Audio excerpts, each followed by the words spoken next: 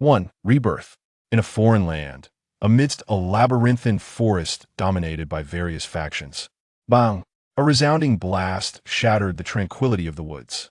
Yi Xiao never anticipated that her life would be extinguished by the very man she trusted most.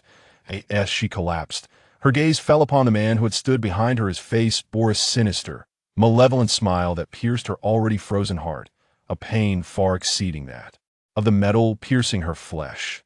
Why? The echo of that thunderous sound struck at her core, and Yi Xiao felt herself teetering on the brink of death. These three words were all she could muster with her waning strength. Why? If you don't die, how can I ascend? Xiao Xiao, you have only yourself to blame for being too exceptional. Bang! Another deafening roar erupted, sending flocks of birds into a frenzied flight, and moments later, an eerie silence enveloped the forest. Yi Xiao lay in a pool of her own blood, her eyes wide with hatred and fury. Even in death, she could not fathom why this man was so cold-hearted, and that chilling smile became her final memory. Young Miss Jingshu, what on earth happened to my younger sister? How could she fall from the building? Yi Xiao felt as though she were holding her breath, struggling to regain her composure. Yet, why were these strange conversations echoing in her ears? If her memory served her correctly, she should have been in that perilous primeval forest before losing consciousness. Now, even as she had not fully awakened, the softness and warmth against her back were unmistakable. With her eyes still shut, Night Xiao stirred her fingers, confirming their mobility. The absence of the previous constricting pain in her chest led her to wonder if she had arrived in the netherworld. Yet, she recalled hearing fragmented phrases about a fall and a young lady. Gradually acclimating to her new corporeal form, Night Xiao opened her eyes. The pristine white ceiling and the glaring lights were somewhat dazzling, prompting her to instinctively squint. Younger sister, you're finally awake. Quickly, fetch the physician. Jingshu, you frightened your aunt to death. What would I say to your deceased mother were something to happen to you? These peculiar utterances confirmed that she was the subject of their concern. It seemed she was the sole patient in the room. Indeed, in the brief moment her eyes were open, Night Xiao had discerned her surroundings. She was in a hospital, and these unfamiliar individuals appeared deeply concerned for her well-being. With her eyes closed once more, Night Xiao delved into her thoughts. Two distinct sets of memories began to coalesce. The more she contemplated, the more incredulous she became. She had been reborn. Furthermore, she had been reincarnated into the life of a young lady of considerable status. Night Xiao reopened her eyes, and a strikingly handsome face entered her view. Their eyes met, his gaze intense and piercing, causing Night Xiao to instinctively tense. A perilous man. This was Night Xiao's initial assessment of the man. His dark eyes, though concealing their sharpness, were unfathomable, and his apathetic expression betrayed no hint of his inner thoughts. That why Yi Xiao began to delve into the original memories of this body, and upon realization, she felt an urge to curse. Fiancé. If her brain had not faltered in its function, this body was merely 18 years of age, and today marked the occasion of her 18th birthday. Before long, the ward door swung open, and a doctor entered, performing a routine examination of her condition. Still enveloped in astonishment at the incredulous situation, compounded by waves of severe pain radiating from her back, Yi Xiao submitted to the doctor's assessment. Rest assured, she is fine, merely some bruising on her back. A couple of days of rest will suffice. Thank you. Once the examination concluded, the doctor exited the room. Lo Jingshu, what on earth is going on with you? Climbing to the rooftop during your birthday celebration? Or were you thinking? Lobo Xian, the elder brother of this body, a captain in a special forces unit of the Southwest Military District, had taken leave to celebrate his sister's birthday, only to receive the distressing news of her hospitalization upon his arrival in Kyoto. Yi Xiao's expression was a tumult of emotions, her thoughts teetering on the brink of articulation, yet ultimately succumbing to silence. Witnessing Lo Jingshu's reticence to provide any explanation, Lobo Xian could only emit a resigned sigh. Ever since that incident 8 years prior, the once obedient and understanding sister had seemingly undergone a transformation, becoming an entirely different person. Everyone had wished for Lo Jingshu to change. Yet as the years slipped away, the girl's behavior grew increasingly erratic, prompting them to nearly relinquish hope. As Yi Xiao gazed at her dejected elder brother, A fleeting glimmer of sorrow passed through her eyes, momentarily illuminating her countenance. Very well, Bo Xian, refrain from mentioning Jing Shu. Allow her some rest. You should also hurry back and rest. After a moment of contemplation, Luo Bo Xian nodded, picked up the luggage from the floor, and prepared to leave. However, he paused and turned to glance at the man standing across the room, inquiring, Jing Yun, shall we depart together? The man addressed remained silent for a moment, casting a fleeting glance at the woman on the bed before replying, I will stay tonight. You and Aunt Yin should return. Luo Bo Xian remained silent, his expression one of confusion as he regarded Li Jingyun. Ultimately, it was Ming Yun who gently urged Luo Bo Xian out of the hospital room. I have heard about your mother. If you detest celebrating your birthday, you may refuse. Why create such a tumult? Your elder brother and Uncle Luo are deeply concerned for you. Finally, the man, who had been silent thus far, spoke up, yet his words left the woman lying on the bed. Yi Xiao, at a loss for how to respond, I could see this moment. The events surrounding Luo Jing Shu paled in comparison to the shock of her rebirth. All she desired was to remain in solitude. Given the opportunity bestowed upon her by fate, she could not afford to squander it. Why Yi Xiao was not a paragon of virtue, she had always adhered to the principle of repaying grievances in kind. Yi Xiao turned over, presenting her back to Li Jingyun. The intensity of his gaze felt as though it could penetrate her very soul. Although she inhabited Luo Jing Shu's body, she harbored a lingering apprehension towards this man's profession. In her past life, she would have never allowed herself to be within his line of sight. I am weary, good night, she declared, closing her eyes and dismissing the presence of Li Jingyun behind her. The gentle sound of footsteps approached, followed by a sudden darkness enveloping the bright room, and then the sound of someone lying down was heard. Yi Xiao took a soft breath and opened her eyes, a torrent of memories flooding her mind. The more she learned, the more desolate she felt. It turned out that this pampered young lady lived a life far less carefree than her own. In that moment, Yi Xiao ceased to exist. Let her memories be buried alongside the body that had wandered into the forest, and she would embrace the identity of Luo Jingshu to pursue her own aspirations. The following morning, as the first rays of dawn pierced through the delicate veil and illuminated the hospital room, Luo Jingshu awoke. Indeed, from this day forth, Yi Xiao would no longer walk this earth. Only Luo Jingshu, living for two, remained. Awake! Li Jingyun noticed the instant Luo Jingshu opened her eyes. Though still reclined on the sofa, his voice was steady, and his gaze was piercing, suggesting he had risen even before her. Upon hearing his voice, Luo Jingshu sat up, inadvertently straining the injury on her back from the previous night, causing her brow to furrow slightly. Li Jingyun, Luo Jingshu's fiancée, yet she seemed devoid of any feelings for this it was hardly surprising. How could an 18-year-old girl develop affections for a 26-year-old man, particularly one with a stoic demeanor? Li Jingyun, I intend to enlist. This is the condition I agreed upon when we became engaged, and I hope you will not forget it. Luo Jingshu spoke calmly, her expression composed. The girl's intrinsically gentle voice permeated Li Jingyun's ears, causing him to abruptly sit up on the sofa. His gaze, sharp and penetrating, fixed upon the woman in the bed, betraying a hint of doubt and curiosity, which soon dissipated into placidity. Rest assured, it is already being processed. News should arrive next week. However, I am intrigued. If you harbor such antipathy for him, why enlist in the military? That is of no concern to you, young Master Li.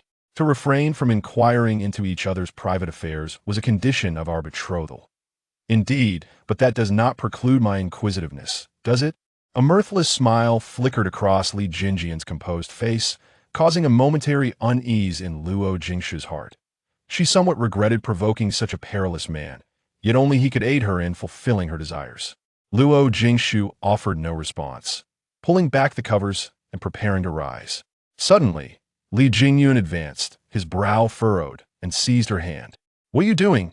Luo Jingshu gently tugged, reclaiming her arm from Li Jingyun's grasp, rotating her shoulders slightly, feeling a twinge of pain. She then stated discharge. Li Jingyun's expression shifted subtly, an inexplicable emotion stirring within him. He scrutinized Luo Jingshu's arm for several seconds. The manner in which she had withdrawn her arm possessed considerable force, and the technique was peculiar. He couldn't shake the feeling that this woman before him differed from the Luo Jingshu he had previously known.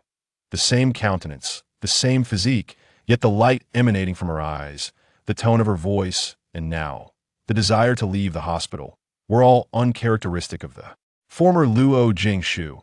Luo Jingshu sensed the penetrating gaze upon her and instinctively rubbed her wrist, saying, "Why are you staring at me? Is there something on my face?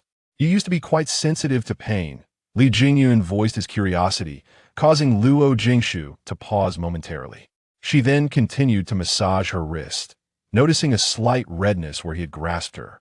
"It does hurt a bit, but it's bearable. I'm not referring to your wrist. Your back is covered in bruises."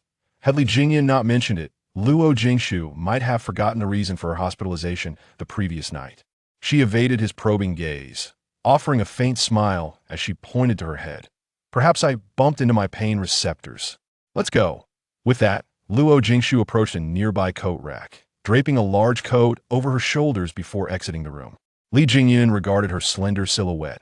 His expression inscrutable, yet softened by a fleeting smile. He straightened his clothing, adopting an erect posture, and pursued her with a vigorous stride. 2. To act, one should act the whole play. At the hospital entrance, Luo Jingshu stood quietly, standing out in the crowd. Her slender figure was particularly conspicuous among the passing people. Li Jingyun stood in the distance looking over, and a sense of doubt welled up in his heart. Although he had only seen written records of this fiancée, he had long heard of this woman's reputation. She was known for her unrestrained behavior, vulgar words, truancy, fighting, frequenting nightclubs, and hanging out with street hooligans all day long.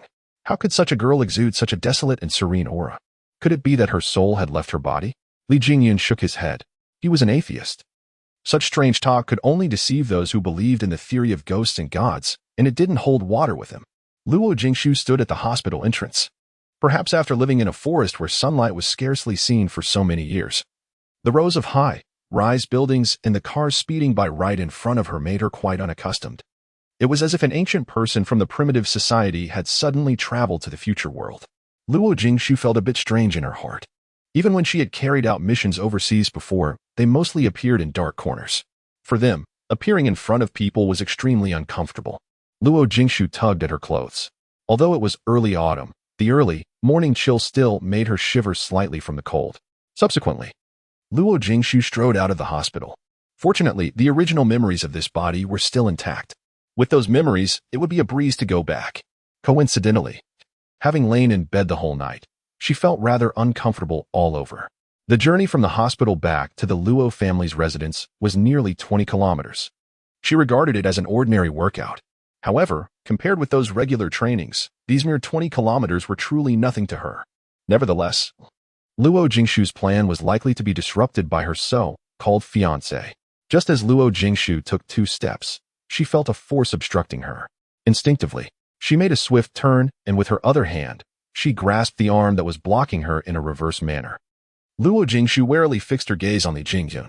Almost in an instant, the defensiveness in her eyes vanished immediately. She promptly released the hold on Li Jingyun's arm and pretended as if nothing had happened, casually arranging her unbuttoned overcoat. Li Jingyun glanced at the arm that had been twisted by Luo Jingshu just now and was greatly shocked.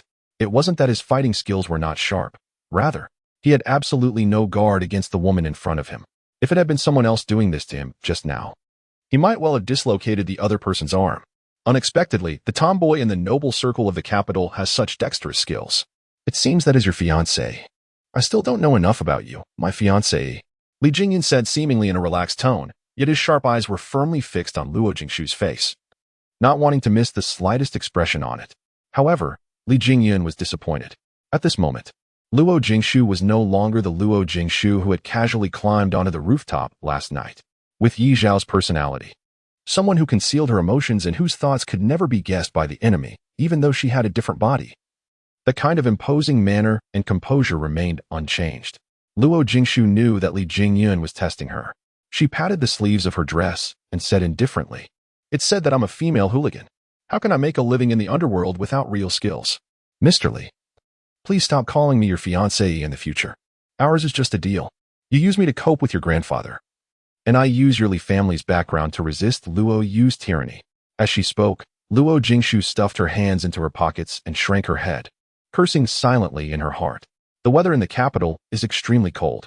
I've only stood here for a short while, and I'm already shivering. Luo Jingshu's body is truly frail. Hearing Luo Jingshu's casual attitude, Li Jingyun's expression turned graver. He gazed at the girl enveloped in an air of mystery and gently furrowed his brow. Luo Jingshu, do you really regard this engagement as nothing more than a deal? In the past, Li Jingyun never bothered to understand Luo Jingshu's thoughts. As he had just put it, he agreed to this engagement merely to fulfill his grandfather's order. However, now, seeing this girl again after a month, he had a different feeling. All his previous impressions of Luo Jingshu came from the rumors in the upper-class circles of the capital. He had believed those rumors a month ago. But this time, he felt something strange. It was clearly the same person, yet the impressions she left on him during the two meetings were completely opposite. Of course, he didn't rule out the possibility that people could change or that Luo Jingshu had been pretending last time. But one's tone of speech and the look in one's eyes couldn't be altered. Li Jingyun was perplexed as to why a person could give him two utterly different impressions within a single month. He began to be intrigued by this woman. Startled by Li Jingyun's query, Luo Jingshu was taken aback. Although Luo Jingshu had just turned 18, she, as Yi Xiao, was a sophisticated woman of 26 with rich life experiences. She discerned the hidden meaning in Li Jingyun's words. Luo Jingshu gave a faint smile, with a teasing glint in her eyes. Tilting her head slightly and raising the corners of her lips, she looked up at Li Jingyun.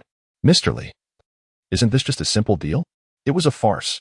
A man like Li Jingyun might deceive naive young girls.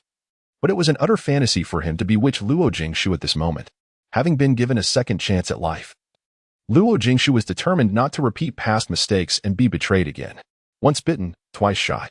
She would never allow such a tragedy to happen once more. Gazing at Luo Jingshu's calm and composed expression, Li Jingyun's eyes darkened. He nodded wordlessly. All right, Mr. Li. You've played the role of the fiancé all night. No need to trouble yourself anymore. Farewell. With that, Luo Jingshu turned and walked towards the roadside. She temporarily abandoned the idea of running back. Her inadvertent display of skill earlier might have aroused the man's suspicion. From now on, she had to be more cautious. At present, she was merely Luo Jingshu, and the queen of the mercenary world had long been buried in that desolate forest. Wait, one should see a thing through to the end. How could a fiancé leave his injured fiancée behind and walk away on his own? Wait a moment. I'll go get the car. Stay put. After Li Jingyun finished speaking, he was about to turn around. Then, after a moment's thought, he stopped and emphasized, I don't know why, but I feel that if I don't say this woman will leave. This time, Luo Jingshu really didn't move and stood still until a SUV appeared in front of her. The man inside rolled down the window and said to Luo Jingshu, Get in the car. 3. Sorry, I didn't die. Luo Jingshu glanced at the car in front of her and then at Li Jingyun's demon-like face. In her heart, she truly thought that this man and the car were extremely mismatched. Such a rugged vehicle should be paired with a muscular hunk. As for Li Jingyun in front of her, if he didn't have a cold expression, he would definitely be a pretty boy in the entertainment industry. Luo Jingshu mused that if it were Yi Xiao in the past, she would never have taken a fancy to such a man. Even if it could fulfill her wishes, she wouldn't have made a deal for it. Truly, a demon could bewitch a nation. Luo Jingshu opened the door and got in.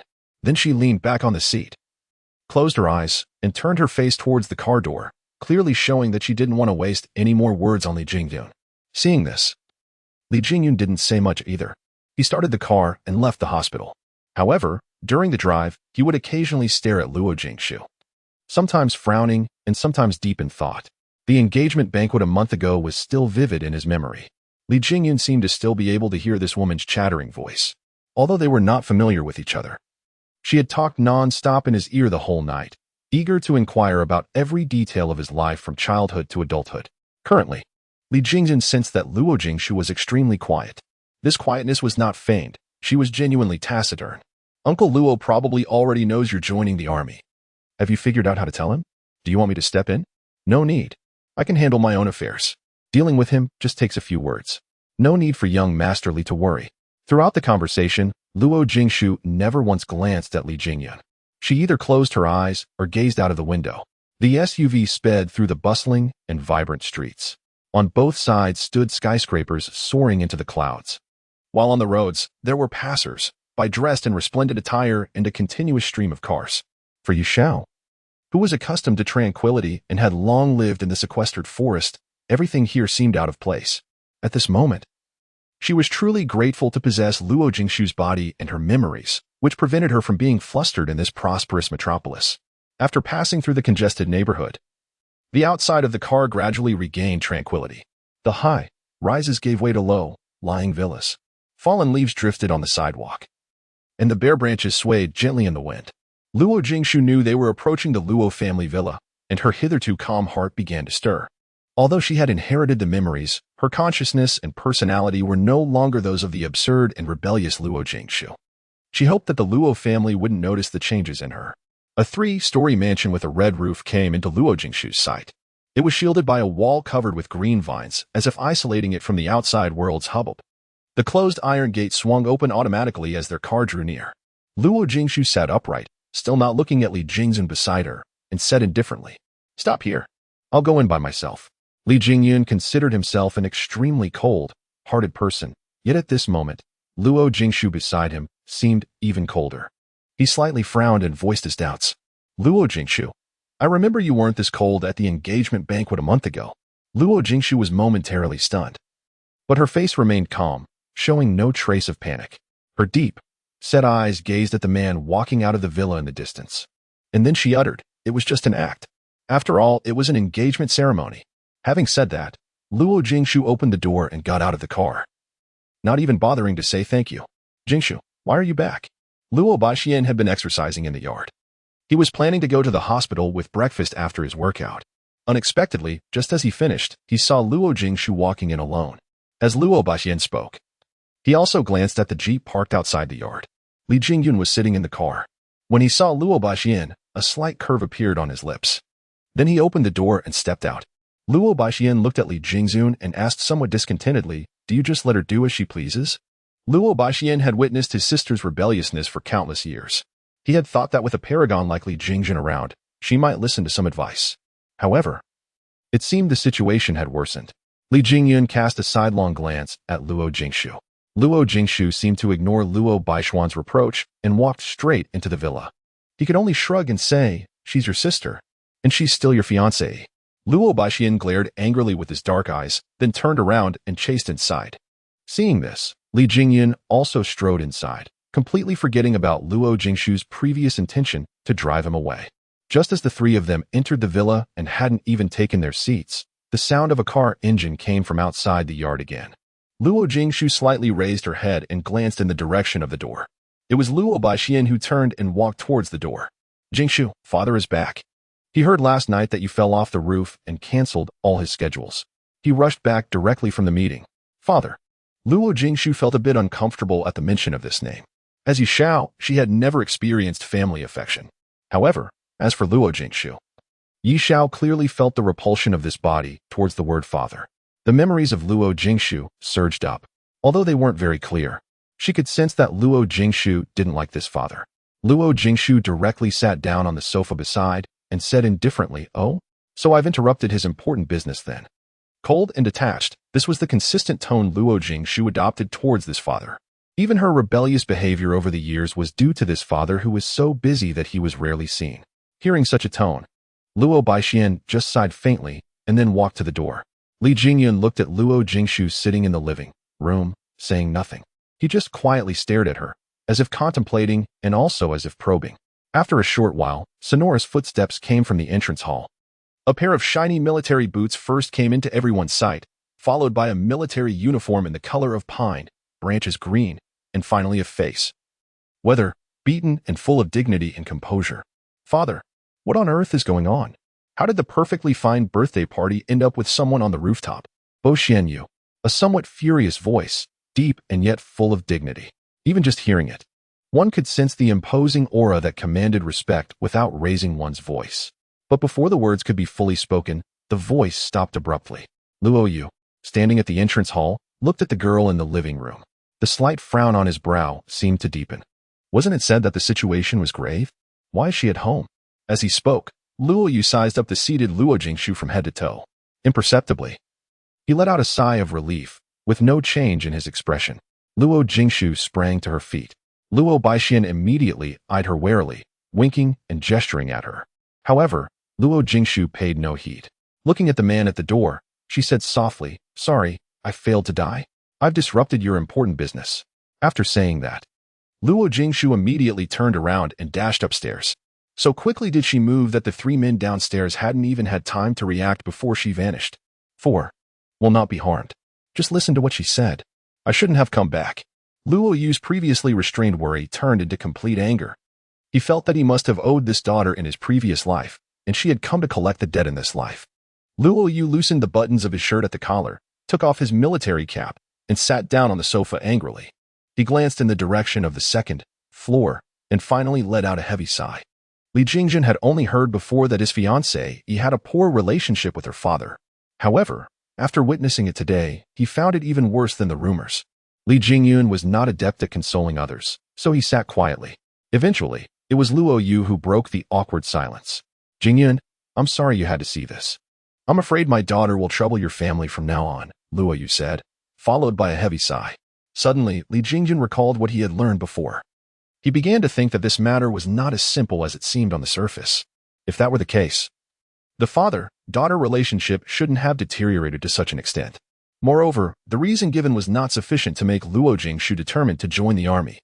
Li Jingjun was curious, but he wouldn't make hasty inquiries. After all, his relationship with Luo Jingshu was merely a transaction. He didn't need to interfere in the family affairs of this contractual fiancé. Li Jingjun shook his head and said, It's all right. Jingshu was chosen by my grandfather as his granddaughter. In law, I trust my grandfather's judgment. Hearing this, Luo Yu suddenly looked up, but only glanced at Li Jingyun, then let out a bitter smile and lowered his head again. Li Jingyun was rather puzzled, but out of respect for the elder in front of him, he didn't ask. At this moment, Luo Yu no longer seemed like the high-ranking military commander Li Jingyun knew. The two glittering gold stars on his shoulders didn't carry the same air of authority as they did on the exercise field. Looking at the current situation, Li Jingyun felt there was no need to stay any longer. He stood up and addressed the two people in the living room. Uncle Luo, Baixian. Then I'll go back first.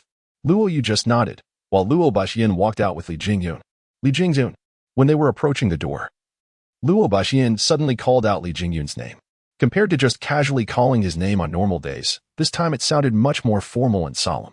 Li Jingyun stopped in his tracks and turned around to look at Luo Baixian. There was a hint of solemnity on the face of this man who was almost as aloof as himself. Li Jingyun. I don't know if you're following Grandpa Li's words or truly accepting the engagement between our two families. She is my only sister. Even if others speak ill of her, she is still the sole sister of me, Luo Baixian. I can't bear to see her wronged, even if you're my best friend. During the engagement ceremony between Luo Jingshu and Li Jingyun last time, Luo Baixian was on a mission and didn't have the time to attend. By the time he found out, it was already a fait accompli. At that time, he even quarreled with Luo Yu over this matter. It wasn't until Luo Jingshu herself said that she was willing that he reluctantly acquiesced. Last night, Luo Baixian had a multitude of matters to handle and didn't have the time to talk to Li Jingyun. But now, he must make his stance and insistence clear. Li Jingyun wasn't surprised at all. He and Luo Baixian were good friends who shared the same dormitory in the military academy. Back in school, he always heard Luo Baixian talk about how adorable and well-behaved his sister was. Naturally, he could understand his protective feelings. Since she's already my fiancée, she won't be harmed. With Grandpa Li in charge of the Li family, are you still worried that she'll be wronged? I'll take my leave first. Saying so, Li Jingyun opened the car door and got in. Suddenly, he felt a fleeting glance from afar. Looking up, he only saw the gauze curtain fluttering at the window of a second-floor bedroom. Li Jingyun gave a devilishly charming smile, then nodded to Luo Baixian before driving away from the Luo family villa. In a bedroom right in the middle of the second floor, Luo Jingshu had been standing by the window in deep thought after coming up. It wasn't until she caught sight of two figures in the yard that she was pulled back to reality. However, the moment Li Jingjun looked up, she darted aside. Luo Jingshu stood in the center of the bedroom, surveying its layout. Immediately, her brows knitted tightly. This Luo Jingshu was truly a hooligan girl. The entire bedroom was decorated in a riot of colors, showing neither style nor taste. There was a leopard print bedsheet, a graffiti-covered wall in black, white, and gray. The entire ceiling was a huge mirrored glass with a ball-shaped lamp that one could only see in nightclubs. The carpet was pieced together with various colors, and the white furniture was covered with hand-painted English sentences.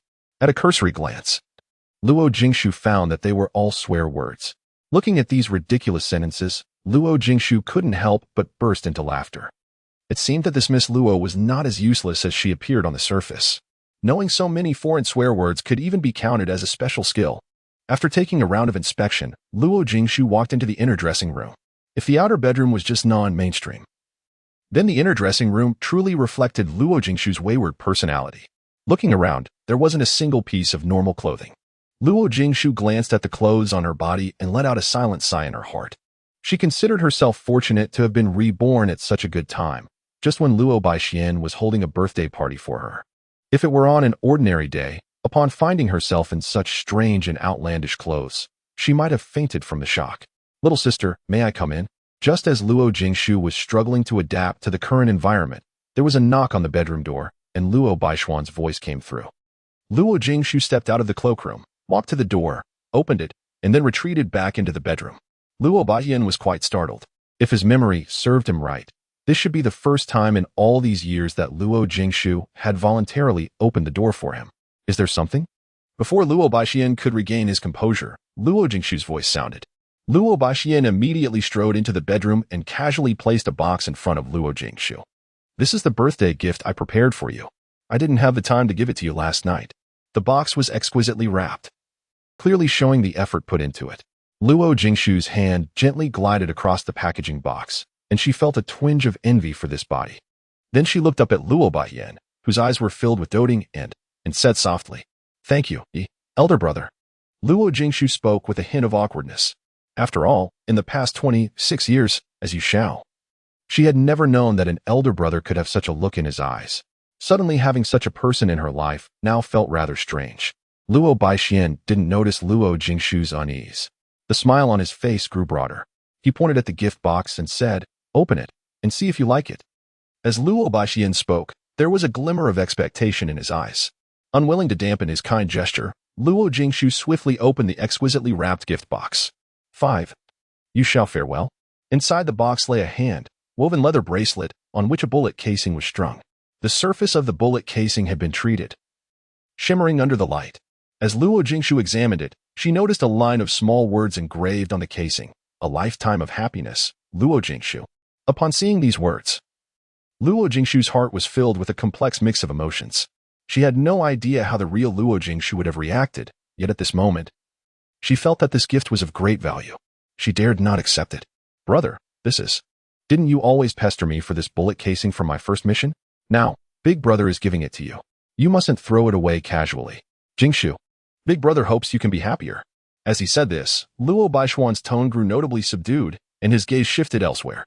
8 years ago, he was still at the military academy. When that incident occurred, he wasn't by Luo Jingshu's side.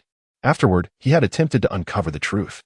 He had questioned everyone who was present at that time, yet none of them had told him what exactly had happened. Finally, he asked Luo Jingshu, and she had told him. However, Luo Baixian always suspected that there was something being concealed from him. All Luo Baixian knew was that after that incident, their mother had left.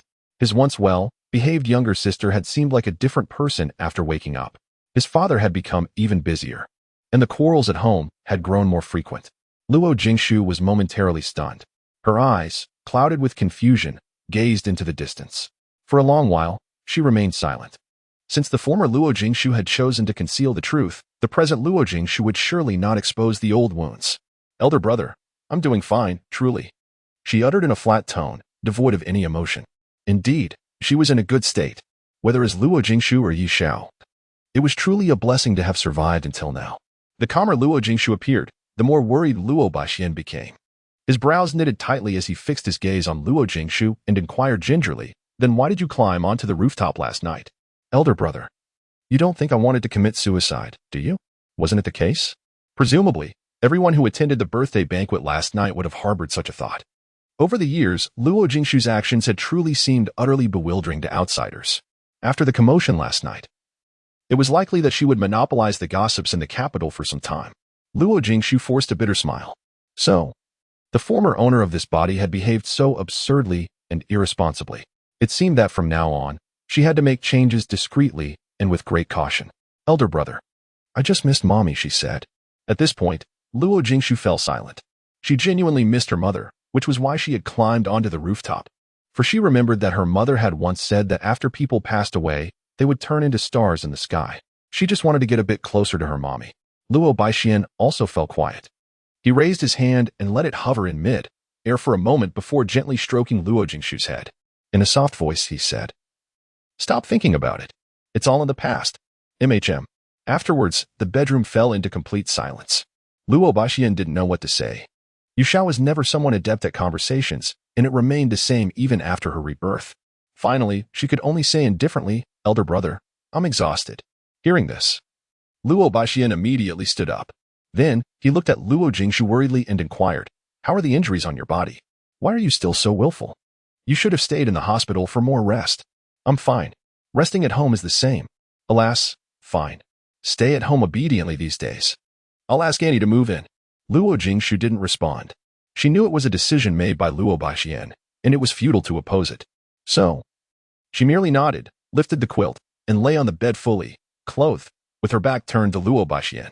Luo Baixian stood by the bedside for a few seconds and finally left quietly. Only he sighed again when closing the door. As soon as the door closed, Luo Jingshu opened her eyes. Staring at the ceiling and looking at the unfamiliar face in the mirror, at this moment, she was completely sober. "Farewell, Yuxiao. Luo Jingshu will avenge you." Not long after Li Jingyun left the Luo family villa, his phone rang. It was a call from his vice-team leader. "Captain Li, there's a bit of a problem at the conscription office. The people on Captain Luo's side have put in a good word." Upon hearing this, Li Jingyun made an emergency stop and pulled the car over to the roadside. "Understood. I'll handle this matter. Did those young lads cause any trouble?" "Don't worry. With the goals you set for them before you left, they probably won't have the chance to cause a ruckus for a while." "Oh, Captain Li, when will you come back?" "The autumn training will start in 3 days. I'll be back tomorrow evening. Gotta go." After saying that, Li Jingjin hung up the phone, restarted the car, and drove towards the military compound at a much faster speed than before. Half an hour later, Li Jingyun's jeep drove into a quiet and antique residential area and stopped in front of a 3-story villa. The eldest young master is back. The first one to spot Li Jingyun was the bodyguard beside his father. After seeing him, he shouted towards the villa at the top of his voice. Li Jingyun got out of the car and greeted the elderly man in military uniform at the door. "Hello, Uncle Wu. Is my father at home too?" "Yes. The meeting ended earlier, so he came back to visit the old master. I have nothing to do, so I'm going to have a chat with my old comrades in arms." Li Jingyun nodded and entered the villa. "Grandpa, father, I'm back." There were 2 people sitting in the living room. The white-haired old man, wearing a military uniform of some years, still exuded a terrifying aura of authority between his eyebrows. This was the person in the Li family whom no one dared to provoke, Li Mu, the retired military veteran who had experienced real wars and made outstanding military achievements. The slightly younger man sitting beside him, who shared some resemblance with Li Jingzun but was more composed, was his father, Li Yuan. The 2 of them had different expressions when they saw Li Jingyun. The old master Li showed a bit of kindness beneath his authority, while Li Yuan's expression remained as serious as ever. "Why are you still in the capital? Can a soldier be so slack?" "Fine, it was I who asked Jingjun to come back. It's Jingzhu's 18th birthday. As her fiancé, how could he not attend?" Grandpa Li shot a glare at Li Yuan and then waved his hand, gesturing for Li Jingyun to sit beside him. Li Jingyun cast an imperceptible glance at Li Yuan, whose face was clouded with gloom, and then seated himself beside Grandpa Li. Li Yuan sighed inwardly. He raised his eyes to look at this face that resembled his own, yet it held the vitality of youth. However, the aura exuded by this young man was steady, which could be attributed to his long-term service in the military. Li Yuan was even more serious than Grandpa Li. On his face, apart from a stern expression, hardly any other emotions could be detected. As a military man, he attached great importance to discipline. Seeing Li Jingjun still in the capital now, he couldn't help but feel irritated, even though Grandpa Li had explained things for Li Jingyun. Under the old man's imposing manner, Li Yuan still mumbled, "Since you've attended the birthday banquet, you should go back to the military camp right away." "What are you doing coming back?" "Grandpa, Jingzhu wants to join the army." Actually, Li Yuan's long-winded words stemmed from his dissatisfaction with the fiancé Grandpa Li had chosen for Li Jingyun. But in front of the old man, he couldn't speak his mind directly, so he could only vent his anger in a roundabout way. Hearing this, Li Jingjun remained calm. Perhaps having grown up beside Grandpa Li since childhood, he had developed an unflappable and composed character. "Jingzhu had an incident last night. I just sent her back home from the hospital this morning." "What's going on? Why has she been sent to the hospital? Isn't it a birthday banquet?" Who hurt my dear granddaughter? In law. Jingyun, did you bully her? Hearing that Luo Jingshu had been admitted to the hospital, the old master of the Li family couldn't sit still anymore. The walking stick in his hand clanged against the floor. His face was full of worry, and there was no trace of the former calmness. Li Jingyun frowned slightly. He couldn't understand why his grandfather would take a fancy to that hooligan-like girl. However, considering how worried the old master was, he was really afraid of being implicated if he didn't explain clearly. She climbed onto the roof and fell down by herself. Climbing onto the roof. Why didn't you watch her? How can you be a fiancé? Couldn't you catch her when you saw her falling? Hearing this, Li Jingyun twitched the corner of his mouth. Indeed, he was good at martial arts, but he couldn't counter the strange behavior of his little fiancée. Who could have expected that she would climb onto the roof during a birthday banquet? Listening to this, Li Yuan frowned more and more tightly. Seeing the old master still blaming his son, he felt even more annoyed. Father, when you said you wanted to find a wife for Jingyun, both his mother and I had no objections. But there are so many noble girls from prestigious families in the capital. Why did you specifically choose the girl from the Luo family? Look at her appearance at the engagement ceremony. What was she wearing? And that red hair? What would it look like if she walked out with Jingyun in the future? I don't expect Jingyun to find a virtuous and helpful wife. But she shouldn't hold Jingyun back either. Shut up, Li Yuan. Isn't the girl from the Luo family just a bit non-mainstream? Look at how well she treats me. She always makes me happy every time. Unlike you, all of you only make me angry. By now, not only Li Jingyun, but also Li Yuan was unsettled. This old master usually seemed to never go out, yet he actually knew about non-mainstream culture. There was no denying that Luo Jingshu was good at pleasing the old master. However, if this girl had no connection with his son, he wouldn't have cared so much. Father, I remember you used to say that the women who could enter the Li family must either have a military or a business background. Why do you seem to care about nothing in Jingyun's case? I did say that, but isn't that girl Jingshu only 18? Who says she can't engage in business in the future? The old master of the Li family retorted, yet his words somehow sounded rather unconvincing. Li Jingzhen had remained silent all along, listening to the two elders in the family arguing. Only now did he think it was time for him to speak up. Grandpa, Jingshu wants to join the army. These few words stunned the two men present. Li Yuan couldn't believe his ears, while the old master of the Li family showed a glimmer of joy. Really? That girl wants to join the military. Splendid. She truly lives up to being the granddaughter. In law I've chosen. The old master's eyes lit up, and his voice carried a certain air of grandeur. As he spoke, he even gave Li Yuan a provocative look. Li Jingyun twitched the corner of his mouth. He really hadn't realized that his grandpa could be so mischievous. Seeing the old master so excited, Li Jingyun seized the opportunity and revealed his real intention. Grandpa, I originally planned to tell you about this after everything was settled. But now there's a problem. The recruitment office has canceled Jingshu's enlistment qualification. Humph, I bet that girl just doesn't want to join the army, Li Yuan said derisively, immediately incurring a cold stare from the elderly. The elderly seemed to have thought of something. He fixed his firm gaze on Li Jingzun and voiced the answer he had guessed in his heart. Is it Luo Yu who intervened? His tone was extremely assertive.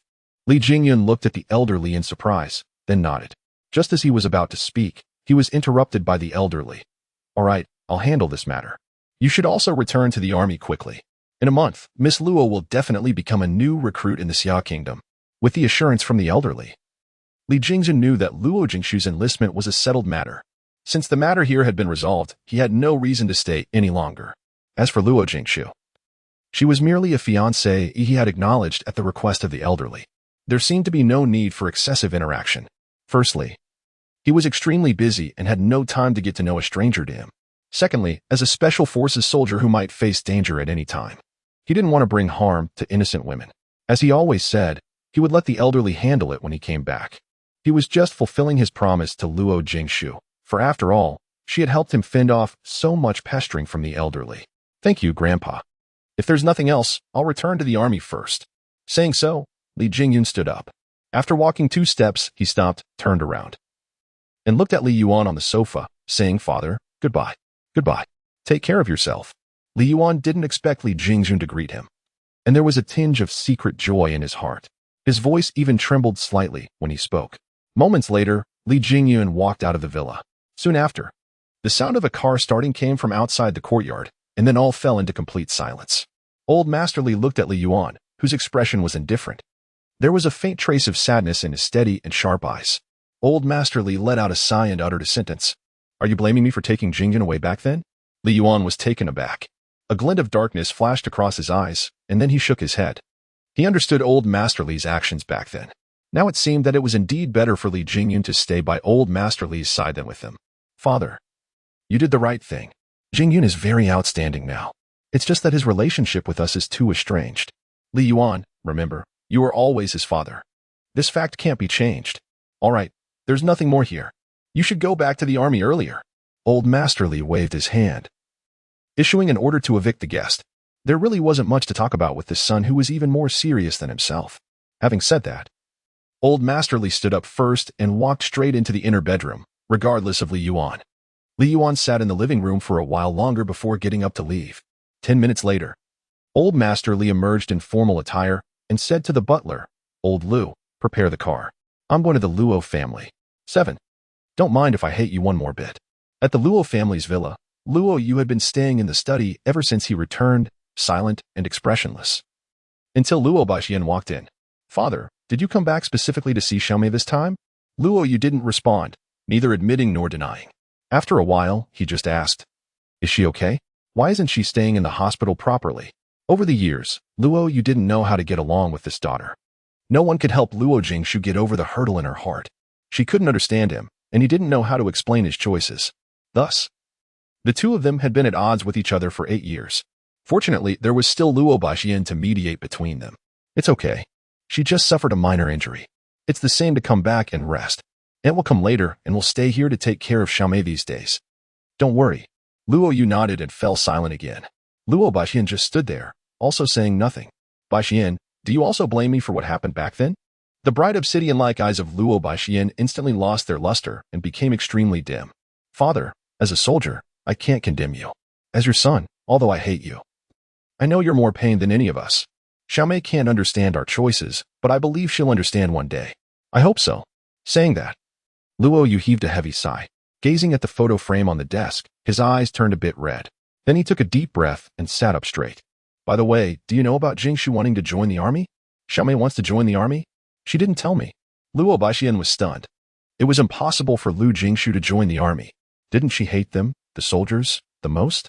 However, judging from Luo Yu's expression, it didn't seem like he was lying. Immediately, a twinge of worry crept over. Father, don't worry. I've already made arrangements.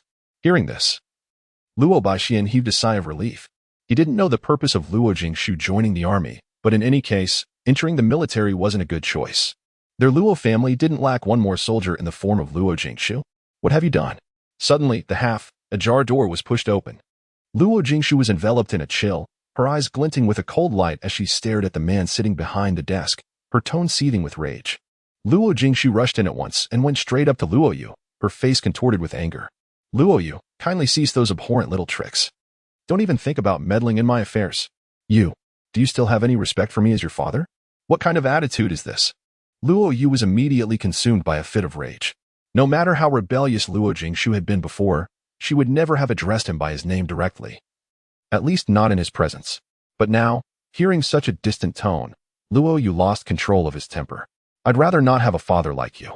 If possible, I'd rather not bear the Luo surname. At least then, Mommy wouldn't have died. There was a smoldering fire in Luo Jingshu's eyes. Even though the present Luo Jingshu was no longer the same as before, the memory still lingered. Thinking of that memory, the hatred towards the man in front of her welled up, and she couldn't suppress it. Luo Baixian realized that a serious incident was about to occur. Such quarrels had happened more than once. Every time he saw Luo Jingshu in such a state, his heart ached. Seeing the two people in front scowling at each other, someone rushed over to mediate. Jingshu, your father is also doing this for your own good. Military life is so hard. It's not suitable for a girl like you to go to such a place. What's not suitable? Don't tell me you're being sexist. Don't forget. Mom is also a military officer. As soon as Luo Jingshu finished speaking, the entire study fell into a profound silence. Only the sounds of 3 different breathing rhythms could be heard. Luo Yu's furious eyes were tinged with a trace of dejection. Luo Baishuan's clear black eyes glimmered with sorrow. And Luo Jingshu's clean and bright eyes were slightly moist. You used to loathe military officers, didn't you? You used to abhor their cold-bloodedness. Since you don't like it, why do you still choose to join the army? Luo Yu couldn't fathom this daughter of his. Since the upheaval 8 years ago, he and this once cute daughter had become estranged, with an invisible barrier standing between them. Luo Yu couldn't understand why Luo Jingshu chose to join the army. This not only puzzled him but also filled him with anxiety. Luo Baixian was also extremely worried. Luo Jingshu's decision had thrown them all into a panic. Perhaps others held the military in high esteem, but they knew that Luo Jingshu detested military officers the most. Little sister, don't act on impulse. That incident happened 8 years ago. I know you're resentful, but it wasn't Dad's fault. It was his duty and mission as a military officer. Enough. Stop bringing up what happened 8 years ago. I don't care what his identity is. To me, at that time, he should have been a father and a husband. Since you always emphasize the responsibilities and missions of soldiers, wouldn't it be better for me to join the army to understand what you've been talking about? Why do you still try to stop me? Luo Jingshu regained her composure, yet her eyes remained cold. She fixed her gaze on Luo Yu, not averting it for a single second. A sneer flickered at the corner of her mouth. Watching the guilt and pain on his face, she found it laughable. Luo Yu was long accustomed to such an expression. If Luo Jingshu didn't sneer at him one day, he would even find it strange. Jingshu, please listen to my advice. Don't join the army. Listen to your advice? Why should I? Apart from the same blood flowing in our veins, there seems to be no close relationship between us. Instead, I'd like to advise you not to use your status to play petty tricks. Of course, if you don't mind me hating you even more, you can ignore my words. But I can assure you that you can't stop me. After saying that, Luo Jingshu didn't look back and turned to walk out of the study. Just as she reached the door, the maid downstairs came up. Sir, young master, miss, the old master of the Li family is here. Uncle Li? Grandpa Li? Both Luo Yu and Luo Baixian were quite curious. The old master of the Li family hadn't gone out for years. Even the last time when discussing the marriage with the Luo family, it was only Li Jingjun who came. Luo Jingshu frowned slightly, also feeling a bit curious. She stood quietly without any movement. Luo Yu and Luo Baixian immediately left the study and walked downstairs. When Luo Baixian passed by Luo Jingshu, he glanced at her. Seeing that she didn't move, he said, Grandpa Li probably came to see you. Come downstairs with us. Luo Jingshu hesitated for a moment and said, my back aches. I want to rest. After saying that, Luo Jingshu turned around and went back to her room. She was no longer the former Luo Jingshu. It was unacceptable for her to get along with Grandpa Li in the old way. At least, she couldn't accept it at this moment. We are soldiers. Luo Baixian glanced at the departing back of Luo Jingshu, shook his head, and finally chased after Luo Yu downstairs. Uncle Luo, I'm sorry to have kept you waiting. I should have visited you, but instead you've come all the way here. Come on, Luo Yu. When did you start speaking so formally? Is there any problem with me coming to see my granddaughter-in-law? As he spoke, Grandpa Li looked around but didn't see Luo Jingshu. A trace of disappointment flashed across his expectant eyes. Seeing this, Luo Yu was about to say something to Luo Baixian behind him when Luo Baixian spoke first. Grandpa Li, Jingshu is resting. Wait a moment. I'll go and call her for you. No need, Baixian. Since the girl is resting, don't disturb her. This morning, I heard Jing Yun say that the girl was injured. An old man like me couldn't sit still. How is she? Is her injury serious? Grandpa Li, don't worry. She just has some bruises on her back. She'll be fine after a few days of rest. Thank you for your concern. Luo Baixian patiently explained. Luo Yu sat quietly, frowning. He didn't believe that Grandpa Li had come just to visit Luo Jingshu. Although Grandpa Li liked Luo Jingshu, it was unlikely that he would come in person just for a visit. I'm relieved then. Otherwise, I was really worried it would affect that girl's enlistment time after a month. Old Master Li stated his purpose calmly. Luo Yu's expression turned even more gloomy. And Luo Baixian was also taken aback, a sense of curiosity welling up in his heart. Uncle Luo, you know about Jingshu joining the army? Although Old Master Li had already mentioned it, Luo Yu still asked. Old Master Li pretended not to understand what Luo Yu meant, nodded, and said with a beaming smile. Of course I know. That girl has been chattering to me all the time. After getting engaged to Jing Yun, she went to the recruitment office to sign up. However, I heard that she was rejected. When I inquired, they said she failed the medical examination. What nonsense! Miss Luo is so lively and full of energy. How could she be unqualified? I plan to visit Miss Luo and then go to the recruitment office. I have to remind them not to delay the future of a good soldier. Old Master Li spoke in a calm and unruffled manner. Yet one could faintly sense the underlying dignity. Luo Yu furrowed his brows tightly, sat upright with pursed lips. He remained silent until Old Master Li finished speaking. After a moment of contemplation, he finally opened his mouth. Uncle Li, I don't want Jingshu to join the army. It was also me who canceled her enlistment eligibility. Luo Yu knew that Old Master Li didn't come here without a reason, but he also had his own considerations. Although Luo Jingshu was the prospective granddaughter, in Law of the Li family, she was also the eldest miss of the Luo family. Upon hearing this, Old Master Li feigned surprise and confusion. Why Luo Yu? It's not that I'm criticizing you, but you can't hold such a wrong idea of gender discrimination. Why can't girls be soldiers? Look at Mingjun. Isn't she also an outstanding soldier? The words Mingjun made both Luo Yu and Luo Baixian change their expressions. Old Master Li also knew that mentioning Mingjun would touch their sore spots, but for the sake of Luo Jingshu, he had to do so. Uncle Li. Precisely because Mingjun was a soldier, I don't want Jingshu to join the military. Our Luo family doesn't need so many soldiers. Having me and Baixian is enough. Luo Yu. I know you all suffer because of what happened back then. Isn't the reason that the girl has become so rebellious over the years also because of that incident? Luo Yu, you're actually Jingshu's father, yet you don't understand her at all. Although she repels soldiers, she also wants to get closer. Isn't the reason why you and your daughter have such a strained relationship that she doesn't understand the mission of soldiers? As the saying goes, the older, the wiser. Old Master Li had spent half his life in military uniform and had rich experiences.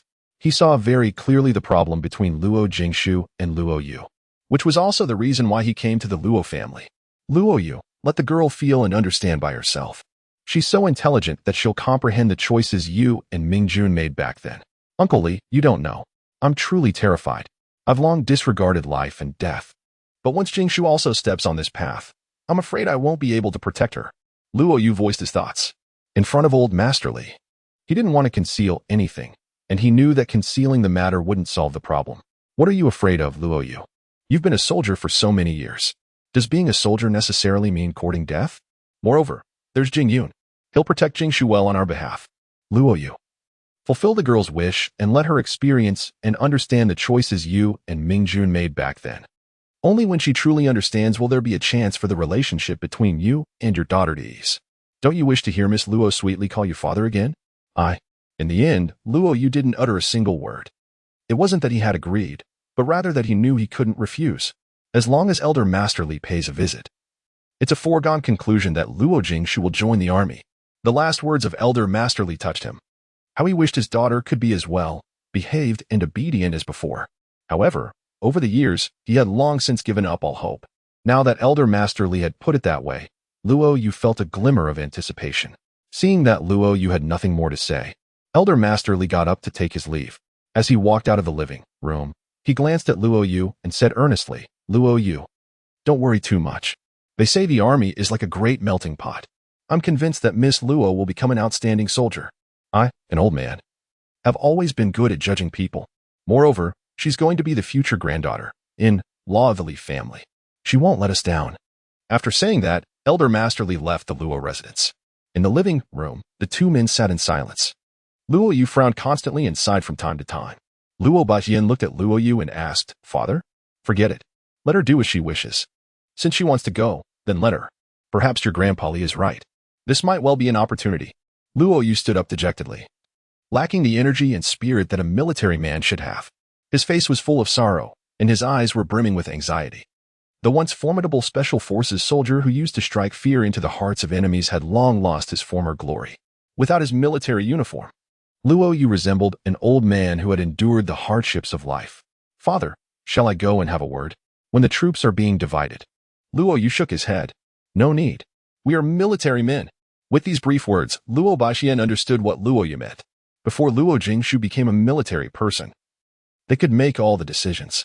But once she joined the military, she was supposed to take obedience to orders as her bounden duty. She should go wherever she was needed, and even as family members, they couldn't interfere. This was what it meant to be a military person, an admirable identity. 9. Changing the image a week later, Luo Jingshu received the notice of enlistment. Looking at the notice in her hand, her heart was filled with extremely complicated emotions. In the past, Luo Jingshu's motivation for enlisting was quite simple. She wanted to follow in her mother's military footsteps, to experience the so-called military mission, and to understand the thoughts that had driven her mother's choices back then. These answers could only be found in the military camp. However, the reborn Yishao had an additional goal, which was to avenge the past Yishao. She wanted to deal with the traitor with her own hands. In Xia country, using lynching and killing innocent people were not allowed. The only way to combat criminals and thugs was through legal means. Luo Jingshu wanted to solve the problem through legal channels. Within a week, the wound on Luo Jingshu's back had healed. Luo Yu and Luo Baixian stayed at home for one night and then returned to the military camp. In the Luo family residence, only she and her aunt, Mingyun, her mother's younger sister who was temporarily staying there to take care of her, remained. Luo Jingshu put away the notice and looked up at herself in the mirror. She frowned slightly at her red curly hair in mild disdain. Subsequently, she went to the cloakroom, selected a relatively understated outfit, and headed downstairs. Mingyun was sitting in the yard, absorbed in painting and oil painting. She was an exceptionally talented painter. Hearing the noise, she immediately turned around and looked towards the door where Luo Jingshu stood. Jingshu, are you going out? Yes, I have something to do. I'll be back before dinner. Luo Jingshu replied briefly. Mingyun instantly put down the palette in her hand and stood up. Wait, I'll go out with you. You've just recovered. I can't rest easy if you go out alone. No need, Auntie. I just want to get a new hairstyle. I'm going to the military camp soon. I can't go there with this red hair. Don't worry, I won't wander off. Really? Mingyun was skeptical. The former Luo Jingshu had never been so well behaved. This time, it was truly odd. Luo Jingshu had really stayed obediently in her room for a whole week, only going to the backyard to exercise every morning. Luo Jingshu twitched the corner of her mouth. It seemed that the former Luo Jingshu had indeed been quite rebellious. Thinking of this, she nodded seriously. Really, Auntie, I promise I won't wander off. Mingyun was still half convinced, but eventually agreed to let Luo Jingshu go out. Luo Jingshu arrived at the garage, where 3 cars were parked. There was a low-key black sedan, a staid Jeep, and a flamboyant and eye-catching yellow supercar. After taking a glance, Luo Jingshu twitched the corner of her mouth. Luo Jingshu's taste was truly unique. The yellow sports car was covered in graffiti. If it weren't for the Ferrari logo, outsiders would never have recognized it as a top-class sports car. Luo Jingshu resolutely bypassed the sports car and went straight to the Jeep. She opened the door, got in, started the car, and sped out of the parking garage. If one were to ask what was the similarity between Yi Xiao and Luo Jingshu, apart from being female, it might be their penchant for driving fast. In an instant, the black Jeep vanished on the broad avenue. This was the first time after Yi Xiao's rebirth that she experienced the prosperity and bustle of the metropolis in Luo Jingshu's identity. The car slowed down as it entered the city center, gazing at the streets lined with high-rise buildings on both sides. Luo Jingshu felt a strange sense of familiarity. Yi Xiao was not a complete primitive. Occasionally, when on a mission, she would blend into such a metropolis. However, most of the time, she preferred to stay in the secluded forest. Compared with the honking of cars and the hubbub of the crowd, she preferred to listen to the chirping of birds and the singing of insects in the woods. Luo Jingshu parked the car in the basement of the shopping mall, slung a backpack over her shoulder, and went upstairs. She was not enticed by the dazzling array of goods and went straight to a hair styling center, a place that Luo Jingshu frequented. As Luo Jingshu stepped inside, a waiter greeted her. The waiter's expression was somewhat cautious, and the tone was extremely respectful. Miss Luo, welcome. That, your usual seat. Before the waiter could finish speaking, Luo Jingshu noticed that someone was occupying her regular seat. With a calm expression, she simply said, "Find me a quiet corner." Hearing this, the waiter stared at Luo Jingshu in astonishment.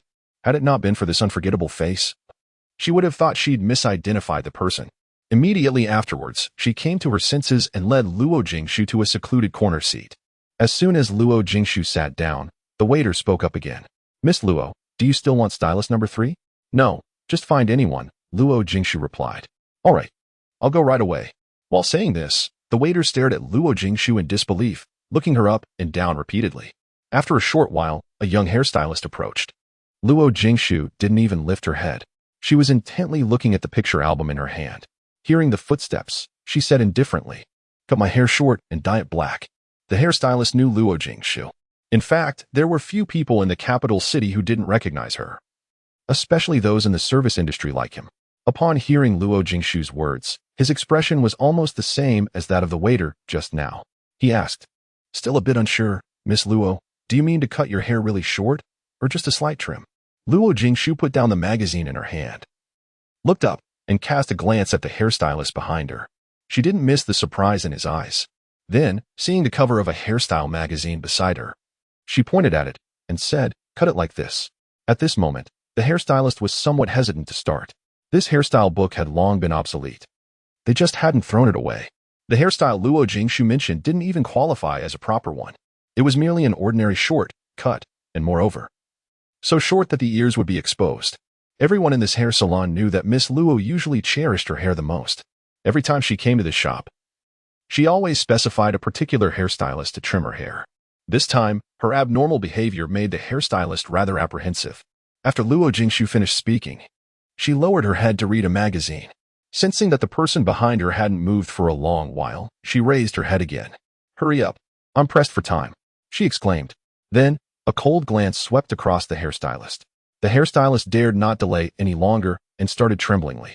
Cautiously, he snipped off Luo Jingshu's waist-length red hair with a series of snip, snip sounds.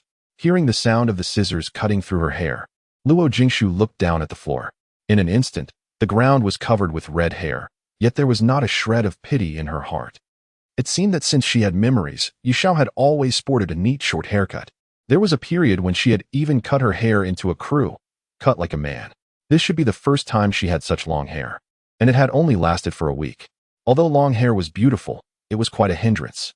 Black hair was the most likely to expose one's trace during a mission. Now, as she was about to enter the military camp, that non-mainstream hair color would definitely not be allowed. Instead of having her hair cut into a mess like weeds in the army, it was better to consciously find a decent hairstylist to create a neat and tidy haircut. For a full 2 hours.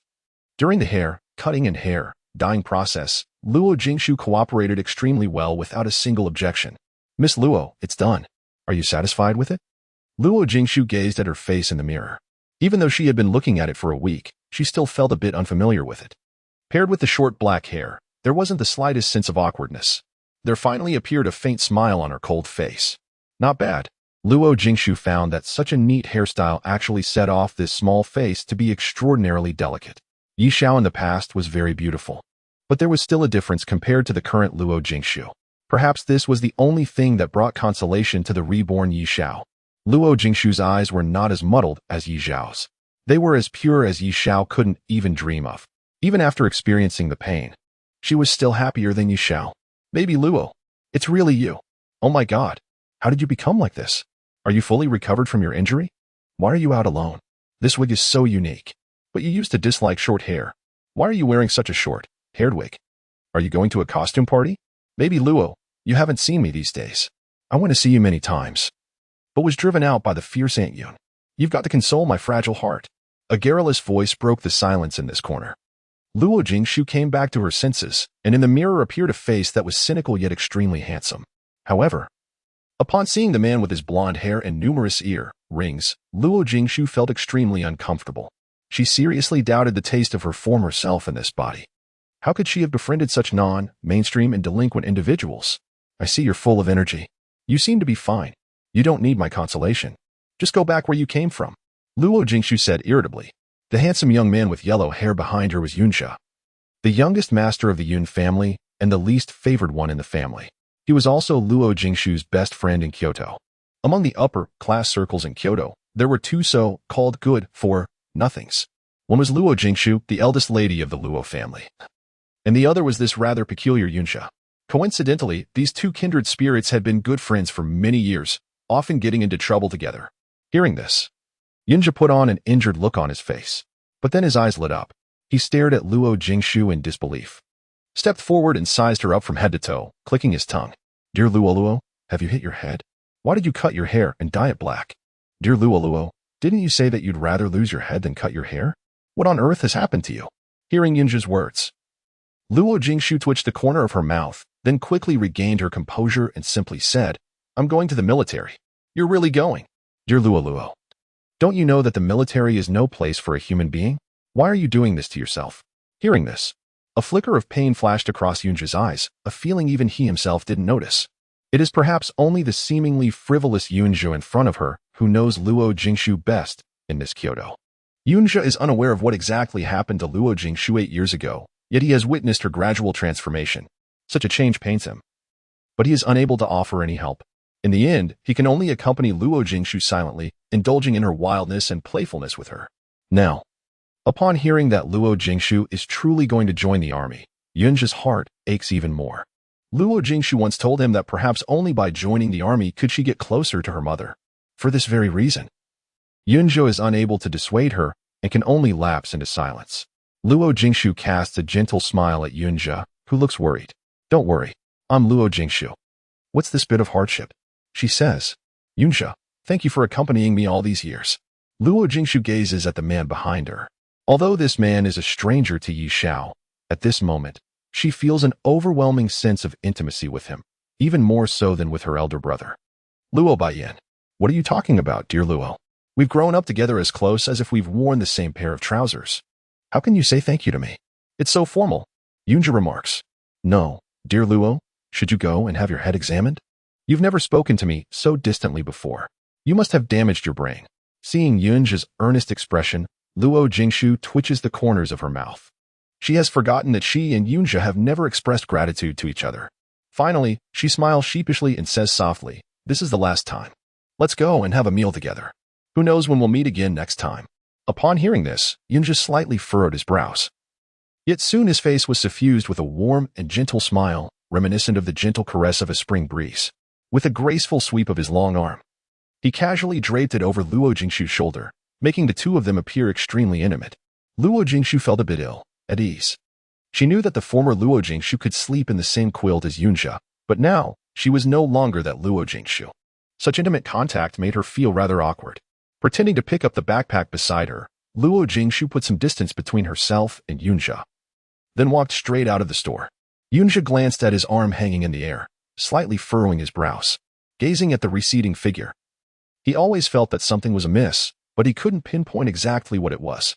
Finally, he shook his head and quickly chased after her. After lunch, Luo Jingshu parted ways with Yunjia. Yunjia originally wanted to pester Luo Jingshu to take a stroll around the places they often went to. But Luo Jingshu found an excuse to return to the Luo residence. When Luo Jingshu got home, she noticed a military vehicle parked in the yard and couldn't help but frown. Recently, her father seemed to be coming home more frequently, if her memory served her right. In the past, Luo Yu rarely appeared at the Luo family villa throughout the year. However, since the birthday banquet, he had returned twice. Luo Jingshu parked the car in the garage and entered the villa with her backpack on her back. Luo Yu was sitting in the center of the living room with a solemn expression. Ming Yun beside him was talking to him, sometimes frowning and sometimes pursing her lips. Hearing the footsteps, both of them raised their heads and saw Luo Jingshu standing at the door. Luo Yu remained silent, just gazing at her intently, yet Luo Jingshu acted as if she hadn't noticed. Ming Yun stood up, glanced at the time, and showed a satisfied smile. This was the first time Luo Jingshu had been so punctual. Jingshu, have you had your lunch? Do you want me to ask the kitchen to prepare something for you? Luo Jingshu shook her head, tugged at her shoulder bag, and said, no, thanks. I met Yunjia and had lunch with him. If there's nothing else, I'll go upstairs first. Whether it was the former Luo Jingshu or the present one, she disliked staying in a place where Luo Yu was. Unfortunately, while she wanted to leave, Luo Yu didn't agree. He had returned specifically for this daughter. Wait, come here. I have something to say. 11. Enlistment of new recruits. Luo Jingshu merely halted her steps but didn't move towards the living room. In the end, it was Ming Yun who walked over, pulled her, and made her sit down. Luo Yu looked at this daughter whom he regarded as an enemy.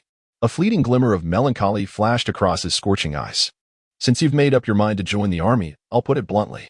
Once you enter the military, you're a soldier. Neither the young lady of the Luo family nor the future granddaughter-in-law of the Li family. You're just a new recruit. Luo Jingshu. From the moment you enlist, no matter what difficulties you encounter, I won't allow you to back down. The Luo family doesn't tolerate deserters. Besides, don't reveal your identity once you're in the army. Remember, you're just a new recruit. In fact, even if Luo Yu hadn't said anything, Luo Jingshu would have done the same. Firstly, she didn't want to have the slightest connection with Luo Yu. Secondly, she had her own pride.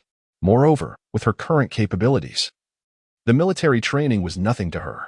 However, Luo Yu's words stirred up Luo Jingshu's resistance. People are often like this. The same words can feel completely different when spoken by someone they approve of and someone they don't. Luo Jingshu's face turned cold, and her tone was as frigid as the icy blades in the depths of winter. Rest assured, I, Luo Jingshu, disdain to have any connection with you. Once we're in the military, I hope you won't interfere in my affairs just because of your status. After saying that, Luo Jingshu got up and walked towards the stairs, leaving Luo Yu with a face full of anger. Ah, Ming Yun, do you think I'm a complete failure? Suddenly, a profound sorrow clouded Luo Yu's face as he gazed at a huge photo in the distance. In the photo was a woman who resembled Mingyun greatly, but with an added air of fortitude. Mingyun also looked in that direction and then comforted Luoyu, saying, "Brother-in-law, give Jingshu some time. I believe she'll understand eventually. Mingyun, have you ever blamed me for choosing my mission over your sister back then?" Luoyu was only this vulnerable in front of Mingyun, simply because Mingyun had a mind as intelligent and understanding as his wife's. "I did, but only for a fleeting moment. You and my sister are both soldiers, and I was also in the military before, so I know very well about your beliefs. That was my sister's choice. Brother-in-law, cease ruminating. I'm cognizant that you've endured a challenging time these years. Nevertheless, it has been 8 years since my sister passed away. You ought not to confine yourself to the bygone days. Yet, I miss her, if circumstances permitted. I would willingly have chosen to be the one in her stead back then. Even the most stalwart men possess a tender core. The woman who softened his heart has long since departed." Half a month later, at the Jingdu railway station, the platform teemed with a sea of people, all donning identical military camouflage. Over 3,000 new recruits hailing from Jingdu and its neighboring cities had congregated here, on the verge of embarking on their journey to various military barracks across the motherland. Among these recruits, a particular group stood out, attracting the gazes of numerous comrades. It was the newly recruited female soldiers contingent, numbering less than 200. Luo Jingshu, with a military backpack on her back, stood quietly beside a pillar on the platform. As she watched the recruits in the distance, their faces alight with exhilaration, she felt like an outsider, seemingly out of place in this lively scene. At that moment, the distant whistle of a train pierced the air. A train slowly pulled into the station. The once dispersed crowd quickly picked up their luggage and fixed their gazes straight ahead. Beep, beep, beep. Attention. Eyes left. Front. At ease. The resounding commands invigorated all the recruits. Even Luo Jingshu, who had remained indifferent, could feel a surge of warmth coursing through her veins. Such sounds were not unfamiliar to Luo Jingshu. Before she turned 10, she had spent most of her time in the military camp, where the clarion calls of whistles and the orderly cadence of formations accompanied her daily. However, upon hearing such sounds now, there lingers a different sentiment, a blend of ardor tinged with a hint of repulsion and familiarity intertwined with a wisp of perplexity. All the individuals, taking synchronized small steps, in a moment, transformed the initially chaotic crowd into a well-drilled formation. Rows of queues lined up in front of the train. Each train carriage boasted approximately 100 seats, which was just the right capacity for a company. Luo Jingshu fixed her gaze on a man at the front, who was around 26 or 27 years old. He had a burly build, standing at nearly 1.8 meters. His features were rugged, with a short crew cut. His expression was inscrutable, and his skin was dark. He was not a conventional heartthrob, yet neither could he be deemed unattractive. It was likely that most men in the military resembled him. What piqued Luo Jingshu's curiosity was that their female recruit company was being led by a male soldier. Could it be that there were truly so few women in the military? While Luo Jingshu's mind wandered, the man began to speak. "I am Yu Zheng, the captain of your recruit company. Once you board the train later, please take your seats in order according to the tickets in your hands. No noise is allowed." As soon as the captain finished speaking, a few women in the queue let out giggles, and even Luo Jingshu twitched the corner of her mouth. Thankfully, Captain Yu exuded an indomitable and unique military aura. After Captain Yu spoke, he glanced at a few men behind him and then strode away with the standard military gait. These recruit captains had their own carriages, while they, the recruits, would be led by other junior captains. As soon as the captain left, 3 junior captains waved to the group leaders and boarded the train first. Subsequently, everyone boarded the train in an orderly fashion. Luo Jingshu's seat was quite good, in the middle by the window. After boarding the train, she stowed her luggage and took her seat, gazing out of the window. On the platform, there were still relatives seeing off their loved ones. Some women, with tear-filled eyes, leaned on the shoulders of their relatives beside them, waving to their children on the train. All this left no ripple in Luo Jingshu's heart. Originally, Mingyun had intended to come to see her off, but Luo Jingshu declined. As for Luo Yu, he hadn't returned since their last encounter. Luo Baishuan's military unit was not far from the capital. He had planned to come back, yet Luo Jingshu also refused his offer. Luo Jingshu was unaccustomed to such farewells. To her, these people were merely the relatives of the former Luo Jingshu. At most, they were related to her by blood. "Hey, hello. My name is Man Yinyan. From now on, we'll all be comrades, in arms. Let's get to know each other. You're the only one with a household register in the capital among the 12 of us." A clear and hearty voice interrupted Luo Jingshu's train of thought. She turned around and saw a beaming smile. Those almond-shaped eyes were looking at her brightly. Without the slightest sense of strangeness, Luo Jingshu sat up straight. The girl named Man Yinyan sat down beside her, her eyes fixed on Luo Jingshu all the time. Are you also a new recruit? Man Yinyan asked a rather ridiculous question. Luo Jingshu was slightly stunned and then nodded, coldly uttering her own name. It wasn't that she disliked Man Yinyan. Rather, she was naturally cold, natured, and couldn't be as enthusiastic as Man Yinyan. Luo Jingshu. All the women in this carriage should be new recruits. Upon hearing Luo Jingshu's words, Man Yinyan scratched her head shyly, showing her two little tiger teeth. Looking a bit silly. Hee, my mother often says I'm stupid. It seems I'm really a bit dim-witted. This should be quite obvious. You won't laugh at me, will you? Luo Jingshu shook her head. Having been accustomed to a life full of intrigue and infighting in the past 20 years, the sudden appearance of such a pure-hearted girl struck Luo Jingshu as extremely precious. It is said that soldiers are the purest and the most endearing people. On the very first day of enlistment, Luo Jingshu seemed to sense this preciousness. Perhaps everything would truly take a turn for the better. After everyone was seated, those who were good at socializing began to introduce themselves to each other and get acquainted. Man Yinyan was one of them. In a short while, Man Yinyan had made the acquaintance of more than 20 new comrades in arms. Luo Jingshu disliked such a noisy atmosphere and leaned back on the chair, closing her eyes to relax. Are you Luo Jingshu? At this moment, a woman sitting in front of Luo Jingshu stared at her in surprise, waiting for her confirmation. Luo Jingshu opened her eyes and looked at the girl with enchanting features in front of her. She was lightly made up, with curly hair cascading down to her waist. Her phoenix-like eyes sparkled with a charming light as she stared at Luo Jingshu inquisitively. Luo Jingshu looked at the woman in front of her with a bit of curiosity and asked softly, "Do you know me?" "Yes or no. It should be said that I've seen your information at the conscription office. Aren't you from the capital? Why have you been assigned to our company? What does that mean?" The girl's words piqued Luo Jingshu's curiosity even more. Could it be so strange that someone from the capital was assigned to this company? Hearing Luo Jingshu's words, the woman leaned over with a mysterious look on her face and beckoned to Luo Jingshu. Luo Jingshu sat upright and moved closer to the woman. The woman whispered an explanation to her. This time, only 2 military regions in Xia country were recruiting female soldiers, the Central Xia military region and the Southern military region. All those with household registrations in the capital were assigned to the Central Xia military region. Our company was assigned to the Southern military region. And you're the only one with a capital household registration in the whole company. It's odd. Did you offend someone? You know, those of us going to the Southern military region will basically be assigned to combat units after arriving at the company. It'll be much more arduous than in the Central Xia military region. The woman meticulously imparted all she knew to Luo Jingshu. Luo Jingshu was somewhat skeptical. Every year, the conscription assignments were randomly arranged. Moreover, how could a recruit know so much in advance? Luo Jingshu asked in doubt, "How do you know so clearly?" Hearing this, the woman smiled proudly, her eyebrows dancing. Then she leaned over to Luo Jingshu's ear and whispered, "One of my maternal uncles is in charge of this conscription work. I heard all these things from him." After the woman said this, Luo Jingshu became even more curious. "Then why don't you go to the Central Xia military region?" "Alas, my sweetheart is in the Southern military region. For the sake of my future happiness, I'll go to the combat unit. By the way, I haven't introduced myself yet. I'm Zitong. From now on, we'll be comrades in arms." "Hello, Luo Jingshu." Although this Zitong looks somewhat coquettishly charming on the outside, there is a glimmer of clear brightness in her amorous eyes. A girl like this should be rather innocent. Coupled with having heard Zitong's tender and sentimental story of traveling the world for love, Luo Jingshu couldn't help but develop an unconscious admiration for this woman.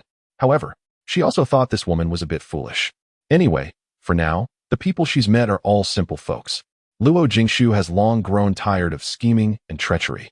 She now only wishes to get to know simple people like Man Yinyan and Zitong. Just as Zitong had said, after the train had been traveling for over 5 hours, it came to a halt when passing through Fuqing, a major city in the central part of Xia country. A company of female soldiers in the carriage next to theirs and several companies of male soldiers all disembarked. Luo Jingshu verified Zitong's words because the southern military region was located in a small town beside Fuqing. The train stopped for more than 10 minutes and then resumed its journey. Gradually, the sky grew dark, and the once bustling carriage also fell into a gradual silence.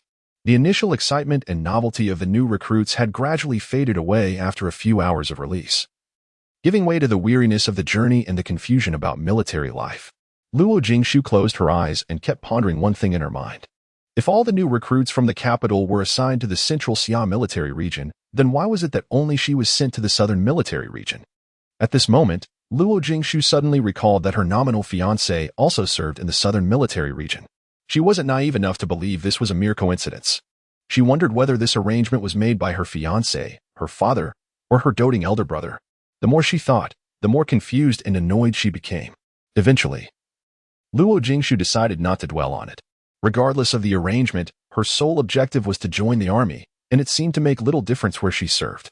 They set off in the morning, and after a long, distance journey of over 10 hours, they finally arrived at Yun City, the southernmost city in Xia country.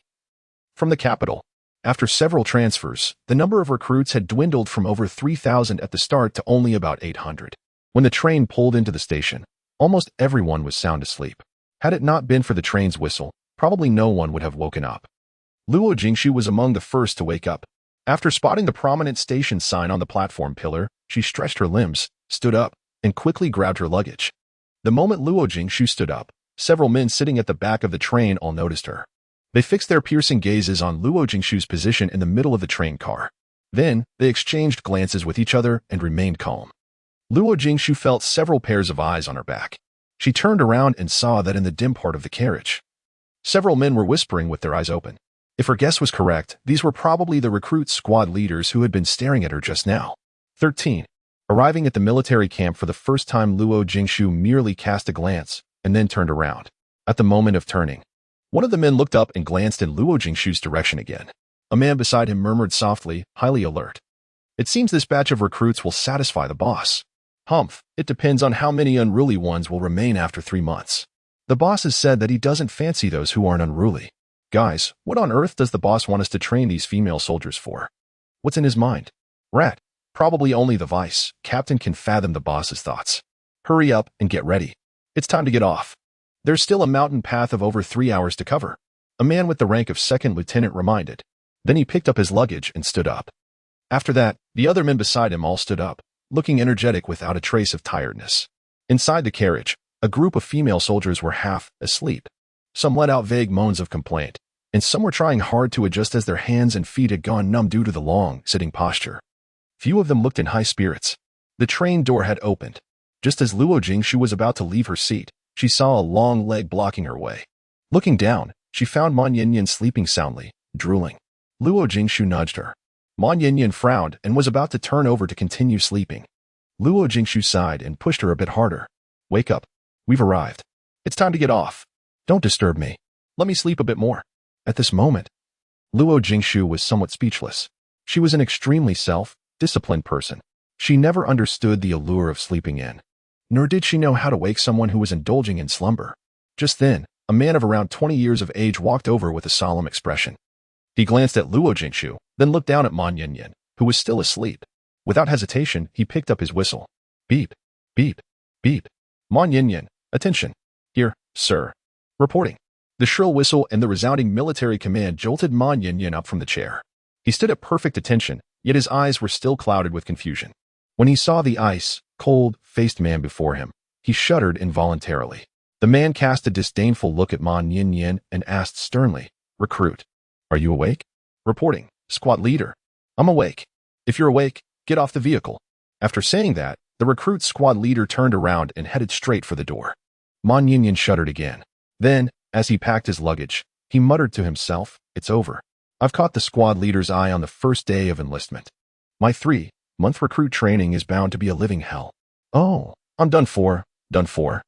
Luo Jingshu looked at the terrified Ma Yinyan and gave a faint smile. It wasn't because she was gloating over Ma Yinyan being noticed by the squad leader, but because she found Ma Yinyan rather interesting. Without saying much, Luo Jingshu picked up her luggage and quickly disembarked. When she got off, she noticed that most people were still fumbling with their luggage. By the time she stepped out, apart from the 3 platoon leaders and 9 squad leaders, there were fewer than 20 recruits standing in the formation. Luo Jingshu quietly walked into the queue. In fact, she could have gotten off the vehicle more quickly. However, having experienced the jealousy her high-profile behavior had brought in her past life, after being reborn, she learned to hide her capabilities and keep a low profile. Luo Jingshu had tasted the bitter price of being resented for being overly prominent through a blood lesson. Now, She no longer aimed to be the outstanding one above others. She just wanted everything to be just right. When Luo Jingshu walked into the queue, she noticed a woman's provocative and arrogant look in her eyes. She simply pretended not to see it and quietly stood in the last row. After another 3 or 4 minutes, all the new recruits of the company had gathered. Evidently, the platoon leaders and squad leaders were not satisfied with this result. Yet they said nothing and led their respective teams out of the railway station. Compared with the cold autumn in the capital, it seemed that Yin City only had summer throughout the year. Waves of scorching heat came over. Some female recruits had started to constantly wipe the sweat off their faces. However, Luo Jingshu remained unmoved, quietly striding forward with the team. "Jingshu, aren't you hot?" Mon Yinyan asked while wiping the sweat off her face and looking at Luo Jingshu. Luo Jingshu shook her head. "It's okay." Indeed. Yishao in the past had been to the scorching Africa for a mission and even lived in the sun-baked desert for several months. This little heat wave was really nothing to her. Moreover, it was still midnight, and the temperature was at most around 30 degrees Celsius. Having a northerner like me come to such a hot place. After finishing my military service and going back, I'm afraid I'll be tanned into a little black girl. I'm really scared that my mom won't even recognize me. It is said that the southern military region is the most arduous among the 4 military regions. On our very first day here, it has already given us a taste of its toughness. Why am I so unlucky? I only wish to serve quietly in the communications department. Why did I end up in this god-forsaken place? Can I still say I regret it? No matter how handsome the camouflage uniforms are, I don't want to wear them anymore. For a moment, there were murmurs of discontent and complaint in the team. However, Zitong, who was standing on Luo Jingshu's left, remained unusually quiet. Luo Jingshu glanced at her, and just then Zitong also looked at Luo Jingshu. They exchanged a faint smile and then looked ahead. Zitong said softly, "I'm afraid these women will make even more of a fuss later." Luo Jingshu looked at Zitong curiously, but Zitong only responded with an enigmatic smile and fell silent. The large group of people marched out of the railway station in grand style. Outside the station, dozens of coaches were parked. The female soldiers were divided into 2 groups and boarded 2 coaches. A few minutes later, the coaches drove away from the railway station. The night in Yun City was not as bustling as that in the capital. By a little past 11 at night, Yun City had fallen into a deep silence. Only a few roadside barbecue stalls still had people sitting there. When they saw the row of coaches, everyone looked over, but there wasn't much curiosity. Presumably, such a scene was a common sight. After all, the southern military region was located in Yun City. At first, there were colorful neon lights. Gradually, only the street side lamps remained. Eventually, even the street lamps disappeared. The road became narrower and bumpier. The high-rise buildings on both sides turned into low-rise houses and finally gave way to mountain roads surrounded by greenery. The car lights were dim, and on both sides, it was pitch black as far as the eye could see. The female soldiers in the car each showed fear. Some nervously held onto the front seats and sat upright. Where on earth are we going? Didn't they say the southern military region is within Yunshur City? Why is this place so desolate? Is this still Yunshur? Where on earth are they taking us? Surely our military camp isn't in the mountains, right? The car has been driving for over 2 hours. Why haven't we arrived yet? A group of female soldiers in the carriage whispered among themselves. At the very front sat 4 recruit squad leaders. Their powerful presence intimidated these new recruits into not daring to inquire loudly. Luo Jingshu was also quite curious. The only military region she was familiar with was the Northeast Military Region, which was closest to the capital. Although some rather mysterious troops were located in remote areas, the place they were heading to now seemed far more secluded. Luo Jingshu looked at Zitong beside her, who had a calm expression and eyes full of hope, and asked, "Have you been here before?" Zitong, the 14th recruit squad leader, nodded. "Yes, once, a year ago. But I was sent back to Yunshur halfway. This time, let's see who can drive me away." When Zitong spoke, there was an added touch of determination in her tone. Luo Jingshu was rather intrigued. What kind of man could make this seemingly delicate girl come to such a desolate place without hesitation? However, this was merely curiosity. As for her, she had long since lost faith in love. In her previous life, she had been deeply hurt by love. Reborn in this new life, she would never touch this fragile thing again. One will not be hurt if they do not love, and one will not be betrayed if they do not rely on others. This is the truth that Luo Jingshu comprehended with her life. After a bumpy journey of over 4 hours by train from the railway station, when the crowd had been jolted into numbness, a beam of light finally appeared ahead. Subsequently, the excited howls of a group of male soldiers outside the carriage were heard, followed by the relieved shouts of the female soldiers inside. In the entire carriage, Apart from the male squad leaders, fewer than 10 people remained calm in their seats. Besides Zitong, who was familiar with this place, and Luo Jingshu, who was naturally cold, tempered, there was also the woman who had provoked Luo Jingshu at the railway station. The others clearly weren't ordinary recruits. Their composure indicated they must have extraordinary abilities. As they advanced, the light in the front grew brighter, and the rough, uneven road transformed into a smooth asphalt one. The searchlights, dozens of meters high, illuminated the surrounding area for miles like daylight. Amidst the mountains surrounded by green trees, a row of high walls emerged. Inside the walls were several rows of neatly arranged high-rise buildings. In the distance, the sounds of night training seemed to be audible. The words Southern Military Region's Lion Regiment came into view. At the entrance, the guards stood at attention in the dark night, motionless like heroic sculptures guarding the camp. Get off the train. When the squad leader gave the order, this time, all the recruits moved significantly more quickly. They got off the train in an orderly manner and automatically lined up, with their heads starting to look around the vast military camp. They stopped on an open ground outside a row of high-rise buildings. Without a doubt, the well-lit building behind was presumably their recruit dormitory. Shortly after 4 o'clock in the early morning, following a long haul journey of over a dozen hours, the recruits, who should have been exhausted, were all brimming with vitality at this moment, their eyes aglow with yearning for the life ahead.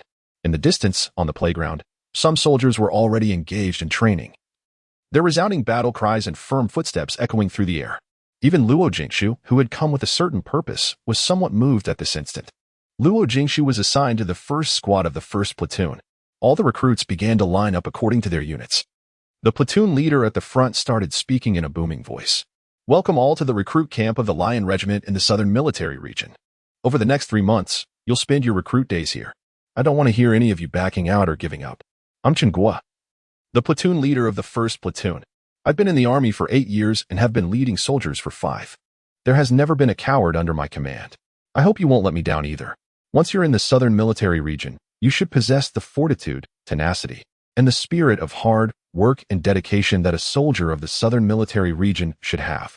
Once you're in the Southern Military Region, you're the first line of defense on the border of the Xia Kingdom. Any act of retreat is a disgrace to the Southern Military Region. Do you understand? Yes, we do, came a scattered response to the platoon leader's impassioned speech. As newly enlisted recruits, how many of them could have such a high level of awareness? Most of them were here with the intention of fulfilling their year conscription service. It seemed that the ideas of serving the motherland and making sacrifices and contributions had never crossed their minds. Upon hearing this lackluster answer, the 4 men in the front all wore frosty expressions. The platoon leader's aura visibly intensified, exuding the unique authority and intimidation of a soldier. A bunch of useless people. I can't hear you. Answer me loudly. Remember this. This time, the voices were much louder than before, yet apparently still failed to satisfy this platoon leader. The blazing gaze emitted a piercing, fiery might, making the formerly slack group finally feel a chill of overwhelming pressure. I'll ask again. Have you remembered? Remembered. The voices resounded throughout the vast open area. Even the dormitory building behind trembled slightly in the face of this resounding and high-pitched female voice. The aura of more than 30 women uttering the same sentence was in no way inferior to that of the male soldiers in the distance. The platoon leader was finally satisfied. She nodded slightly, with her expression remaining as stern as ever, and said to the 3 male squad leaders beside her, "Take them back to the dormitory." "Yes, sir. Class 1, follow me." After the first squad leader spoke, 10 female recruits quickly picked up their luggage and stepped away from the playground in an orderly fashion, following the first squad leader. It was evident that this batch of female recruits had strong adaptability as they slipped into the role of soldiers in just a short while. Although their current behaviors did not yet meet the standards of a qualified soldier, at least they had developed a glimmer of military self-awareness. The entire building behind was the female recruits' dormitory, also the barracks of the recruit camp. The dormitory of the first class of the first platoon where Luo Jingshu was located was on the leftmost side of the 3rd floor, room 301. Each class had 1 dormitory with 10 people and 5 double-decker beds. The beds had already been allocated according to their names. Fortunately, Ma Yinyin and Zitong were also in Class 1. Zitong and Luo Jingshu were on the upper and lower bunks respectively, and Ma Yinyin's bed was next to theirs. The recruit squad leader entered first and stood on the open space in the middle of the dormitory. He shouted at the female recruits peering about at the doorway. "Come in, form a line, and stand at attention." 10 female recruits quickly stood at attention in front of the squad leader. Although each of them looked haggard, They dared not slack off in the slightest. Those who came to join the army had more or less heard about the strict military discipline beforehand. Let me introduce myself first. I'm Si Zheng, the squad leader of your Class 1. I've been in the army for 3 years, and I'll be in charge of your training for the next 3 months. I have only one requirement, which is that every task I assign must be completed. Of course, I have clear standards for the completion of each task. Tomorrow, I'll send you all the requirements and standards for all the training contents in these 3 months. I hope you keep them firmly in mind and don't disgrace Class 1. As he spoke, Si Zheng checked the time. It was almost 5 o'clock. The sky in the distance was turning pale, and a red sun was slowly rising over the mountain. Looking at the 10 female recruits in front of him, Si Zheng showed no trace of pity in his eyes and ignored their tired faces. He said in a resounding voice, "You have 5 minutes to unload your luggage and assemble on the playground outside. Since it's your first day in the military camp, I'll first show you the most basic training in the camp." After that, a clear but ear-piercing whistle echoed through the dormitory. Beep, beep, beep. Before the 10 recruits could react, Si Zheng had dashed out of the dormitory building. Subsequently, there came wails from outside. It seemed that this was not just Si Zheng's way of welcoming the new recruits. 15. A bizarre welcome ceremony. Subsequently, several other female recruits clumsily put down their luggage. Luo Jingshu remained unhurried, while Zitong beside her looked equally at ease. However, Ma Yinyan was once again babbling incessantly. What on earth is going on? It's only our first day here, and they're already giving us a hard time. We haven't had a moment's rest for nearly 20 hours. Weren't we told that the recruit camp wouldn't be too arduous? I feel like I've been deceived. Come on, stop talking. Otherwise, you'll exceed the time limit. Zitong kindly reminded Ma Yinyan. Then, she and Luo Jingshu walked out one after another. As they descended the stairs, Zitong curiously gazed at Luo Jingshu's back. Throughout the journey, Luo Jingshu gave Zitong the impression of being completely unfazed by all circumstances. She showed no signs of the inadaptability and panic typical of new recruits. Zitong was well acquainted with the military camp because someone she had admired since childhood hailed from there. Although she couldn't claim to be thoroughly familiar with everything here, she was no stranger to it either. Moreover, she had long prepared herself to endure hardships. However, Luo Jingshu, with her calm eyes like still water, was neither hasty nor impatient, neither noisy nor troublesome. Everything about her seemed nonchalant yet highly organized. Such a Luo Jingshu piqued Zitong's curiosity. Of course, Luo Jingshu was oblivious to all this. By the time Luo Jingshu and the others reached the ground floor, 30 or 40 female recruits had already assembled there. Standing in class units, they were quietly lined up. Despite the dissatisfaction on their faces, no one dared to complain. Many new recruits had just made it in time for the assembly. Evidently, the recruit platoon leaders were not satisfied with this outcome. Nevertheless, they showed a modicum of mercy and did not impose any punishment. At this moment, the whistle of the drill instructor made all 10 female soldiers in Class 1 turn their gazes towards him. Attention, everyone. There won't be overly strenuous training today. Let's start with a 5-kilometer jog in light gear. See that hill over there? 1 round trip. Perfect. If you run fast enough, you might even make it back before breakfast. As he spoke, the soldier's eyes followed the direction his finger pointed. Despite being aware of the military discipline, several female soldiers in the formation let out discontented grumbles. "Sergeant, we haven't had a break for 20 hours. Sergeant, it's only the first day. There's no need to be this harsh, right? Sergeant, we're women." Certainly, such complaints weren't confined to Class 1. Luo Jingshu could hear the continuous grumbles from all over the training ground. Luo Jingshu glanced at the distant hill, faintly seeing the veteran soldiers undergoing weighted training. A 5-kilometer jog in light gear was hardly considered training for her. It was merely a warm-up. However, she didn't show any sign of ease. Luo Jingshu had her own plans. She wouldn't stand out and arouse jealousy based on her previous performance. She estimated that she could finish the 5-kilometer run in about 15 minutes. But as she surveyed the female soldiers around her, she already had a plan in mind. The drill instructor completely ignored the female soldiers' complaints and simply stated, "In my eyes, there are no distinctions between men and women. Only good soldiers and bad soldiers. If you don't want to miss breakfast, start running right now. Oh, and a friendly reminder.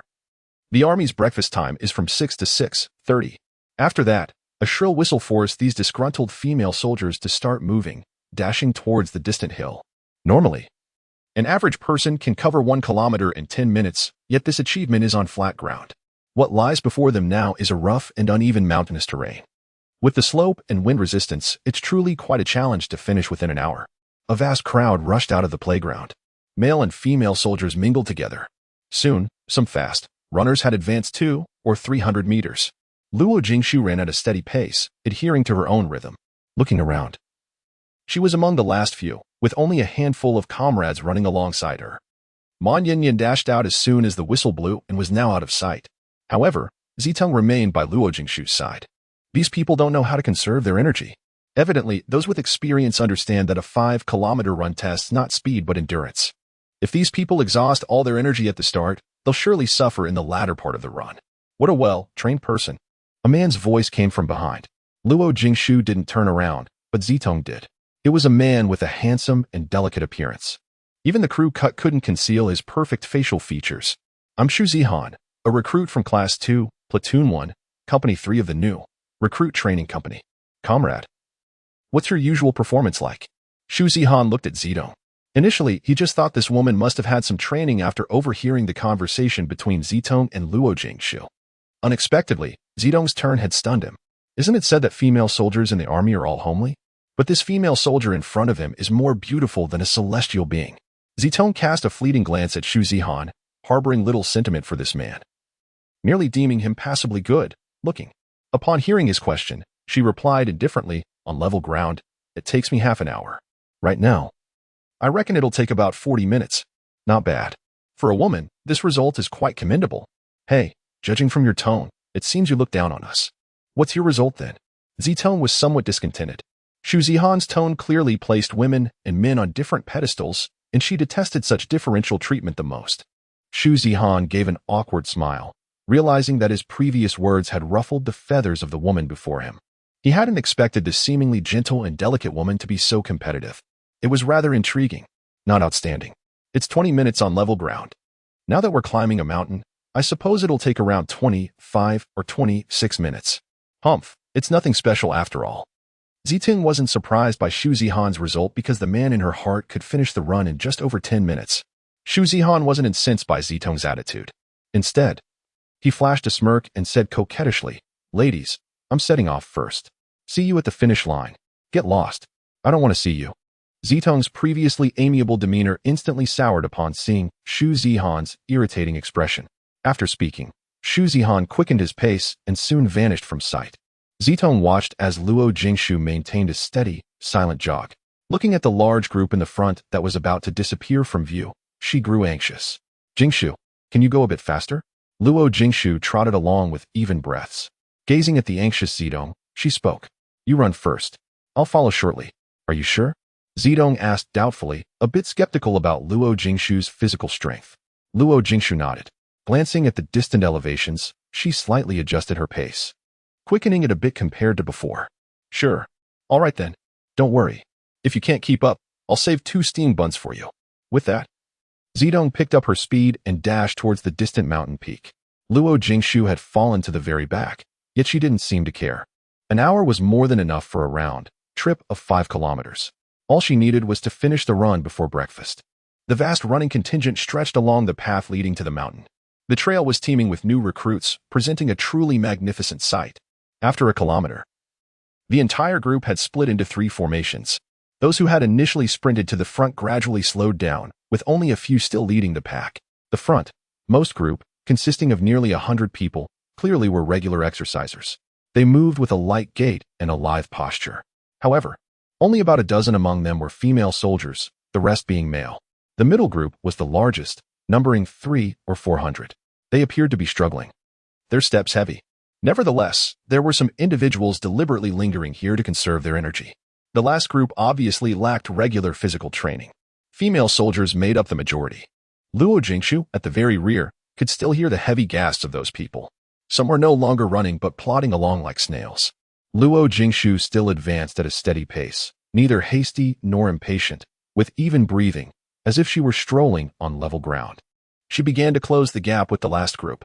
In the time it took to cover 500 meters, Luo Jingshu had already overtaken the last group. Several people in the group noticed Luo Jingshu's peculiarity and stared at her, as if she were a monster. However, they only had the strength to stare, for even speaking was an arduous task. On the playground, Xizheng stood beside Chen Guo. Chen Guo was the one who had noticed Luo Jingshu's strangeness on the train. At first, he had even forgotten about it. However, After seeing Luo Jingshu's abnormal performance among these new recruits, he began to pay attention to this female recruit. Mouse. Keep an eye on that recruit. She's quite capable. Sparrowhawk, don't you think she's hiding her strength? In the first 2 kilometers, while others were slowing down, she actually accelerated. Look at her steps. When those crazy guys from the neighboring battalion first came to the military region, there were hardly a few with such qualities. It seems that the boss has really found a gem this time. You've got to be careful. Those crazy guys will be back from field training in a month. If this new recruit is selected by them, just see how the boss will deal with you. Chen Guo kindly reminded Si Zhang. They had come here temporarily to train these new recruits and had been assigned to the female recruits side. Originally, it didn't matter much, but before leaving, the boss had instructed them to keep the best recruits among these female soldiers in their regiment. This was a very arduous task. Upon hearing Chen Guo's reminder, a hint of helplessness and embarrassment appeared on Si Zhang's solemn face. They were seconded here this time, yet they had no direct jurisdiction over the allocation of the new recruits. The final assignment of this batch of female soldiers would still be in the hands of those madmen. It was still uncertain how many good prospects they could retain for their battalion. Perhaps they wouldn't get a single one in the end. Only their boss would be willing to take on such a thankless task, but in the end, it would be them who suffered. Gosok. I always feel that we'll be running around in vain this time.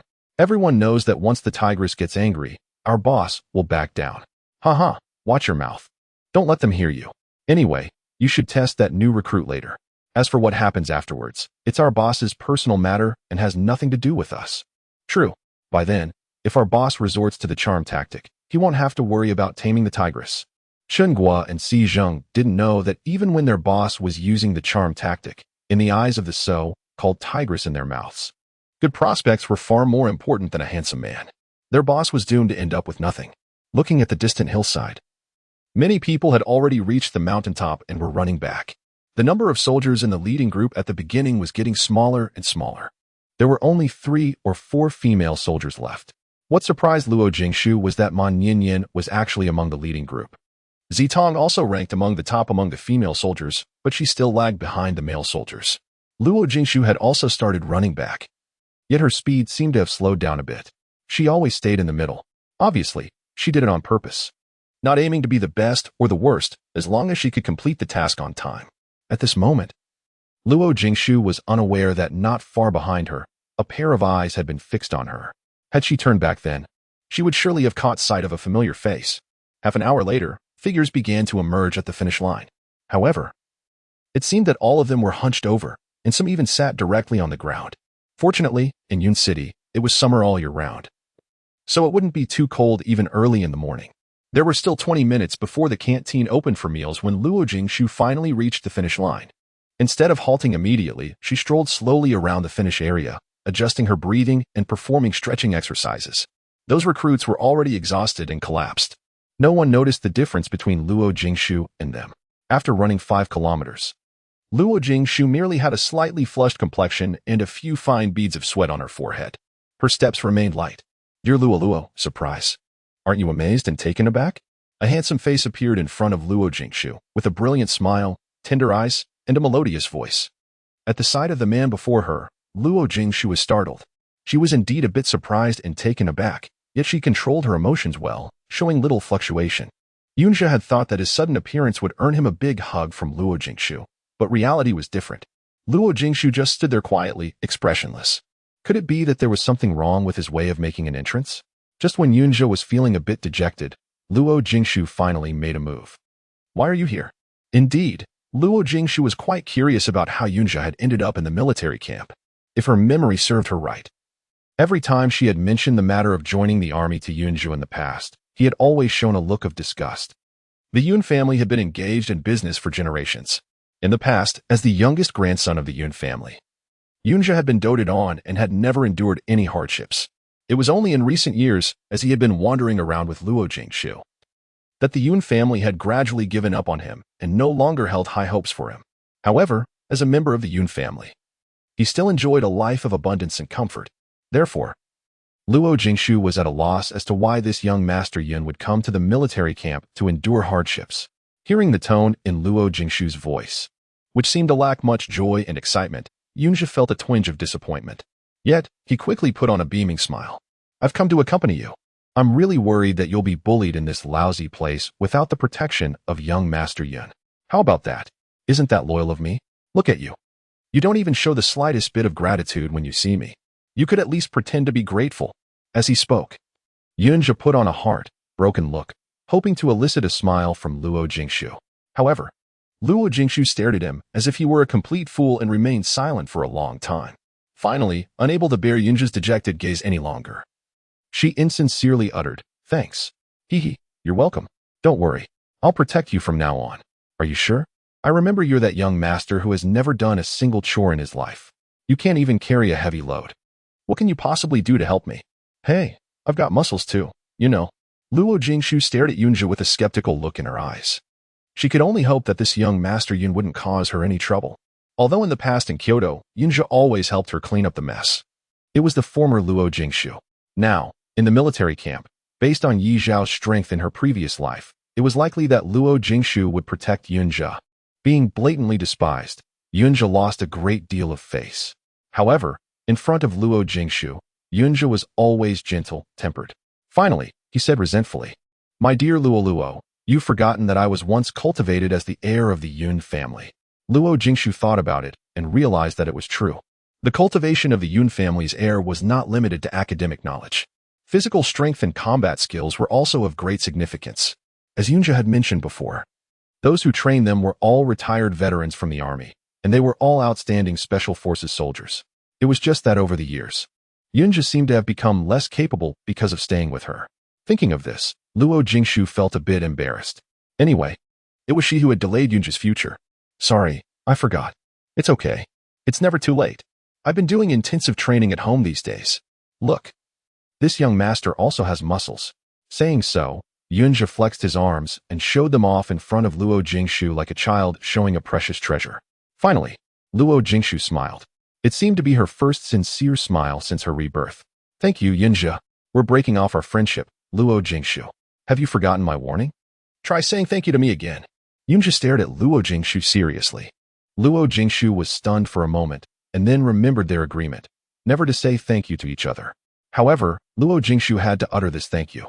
It was the first time she had felt the kinship and warmth between people, along with that kind of unreserved trust and dependence.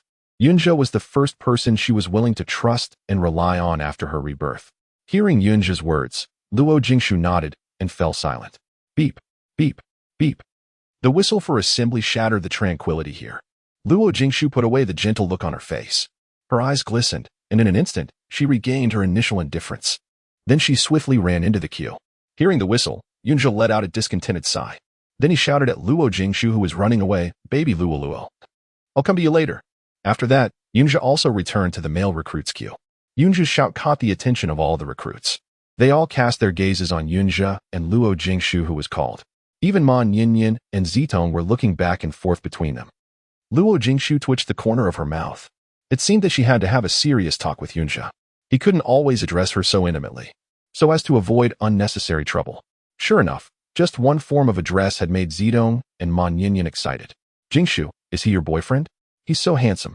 Ma Ningyan asked in a hushed tone, her face brimming with inquisitiveness. Hearing this question, Zitong also fixed her eyes on Luo Jingshu, though her expression seemed to have already confirmed the answer. "No, we're just friends who grew up together," Luo Jingshu explained casually. "Childhood sweethearts. What kind of friends? This kind of relationship is most prone to extramarital affairs. No, Jingshu, could it be that you came to the southern military region for that man?" Thinking of Luo Jingshu's household registration, Zitong stared at Luo Jingshu as if she had discovered a new world. Luo Jingshu frowned slightly and looked at the two of them. It seemed that she had confirmed her own thoughts, but it was clearly not the case. Luo Jingshu, who didn't like to explain, still explained once again for the sake of avoiding unnecessary troubles in the future. "We're really just friends. I just found out that he joined the army." Ding. Keep quiet. Somehow, Si Zheng had come beside the three of them and was staring at them warningly. Zitong and Ma Ningyan immediately turned their heads forward, looking straight ahead without blinking. Rows of troops were walking in the direction of the canteen. On the distant hill, there were still a few scattered recruits finishing their 5-kilometer run. And they were all female soldiers. In the canteen, everyone was holding their dinner plates and queuing up to get their food, then sitting down quietly to have breakfast. After being hungry for more than 20 hours, as soon as the squad leader shouted "Start eating," Almost everyone wolfed down their food. Even the female soldiers forgot to mind their manners, for fear that their share would be snatched away if they ate too slowly. Luo Jingzhu still ate unhurriedly and calmly, looking at Ma Yinyan sitting opposite, who was holding a bun in each hand and a tea egg in the other, and seemed eager to stuff them all into her mouth at once. Luo Jingzhu only then noticed that she seemed out of place in this canteen. Looking around, it seemed that everyone was shoving food into their mouths, and some even swallowed it without chewing carefully. It was only the first day for the new recruits. Luo Jingzhu was somewhat looking forward to the days ahead. Perhaps today's 5-kilometer run was just an appetizer. As for the future, it was likely that fewer and fewer people would be able to have meals on time, and the meal times would also become shorter and shorter. The breakfast time was only 10 minutes. Luo Jingzhu arrived right at the end of the meal. When the whistle blew, she just finished her last bite. Some of the new recruits were still stuffing food into their mouths as they stood up. Some female soldiers, regardless of their image, directly wiped the corners of their mouths with their sleeves and then quickly walked out of the canteen.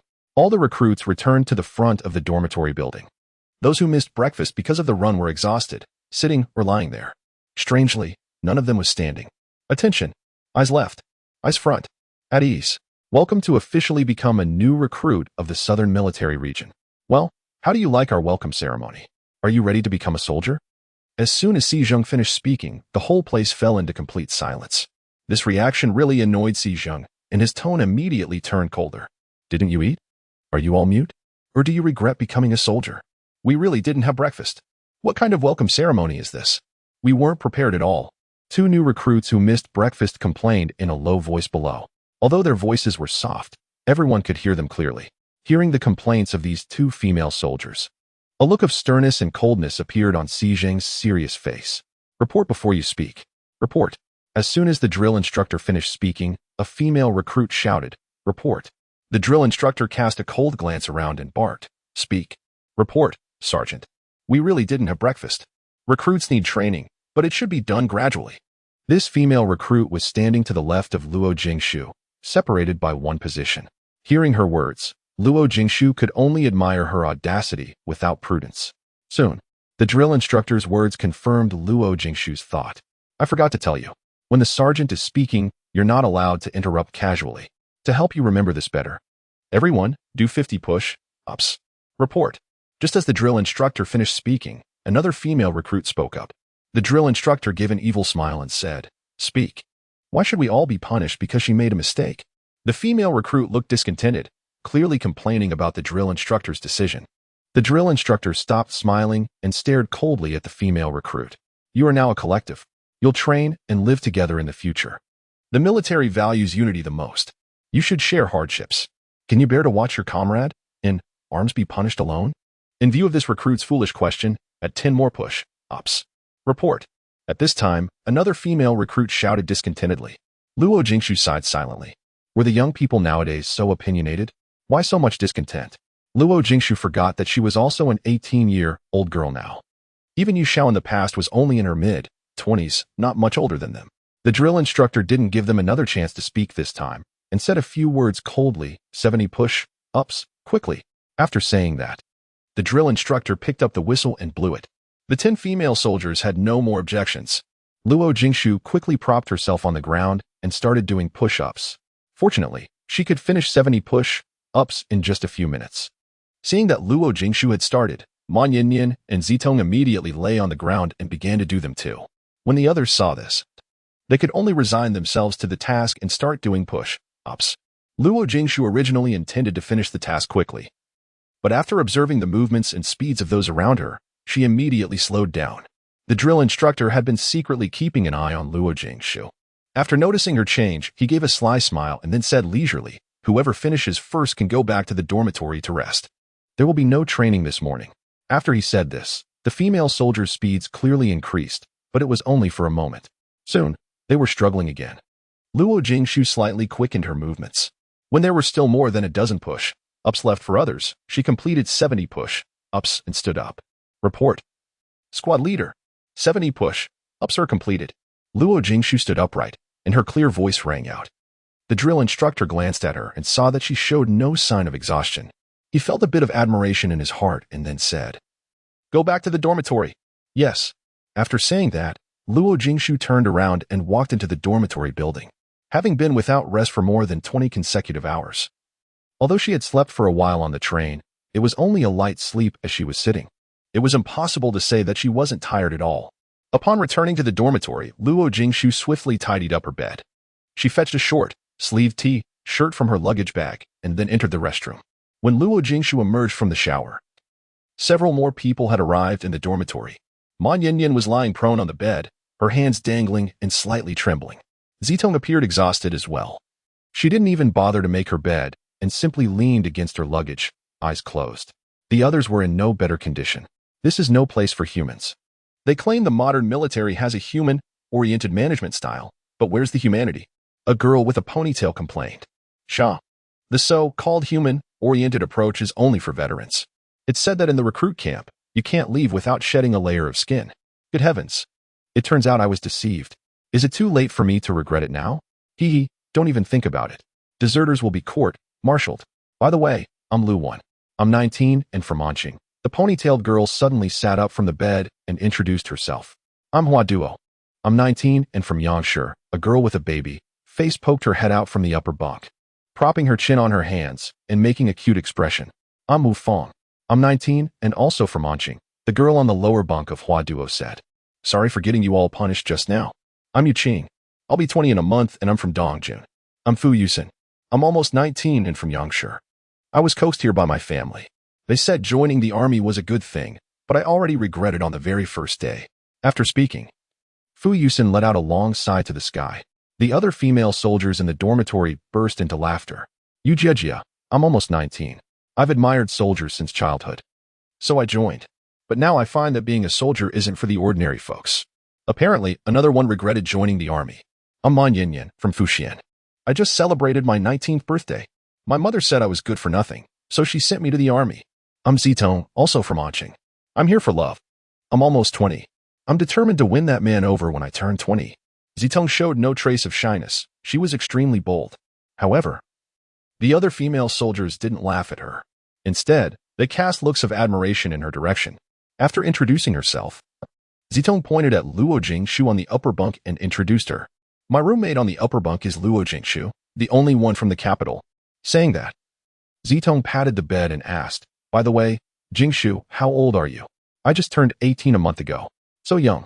I thought you were older than me. Little Jingshu, why are you so solemn at such a young age? Saying this, Zitong stood up, stepped on the bed, and stared at Luo Jingshu. She had always been curious about Luo Jingshu, especially after the 5-kilometer run in the morning and the push-ups just now. Everyone in the dormitory was exhausted, but only Luo Jingshu seemed as if nothing had happened. Luo Jingshu felt a gaze fixed on her. Suddenly, she opened her eyes and happened to meet Zitong's inquisitive look. Luo Jingshu sprang up all of a sudden. Having grown accustomed to it, Luo Jingshu lay back down, turned over, and faced away from Zitong. Zitong felt rather bored and returned to her own bed. There were 10 people in the dormitory. 9 of them had introduced themselves. Yet the girl on the lower bunk near the door remained silent all the time. She was also the girl who had been dissatisfied with the collective punishment imposed by the company commander just now. Ma Yinyan was sleeping on the upper bunk above her. Seeing that she hadn't said a word, Ma Yinyan kindly looked at her and said, New comrade, please introduce yourself. From now on, we'll all be in the same class and live together for 3 months. The woman on the lower bunk didn't even open her eyes. She turned over, faced away from everyone, and coldly said, please don't act stupid in the future. It'll only harm both yourselves and others. 19. Captain Lee, what are you looking at? As soon as these words were spoken, Ma Yinyan, who had been good-tempered originally, sat up straight from the bed. Her face instantly turned cold, and she slapped the bedpost. Hey, have I offended you? It's just a collective punishment. If you're afraid of hardship, don't join the army. As soon as Ma Yinyan finished speaking, several other female soldiers nodded in succession, and their impression of this woman instantly soured.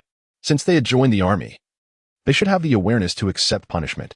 Moreover, who could have expected that just raising a question would lead to punishment when they had such a crazy squad leader? Yu Qing, who had caused the collective punishment due to her own mistake, also looked gloomy. Her fair little face was filled with guilt. She walked up to Ma Yinyan's bed and said cautiously, sorry for getting you involved in the punishment.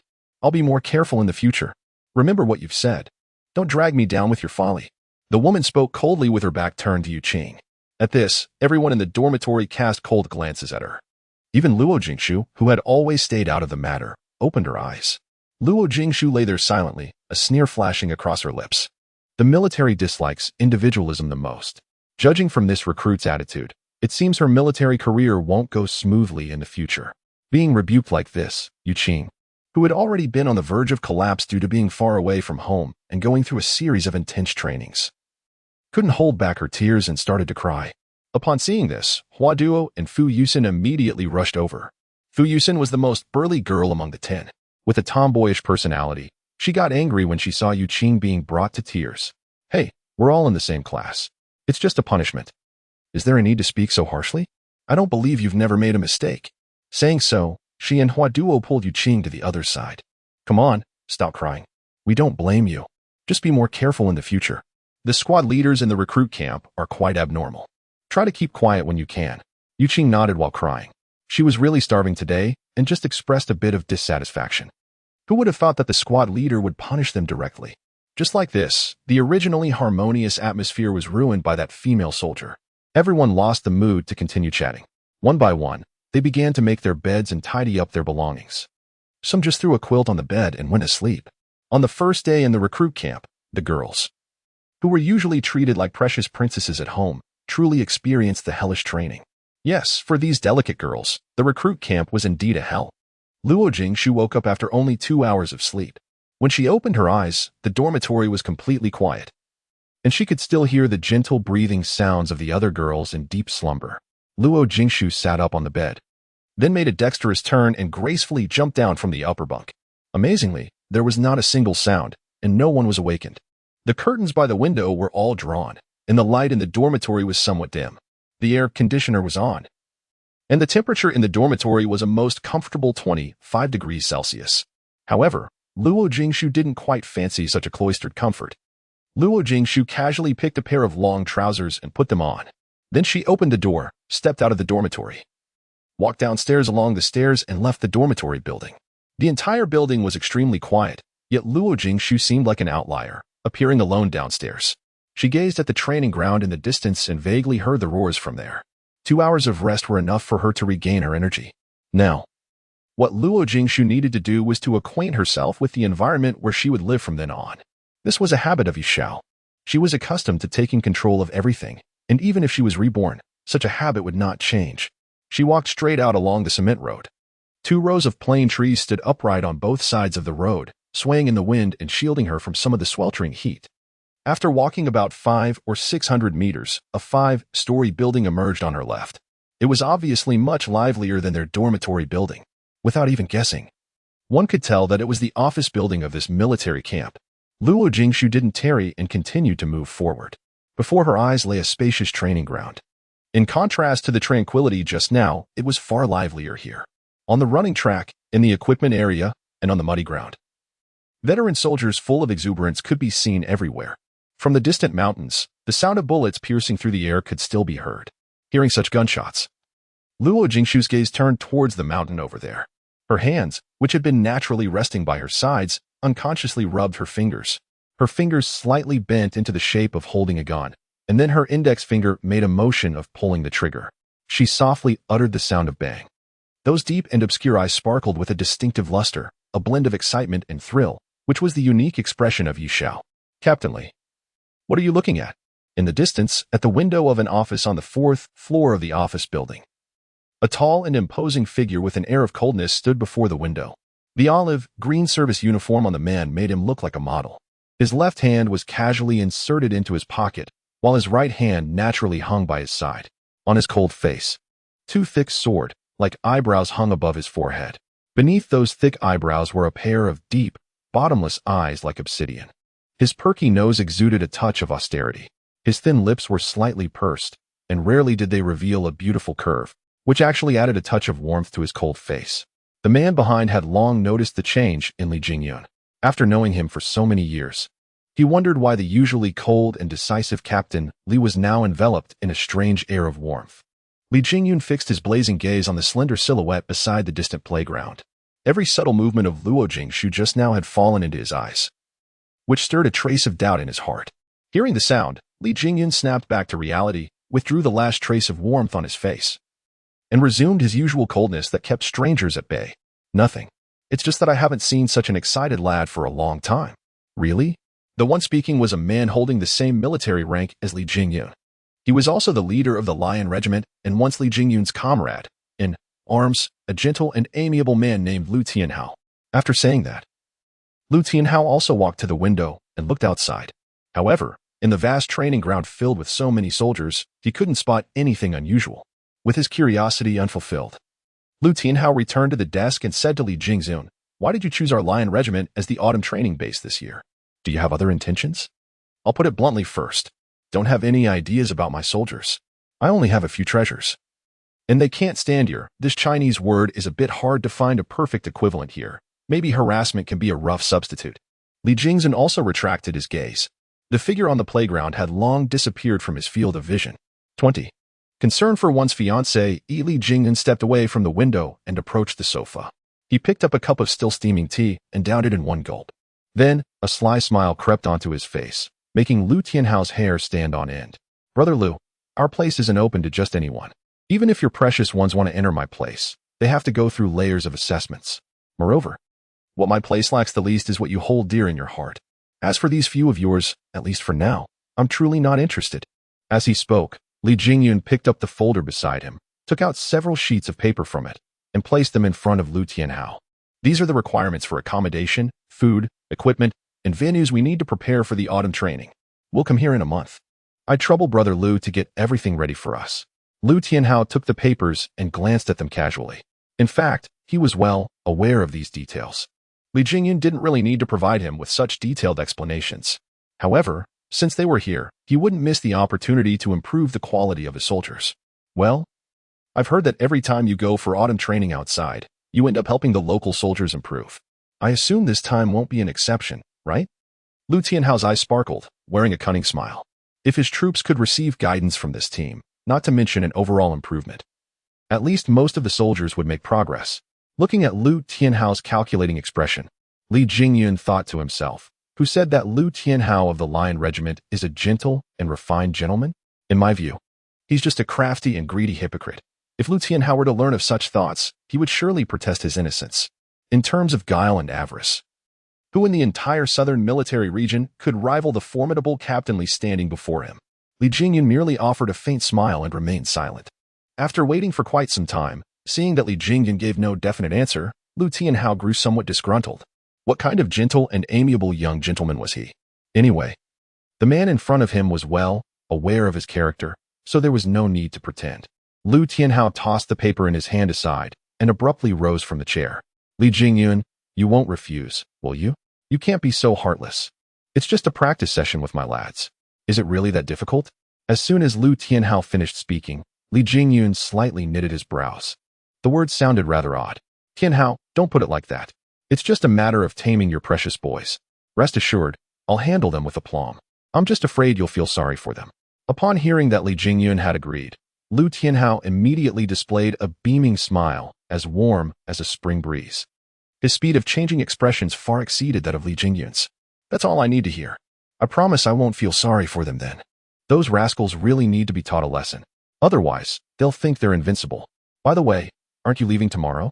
How about having your wife cook a sumptuous seafood dinner for you tonight? It's been ages since we last drank together. I still have a bottle of well-preserved wine." Li Jingyun pondered for a moment, then nodded and stood up. "All right, I'll come back later. I still have some matters to attend to now." With that, Li Jingyun left the office. By the time Lu Tianhao came to his senses, Li Jingyun was long out of sight. "Rascal, there must be something amiss in my Lion Regiment." Luo Jingshu walked along the concrete road towards the interior. Gradually, the concrete road transformed into a mountain path. However, due to frequent use, this mountain path was far flatter than the road they had run on before. The farther she ascended the mountain, the closer the gunshots sounded, and the more excited Luo Jingshu became. Her cold eyes glowed with a burning light.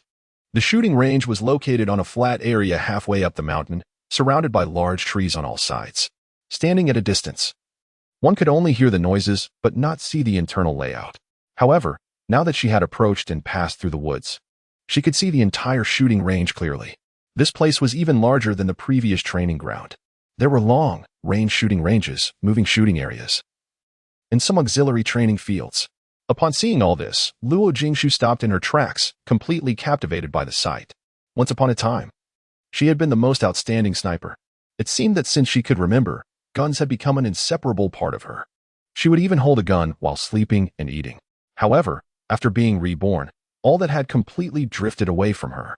But at this moment, Luo Jingshu felt that she had found her former self again. Perhaps coming to the military camp was an arrangement of fate. You have a fondness for guns. Just as Luo Jingshu was in a daze, admiring the scenery, a somewhat familiar voice came from behind her. Luo Jingshu didn't turn around. Still gazing at the distant training ground, she replied indifferently, just taking a casual look. Such a reply made Li Jingzhen smile faintly. Only a fool would believe such words. How could one look so intently if it was just a casual glance? However, Li Jingyun didn't expose it. Instead, he took 2 steps forward and stood side by side with Luo Jingshu. How do you find life in the military camp so far? Hearing this question, Luo Jingshu smiled gently. Young Master Li, to be exact, I've been here for less than 10 hours. I'm completely unfamiliar with everything here. Isn't it idle talk for you to ask me if I'm used to it? Being directly exposed by Luo Jingshu, Li Jingyun twitched the corner of his mouth. It seemed that he had underestimated this girl's eloquence. Aren't I just showing concern for my fiancée? It's also the duty of a fiancé, isn't it? Oh, thanks then. But I don't need it. I hope young Master Li will act as if he doesn't know me when we meet in the future. I'm just a recruit with little chance of knowing an officer of your rank. After saying that, Luo Jingshu turned around and left. Her good mood was ruined. However, after walking a few steps, she stopped, remembering the question in her heart. Did you arrange for me to be assigned to the southern military region? From the moment Zidong told her, Luo Jingshu had always had this doubt. Now that she had met Li Jingyun, she had to find out. Li Jingyun frowned. He didn't expect this girl to be so perceptive. However, he really hadn't arranged this. There was an old man at home eager to have a great-grandchild, and such matters were beyond his reach. It has nothing to do with me. I only found out about it a few days ago. Li Jingyun didn't tell a lie. He got the news from Elder Li 5 days ago, and Elder Li repeatedly exhorted him to take good care of the woman in front of him. Coincidentally, he was just choosing the venue for this year's autumn training at that time, so Li Jingyun selected the Lion Regiment as the location. Naturally, he wouldn't disclose this to anyone. In fact, even he himself didn't know why he made such a decision at that time. Clearly, he was a person who always distinguished between public and private affairs, yet he broke the rule just this once. 21. Do unto others as you would have them do unto you. Luo Jingshu was somewhat skeptical. However, seeing Li Jingyun's cold expression, she didn't think he was lying. Finally, she said, it had better be so. Luo Jingshu had her own affairs to attend to, not only her own but also Yu Zhao's. She joined the military not for romance. Luo Jingshu didn't want any external distractions when achieving her goals. Subconsciously, she had regarded Li Jingyun as the biggest distraction. After saying this, Luo Jingshu left without hesitation this time, although she was eager to stay and feel the shock and excitement brought by the gunshots. With the intrusion of this unknown object, her thoughts had long vanished. Yes, in Luo Jingshu's mind, Li Jingyun was an unknown object. One wondered what those who admired him and those who feared him would think if they knew that the god of war of the southern military region was defined in such a way. Li Jingyun watched Luo Jingshu's back as she left gracefully. His deep eyes gradually filled with a thick sense of gloom, and his sharp gaze fixed on the receding figure. After leaving the shooting range, Luo Jingshu wandered around. It happened to be lunchtime. She went to the canteen, had a simple meal, and then hurried back to the dormitory. Her intuition told her that the training intensity in the afternoon would definitely be greater than that in the morning. When she arrived at the dormitory, everyone was already up. Compared with when she left, it was cleaner. The luggage that had been all over the floor was now stuffed into the wardrobes. Zitong was tidying up her wardrobe. Seeing Luo Jingshu appear at the door, she asked, Jingshu, where did you go? Take a look around. Aren't you going to take a rest? By the way, I heard we're supposed to tidy up our quarters this afternoon. You better start cleaning up right away. As a friendly reminder, tidying up the quarters is the most challenging task to pass in the recruit camp. A lackadaisical approach could easily land you in a running drill outside. With that, Zitong resumed her meticulous packing. Luo Jingshu surveyed the other girls in the dormitory, all of whom were diligently tidying up their belongings. After scanning the room, Luo Jingshu glanced at her own bed, frowned slightly, then climbed onto it and began to fold her quilt. Oh no, the canteen will close in 20 minutes. Let's go have lunch first and finish tidying up later. I don't want to go hungry again, Yu Qing suddenly exclaimed. having missed breakfast that morning. She had committed all the meal times to memory. At her outcry, the others promptly set aside their tasks and rushed out of the dormitory. Ma Ninian paused at the door and, noticing Luo Jingshu still on the bed, inquired, "Jingshu, aren't you coming?" "I've already eaten," Luo Jingshu replied nonchalantly. Hardly had she finished speaking when Ma Ninian vanished from sight. Immediately afterward, a clear voice echoed in the corridor. "Hey, wait for me." Silence in the military compound. Accompanying Ma Ninian's clear voice was a stern reprimand. Subsequently, the corridor fell silent once more. Luo Jingshu efficiently tidied up her bed. The quilt resembled a perfect cube, and the bedsheet was so smooth that not a single wrinkle marred its surface. Admiring her handiwork, Luo Jingshu jumped off the bed, a look of satisfaction on her face. These tidying up skills were thanks to Luo Jingshu's mother. Since childhood, Luo Jingshu had lived in the military camp. From the age of 4 or 5, her mother had started to let her organize her own room, and it was carried out according to the military standards. Although Luo Jingshu had completely degenerated over the years, the past memories still remained. Some habits, though she didn't want to touch them, were still so familiar when she picked them up again. "How do you know how to do these?" Suddenly, a cold voice came from behind. Luo Jingshu trembled slightly, and then a hint of coldness flashed across her eyes. She didn't resent the voice behind her, but was rather frightened by her own extremely low level of alertness. It seemed that after her rebirth, she had become accustomed to Luo Jingshu's body and personality, and her once sensitive alertness had also declined. Luo Jingshu turned around and faced a cold and haughty face. Those eyes were full of surprise and suspicion, as well as a bit of defensiveness and fear. The one who spoke was the girl who didn't want to introduce herself and had offended the whole dormitory with just one sentence. The girl had delicate facial features. A peach blossom-like face, red lips, and white teeth. She looked like a wealthy and noble young miss from an affluent family. However, the hands hanging by her sides seemed out of place. Her long fingers were covered with thick calluses. Even with daily maintenance, they still looked a bit rough. Luo Jingshu didn't like the girl's arrogant expression, as if she was superior to others. Moreover, due to the little incident in the morning, her impression of this girl had long been negative. Luo Jingshu passed by the girl and came to her own wardrobe, then began to arrange her clothes. In fact, there was nothing much to arrange. She simply didn't want to talk to this girl. Seeing that Luo Jingshu completely ignored her, a flash of anger crossed the girl's eyes. However, she was a perceptive one. Among the 10 people in the dormitory, she noticed the difference between Luo Jingshu and the others. One could say that this girl was somewhat shrewd. The girl suppressed the anger in her heart, walked up to Luo Jingshu's wardrobe, still maintaining that haughty attitude. "My name is Wen Xian. Why don't you answer when I'm asking you a question?" If one were to ask if Wen Xian had ever suffered setbacks in her life, the answer would be yes, and it was precisely today. Once, she was punished collectively, and now, someone actually ignored her. She was the young lady of the Wen family, always being highly regarded wherever she went, yet now she was being treated like this. Luo Jingshu stopped what she was doing and glanced at Wen Xian beside her. Since Luo Jingshu was half a head taller than Wen Xian, it gave an air of looking down from above. This kind of oppression made Wen Xian's expression even more unsightly. "You can ask your questions. Whether to answer or not seems to be my business. You. What kind of attitude is this? You have no manners at all." With that, Wen Xian angrily turned around and walked towards her own bed. Then, she heard Luo Jingshu's soft voice drifting over. "Do not impose on others what you do not desire yourself." After saying that, Luo Jingshu ignored Wen Xian. In fact, she didn't have to talk to Wen Xian at all. However, it was either due to Luo Jingshu's innate kindness or Yi Zhao's momentary impulse. Since they had become comrades in arms, she didn't want to make the relationship too tense. After all, they were all in the same dormitory. Hearing Luo Jingshu's words and recalling what had happened in the morning, Wen Xian fell silent. Luo Jingshu didn't care whether she really took it to heart or just pretended not to hear. Anyway, she had spoken her mind, and it was up to Wen Xian to decide whether to accept it.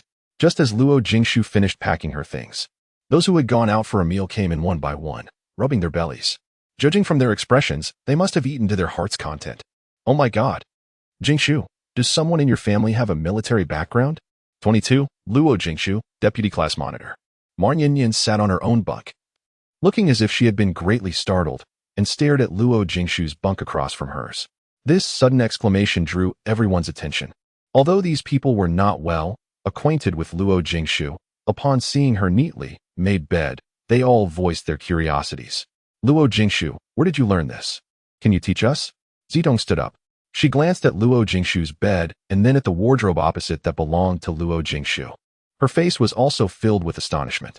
Luo Jingshu stood quietly beside them, holding a glass of water in her hand, and said calmly, "There's someone in my family who was in the military. I learned it briefly. Are you sure it was just a brief learning?" Yu Jiajia stared at Luo Jingshu in disbelief, as if she were looking at a monster. She knew that her cousin was also a military man, and she herself had undergone intensive training for 2 weeks, but in the end, her cousin gave up on teaching her. Luo Jingshu nodded. Then, Yu Jiajia felt as if she had been dealt a severe mental blow. She walked up to her own bunk and started struggling with making her quilt into a square-like shape. The other girls also began to tidy up their dormitory. They were well aware that if they failed to meet the standards for dormitory tidiness, they would be punished immediately. After doing 70 push-ups that morning, they didn't want to go through such an ordeal again. At 1 o'clock in the afternoon, the class monitor, Si Zheng, who hadn't shown up all morning, knocked on the door of dormitory 301. 5 seconds later, the dormitory door was opened. Si Zheng, wearing white gloves and combat uniform, walked in. After the company orderly entered the dormitory, he cast a glance around. It was cleaner than it had been in the morning, yet still far from meeting his requirements. Immediately afterwards, he was drawn to Luo Jingshu's bed. "Whose bed is this?" Luo Jingshu stepped forward promptly. "Report, it's mine." The company orderly's eyes lit up upon seeing it, but the sparkle vanished in a flash. Then he approached the bed, gave a tug, and the neatly folded military quilt was instantly pulled apart. And the tidy bed became messy again. Everyone's faces showed a flicker of puzzlement. At the same time, they cast sympathetic looks at Luo Jingshu, all speculating in their hearts whether Luo Jingshu's dormitory tidying was also sub-standard. Without any explanation, the company orderly glanced at Luo Jingshu and said calmly, "Rearrange it right away." Upon receiving the order, Luo Jingshu didn't hesitate. She quickly climbed onto the bed, rapidly smoothed out the disordered quilt, and folded it bit by bit according to her memory. 2 minutes later, a perfectly square tofu block reappeared in front of everyone. After that, Luo Jingshu hopped off the bed, stood beside it, and smoothed out the wrinkled corners of the bedsheet. Then she placed her military cap and belt as required, and stepped aside. The dormitory fell into silence. When Luo Jingshu stepped aside, everyone looked at the company orderly, awaiting his comment. "Did you all see clearly? There's no need for me to demonstrate again. Completed according to Luo Jingshu's standard.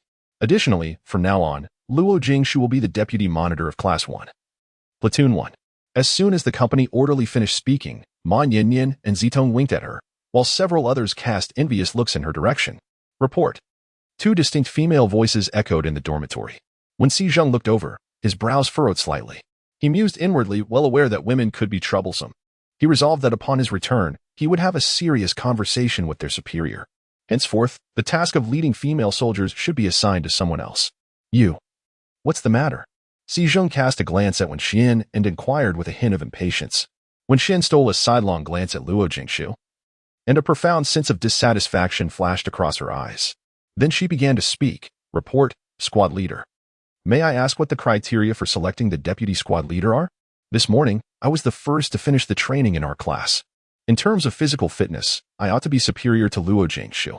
Could it be that you're choosing her as the deputy squad leader merely because she excels in tidying up the barracks?" Wen Xian had always regarded herself as highly outstanding. That morning, she was among the top 5 female soldiers to complete the 5-kilometer run, while Luo Jingshu could only rank in the middle.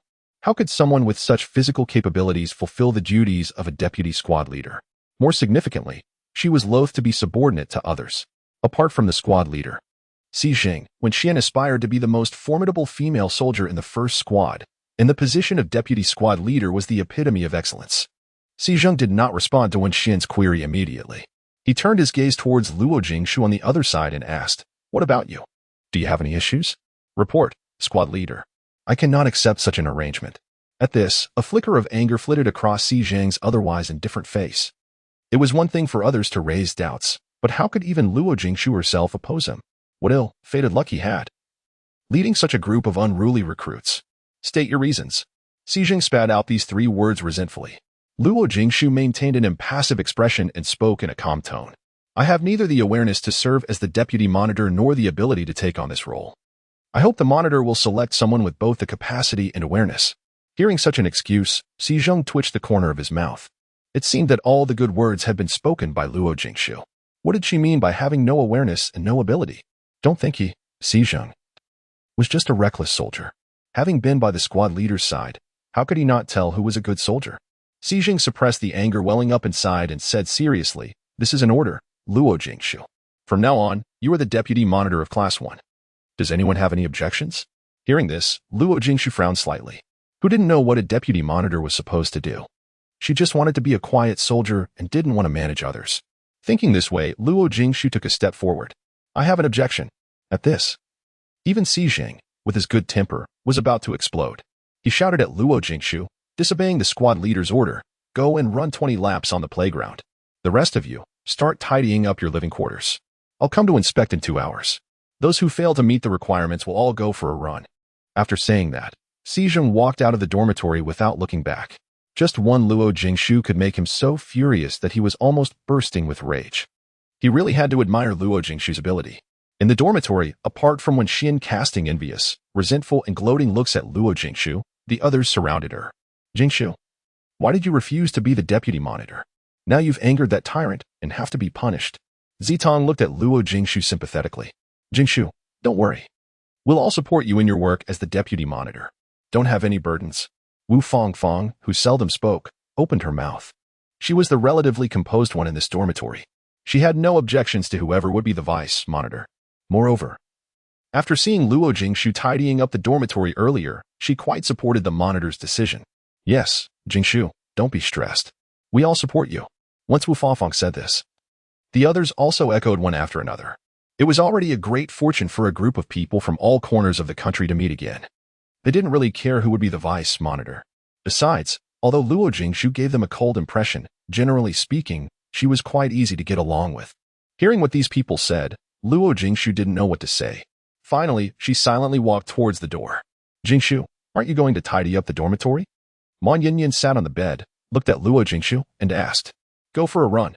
At 23, as if performing a piece of behavioral art, Luo Jingshu uttered 3 words and vanished at the door. Meanwhile, these 3 words served as a reminder to everyone in the dormitory that the dormitory inspection was due in 2 hours. Those who failed would end up like Luo Jingshu. Instantly, everyone hastened their actions. 20 laps, 8 kilometers. For Luo Jingshu, it was merely a warm-up. She didn't care about such a punishment. What concerned her was that even after the punishment run, she still had to continue serving as the deputy monitor. Noon in Yun City was the hottest part of the day. Apart from the soldiers undergoing sun resistance training, most people were resting in their dormitories at this time. Luo Jingshu stepped out of the dormitory building. A gust of hot wind blew over, and fine beads of sweat immediately dotted her forehead. Luo Jingshu looked up at the blazing sun and let out a soft sigh. After a day's experience, she had grasped a survival principle. There was no room for argument with Xizheng. Xizheng's words were the absolute truth. To defy him would only bring bad luck to oneself. With these thoughts in mind, Luo Jingshu walked out of the dormitory building. On the playground, a graceful figure strolled leisurely on the track. Luo Jingshu's expression remained serene, her breathing even. She showed no sign of fatigue and seemed only to feel the heat. In the distant office building, Xizheng stood in front of the window with a solemn expression. A look of surprise flashed in his cold eyes. Beside him, Chen Guo was sipping tea in a relaxed manner. Noticing that Xizheng had been standing by the window ever since he came back, Chen Guo grew curious. He walked over and followed Xizheng's line of sight, just in time to see a figure running on the track. Due to the considerable distance, Chen Guo failed to discern the figures on the runway. With a faint smile, she jested, "What's wrong with that recruit? It's sweltering outside. Don't let anything happen to her during the run." Among the new recruit squad leaders dispatched this time, Xizheng was the strictest. In his eyes, there was no distinction between genders. As a result, the entire first class was punished that morning, while the squad leaders of other classes merely gave some verbal admonishments. Unexpectedly, just a few hours after the whole class punishment in the morning, someone had once again incurred Xizheng's wrath.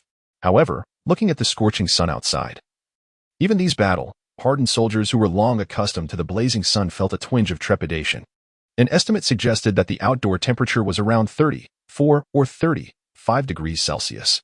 Of course, it couldn't be compared to the sweltering heat of summer. But considering that the punished ones were girls, the intensity seemed rather excessive. Hearing this, Xizheng didn't respond.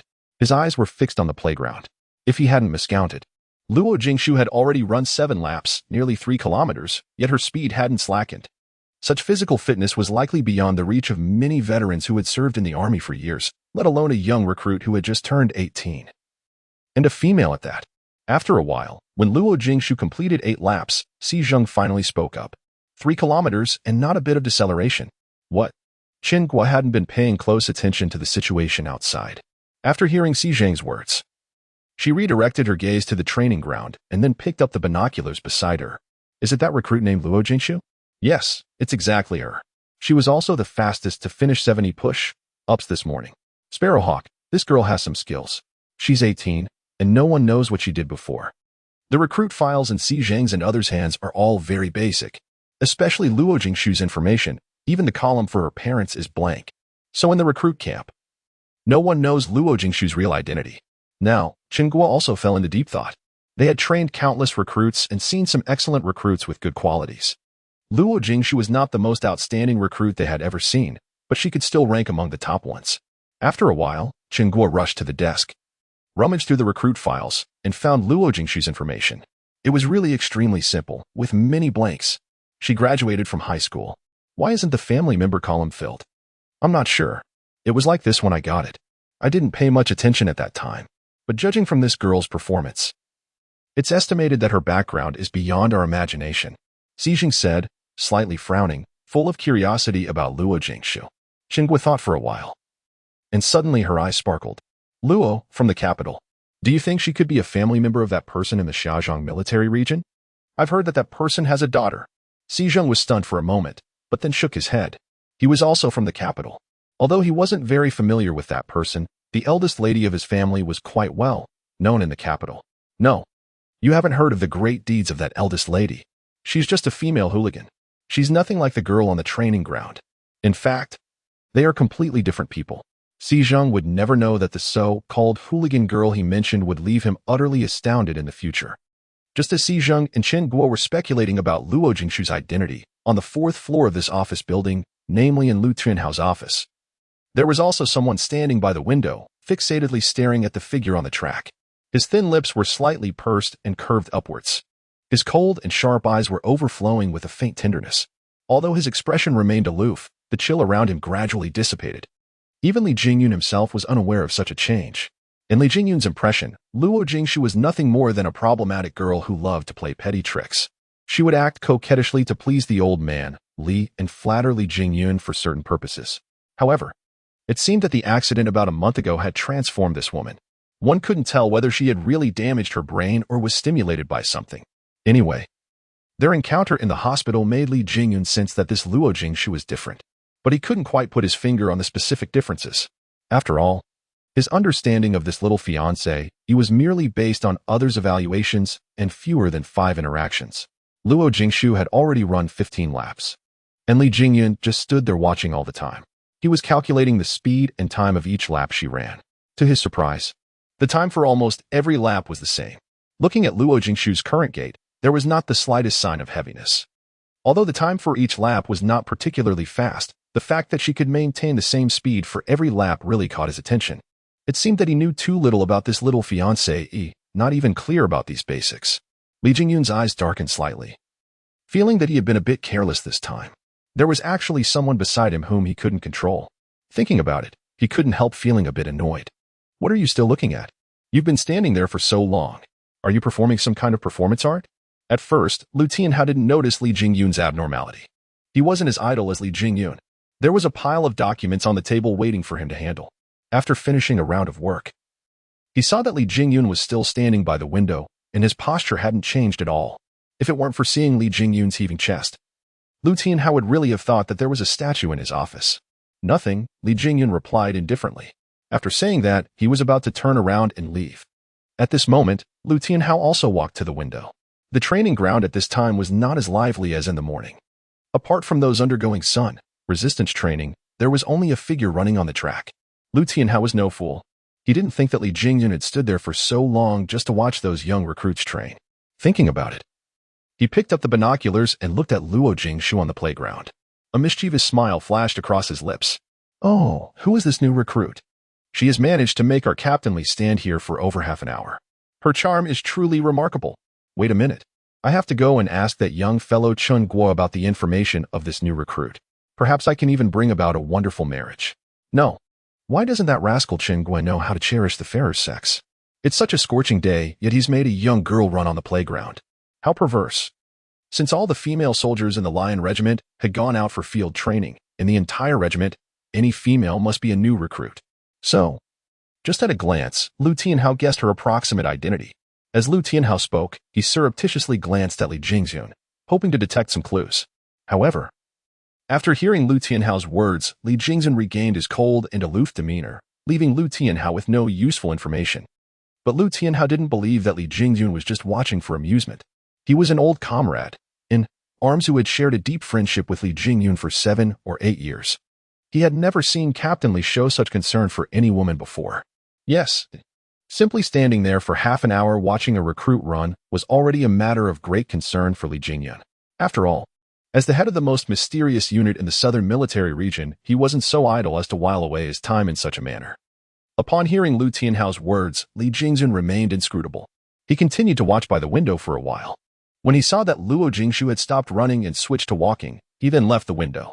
Lu Tianhao took another look at Luo Jingshu on the playground through the binoculars, then looked at Li Jingxun and inquired, "Do you know that recruit? Does it concern you?" Li Jingxun neither confirmed nor denied. He didn't want Lu Tianhao to know about his relationship with Luo Jingshu. Firstly, he knew Lu Tianhao all too well. Once Lu Tianhao learned of their relationship, his intensive training in the next 2 months would surely be full of disruptions. Secondly, his relationship with Luo Jingshu was merely based on an agreement. Who could tell what the future held? Li Jingyun disliked laying bare unknown matters, not even to his best friend. Hearing Li Jingyun's ambiguous response, Lu Tianhao became even more convinced that there was something amiss. Immediately, a hint of gossiping expression emerged on his gentle and handsome face. "Jingyun, look, you're no longer young. The higher-ups have regarded your marriage as an annual task for the military region. As your friend, I also hope you can find a considerate partner soon. Considering how busy you are usually, it would be wonderful to have someone take care of you when you get home." "Really? Tianhao, don't you think people in my profession are simply unfit for marriage and having children? Who can know where I'll be and how long my life will last tomorrow?" As he spoke, Li Jingyun's eyes darkened, and a faint tinge of melancholy veiled his cold and aloof face. Hearing this, Lu Tianhao was taken aback for a moment and then sighed. In the entire military region, the team led by Li Jingxun had the most bachelors. It wasn't that they couldn't find partners. Rather, they didn't want to. They were afraid that their self-centeredness would ruin a woman's whole life. Nonsense. Li Jingyun, you're the war god of our military region. Who dares to take your life? One who often walks by the river is bound to get their shoes wet, Li Jingyun remarked with a sigh. At this, Lu Tianhao fell silent. Li Jingyun had been the team leader for 3 years. During these 3 years, he had brushed past death no less than 10 times. As for the wounds on his body, it went without saying. For people of their status, getting married seemed truly a luxurious thing. Come on, stop talking about these things. I was almost led astray by you. So, trying to change the topic? Don't think you can fob me off with just one sentence. You, the ice block who repels everyone, stared at that recruit at the window for so long. I won't believe there's nothing going on. Lu Tianhao brought the topic back to Luo Jingshu. His perseverance to achieve his goal really gave Li Jingxun a headache. Li Jingyun cast a sidelong glance at Lu Tianhao, whose fox-like eyes were full of a sly smile. Finally, Li Jingyun came up with an excuse. Don't you notice that the recruit's running rhythm has never changed? A young girl with such qualities. Aren't you curious? Oh, right. I didn't pay attention just now. It seems that I'll be able to acquire several precious recruits this year. At this thought, Lu Tianhao suddenly fixed a wary gaze on Li Jingxun and inquired tentatively. Li Jingyun, you aren't eyeing my soldiers, are you? That doesn't make sense. I've never heard that there are female soldiers in your unit. Upon hearing this, Li Jingyun merely offered a faint smile. He was merely curious about Luo Jingshu's physical fitness. As for whether she could become one of his soldiers, that couldn't be determined with just a single glance. Moreover, subconsciously, he didn't wish for Luo Jingshu to join his troops. Come on, put your vulnerable heart at ease. I, Li Jingxun, am not so low as to vie with you for a recruit here. Hearing this, Lu Tianhao finally relaxed. In their unit, it was quite rare to have a good soldier, and the problem was that they couldn't keep them. Just thinking about it made him feel deeply pained. On this side, Luo Jingshu completed 20 laps in an hour. Instead of returning to the dormitory immediately, she strolled along the track for a while and then sat down under a shady tree. After an hour of exercise, though she wasn't tired, in such scorching weather. Her body was already drenched. Drops of water trickled down from her temples, and her trousers clung tightly to her legs. Luo Jingshu felt a long, lost sense of familiarity. Luo Jingshu cherished this kind of feeling. In the past, only when she felt this sticky sensation did she believe that she was still of some use and still alive. After taking a short rest under the blazing sun, her wet clothes dried up soon. Only the military green shirt was dotted with white sweat stains. Luo Jingshu rose to her feet and sauntered towards the dormitory building. In the dormitory, a group of girls were struggling with their quilts. They thought it seemed so easy when Luo Jingshu folded her quilt. Why was it so difficult when it came to them? Among this group, only Zitong and Yu Jiajia folded their quilts relatively well. Besides, Wenxuan's folding was also passable. At least it didn't look too horrible. Oh, what's all this? You know. It should be okay as long as the quilt is folded. Why must it be folded into a tofu-like block? This isn't a cookhouse. Hua Duo wasn't wailing for the first time. For a full hour, she managed to fold her quilt into an indescribable shape. And even she couldn't bear to look at it. 25. Apologies for hurting you. Just as the words left her lips, the dormitory door swung open, and Luo Jingshu glided in gracefully, save for the delicate beads of sweat on her forehead and the sweat-stained clothes. Her expression remained as serene as when she left. If they didn't know she had gone for punishment, they'd have thought she'd just taken a leisurely stroll. At the moment, Huaduo was in no mood to ponder why Luo Jingshu seemed so relaxed after a running punishment. Upon seeing Luo Jingshu, she was eager to rush over. Huaduo grabbed Luo Jingshu and led her to her own bed. Pointing at the chaotic mess on the bed, she gazed at Luo Jingshu with expectant eyes, looking extremely pitiful. Although Luo Jingshu was the youngest in the dormitory, looking around, with those pairs of affectionate eyes fixed on her, it seemed as if she were the pillar of the dormitory. Even the haughty Wenxian's eyes now held a touch of softness. After Huaduo spoke, Yu Jiejia and Wu Fang also approached. Wu Fang was a rather shy girl, in contrast to Yu Jiejia's calm and quiet demeanor. She was the kind who was too shy to speak up. Now, to avoid punishment for dormitory tidiness, she summoned the courage to seek help from Luo Jingshu. Vice, Monitor, could you give us another demonstration, but this time, slow down the movements, please? Luo Jingshu cast a glance at Wu Fang's bed. It was truly unimpressive. Yu Jiejia chimed in as well. Yes, Vice, Monitor, show us your skills again. On such a sweltering day, if we really have to run laps on the playground, we might even suffer from heat stroke. Luo Jingshu cast a glance at the two girls in front of her, then at Huaduo beside her who was still tightly clutching her arm. She nodded, then smoothly withdrew her arm and took a step aside. Although they were comrades in arms, Luo Jingshu was still unaccustomed to such close physical contact, even knowing there was no ill intent. Luo Jingshu glanced at the several beds and then approached Zitong's bed. Zitong immediately stepped aside, making room for Luo Jingshu. I'll do it one more time. In fact, it's quite simple. Just remember each step. It might be a bit difficult at the beginning, and you can use some objects as aids. Afterwards, Luo Jingshu patiently folded a quilt into a perfect cube step by step. Every movement was slow. Though she didn't say much, she explained all the essential points. Luo Jingshu was able to explain so systematically, which was thanks to Mingjun's former guidance. At that time, Mingjun had spent a great deal of effort to help Luo Jingshu develop an independent personality. The other 9 girls in the dormitory listened quietly. Wenxuan stood at the outermost position. Although her face showed blatant disdain, her eyes betrayed her true interest. After Luo Jingshu finished folding the quilt, she stepped back 2 paces to allow the others to have a clearer view. Mon Yanyan stared intently at the quilt in front of her, as if she wanted to bore a hole in it. Why was the soft quilt so obedient in Luo Jingshu's hands? A mischievous smile flashed across Mon Yanyan's face, and she slowly approached the quilt cube. However, Zitong had long noticed Mon Yanyan's covetous look and immediately stepped in front of her. Little Yanyan, be a good girl and go up there to neatly fold your quilt. Zitong, please have mercy on me. Can I swap with you? Look at my head. Even if I practiced for another hour, I couldn't fold this wretched thing. Mon Yanyan stared at Zitong with an innocent look, hoping that Zitong would soften her heart and swap her the masterpiece folded by Luo Jingshu.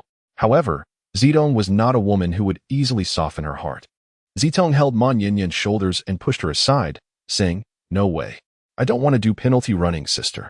Little Yanyan, you'd better go and tidy up quickly. There's less than an hour left before the monitor comes to check the dormitory hygiene." After saying that, Zitong turned around. Luo Jingshu had already helped her fold the quilt, and she still needed to tidy up the bedsheet. After seeing Luo Jingshu's demonstration, the others went back to their own beds and started to work again. Ma Yinyan stood still. Seeing that her trick didn't work, she finally fixed her eyes on Luo Jingshu. Before she could open her mouth, Luo Jingshu had already stopped her. Yinyan, I can't help you fold the quilt every day. After saying that, Luo Jingshu said to the others in the dormitory, after folding the quilt, wipe the beds and the wardrobes all over. Don't miss any corners. For some unknown reason, everyone nodded in unison. Although they thought their wardrobes and beds were already very clean, since Luo Jingshu said so, there must be a reason. After Luo Jingshu finished speaking, she raised her eyebrows. When did she become so kind-hearted? Yishao in the past would never have cared about such things. In the past, they never showed kindness by caring about others. Who knew that when one reached out with concern, the other might stab one in the back? Even the man she had trusted wholeheartedly had ultimately betrayed her for fame and fortune. At this thought, a frigid chill suddenly crept into Luo Jingshu's indifferent eyes. She sat alone in the corner, exuding a bone-chilling coldness. A month had passed. She wondered how the team she had painstakingly built was faring. She hoped that man had only wanted to take her place and would treat the comrades she had fought side by side with kindly. Jingshu, what are you thinking about? It hurts. Let go quickly. Luo Jingshu was so deep in thought that her mind was clouded by hatred.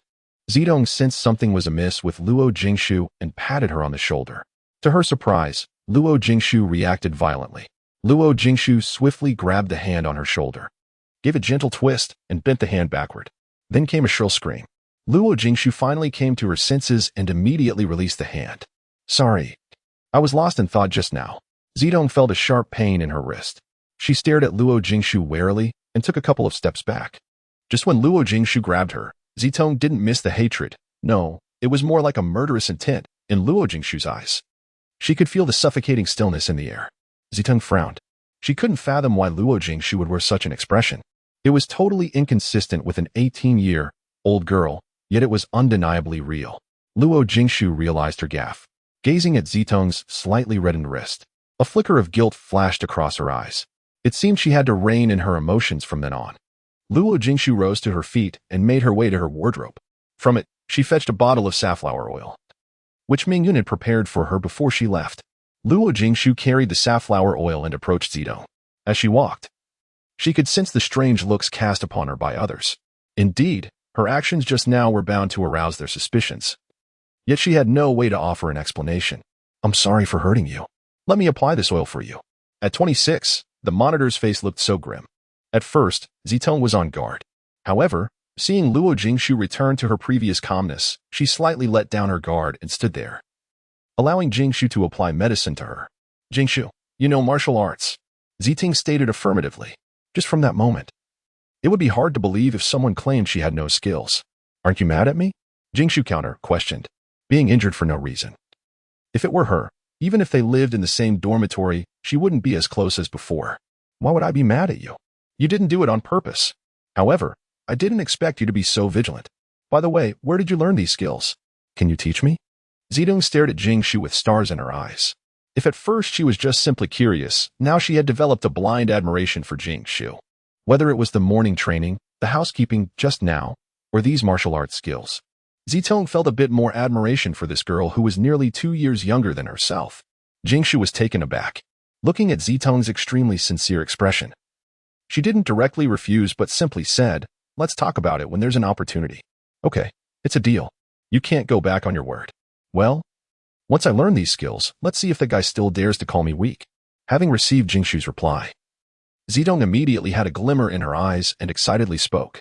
Jingshu gave a gentle smile. So here was another girl acting foolishly for love. Thinking about it, she sighed inwardly. Nowadays, love was the most useless thing for her and also the most fatal weakness. Reborn in this world, Luo Jingshu vowed never to stumble at the same place again. Her heart had died the moment that man pointed a gun at her and pulled the trigger. Now, all she had in mind was revenge. No, there was also that wish of Luo Jingshu's. At 3 o'clock in the afternoon, Si Zheng arrived punctually at the door of dormitory 301. 10 female soldiers stood in a neat line in the middle of the dormitory. Report, squad leader.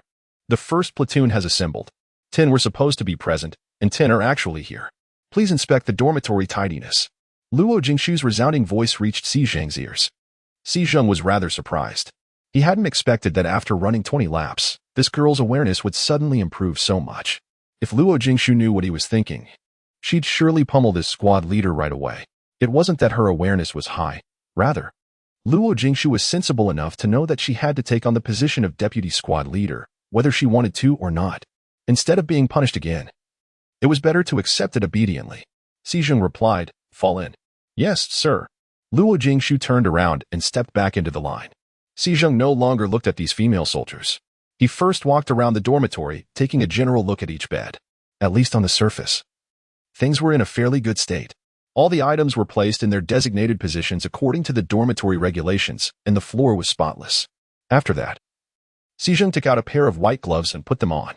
A slight glint flashed in his eyes. He walked to the bed, reached out his hand in reverse, and slid it along the gap of the iron frame of the bed partition.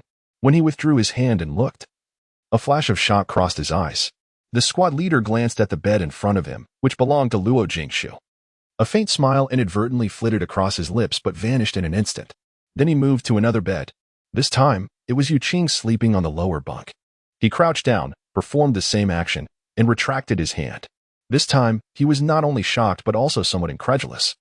There wasn't the slightest speck of dust on his spotless white gloves.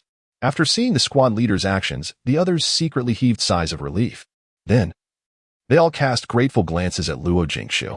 If it hadn't been for her reminder, they would have been sent for a run right away. The squad leader remained calm and inspected several beds one after another. He even checked the area behind the wardrobe against the wall. At this point, he truly had nothing to say. He couldn't help but be convinced in his heart, and was also glad that he had chosen the right deputy squad leader. For a full 10-odd minutes, the 10 female soldiers watched as the squad leader inspected every corner of the dormitory, not even sparing the trash can in the bathroom. The meticulousness bordering on madness made the new recruits sigh. They thought that this squad leader might never find a wife. Which woman could tolerate such fastidiousness? The squad leader had originally prepared a whole lot of words, but now it seemed all in vain. Finally, he put away the assessment form in his hand, looked at the 10 female soldiers in front of him, and said with a gloomy face, "The dormitory arrangement is basically up to standard. I hope you can maintain this every day. Assemble on the playground in 15 minutes. After saying that, the squad leader left the dormitory. The 10 female soldiers stood there. After a long time, Ma Yinyan was the first to speak up. "Did we pass?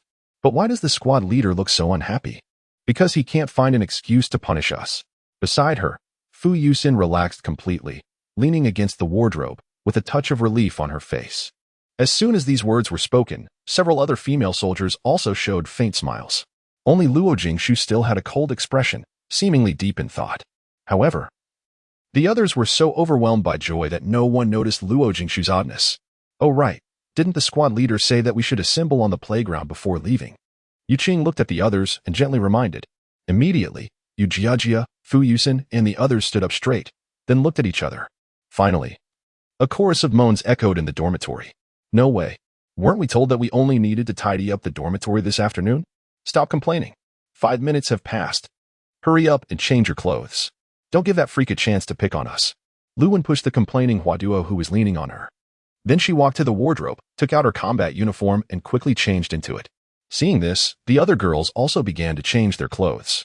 Only Luo Jingshu sat quietly. She had already changed into her uniform earlier.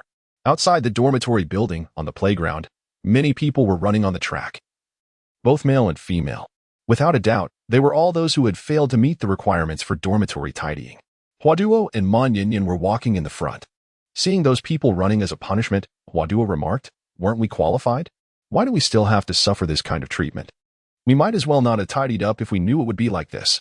Don't you think our squad leader is being a bit unreasonable? Those who fail are punished, and it seems those who pass can't escape either." Fu Yusin sighed from behind, and then was scorned by the others. They could be heard saying, "You just realized it." On the first day of the recruit training, these recruits had already grasped the truth. Their squad leader was an unreasonable person. Thinking about this, they all sighed about their bad luck. However, after staying in the recruit camp for a week, they discovered that it wasn't just Xizheng. In fact, all the recruit squad leaders were unreasonable. If they wanted to punish you, they could come up with a dozen reasons in a split second. 27. There's no need to be overly grateful to me. Xizheng was standing on the playground, with his hands clasped behind his back, in a perfectly upright military posture. His face wore a serious expression, yet when he lifted the corner of his mouth, it gave off an air of rascalism. It seemed that the line between a soldier and a bandit was but a thin one. Upon seeing Si Zheng, the 10 people all trotted over and quickly formed a line, awaiting his instructions.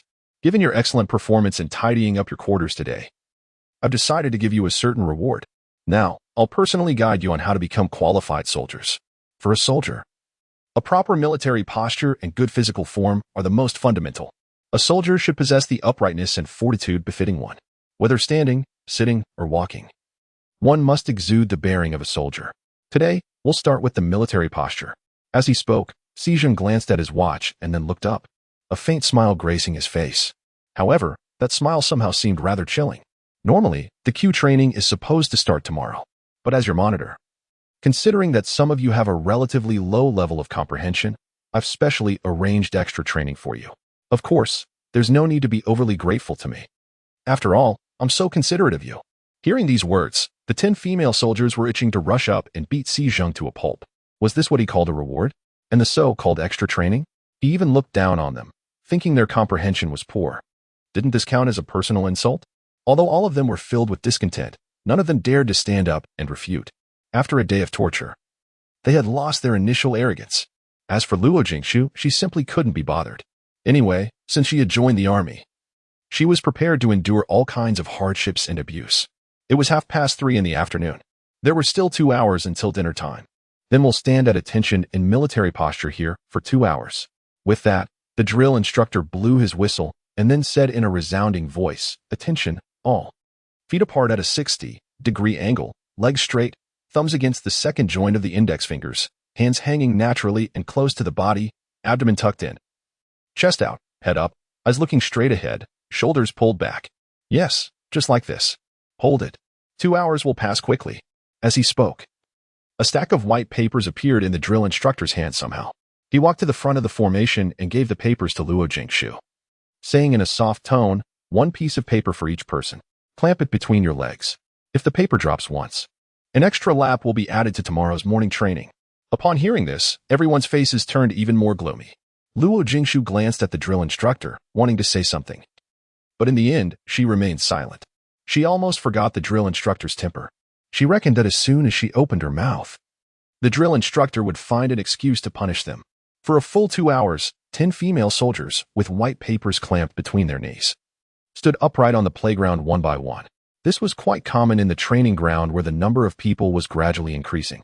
However, since all the female soldiers in the army had gone for field training, the sudden appearance of this group of new recruits standing at attention in this way still attracted many onlookers.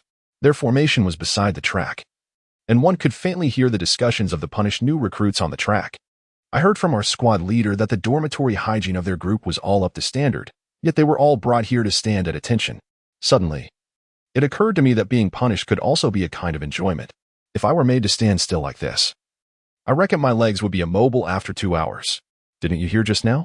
The squad leader of Class 1 actually claimed that this was a reward. How perverted. I definitely don't want such a reward.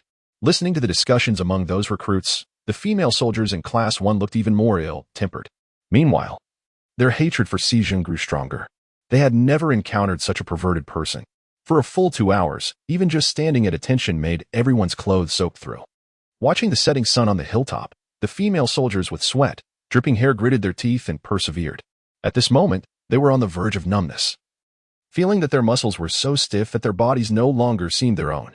From the distant radio, a passionate military song resounded.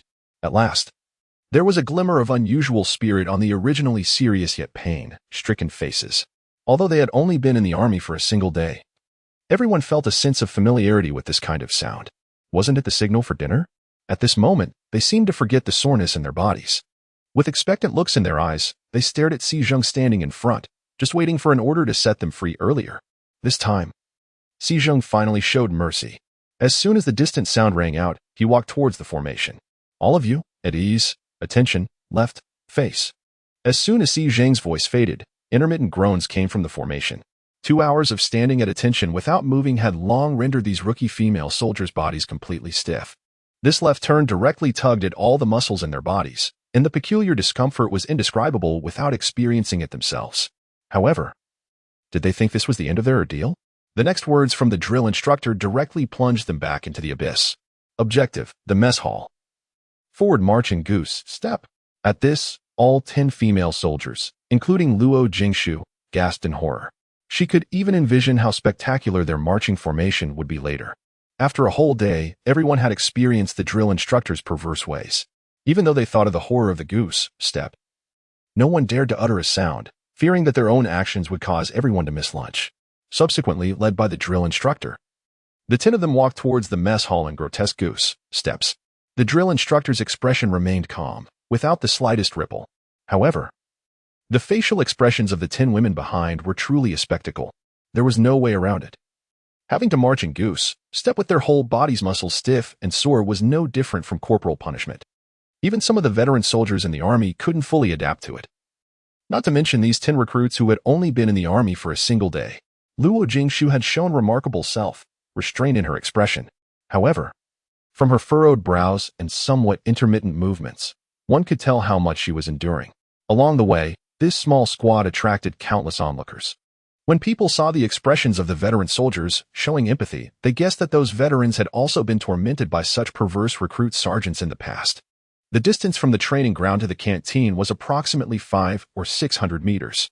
However, for Luo Jingshu and her companions, this stretch seemed even more interminable than the 5-kilometer run in the morning. It was not until they stood at the canteen entrance that the expressions of these young girls relaxed slightly. Yet, their delicate faces were already drenched in perspiration. Before the meal, Si Zheng led them into the canteen and then left. After the 10 female soldiers sat down, they all heaved a deep sigh. None of them uttered a word, as they were so exhausted that even breathing felt like a burden. At 28, that pervert, we can't fight against him. After dinner, a group of people quickly returned to the dormitory. Once inside, they completely disregarded their images and threw themselves onto the beds. Luo Jingshu walked at the back. When she reached the door and saw the scene, she slightly frowned. Then she came to the window, took out a folding chair from under the bed, and sat quietly, leaning against the edge of the bed with her eyes closed. This was her first day in the army, yet it gave her a different feeling. She was tired, but there was no longer the previous kind of pain. At least what she was experiencing now was still within her tolerance. Once upon a time, Yi Xiao, in order to become a strong-willed person and not be trampled under others' feet, could train for days and nights without rest. Compared with those inhumane trainings at that time, everything today was extremely humane for her. It's just that this body was not in as good a state as her previous one. It seemed that she still needed to train more during this period. Unconsciously, Luo Jingshu fell asleep against the bedside. It wasn't because of exhaustion, but because everything here made her relax unconsciously. She didn't have to worry about someone harming her secretly. After an unknown period of time, in a daze, Luo Jingshu heard a sonorous and forceful sound of footsteps getting closer and closer. Then, the dormitory door was knocked on. In an instant, Luo Jingshu opened her eyes abruptly and happened to meet Si Zheng's gaze. Si Zheng glanced around at the others in the dormitory, furrowed his brows tightly, and then picked up the whistle and blew it vigorously. All the people had thrown themselves onto the beds as soon as they returned. At this moment, they were all sleeping soundly. After all, the day's training had been an overload for them. Upon hearing the whistle, all the girls sprang from their beds. Hua Duo, who slept on the lower bunk, nearly tumbled off. When they saw the formidable supervisor standing at the door, they quickly got out of bed and lined up. The supervisor remained silent. After everyone stood still, she walked up to them. Only then did the girls notice that the supervisor was holding a storage box and several plastic-sealed bags. Immediately, their expressions turned sour. The supervisor placed the items aside and began to speak. You have 10 minutes to put all the prohibited items into this box. These are the plastic-sealed bags with your names on them. I'll return them to you intact when you leave here. I'll come back to check after 10 minutes. If I find any prohibited items, you won't get any rest tonight. After saying that, the supervisor turned around and left the dormitory. Instantly, the dormitory erupted in chaos. The girls rushed to their wardrobes. Looking at the things inside, they all struggled and hesitated. Only Luo Jingshu sat quietly beside the bed, not making a single move. Because she knew better, Luo Jingshu had left all such items at home when she left. It seemed that the only thing she needed to hand in was her phone. Before long, the box was completely filled with snacks. There were also tablets, laptops, phones, headphones, and even an evening dress. Luo Jingshu twitched at the corner of her eye. It seemed these girls had come here to have fun. Marn Yinyan, Hua Duo, and Yu Qing stared at the pile of snacks in front of them, their faces showing expressions of reluctance. They looked as if they were parting from someone forever. As for Yu Jiajia, Fu Yusen, and a few others, although they had already handed in their electronic products, They still held a mobile phone in their hands and wore expressions of struggle. Hand them all in. In this place, there's simply no way to hide things, Luo Jingshu said calmly. It wasn't that she was being meddlesome. She just didn't want these people to suffer because of their own foolishness. Hearing Luo Jingshu's words, Zitong beside her put the mobile phone in her hand into the plastic sealed bag with her name on it. Then, looking at Yujia and the others, she said, "Just hand them in. We can't fight against that weirdo." After hearing that, the others could only resign themselves to handing in their things. These skin care products shouldn't be considered contraband, right? With all this exposure to the wind and sun every day, if we don't have these, will I still be presentable in 2 years? Lu Wen said, looking at the pile of skin care products in front of her with a troubled expression. She had handed in everything, but she really couldn't bear to part with these things. As she spoke, she even touched her own face. Choose a few that you use often to keep. It seems that there won't be much time to take care of this face in the future, Wu Fong said pitifully while selecting the skin care products in front of her. Hearing this, everyone sighed. Everyone has an innate love for beauty. Not to mention a group of charming young girls. Even Luo Jingshu was no exception. 10 minutes later, Si Zheng appeared in the dormitory on time. Seeing that a storage box was so stuffed full that the lid couldn't close, he frowned again. There were more than a dozen plastic, sealed bags beside it, all filled with things. However, one plastic, sealed bag caught Si Zheng's special attention. Si Zheng bent down and picked it up. It was just a mobile phone. Compared with the dazzling array of digital products in other bags, this bag seemed rather shabby. Si Zheng looked up at Luo Jingshu, his eyes flashing with surprise and confusion, and then asked, "Is this the only thing you have?" "Report to the squad leader." "Yes." Luo Jingshu replied calmly. Si Zheng was a bit skeptical. He walked up to Luo Jingshu's wardrobe and said, "Open it." Luo Jingshu didn't move but replied, "Report to the squad leader. The wardrobe isn't locked." As soon as she said that, Si Zheng's mouth twitched. There was still a key hanging on the wardrobe. Si Zheng calmly opened the wardrobe. Inside, it was simply and clearly arranged. Apart from 2 sets of civilian clothes, there were only the military-issued uniforms. There were also 2 bottles of skin, care products, and several books beside. Such meager supplies were not what a recruit would usually have. Si Zheng closed the wardrobe and no longer looked at Luo Jingshu. This recruit had given him too many surprises that day. His intuition told him that this female soldier would surely be extraordinary in the future. After that, Si Zheng inspected the supplies of the other people. He even went around the restroom, not missing any corner. After confirming that there were no more prohibited items, Si Zheng glanced at Luo Jingshu and Fu Yusen and said, "You two, carry this and follow me. The dormitory goes to rest at 10 o'clock at night."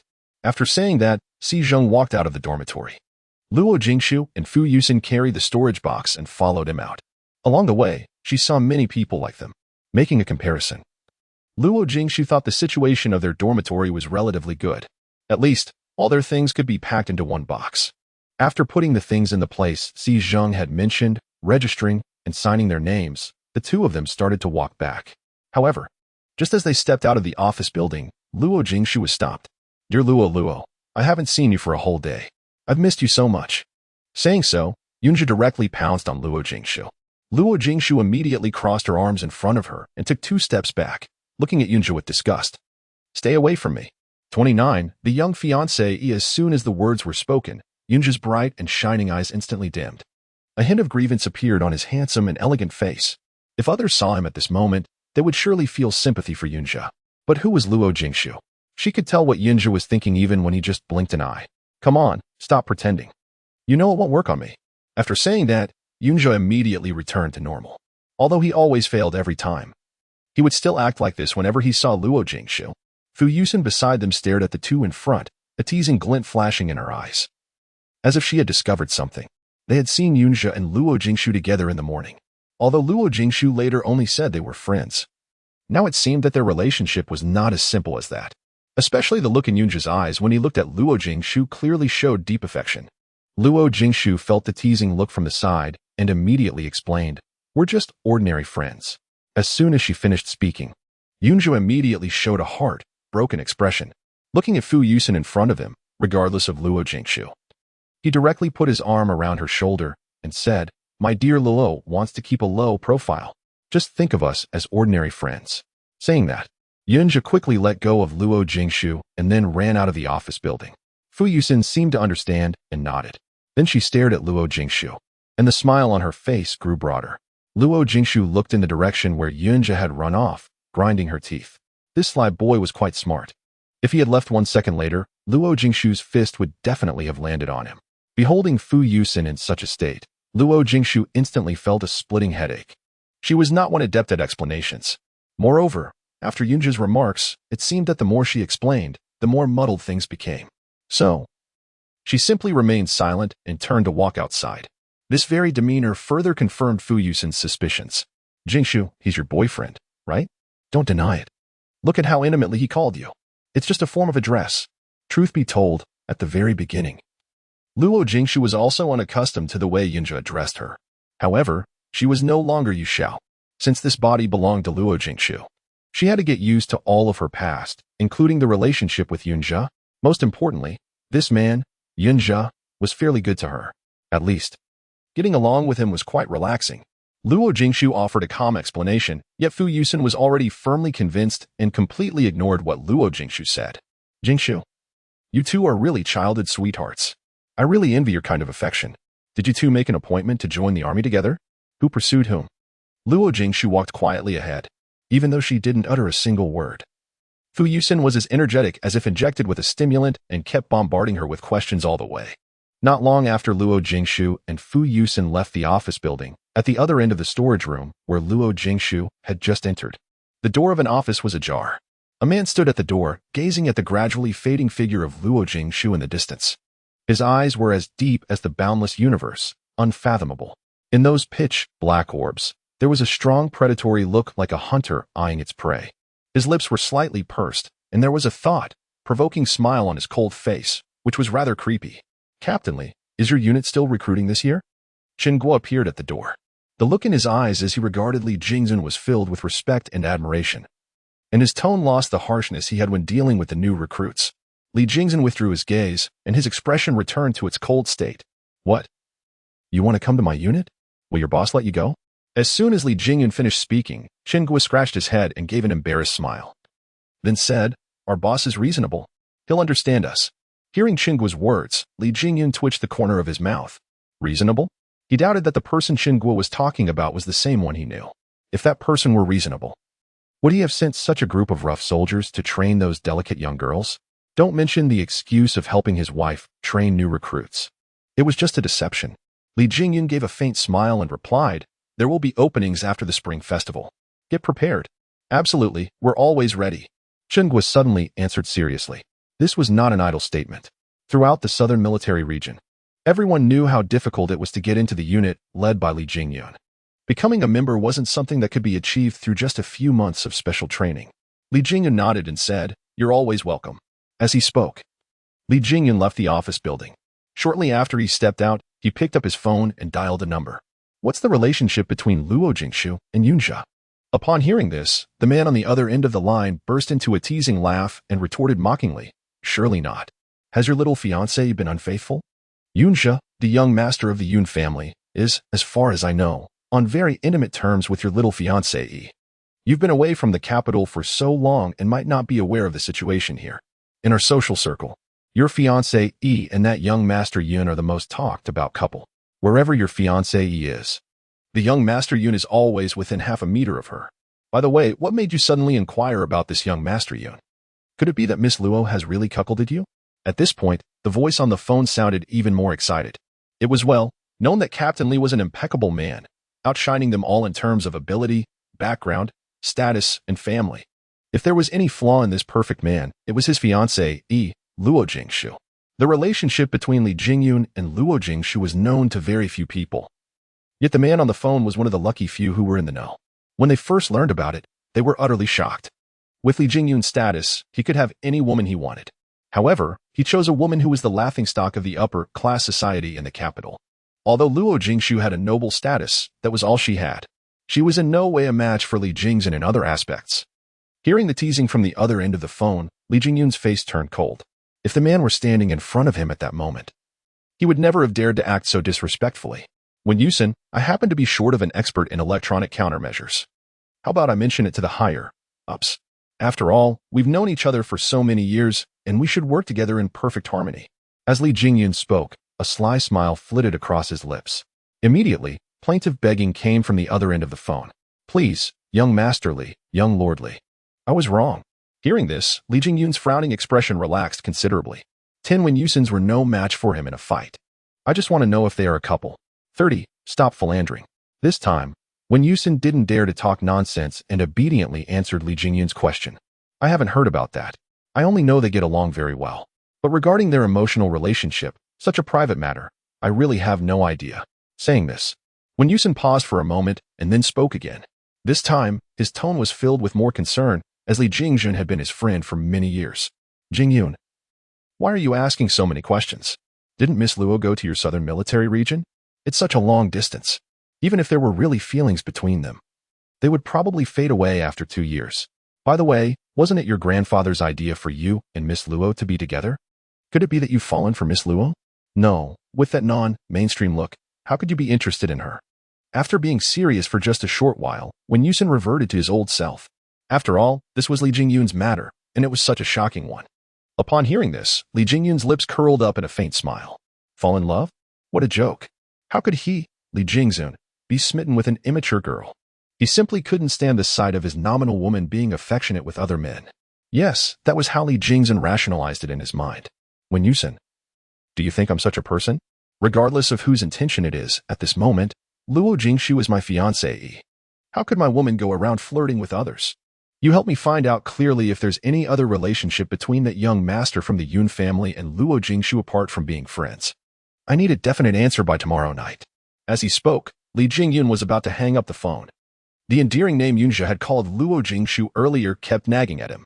When Yusin sensed something amiss and hurriedly asked over the phone, Jingjun, aren't you overreacting? The distance between the capital and Yun City is so far. Isn't your precaution a bit over the top? That young man is now in the southern military region as a new recruit this year, Li Jingjun replied icily. Immediately.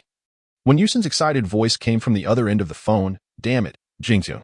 I can't even guarantee that their relationship is just a simple one between a man and a woman.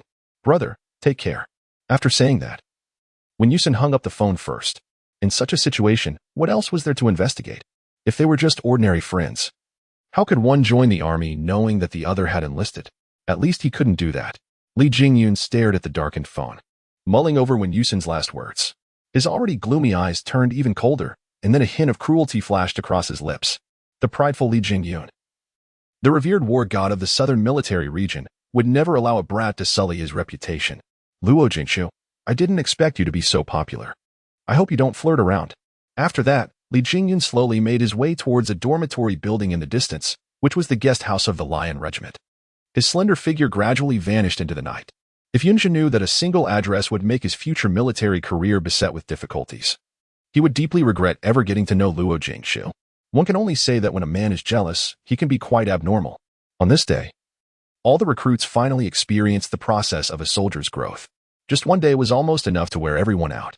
When Luo Jingshu and Fu Yusin returned, everyone had already finished washing up and gone to bed. They were lying in bed, groaning in pain. After one day, they felt as if their bodies were falling apart. Luo Jingshu and Fu Yusin also fetched their clothes and quickly took a shower, then climbed into bed.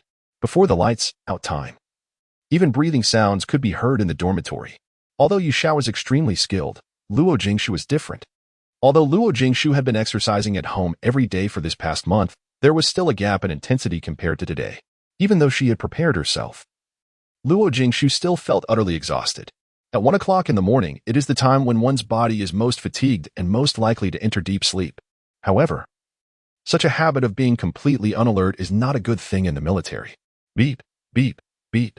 A deafening whistle sounded from outside. Immediately afterwards, hurried footsteps echoed in the corridor, accompanied by some female soldiers' plaintive groans. The moment the whistle blew, Luo Jingshu had jumped out of bed and quickly donned her clothes. Zidong, Yujiajia, and Wen Xian also reacted with great alacrity, seemingly well, aware that such an event would occur. As for the others, they were roused from their slumber by Zitong and Yujiajia's shouts. Huaduo rubbed her eyes blearily, still in a daze about the situation, and asked groggily, what's going on? Emergency assembly, Huaduo. Hurry up. We'll probably be punished if we're late. Zidong explained while dressing herself. Hearing this, those who were still half asleep promptly sprang out of bed and then began to fumble with their clothes in a flurry. Did we really come to the recruit camp? I feel like it's more like the selection training for special forces. Mon Yinyan grumbled as she dressed. Hee hee, special forces training. Yinyan, how do you know what special forces training is like? Yu Qing inquired curiously. Isn't that how it's always shown on TV? Mon Yinyan replied casually. Then Zitong said with a smile, if it were really special forces training, we probably wouldn't even touch our beds for a week. Stop dawdling and hurry up. As she said this, Zitong had already finished dressing. Just as she was about to head out the door, she saw Luo Jingshu, who was already fully attired and standing at the entrance. Luo Jingshu didn't say a word. With just a glance, the two of them left the dormitory, followed closely by Yu Jiajia. When they reached the playground, when Xian was standing there alone, upon seeing Luo Jingshu, a flicker of unwillingness and intense jealousy flashed across her eyes. Luo Jingshu was the quickest in their dormitory. However, she didn't immediately assemble at the playground. Although when Xian was the first to arrive, she knew in her heart that Luo Jingshu was faster than her. She disliked the feeling of being given the lead. If Luo Jingshu had known what Wen Xian was thinking at that moment, she would definitely have protested her innocence. She never intended to let Wen Xian go first. She simply didn't like waiting alone on the playground. A few more minutes passed, and all the recruits had assembled. On the training ground, several searchlights illuminated the playground as brightly as day. Several hundred recruits enlivened the desolate training ground. All female recruits in the first row, first class. Attention. Turn left. The target is the tallest hillside ahead. Move out. All the recruits followed the direction indicated by the instructor. It was even farther than the hill they had run to the previous morning. The round trip distance was probably about 10 kilometers. That recruit, no. 31 was quite smart. These new recruits had only rested for a mere 3 or 4 hours, yet they were now required to run such a long distance. A glimmer of fear appeared on each of their faces. Yes, it was fear, the kind of fear that came from a true understanding of the recruit camp. However, these recruit platoon leaders didn't give them a chance to back down. Almost all the platoon leaders took out their whistles. At the order, these recruits, as if in a trance, all rushed out. It wasn't that they didn't want to run. Rather, they had realized that if they didn't, even more terrifying training methods would await them. In Luo Jingshu's class, when Xian was the first to dash out, Luo Jingshu still ran at a leisurely pace. Hearing the complaints of several women beside her, she calmly uttered, "Conserve your energy. Otherwise, you'll be exhausted later." Mon Yinyan originally intended to rush out. But upon hearing Luo Jingshu's words, she subconsciously slowed down. Strangely enough, she unhesitatingly chose to trust Luo Jingshu. After all the recruits had run out of the training ground, the group of recruit instructors actually got into a jeep and leisurely trailed behind. Whenever they saw the recruits lagging at the rear, they unceremoniously shouted through a megaphone. Originally, all the recruits were already fuming with anger. This further provocation made their blood boil, but they dared not vent their rage. Instead, they channeled their anger into motivation and ran desperately towards the hilltop. Luo Jingshu always ran at her own rhythm. Zitong, Mon Yinyan, Yu Jia, and several others closely followed behind. Gradually, they actually overtook many who had initially been in the lead. Moreover, they didn't feel overly fatigued, although they had only run a little over a kilometer. Naturally, this team that had originally been in the rear also caught the instructor's attention. Si Zheng was driving the car and kept his eyes fixed on Luo Jingshu at the front.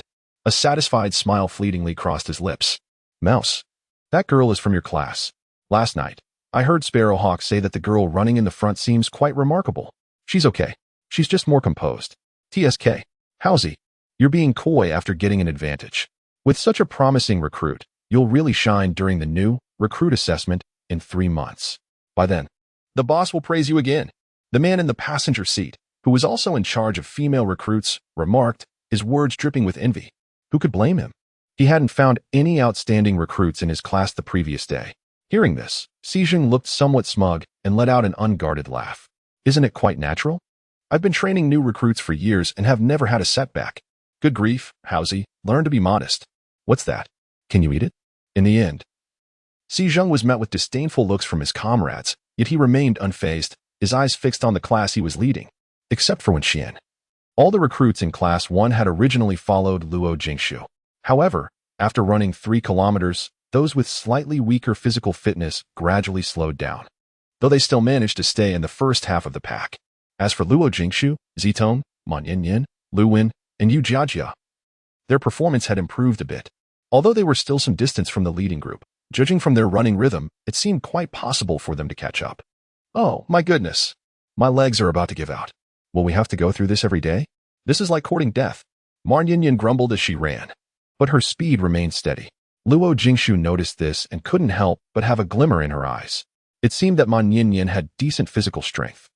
Zitong had been listening to Ma Nianyan's constant chatter all the way and finally couldn't stand it anymore. Come on, Nianyan, stop complaining. Save your energy for running. Oh, Nianyan. Did your family name you so because they knew you're so eloquent? Luwen asked casually. Immediately, Ma Nianyan perked up. How did you know? But my parents were afraid I'd be poor at speaking, so they gave me this name. Who would have thought that I'd become so talkative when I grew up that even they're scared of me? Haha. After Ma Nianyan's explanation, the others burst into laughter. It wouldn't matter on normal days, but the crucial thing was that they were running at that moment, and they had already run nearly 4 kilometers. Others were so exhausted that they could hardly catch their breath. Yet, these people were actually chatting there. How cruel. With only 500 meters left, Luo Jingshu slowed down. She noticed that those who had run ahead didn't turn back. It seemed that they only needed to run 5 kilometers. And Wenxian was not far in front of them. At their speed, they could definitely overtake Wenxian, but Luo Jingshu didn't want to be so conspicuous. Luo Jingshu said to Zitong beside her, "You go ahead. I'm a bit tired." Hearing this, Zitong turned to look at Luo Jingshu. She didn't believe Luo Jingshu's words at all. Luo Jingshu spoke so calmly without even gasping. How could she be tired? However, Zitong didn't press further. She nodded and led Ma Nianyan and the others to dash forward, increasing their speed a bit. Ma Nianyan and the others seemed to have discussed beforehand. None of them asked Luo Jingshu anything. They all followed Zitong towards the finish line. Luo Jingshu arrived at the finish line just a few seconds after Wenxian did. Si Zheng and his comrades had long since arrived at the mountaintop by car, when they saw Zitong and the others rushing up. While even Luo Jingshu was still running slowly, a playful smile flashed across Si Zheng's lips. Quite interesting. Howsy, that soldier is quite smart. The squad leader of the second squad in the first platoon came up to Si Zheng, looked at Luo Jingshu in the distance, and said jokingly. Si Zheng didn't respond but walked in the direction of those female soldiers, although Yu Qing and the others were behind. Since they had conserved their energy according to Luo Jingshu's method, their results weren't too bad. Generally speaking, the results of the first squad in the first platoon were the best among the female soldiers. At this time, there were only a few dim lights on the mountain. Not as brightly lit as the training ground at the foot of the mountain. It was 2 o'clock at night. Even though it was summer all year round in Yun City, there was a chill on the mountain.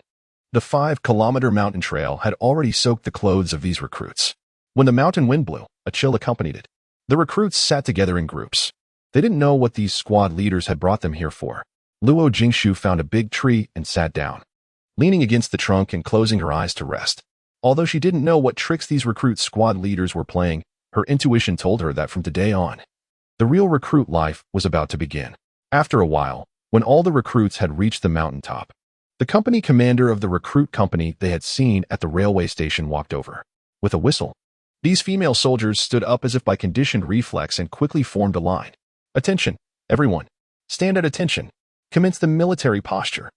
At the thought that women were easy to bully, upon hearing this, it was okay for other classes, but the faces of everyone in Luo Jingshu's class changed. Recalling the military posture drill of the previous day and looking at the mountain path behind them, they wondered if they would have to march down the mountain in goose step after the military posture drill. However, no one resisted. Under the night sky, amidst the sporadic lights along the mountain path, a vast formation stood upright against the night wind. This time, even the squad leaders and platoon leaders stood quietly in the darkness. Unconsciously, 2 hours had passed. During this period, some couldn't hold on and some complained painfully. But seeing that the squad leaders remained motionless, these recruits didn't dare to make trouble and could only grit their teeth and persevere. Gradually, the sky began to redden. The night faded away and the light grew brighter.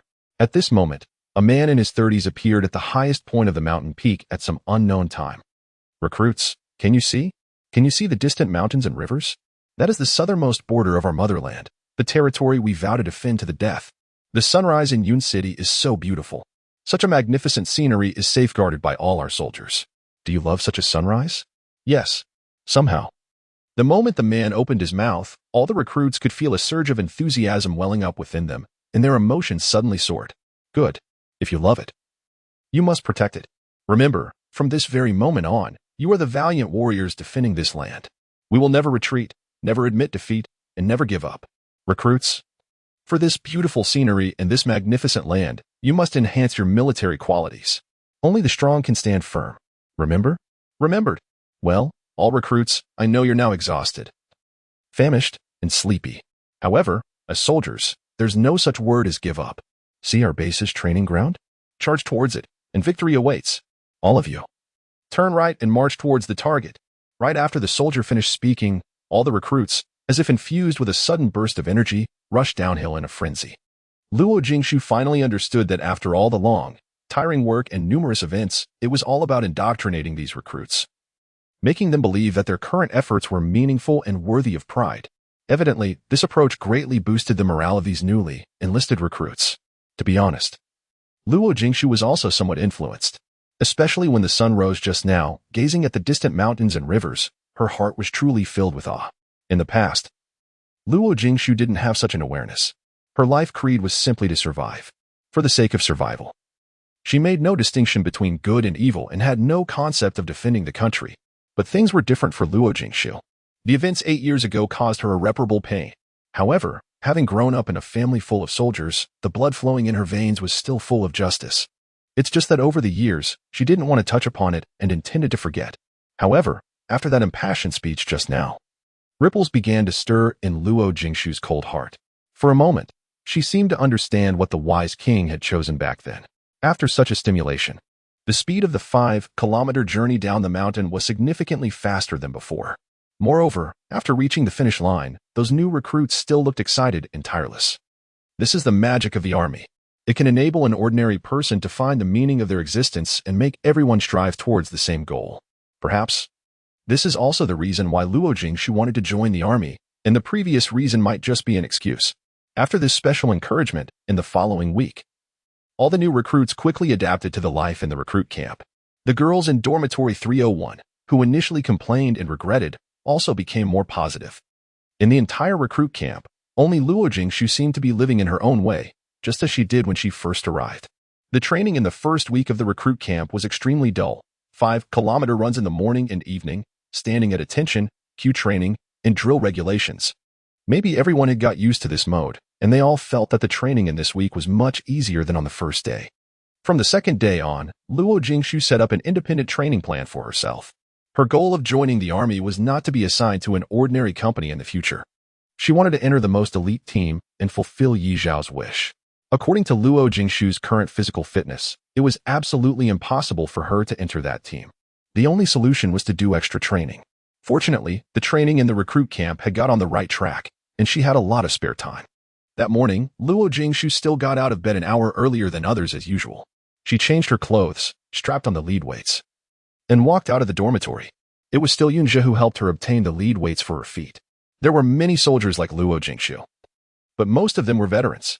In the entire training ground, at this time every day, she was the only female soldier present. As usual, she started her training by running along the track.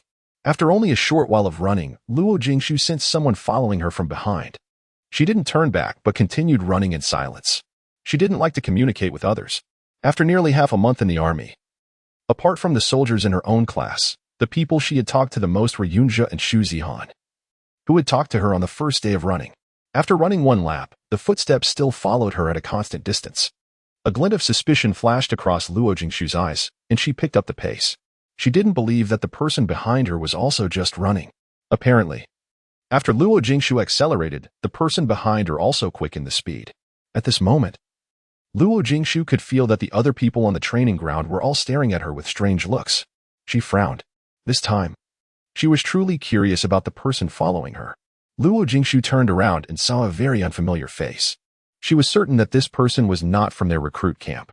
The man behind her was about 1.8 meters tall, with dark, tan skin, sword-shaped eyebrows, and big eyes. Under his tight-fitting vest, his well-defined muscles were particularly prominent. His expression was calm, and his breathing was even. It was obvious that he was an experienced martial artist. When the man noticed that Luo Jingshu finally paid attention to him, a kind smile appeared on his honest features. Then he quickened his pace and came in front of Luo Jingshu. Let's have a competition. Upon hearing this, Luo Jingshu frowned. A man was challenging her, a woman. And moreover, she was a recruit. Wasn't this a bit of bullying? Suddenly, Luo Jingshu's impression of this man worsened a little, and her tone turned colder. Why me? Do you think women are easy to bully? 33. You look so relaxed, as if it's just for fun. Hearing this, the man realized that Luo Jingshu had misunderstood him and smiled again. You're different from others. I've observed you for several days.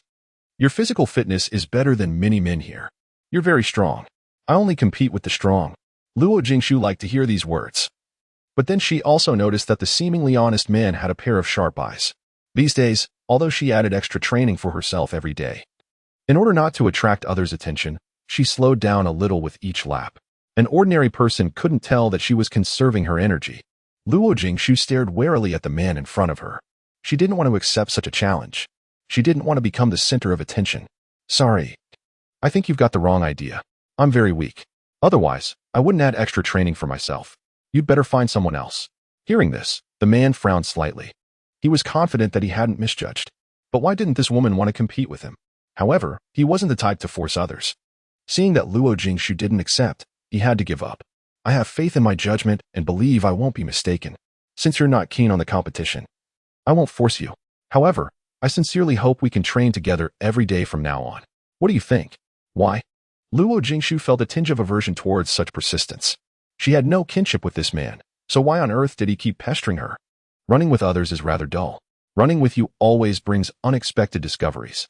I know you're aiming to improve your physical fitness, and running with me will be beneficial to you too. These last words made Luo Jingshu waver. Previously, she had hoped that Yunzhi would accompany her in training, but he gave up after just a few days. He was the kind of person who would never spend his rest time on training. Luo Jingshu also considered finding someone else. In her dormitory, the only person with similar physical fitness to hers was Wenxian. However, that woman was overly arrogant, and they didn't share the same values, so she abandoned the idea. Now that this man had offered on his own initiative, it presented a perfect training partner for Luo Jingshu. Okay, I'm Luo Jingshu, from the 1st Platoon and 1st Squad of the new recruits. I'm Jia Yuang, from the Sniper Company. Upon hearing his name, Luo Jingshu couldn't help but scrutinize Jia Yuang carefully. He was a well-known figure in the Lion Regiment, the platoon leader of the 1st Platoon in the Sniper Company and a crack shot. No wonder he had such sharp observational skills. However, he was somewhat different from what she had imagined. Typically, snipers were supposed to be aloof. How could this man have such an honest and simple appearance? Looking at his well-muscled body, Luo Jingshu thought of the phrase all brawn and no brains and never associated him with a sniper at all. Platoon leader. The crack shot. It's an honor. It's also a great honor for me. There's still half an hour left. Shall we continue? All right. Saying so, Luo Jingshu altered the frequency. According to her previous training, she would rest after running a maximum of 3 more kilometers. However, it was a rare occasion to encounter a master today, so it wouldn't hurt to make a change. In the distant office building, Chenghua and Xi Jing each held a pair of binoculars and watched the direction of the playground intently. When they saw Jia Yuang and Luo Jingshu speeding up simultaneously, both of them broke into smiles. Kaying, you're really resourceful. You actually managed to persuade Angzi, but it seems that Luo Jingshu is quite at ease. How on earth powerful is Luo Jingshu's physical fitness, do you think? Right after Xi Jing finished speaking, Chenghua frowned tightly. It's hard to tell. Apart from those freaks in the reconnaissance company, Angzi has the best physical fitness among the veterans. There are only a few in the military region who can keep up with him. If Luo Jingshu is really that outstanding, I'm a bit worried that the boss probably won't be able to retain this recruit. You mean her target isn't the companies in our regiment but the God-slaying unit? Xi Jing was somewhat astonished. The God-slaying unit was the most formidable special forces unit in the southern military region. Without real skills, one couldn't even get close to its door. Was it a bit wishful, thinking for such a recruit to want to enter there? Chenghua shook his head and explained, half a month later, God will bring his team here for autumn training. Do you think someone as perceptive as him won't notice Luo Jingshu's potential? Just think about how many people God has poached from our place over the years. The boss and Colonel Lu have been guarding against him as if he were a thief. Upon Chengua's words, Xi Jing nodded. There had never been anyone whom God desired but failed to obtain, save for one exception. Thinking of this, Xi Jing cast a look at Chenghua beside him. Sparrowhawk, why did you decline God's invitation to join back then? At Xi Jing's question, Chenghua was momentarily stunned. Why? It was all because of a woman. Yet, unexpectedly, this woman had eventually fallen into another man's arms. At this thought, a fleeting trace of dejection flashed across Chengua's cold and fierce eyes, and then he murmured softly, "It won't happen again." Upon hearing this, Xi Jing suddenly seemed to recall something and fell into a profound silence. On the playground, Luo Jingshu and Jia Yuang were still running, and their speed showed no sign of slowing down. Those veteran soldiers who had initially paid attention to them had now halted their own training and were all fixated on the two figures on the track. Some of them could no longer contain their excitement and began to exclaim, "Goodness! Who on earth is this woman? She can actually keep up with the Freakong. This is incredible! We used to think this woman was weak in physical fitness, and that's why she trained extra every day. Turns out she's this remarkable. Do you think we could outrun this female soldier? Highly unlikely. Look at that speed. It hasn't wavered at all. When the Freakong speeds up, she does too. It seems like child's play to her." Luo Jingshu had no time to spare for those onlookers outside the track. Only she herself was aware of how arduous it was to keep pace with Jia Yuang. At this moment, she was simply mustering her last bit of strength and persevering stubbornly.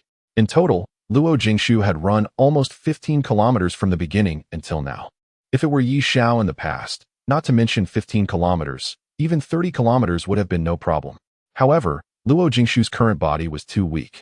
If it hadn't been for the continuous exercise during this period, she would have been left far behind by Jia Wang long ago. Her initially even breathing had become somewhat ragged. Luo Jingshu didn't want to give up at this point. She also wanted to take this opportunity to test her limits. After running one more lap, Jia Wang finally slowed down.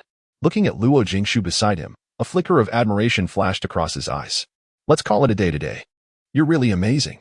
Without the weight, you'd probably be on par with me." Indeed.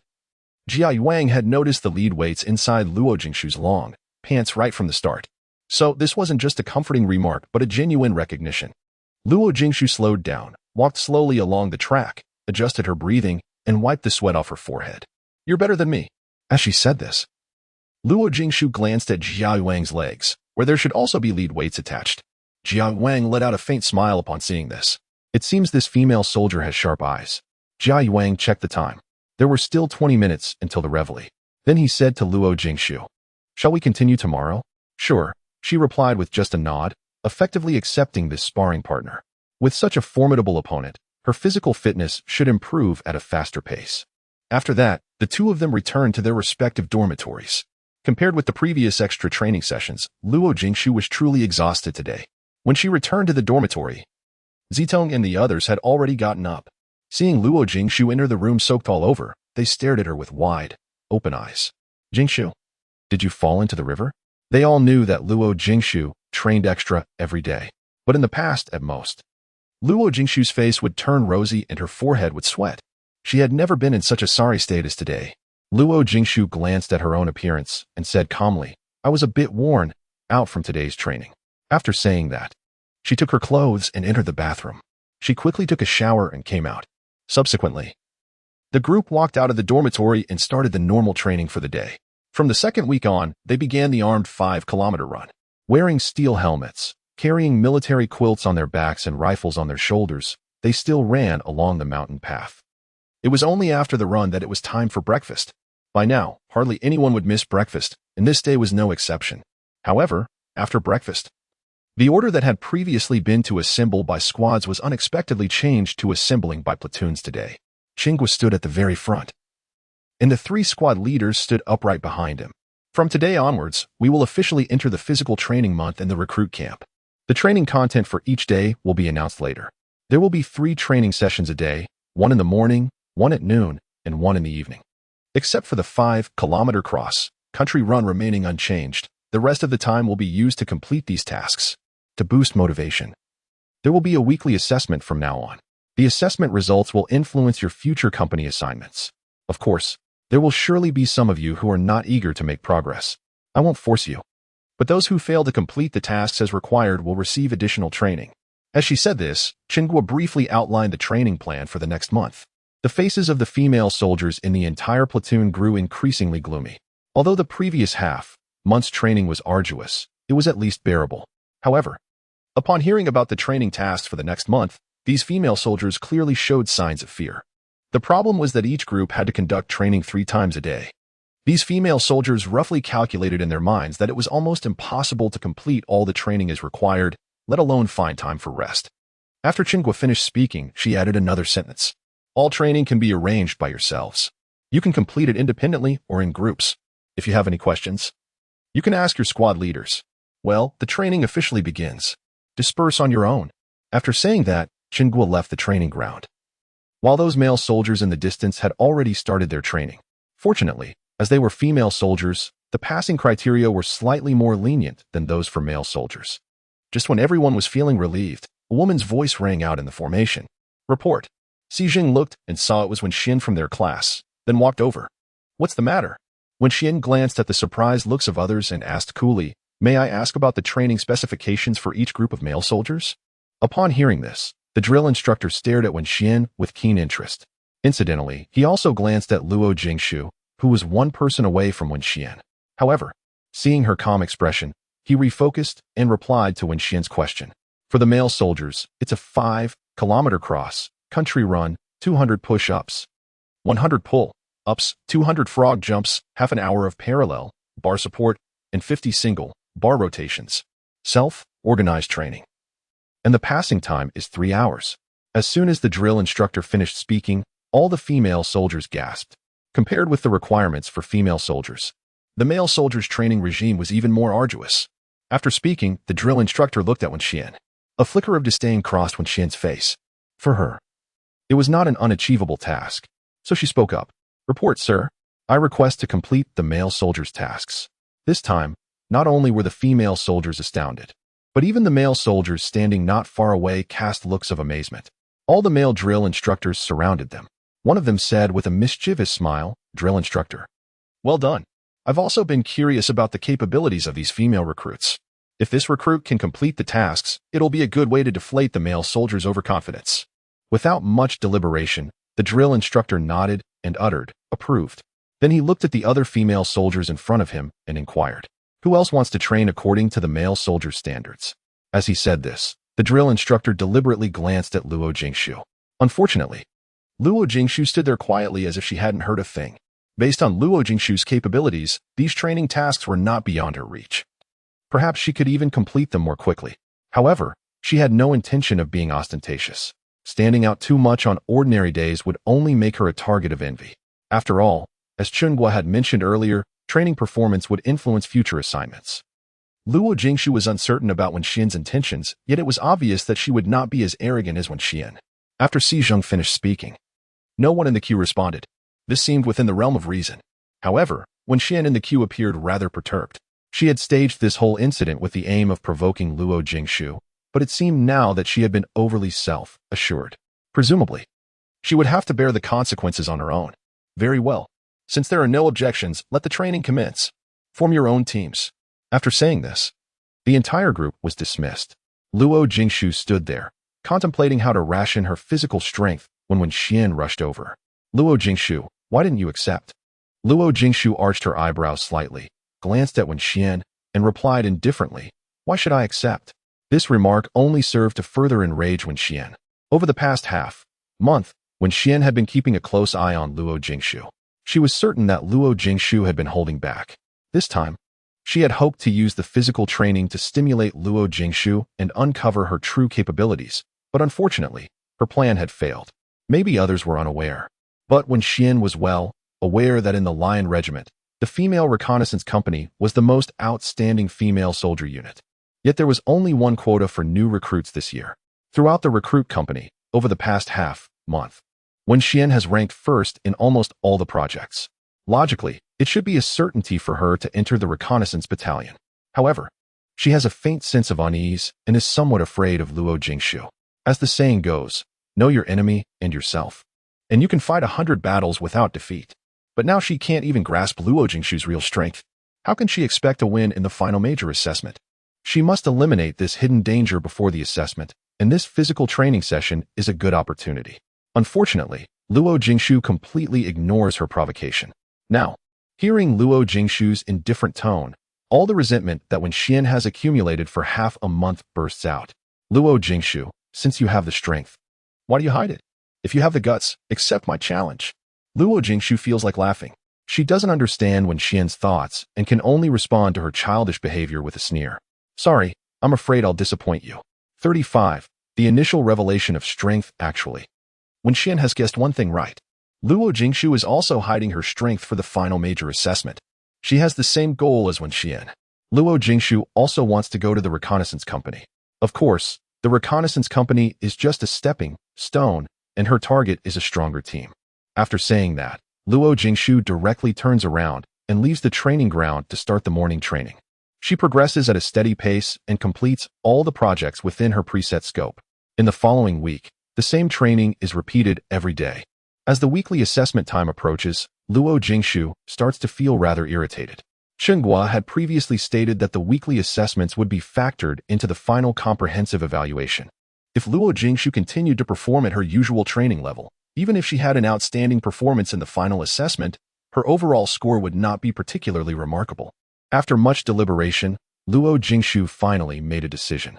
It seemed that concealing her true capabilities would no longer serve her purpose in achieving her ultimate goal. However, witnessing Wen Xian being unjustly targeted by so many people during this period gave Luo Jingshu a headache. Without a doubt, after this week's assessment, she would, just like Wen Xian, become a thorn in the side of many. The assessment was scheduled for the next day.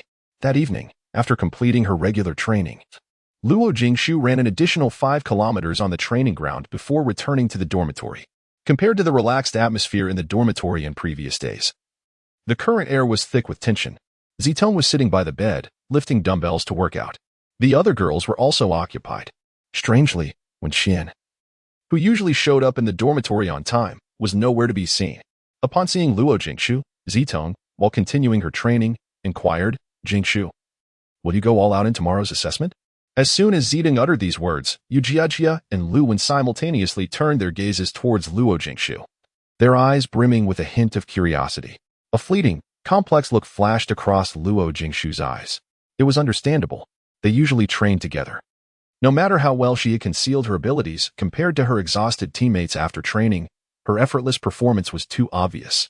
It was evident that she had been hiding her true strength. Certainly, not everyone in the dormitory noticed this. For instance, Ma Yinyan and Yu Qing, who were sound asleep in their beds at the moment, remained oblivious.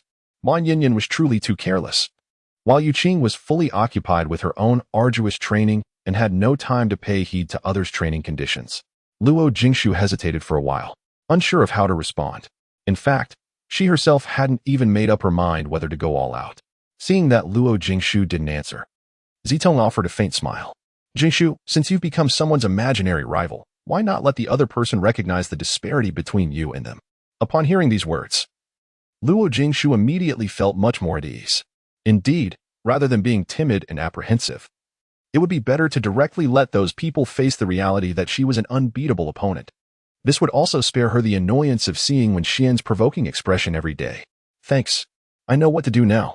After saying that, Luo Jingshu grabbed her change of clothes and entered the bathroom. After coming out, she leaped onto her bed and lay down to sleep. Early the next morning, the company commander and platoon leader all appeared on the training ground. There were also some unfamiliar faces, among whom was Jia Yuang, whom Luo Jingshu knew well. Company commander Yu Zheng hadn't shown up for a long time. After the troops had assembled, he made a brief opening speech, and then the assessment began. Nearly 500 recruits in the entire recruit battalion started the assessment almost simultaneously. Compared with the previous 5-kilometer armed cross-country, there were many more veteran soldiers monitoring along the way this time. Luo Jingshu took the lead from the very beginning, which surprised many new recruits. After all, Luo Jingshu hadn't been so outstanding before. Such a Luo Jingshu made a satisfied smile flash across Wen Xian's lips. Meanwhile, Zitong and the others all fixed their gazes on Luo Jingshu. This assessment was divided into the overall score and individual event scores. The overall score reflected a recruit's comprehensive qualities, while the individual event scores enabled the squad leaders to better understand each recruit's strong points and weaknesses. After more than 20 days of training, the overall qualities of the recruits had all improved. The average speed in the first kilometer was much better than before. Luo Jingshu had always been at the front of the group. There were about 100 people in total, among whom more than 20 were female soldiers. These soldiers had been quite outstanding in their usual training, and Luo Jingshu's performance obviously astonished the people in this echelon. It was known that these people usually finished the 5-kilometer armed cross-country in about 15 minutes, and Luo Jingshu had never achieved such a result before. Of course, the astonishment of these people was only temporary, and most of them adopted a wait-and-see attitude. After all, it was only 1 kilometer. At this moment, Si Zheng and several others all focused their attention on Luo Jingshu. A proud smile appeared on Si Zheng's face, which made the other squad leaders extremely annoyed. Hey, Howsy, what on earth is wrong with that deputy squad leader in your class? Did she take the wrong medicine today? Although these squad leaders only led 10 people each, they also had some understanding of the recruits in other classes on a regular basis. Now that a dark horse had emerged, it obviously surprised them. And seeing Si Zheng's expression, they knew that this guy was well aware of the real strength of that deputy squad leader. Hearing this, Si Zheng immediately pulled a long face. After all, she was his soldier. How could he allow others to slander her like this? Jiangzi, you're just being a sour grape, aren't you? Why do you say our class's recruits are acting oddly just because they've achieved good results? It's clearly out of modesty. Well, if they really want to be modest, they should go all the way. What's this all about now? Is it meant to intimidate us? As expected, like leader, like troops. They're a bunch of sly foxes. There's no way around it. These squad leaders are in a competitive relationship. The major recruit assessment doesn't just evaluate the recruits. The squad leaders' leadership abilities are also under scrutiny. Now, looking at the first group in the distance, the female recruits from Class 1 alone occupy first spots. Moreover, the other recruits from the same class also have decent results. Even Yu Qing, who is at the end of the pack, is in the second group.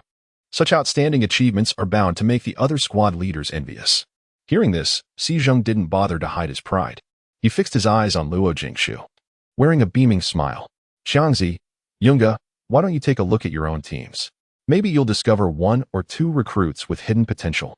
After saying that, Si Zheng left a dashing figure as he headed towards the finish line.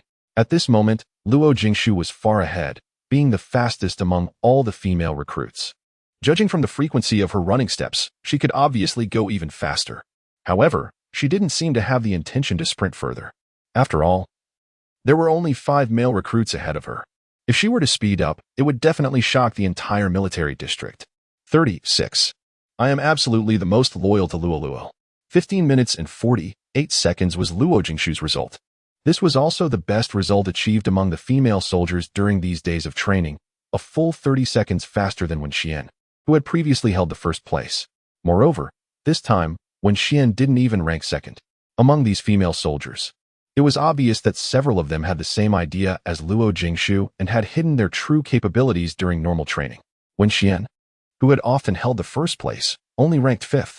Man Yinyan was even 3 seconds faster than Wen Xian, which utterly humiliated the once proud Wen Xian. As she passed by Luo Jingshu and Man Yinyan, she cast a look of envy and hatred at them. Oh my goodness! Is she trying to kill someone? That look was terrifying. While adjusting her breathing, Man Yinyan watched Wen Xian walking away, still feeling a lingering fear at the thought of that look. Luo Jingshu didn't respond. She merely glanced at Wen Xian casually and then fell into deep thought, as if lost in her own world. After a while, all the soldiers had completed the assessment. Except for Yu Qing and the first platoon of female soldiers, who failed to pass, the rest all met the standard, and 3 of them even achieved excellent results. After the 5-kilometer cross-country run, the entire recruit battalion began to take notice of Luo Jingshu. How could they not? Considering her astonishing result that even the male soldiers had to admit defeat. Before it was Luo Jingshu's turn to be assessed, she found a quiet place to sit down and rest. Hardly had she sat down when a warm figure appeared in front of her. Dear Luo, you've become famous. You are my pride. The person who came was Yunjia. He had been showing up in front of Luo Jingshu quite often during this period. In the entire new recruit camp, many people were already spreading the rumor that they were in a romantic relationship. Regarding such a rumor, Yunjia, of course, tacitly accepted it, while Luo Jingshu was too lazy to explain. Such indulgence made the rumor spread more and more widely. Apparently, Luo Jingshu had become an off-limits object in the eyes of the male recruits. Luo Jingshu didn't even lift her head and said indifferently, "You're not bad either." Who would have thought that the slovenly young Master Yun could actually rank among the top 3? Luo Jingshu knew that Yunjia had some abilities, but his performance today still surprised her. Hearing this, Yunjia didn't hide his pride on his face at all. He burst into a wild laugh and then sat down beside Luo Jingshu without the slightest bit of hesitation. This laughter attracted numerous gazes. The male recruits cast ambiguous and teasing looks, and among the female recruits, Luo Jingshu even noticed several jealous glances. After a brief thought, she gave a faint smile. Yunjia sat almost close to Luo Jingshu. After seeing those looks, he smiled even more brightly. My dear Luo, I've said before that I'm much more capable than you think. You just didn't believe me before. To prove my strength, I'll work even harder. By the way, I talked to Brother Bai Xian on the phone yesterday. He invited me to join his team. That's the Eagle Precision Special Forces of the Kyoto military region. But I refused. I don't want to be far away from my dear Luo Luo. Hearing this, Luo Jingshu was quite surprised. You have a phone. Aren't new recruits not allowed to contact the outside world? Oh, who am I? I'm Yunja from the capital. It's nothing difficult to make a phone call. As he said this, Yunja lowered his head somewhat guiltily. Luo Jingshu didn't miss the expression on Yunja's face and immediately guessed something. Did my elder brother arrange for you to join the army? Ah, how did you know? As soon as he finished speaking, Yunja immediately covered his mouth. However, a look of remorse flashed across his face later. He couldn't hide anything from Luo Jingshu. Luo Jingshu was already quite certain. However, she didn't expect her eldest brother to approach Yunja. My elder brother sent you to watch over me. I didn't expect you to collude with him. No, definitely not. I'm absolutely loyal to you, Luo Luo. It was I who approached Brother Bai Xian. Although our Yun family is powerful, we don't have any connections in the military. So I had no choice but to turn to Brother Bai Xian. Unexpectedly, he readily agreed. The exchange condition was to report my every move to him at any time, right? At this point, Luo Jingshu's expression turned a bit colder. Although she knew that Luo Bai Xian meant well, she didn't like the feeling of being constantly monitored and felt extremely averse to it. Now, Yunja was a bit flustered. He really felt that he couldn't clear his name no matter what. No, definitely not. This was the first time I contacted Brother Bai Xian. He just inquired about your recent situation and didn't say anything else. Really, I swear on my life. I, Yunja, would never do anything to let you down. As he spoke, Yunja's expression became a bit more solemn, and there was a hint of anxiety in his eyes. Luo Jingshu took a glance, and the expression on her face relaxed a bit. She had been overly sensitive just now. Now she was just Luo Jingshu. Even if there were really people watching her, what difference did it make? Thinking of this, Luo Jingshu felt a bit more at ease and let out a sigh of relief.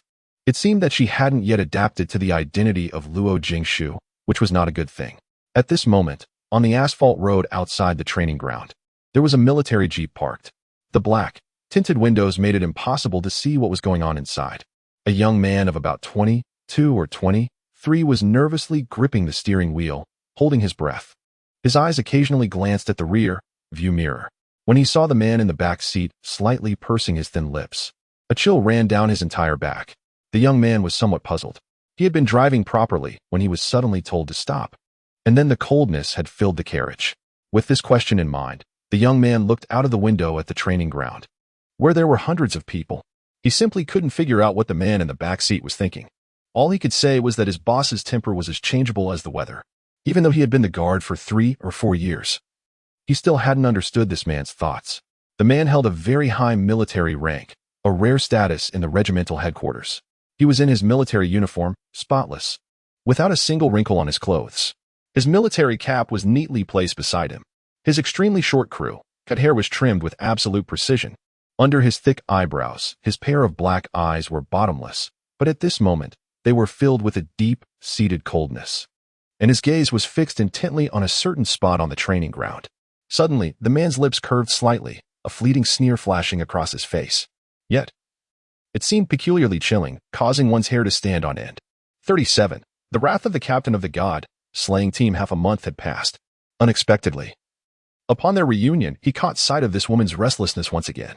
Even during a training assessment, she managed to flirt, looking at the man beside her, smiling obsequiously.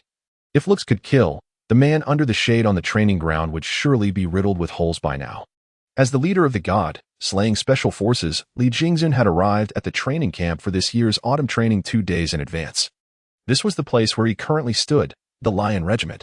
Little did he expect that upon his arrival, the first sight that greeted him was an unsightly scene. His young fiancée, he was blatantly flirting with a man with ulterior motives in public. Yes, sitting in the car was the god of war of the southern military region. Li Jingyun, the captain of the most formidable unit in the southern military region, the god, slaying special forces. Li Jingyun felt a seething anger welling up inside him. Gazing at the two figures in the distance, he yearned to rush over immediately and pummel that young rascal named Yunja. However, considering his military uniform, he forcefully suppressed the fury within. Li Jingzun closed his eyes, regulated his breathing. When he reopened them, the faint anger on his face had dissipated, replaced by his usual aloof and cold demeanor. Then, he calmly uttered, "Drive to the regiment headquarters." "Yes, sir." The driver in the front heaved a sigh of relief. After all, their captain exuded such a powerful aura that even a single glance, without a word spoken, could make him tremble with fear. However, while driving, the driver still cast a glance at the distant training ground, yet found nothing. Subsequently, he subconsciously glanced at Li Jingzun in the rear view mirror. Unexpectedly, he met those cold eyes directly. Frightened, he slipped with his hand on the steering wheel, and the car obviously jolted. "Wu Yu, it seems you need to retake the driver's license test." "Sorry, boss. Please give me another chance." Wu Yu nervously held the steering wheel, staring straight ahead, and his voice trembled. No kidding, the driver's license test mentioned by Li Jingzun was by no means the kind in society where one pays a few thousand yuan, studies for a few days, and then takes an exam. Will you recall the incident of taking the driver's license test 3 years ago, and even now? The thought still made his blood run cold. That 1-month period was his nightmare, and no one would want to go through it a second time. Considering that the driver's license in his hand allowed him to drive not only cars but also tanks, airplanes, and even large ships, one could well imagine how painful that month had been. After Wu Yu finished speaking, seeing no reaction from the person behind, he stole a furtive glance. Li Jingzun had closed his eyes. Wu Yu instantly heaved a sigh of relief. This stance of Li Jingzun indicated that he wouldn't pursue the matter anymore. Thinking of this, he placed one hand on his chest. His heart was still pounding violently. The autumn training personnel were supposed to arrive the next afternoon, and as the overall person in charge of this autumn training, one should have come with the team. However, for some unknown reason, Li Jingyun suddenly changed his itinerary. After completing a mission, he changed his clothes and rushed over. It should be noted that 3 hours ago, Li Jingzun and his special operations team had just returned from a primeval forest. It had been nearly 60 hours since their last rest. Even though Li Jingyun was immaculately groomed at the moment, his handsome face still bore a palpable weariness. Wu Yu drove the car extremely steadily. After another 10-odd minutes, the car pulled up in front of the office building. Just as Wu Yu was about to speak, he turned around and saw that Li Jingyun's eyes were still closed. So he quietly sat there without making a sound. "Are we there?" Just as Wu Yu turned around, he heard a somewhat deep voice from the man behind him. "Yes, boss." Wu Yu scratched his head. Their boss was extremely vigilant. He had intended to let him rest a bit longer, but it seemed his good intentions couldn't be conveyed. Li Jingyun sat up straight, picked up the military cap beside him and put it on, then checked his uniform. By this time, Wu Yu had already gotten out of the car and opened the rear door. A pair of long, slender legs stepped out, and then a cold and imposing man emerged. In this military environment full of male hormones, Li Jingyun's appearance still managed to draw the attention of numerous people, causing them to stop in their tracks. However, this man stared straight ahead, paying no heed to the onlookers beside him. Wu Yu followed closely behind, and the two soon entered the office building. Not long after Li Jingyun disappeared, some of the soldiers who had seen him just now finally came to their senses. "Isn't that the squadron leader of the God Layer?" "Captain Li? Can't be. Isn't it said that that squadron leader is very mysterious?" "No. Didn't it spread some time ago that the God Layer was coming here for autumn training? Could the rumor be true? Oh no. Those psychopaths are here for training. We're done for. They'll surely crush us with their strength. Our easy days are over." Several soldiers were chatting, and the more they talked, the more disheartened they became. When the special forces come for autumn training, it's no good news for the local troops. Not to mention that the superiors will add extra training to prove that these soldiers are no less in quality. Even without extra training, being spectacularly outperformed by those inhuman special forces in all training projects would be a huge blow to their pride. After all, they are valiant soldiers and must never back down. Of course, Li Jingzun had no idea that their arrival would greatly boost the morale of the entire Lion Regiment. Well, such is the magic of the name God Slayer. On the training ground here, Luo Jingshu apparently had no inkling that the scene of her chatting with Yunjia had been witnessed by a certain overbearing man. At this moment, she was fully focused on the assessment. Push, ups, frog jumps, pull, ups, parallel, bar straight, arm support, horizontal, bar circles. All her movements were nearly textbook perfect. Clearly, Luo Jingshu had no intention of hiding her strength anymore. Since her goal was already set, nothing could stop her. Throughout the morning, Luo Jingshu conquered everyone with her prowess. It wasn't just the new recruits, even the squad leaders and platoon leaders were awed by her abilities. In the final assessment results, Luo Jingshu finished first among the female soldiers in the first assessment of the Physical Fitness Month. Moreover, the overall score of her class 1 ranked first among all the female soldier classes, outscoring the second placed class by nearly 10 points. This time, Even on the face of Xi Jing, who was usually serious and even a bit close to being perverse, there was a trace of a smile. It was a proud smile. 38. My boss wants to see you. Luo Jingshu and the others stood upright, waiting for Xi Jing to issue orders. Perhaps they were so numbed by Xi Jing's strictness that they didn't think an assessment could make this male squad leader ease up on their training. However, miracles often happen. Just like at this moment, all of you. Now, I'll announce the afternoon's training content. There's only one thing. Recharge your energy and have a good rest. And present your best selves for the second assessment next week. After Xi Jing finished speaking, these female soldiers fell into silence. They hadn't reacted yet. On the contrary, Luo Jingshu still stood there indifferently, as if she had anticipated that Xi Jing would give them half a day to adjust. Seeing these girls standing there stupidly, Xi Jing couldn't help but frown. He wondered if he had been too cold-hearted before. It shouldn't be the case. He had been quite gentle this year. If these girls knew what Xi Jing was thinking, they would definitely question him mercilessly. What? Still standing there in a daze? Or do you not like today's afternoon assignment? Thank you, squad leader. This time, these girls finally reacted. As soon as the words were out, they all ran towards the dormitory building like wild horses. Only Luo Jingshu walked slowly. Seeing this, Xi Jing chased after her. He was now full of curiosity about Luo Jingshu. Perhaps after this assessment, not only Xi Jing but also everyone in the recruit camp had become interested in Luo Jingshu. Luo Jingshu, what did you do in the past? There was no way. Xi Jing was extremely eager to know what kind of experiences had made this girl so tough. Moreover, Xi Jing felt that this was not all of Luo Jingshu's capabilities. He believed that in the future, Luo Jingshu would continue to astonish them more and more. A high school student, to be precise. A female hooligan who had just graduated from high school. Could this count as an experience? Luo Jingshu replied calmly. She knew that her abnormal behavior would draw these people's attention, but she didn't expect Xi Jing to inquire so soon. After hearing Luo Jingshu's answer, Xi Jing couldn't help frowning. Looking at Luo Jingshu's back, apart from being cold and taciturn, there was no sign of a female hooligan at all. Moreover, if a female hooligan could possess such great capabilities, the society would surely be in chaos. Lost in thought, Xi Jing fell into silence. While Luo Jingshu walked farther and farther away, staring at her back, Xi Jing always felt that there was an unusual aura surrounding her. Yes, it was an aura of forbearance and sorrow, an aura that an 18-year-old girl should never have, unless she had endured some unforgettable pain. Perhaps even more severe than he could imagine. Luo Jingshu didn't care about what Xi Jing was thinking at the moment. The morning's assessment had taken a bit of effort, and she was still a bit exhausted. As Luo Jingshu was approaching the dormitory building, she saw a military jeep parked by the roadside. Initially, she didn't pay much attention, but she was attracted by a young man standing beside the car. There was no way around it. The young man's gaze was so intense that it was hard for Luo Jingshu not to notice. Just as Luo Jingshu was trying hard to recall who the man in front of her was, the young man strode straight over, wearing a meaningful smile on his face, which seemed to hold a multitude of implications. Hello, may I ask if you're Miss Luo? Yes. Do we know each other? Luo Jingshu was certain that neither Yi Xiao nor herself had ever met the man in front of her.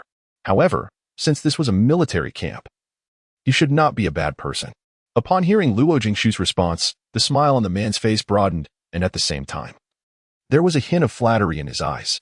Hello, I'm Wu Yu. My boss wants to meet you. Boss? Luo Jingshu was rather surprised. In this military stronghold, was it still fashionable to take in underlings? Weren't they supposed to be free from such worldly airs in the army? Seeing the astonished expression on Luo Jingshu's face, Wu Yu knew that she had some misunderstandings and immediately explained, Sorry, boss is my respectful term for our regimental commander. Miss Luo, please get in the car. He's waiting for you at the regimental headquarters. With that, Wu Yu trotted over to the car and opened the rear door. Hesitating at first, Luo Jingshu noticed the bulge at Wu Yu's lower back. If her guess was right, there should be a pistol there. Although guns were indispensable in the army, not many people could carry one around. It seemed that the person behind Wu Yu had an extraordinary status. Well, she might as well go. Luo Jingshu didn't believe that anyone would act recklessly in the military. Thinking so, she got into the car. Seeing this, Wu Yu immediately took his seat in the driver's cab and drove away from the recruit dormitory building. In the car, Wu Yu would occasionally peer at Luo Jingshu through the rear view mirror. If he guessed correctly, the girl behind should be their boss's mysterious fiancée. When it comes to the relationship between Li Jingzun and Luo Jingshu, perhaps only Wu Yu in the entire southern military region knew about it. And it was an accidental discovery on his part. Maybe even Li Jingyun himself was unaware that his personal bodyguard had learned of his fiancée. After being stared at several times, Luo Jingshu finally couldn't bear it any longer. Wu Yu's gaze was too blatant, as if she were some kind of animal. No one would relish such attention, especially Luo Jingshu. Who is your boss? A cold voice came from behind. Although the tone was calm, Wu Yu still couldn't help but tremble. Strangely enough, this girl didn't look very old, yet why did her tone carry such an imposing manner? Wu Yu glanced at the rear view mirror again and happened to meet Luo Jingshu's eyes. This encounter made his hand slip once more. Luo Jingshu's gaze was extremely intimidating. Just moments ago when they first met, this girl's eyes had been clear and bright, but now they had turned so cold and aloof. On closer thought, they really bore a resemblance to those of their boss. Luo Jingshu's body swayed slightly. She frowned and let out a soft sigh inwardly. She had merely taken a casual look. Was it really that terrifying? After all, she was just an 18-year-old innocent young girl at present. You'll find out when you get there. The boss has instructed that I can't disclose his identity to you. At this point, Wu Yu frowned as well. He was somewhat perplexed by Li Jingyun's thoughts. It was just a meeting with his fiancée. Why did he have to make it so mysterious? Wu Yu was unaware that the woman behind him didn't hold Li Jingyun in high regard. If the matter was revealed in advance, it was likely that Luo Jingshu wouldn't have gotten in the car. Upon hearing this, Luo Jingshu frowned even more tightly. However, seeing the office building not far away, she had no intention of continuing to inquire. After all, the answer would soon be revealed. After getting out of the car, Wu Yu walked ahead, and Luo Jingshu followed at a leisurely pace. She had been to this office building before, on the first day of enlistment when she accompanied Si Zheng to move supplies here. However, she only entered the storage room next to it, and due to the darkness, she didn't pay much attention to the place. Wu Yu led Luo Jingshu directly to the 4th floor, turned left, and reached an office with a closed door at the end of the corridor. Wu Yu stopped at the door, knocked, and shouted, "Report. Come in." A hoarse male voice came from inside. Luo Jingshu found it somewhat familiar, but when she tried to recall, she couldn't remember where she had heard it. Wu Yu pushed the door open, gave a subtle signal to Luo Jingshu behind him, and then left. Luo Jingshu stood at the door, looking at the figure standing by the window in the office. It was very familiar. Immediately, her expression turned cold, and her willow-like eyebrows knitted tightly. Then she walked in, closed the door, and asked indifferently, "Why are you here?" "I remember I said last time that I don't want people to know about our relationship." At this moment, Li Jingyun was standing by the window, still trying to figure out how to start the conversation. Unexpectedly, this woman spoke first, and what she said sounded so harsh. A trace of annoyance appeared on Li Jingyun's cold face. Then he turned around and happened to meet Luo Jingshu's cold and fierce eyes. Sparks seemed to fly, but it was not passion but a kind of confrontation. Finally, Li Jingyun gave in and was the first to break the ice. "I'm leading the autumn training. Just now, I saw something I shouldn't have seen, so I wanted to remind you in person." Hearing this, Luo Jingshu slightly raised her eyebrows, then glanced at the sofa beside her. Without asking, she just sat down on it.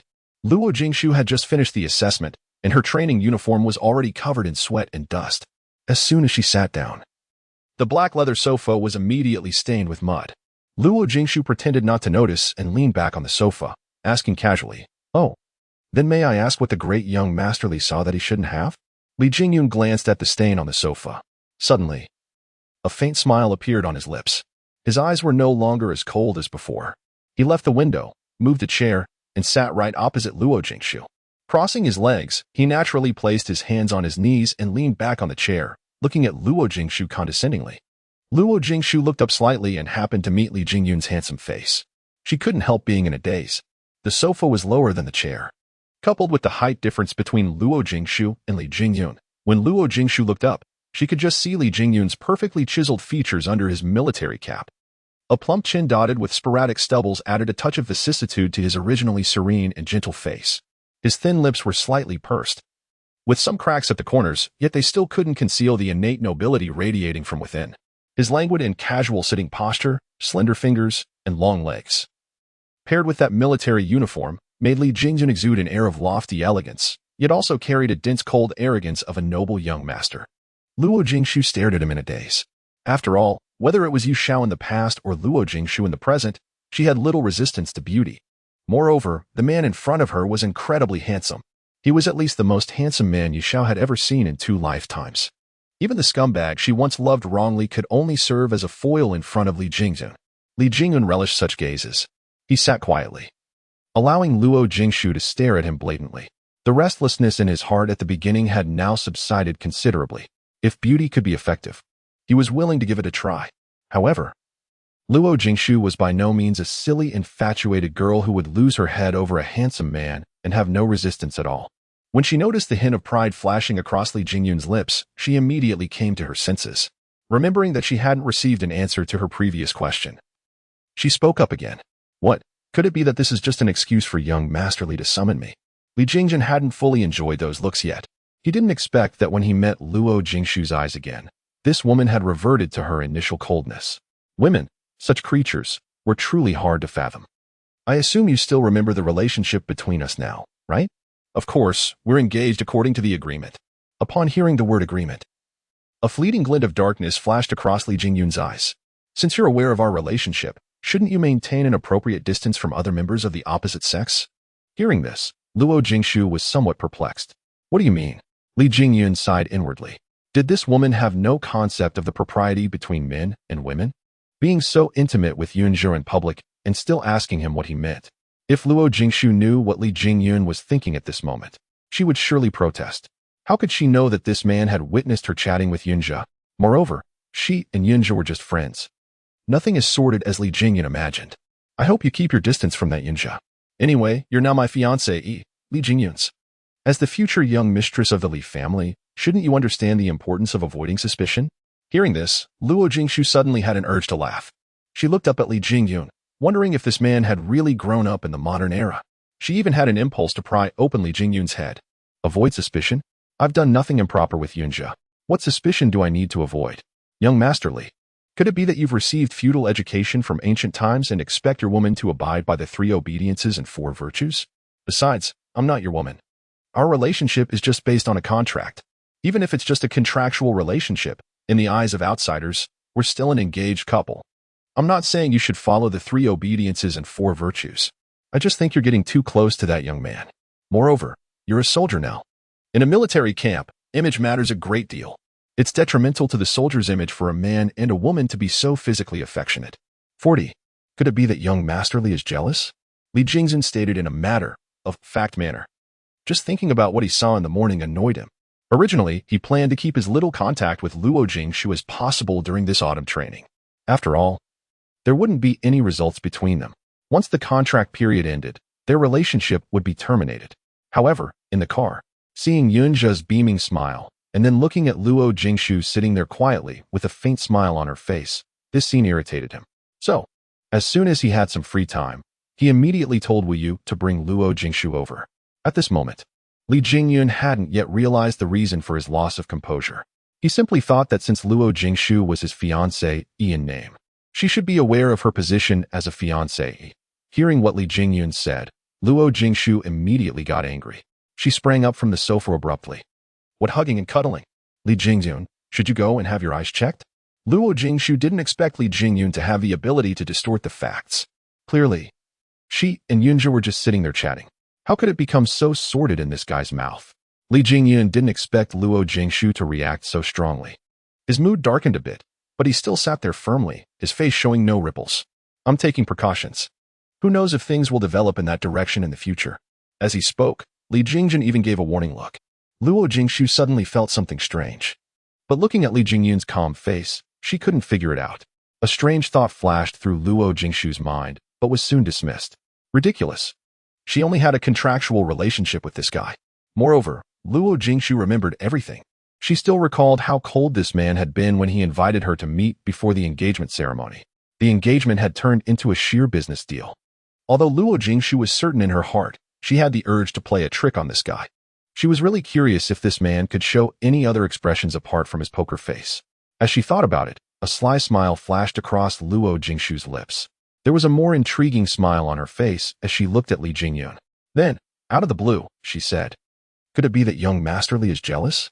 Li Jingyun's body visibly swayed, but he soon regained his composure. However, a hint of fluctuation still passed across his otherwise calm face. Li Jingyun looked into Luo Jingshu's sly and bright eyes. His heart skipped a beat. There was a palpable trace of panic in his deep, black eyes that were as profound as the universe. Even though it vanished in a flash, it didn't escape Luo Jingshu's notice. At this moment, Luo Jingshu merely frowned slightly and didn't think much about it. She just assumed that this man had been provoked by her words. Heh. Li Jingyan gave a faint smile, seemingly trying to ease the awkward atmosphere. Then he slightly raised his hands, shifted his feet, and sat down quietly again. Jealous? Ridiculous. I just don't want to leave the slightest stain on my perfect resume. Remember, as long as you're still my fiancé, you should keep your distance from all the opposite sex individuals. What if I don't? Luo Jingshu detested being threatened. Even though she was aware that the man before her was not someone she could easily offend, she simply loathed the feeling of having her freedom in someone else's hands. If it had been Yu Xiao in the past, Li Jingyan's words would have only invited her enraged fists. Even that scumbag she knew before wouldn't have dared to talk to her like this. Luo Jingshu's tone was saturated with a biting coldness, and her already somewhat frigid eyes turned completely icy. She was enraged, was Li Jingyun's first thought. However, this only piqued his interest further. He truly had never witnessed Luo Jingshu in a fit of anger. Moreover, she seemed quite different from the Luo Jingshu he had known before. It appeared that the current Luo Jingshu was far more alluring. One could only say that young Master Li here had a penchant for being tormented. While a sweet young girl was righteously angered, he found her appealing. One really wanted to crack open his head to examine its non-human structure. Suddenly, Li Jingyun rose to his feet. Since Luo Jingshu was already standing close to him, when he stood up, their faces were almost touching. His warm breath wafted over, carrying a distinct masculine allure. Immediately afterwards, Luo Jingshu saw a devilish smile flash across Li Jingyun's otherwise expressionless face.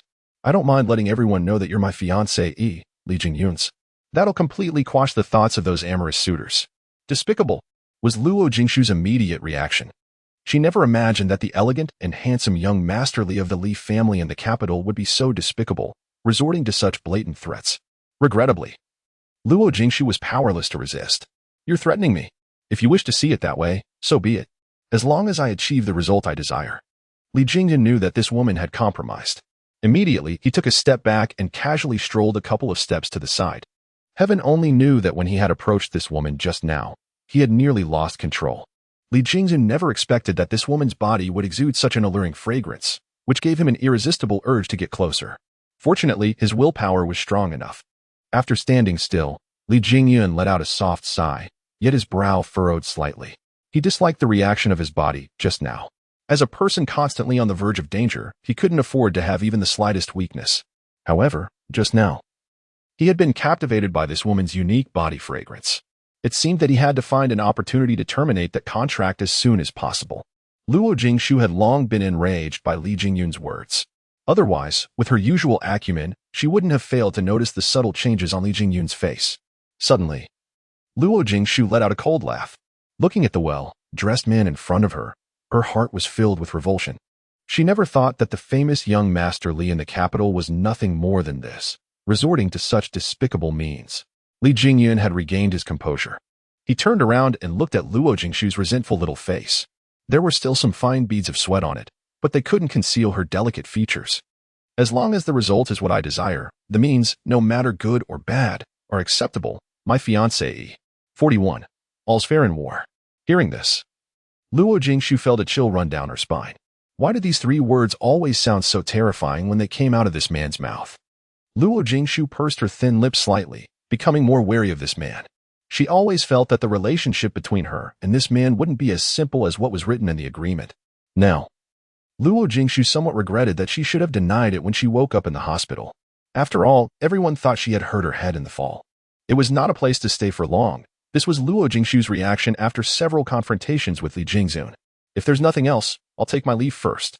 It doesn't seem reasonable for a recruit to be in the captain's office, Luo Jingshu said, then turned and headed towards the door. Remember your current identity. Stay away from Yunjia, Li Jingyun warned. Luo Jingshu bit her lip and ignored him. She opened the door and walked out of the office.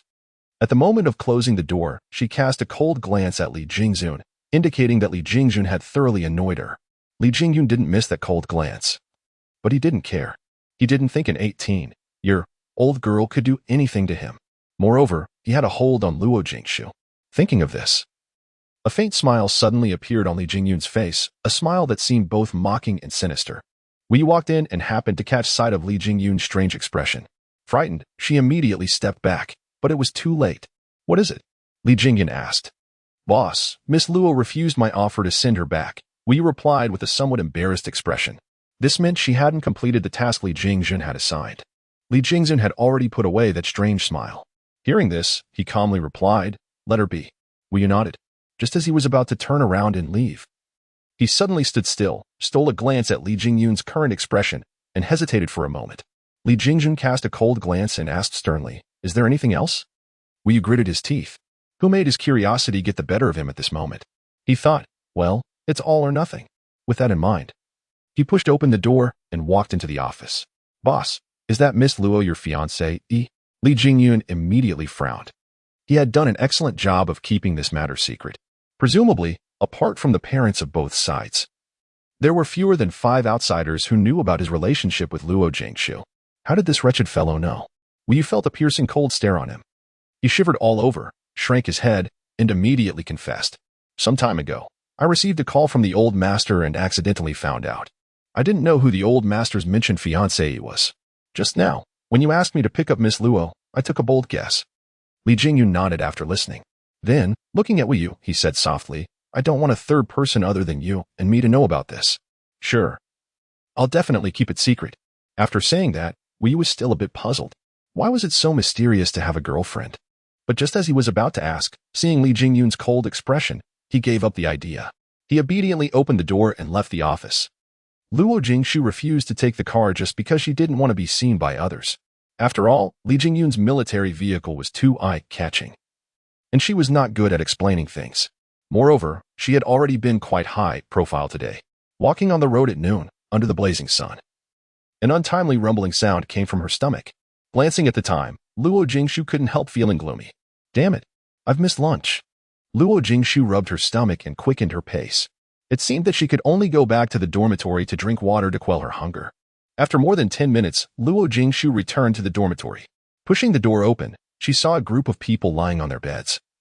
Yet each of them looked extremely excited. Zidong's bed faced the dormitory door. She was the first to notice Luo Jingshu and immediately sat up from the bed. "Jingshu, where have you been? We wanted to ask you to have lunch with us, but couldn't find you. Here, I brought you 2 buns." But there were only vegetable buns left. Hearing this, a warm feeling welled up in Luo Jingshu's heart. Having been with these people for nearly a month, this was the first time she felt the warmth of this world. These people could treat her well selflessly, which was something she had never experienced in Yu Xiao's world. No, there was also someone like that. However, back then, the two of them were in different mercenary teams, and Yu Xiao had never accepted that person's kindness. Thinking of this, a fleeting look of gloom flashed across Luo Jingshu's eyes. She wondered how that person was doing now. Would that person feel a twinge of sadness upon hearing the news of her death? "Jingshu, what are you thinking about? Hurry up and eat something, then take a rest. I have a hunch that the training starting next week will be even more inhumane." Seeing Luo Jingshu standing still at the door with an expression she had never seen before, as if she were yearning for someone, Zitong said. Luo Jingshu finally came to her senses. Gazing at the 2 steamed buns placed on the table not far away, she gave Zidong a gentle smile. "Thank you. You're welcome. We're all comrades, in arms. There's no need for thanks." Having said that, Zidong lay back on the bed. "Luo Jingshu, you did it on purpose today, didn't you? I never thought you were so sly and had hidden yourself so well all the time." A voice that shattered the warm atmosphere rang out in the cozy dormitory. The moment the voice sounded, the softness that had just appeared on Luo Jingshu's face vanished, and a chilling aura enveloped her. She was not someone who liked to cause trouble, but she would never allow others to provoke her without reason. "When Xian, how I conduct myself is my own business. You, an outsider, have no right to interfere." When Xian was already fuming about her performance today. This was the worst result she had achieved since she joined the army a month ago. Moreover, this Luo Jingshu, who usually seemed so unremarkable, had outperformed her by a large margin. Actually, it wasn't that Luo Jingshu had hidden her abilities well. Several people in this dorm were aware that she usually held back. It was just that when Xian was so self-conceited that she never paid attention to others. Therefore, Luo Jingshu's excellent performance this time enraged her. "You're so despicable. Hee, all's fair in war. Besides, you're no match for me." 42. Shu Zihan's confession. Well, Luo Jingshu was blatantly showing contempt. It should be said that she had never regarded Wen Xian as a worthy opponent. Luo Jingshu's only rival was always herself. She wanted to surpass herself time and time again until she achieved her goal. After saying that, Luo Jingshu picked up the 2 steamed buns, poured a glass of water, and leaned back on the chair, leisurely enjoying her meal. After such a commotion, the other girls in the dormitory also lost their drowsiness. They were all reclined on their beds, curiously staring at Luo Jingshu. Jingshu, do you want to join the special forces? Yu Jiajia asked. She was a military enthusiast. After nearly a month in the army, she had basically grasped the organizational structure of the Lion Regiment and was also well aware of the allocation criteria after the 3-month new recruit training. Yu Jiajia didn't believe that Luo Jingshu's outburst this time was merely to achieve a good result in the assessment. After all, such results would ultimately affect the allocation. Normally, the special forces recruited very few female soldiers. Each year, they only recruited from some combat companies, while female soldiers were most often assigned to logistics units, such as the communication battalion, which didn't require much physical fitness. Yu Jiajia's words made everyone stare at Luo Jingshu in surprise. After today's assessment, they had all regarded Luo Jingshu as an unsurpassable figure. A strong person like her must pursue things different from theirs. Zitong's expression remained calm. After seeing the shocked expressions of others, she gave a faint smile. What kind of expressions are those? Shouldn't a soldier strive to be the best? The special forces are also my goal. Jingshu, maybe we'll fight side by side in the future. The special forces. That's the most elite unit in each military region. I've heard that everyone in there is a superhuman. I don't want to go there. Fu Yusin curled her lips. She already found the current training exhausting. And just thinking about the special forces sent shivers down her spine. Seeing that Luo Jingshu had remained silent, Ma Yinyan grew a bit anxious. For some reason, among the 10 girls in the dormitory, Ma Yinyan felt the closest to Luo Jingshu. Even though Luo Jingshu usually appeared cold, she always hoped that they could be assigned to the same company in the future. Jingshu, you haven't answered yet. Is what Jia just said true? Do you really want to join the special forces? Luo Jingshu thought for a moment and deemed there was no need to conceal it, so she nodded. Upon seeing Luo Jingshu's gesture, Ma Yinyan sat up on the bed. Why? I've heard that the selection for the special forces is extremely stringent.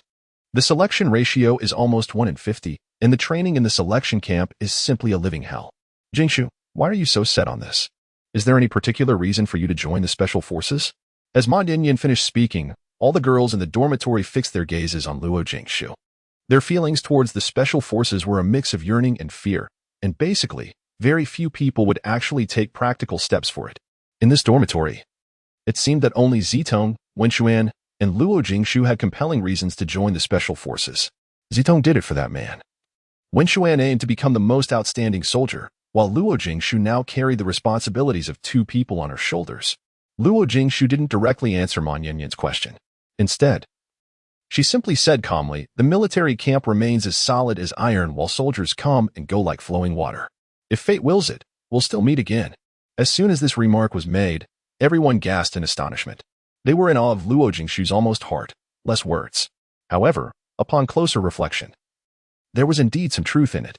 Even for those serving a 2-year conscript service, they would experience countless partings. Although Ma Yinyan felt a bit disgruntled in her heart, she had long been accustomed to Luo Jingshu's coldness. But I can't bear it. What should I do? Even though I know separation is inevitable, it's already difficult enough to have crossed paths in the first place. Yinyan, based on your performance in today's assessment, you might be assigned to a better company. Then you'll also have the chance to participate in the special forces training. Zitong said playfully. Her words instantly perked up Ma Yinyan, who had been looking distressed. Oh right, how could I not have thought of that? Jingshu, starting tomorrow, I'm going to train with you. Luo Jingshu was taken aback for a moment. Looking at the fighting spirit on Ma Yinyan's face, she just nodded faintly. Luo Jingshu didn't say much. The selection for the Special Operations Brigade was no easy feat that could be passed through just a few months of training. It could only be said that physical fitness was just one part of it. Otherwise, the elimination rate of the annual selection wouldn't be so high. To be honest, even Luo Jingshu herself wasn't entirely certain. Starting from the next day, it was the 2nd week of the physical fitness month. Just as Zitong had said. From this week on, the intensity of the training was significantly higher than that of the previous week. Seeing the recruits complaining bitterly, Luo Jingshu no longer concealed her capabilities as she had done the previous week. She swiftly completed the training and went to a quiet place to rest alone. This place is nice. I didn't expect you to know how to enjoy yourself. As soon as Luo Jingshu lay down, she saw a dark shadow flash before her eyes. Subsequently, a man of gentle and noble bearing sat down. Luo Jingshu glanced at him and recognized him as Xu Zihan. Then she simply closed her eyes. Xu Zihan gave a faint smile and cast a glance at Luo Jingshu beside him. A glint of intrigue flashed across the depths of his eyes. Luo Jingshu, do you know? You've become the goddess of all the men in our barracks yesterday. Speak your mind quickly. Luo Jingshu suddenly sat up from the grass. She picked up the training uniform that had been under her and shook it, speaking with a hint of impatience. Xu Zihan let out a soft laugh, and a trace of shyness actually flitted across his face. Xu Zihan was one of the rare handsome men among these male soldiers. In yesterday's physical fitness test, he ranked second among the male soldiers, one place ahead of Yunjia. One could well imagine that his results were also quite excellent. Previously, Luo Jingshu had heard those female soldiers chatting. Among the male soldiers, Yunjia and Xu Zihan were regarded by the female soldiers as the two most handsome men. However, everyone thought that Yunjia was already taken, so more female soldiers set their sights on Xu Zihan. Luo Jingshu looked around. Fortunately, there was no one else. It was better for her to keep her distance from such a man who was being eyed covetously by the female soldiers. Xu Zihan paused for a moment, seemingly making some sort of decision in his heart. Luo Jingshu didn't have the patience to waste time here. Seeing that Xu Zihan didn't speak, she simply stood up and was about to leave. Wait, I want to know what your relationship with Yunjia is. Luo Jingshu couldn't help but feel a twinge of aversion upon hearing this. She detested others prying into her private affairs. What does it matter to you? Saying so, Luo Jingshu had already started to leave when she heard Xu Zihan shouting from behind. You have successfully caught my attention. I believe I'm far more outstanding than Yunjia. Boss, you can actually smile. Hearing this, a sneer flashed across Luo Jingshu's mind. She really hadn't expected that Xu Zihan, who looked gentle and harmless with an amiable smile always on his face, was actually so arrogant deep down. Hearing such words, Luo Jingshu couldn't help but wonder if she should feel honored to have caught this man's attention. At this thought, she suddenly began to doubt her judgment. She used to think Xu Zihan was a decent person. It seemed that the fall from the rooftop had indeed addled her brain, and her ability to judge people had declined. Luo Jingshu stopped in her tracks without turning around. She said coldly, Xu Zihan, just for this very remark, you're no match for Yunjia. After saying that, Luo Jingshu strode away. She felt as if the air turned foul just staying with this self-conceited man for a single second. Xu Zihan never expected Luo Jingshu to be so haughty and indifferent to his confession. After all, he had been the apple of everyone's eye during this period. Every time he trained, he would receive countless admiring glances from the female soldiers. Now, he had suffered a great setback with Luo Jingshu, and his twisted mind held a grudge against all this. After this commotion caused by Xu Zihan, Luo Jingshu lost the mood to stay outside any longer. So she returned to the dormitory alone. At 3 p.m., while the new recruits were all gathered for training on the drill ground, military vehicles rumbled onto the road not far away. Ordinarily, seeing military vehicles in the military camp was a common occurrence. However, after those vehicles came to a halt, the combat uniforms of the soldiers disembarking from them caught everyone's attention. Hey, Jingshu. Look, it's the god slaying special forces. Ma Yinyan excitedly clutched Luo Jingshu's arm, her eyes fixed on the troops assembling in the distance. Not only did Luo Jingshu and her female comrades stop their training, but some of the male recruits had even rushed to the edge of the playground. Having been in the southern military region for nearly a month, they were well aware of the significance of the god slaying special forces to the region. In fact, Zitong, who stood beside Luo Jingshu, took a few steps forward, not as excited as the others. Luo Jingshu noticed Zitong's peculiar behavior and walked over. She saw that Zitong's eyes were fixed on the front line of the troop, and suddenly she recalled Zitong's purpose for joining the army. Luo Jingshu leisurely followed behind Zitong. Ma Yinyan thought they were going to get a better look at the god slaying special forces and tagged along towards the playground. When they were about 4 or 5 meters away from the troop, Zitong stopped. There was a hint of tenderness in her eyes as she gazed intently in the direction of the troop. Curious, Luo Jingshu followed Zitong's line of sight. There was a whole row of people there. She had no idea whom Zitong was looking at, but she saw someone she didn't want to see at the moment. And their eyes met. As the chief instructor for the autumn training of the god slaying special forces this time, Li Jingyun was naturally present when the troops assembled.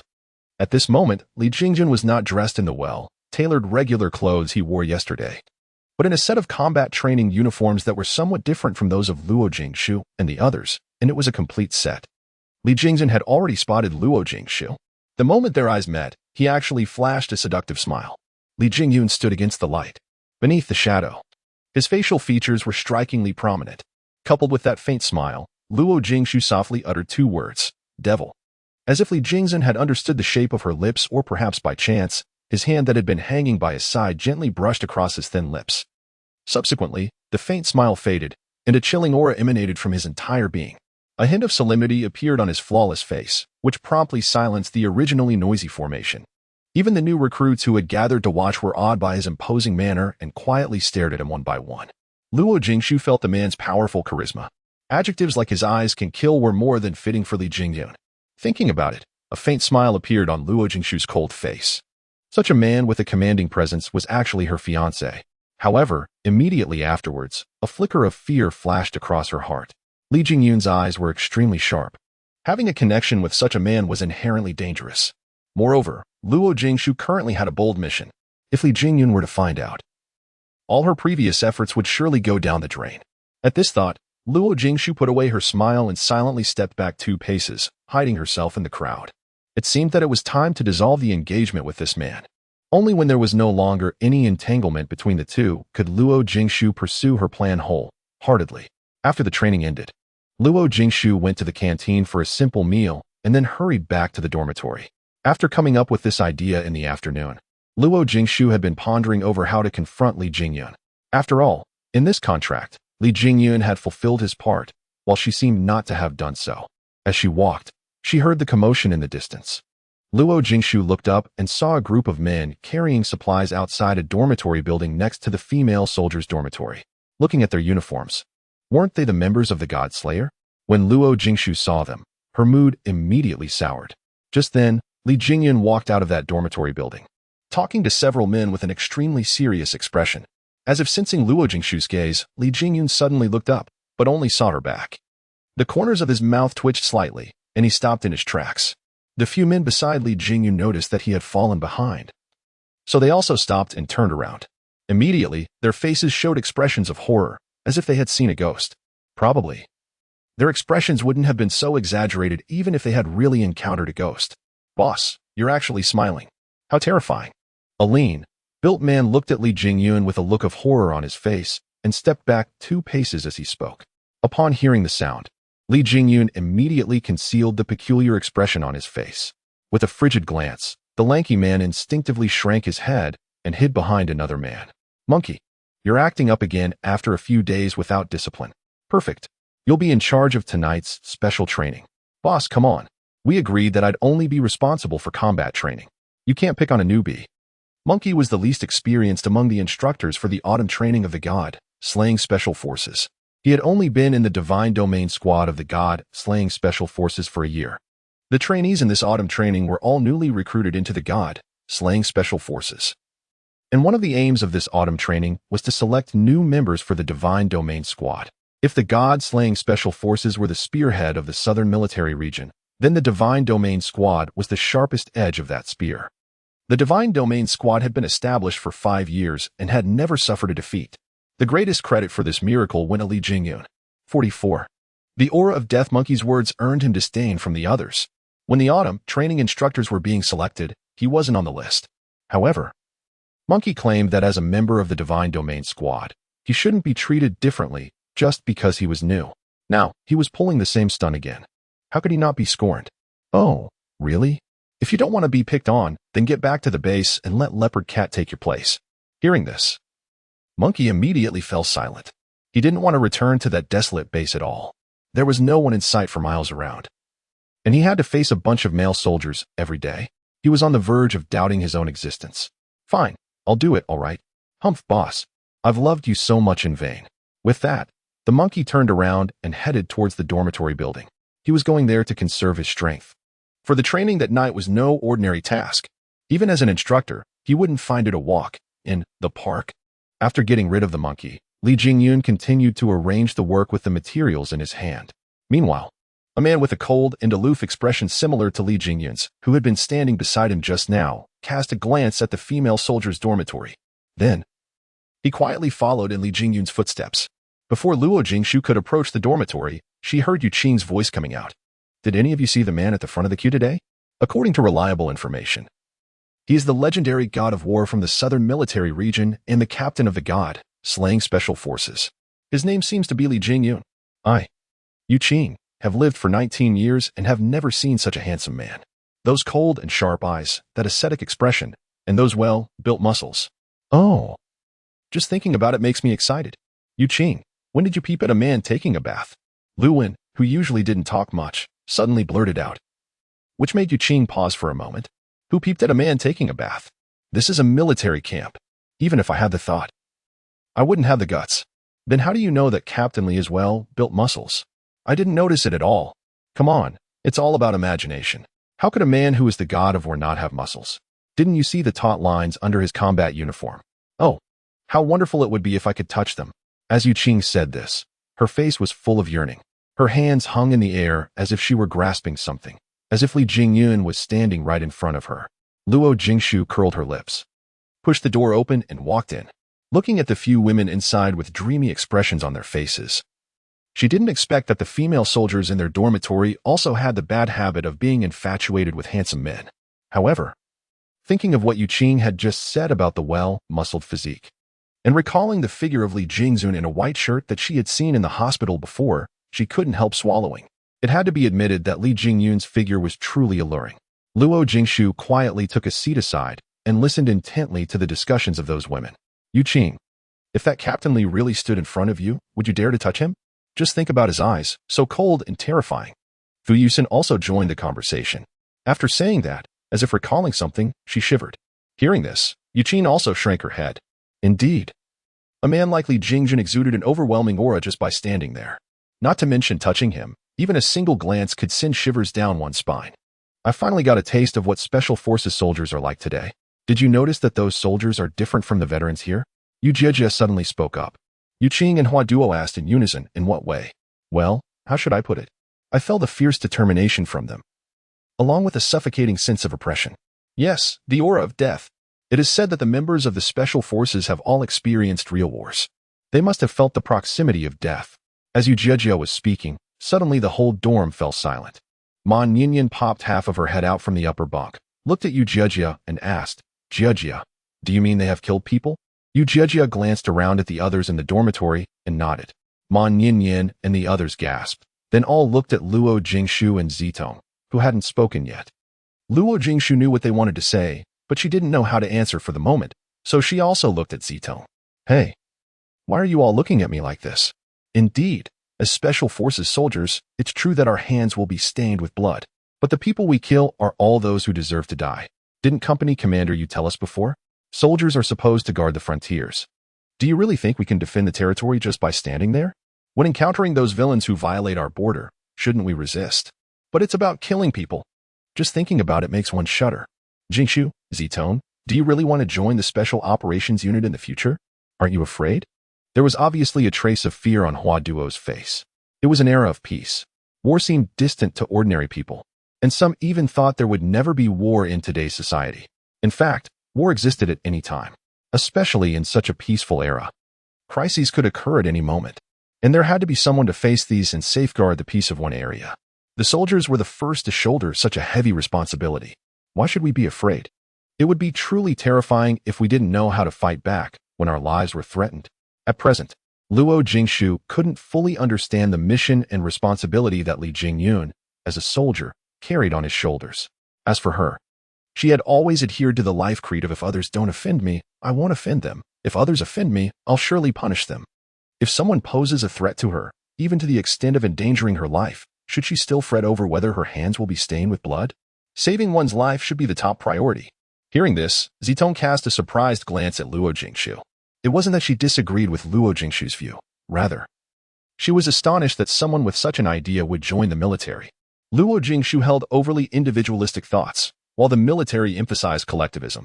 Zitong was somewhat worried that Luo Jingshu's personality was ill-suited to being a soldier. Luo Jingshu didn't miss the expression on Zitong's face. She had no intention of explaining. Everyone had different thoughts, and she didn't need to force others to share her views. Aren't soldiers supposed to defend the territory? In times of war, soldiers use their bodies to resist foreign invaders. Now, we should also fulfill the mission of safeguarding the territory. As long as we think that the blood on our hands belongs to the enemies who invade our land, there's nothing to be afraid of. It should be the invaders who cross our borders that tremble with fear. When Zitong said these words, the usual playfulness on her face vanished. replaced by a touch of solemnity. This somewhat surprised Luo Jingshu, yet it also felt vaguely familiar. 45. There had never been a woman in the god-slaying unit. Deep in her memory, that seemingly gentle woman had once spoken to her in such a way, not just once. Over the years, Luo Jingshu had buried these memories away. She didn't want to touch them. Now, hearing such words again, Luo Jingshu's heart ached. Thinking of the deceased, a fleeting sorrow flashed across her indifferent face. Fortunately, no one noticed. Zitong, didn't you join the military for love? You can actually come up with so many ideas. Yu Jiejie seemed to get to know Zitong anew, with a flicker of admiration flashing across her eyes. Before this, if one were to say which of the 10 girls in the dormitory was the most like a soldier, there was no one other than Yu Jiejie. However, it now seemed that in terms of ideological realm, Zitong was more like a soldier. Hearing this, Zitong resumed her usual playful smile, yet there always seemed to be a bit more determination in it. One can only say that this place where I can realize my life's ideal also happens to have the love I desire. After that, the little girl shifted the topic to the Special Forces soldiers who had arrived today. Luo Jingshu originally wanted to find a quiet place to stay for a while. Clearly, the dormitory was not going to be quiet. Looking at those extremely radiant faces, Luo Jingshu always felt a bit out of place. When she saw Zitong's smiling face, it made her feel a bit flustered. Finally, she left the dormitory. She needed to find a place to calm down. From 7 to 8 in the evening was the time for the new recruits' collective study. After the study was over, Luo Jingshu, as usual, would give herself an extra hour of training. There was no other way. She had to ensure everything went smoothly. She had to become a member of the God Slayer team. After running for a while, hearing the footsteps behind her, Luo Jingshu already guessed who it was. During this period, this Jia Yuan had become someone she was quite familiar with. Almost every day when she trained alone, Jia Yuan would appear. Luo Jingshu, you're amazing. You really made a stunning impression. In yesterday's new recruit assessment, you became famous overnight. Luo Jingshu did not respond, which was expected. Seeing that Luo Jingshu remained silent, Jia Yuan continued, Luo Jingshu, would you like to join our sniper company? By the way, how's your shooting? You should have a shooting training next week, right? Hearing this, Luo Jingshu thought that being a sniper was indeed a good option. During missions, one only needed to hide and eliminate the enemy invisibly without expending much physical strength. Once, Yi Xiao was also the second sniper in their team, and that scumbag was the team's main sniper. Since Luo Jingshu wanted to deal with that traitor personally, it would be quite fitting to end everything with the sniper rifle that scumbag was most proficient in. Is there a female sniper company here? Since all the female soldiers in the regiment had gone for training recently, Luo Jingshu wasn't very clear about the female soldiers' organizational structure, so she asked, yes. Oh. By the way, those female tough cookies will be back next week. You'll probably see them then. Oh. As she spoke, Luo Jingshu quickened her pace and continued walking forward. Jia Yuan didn't mind. During this time, he had come to know this girl quite well.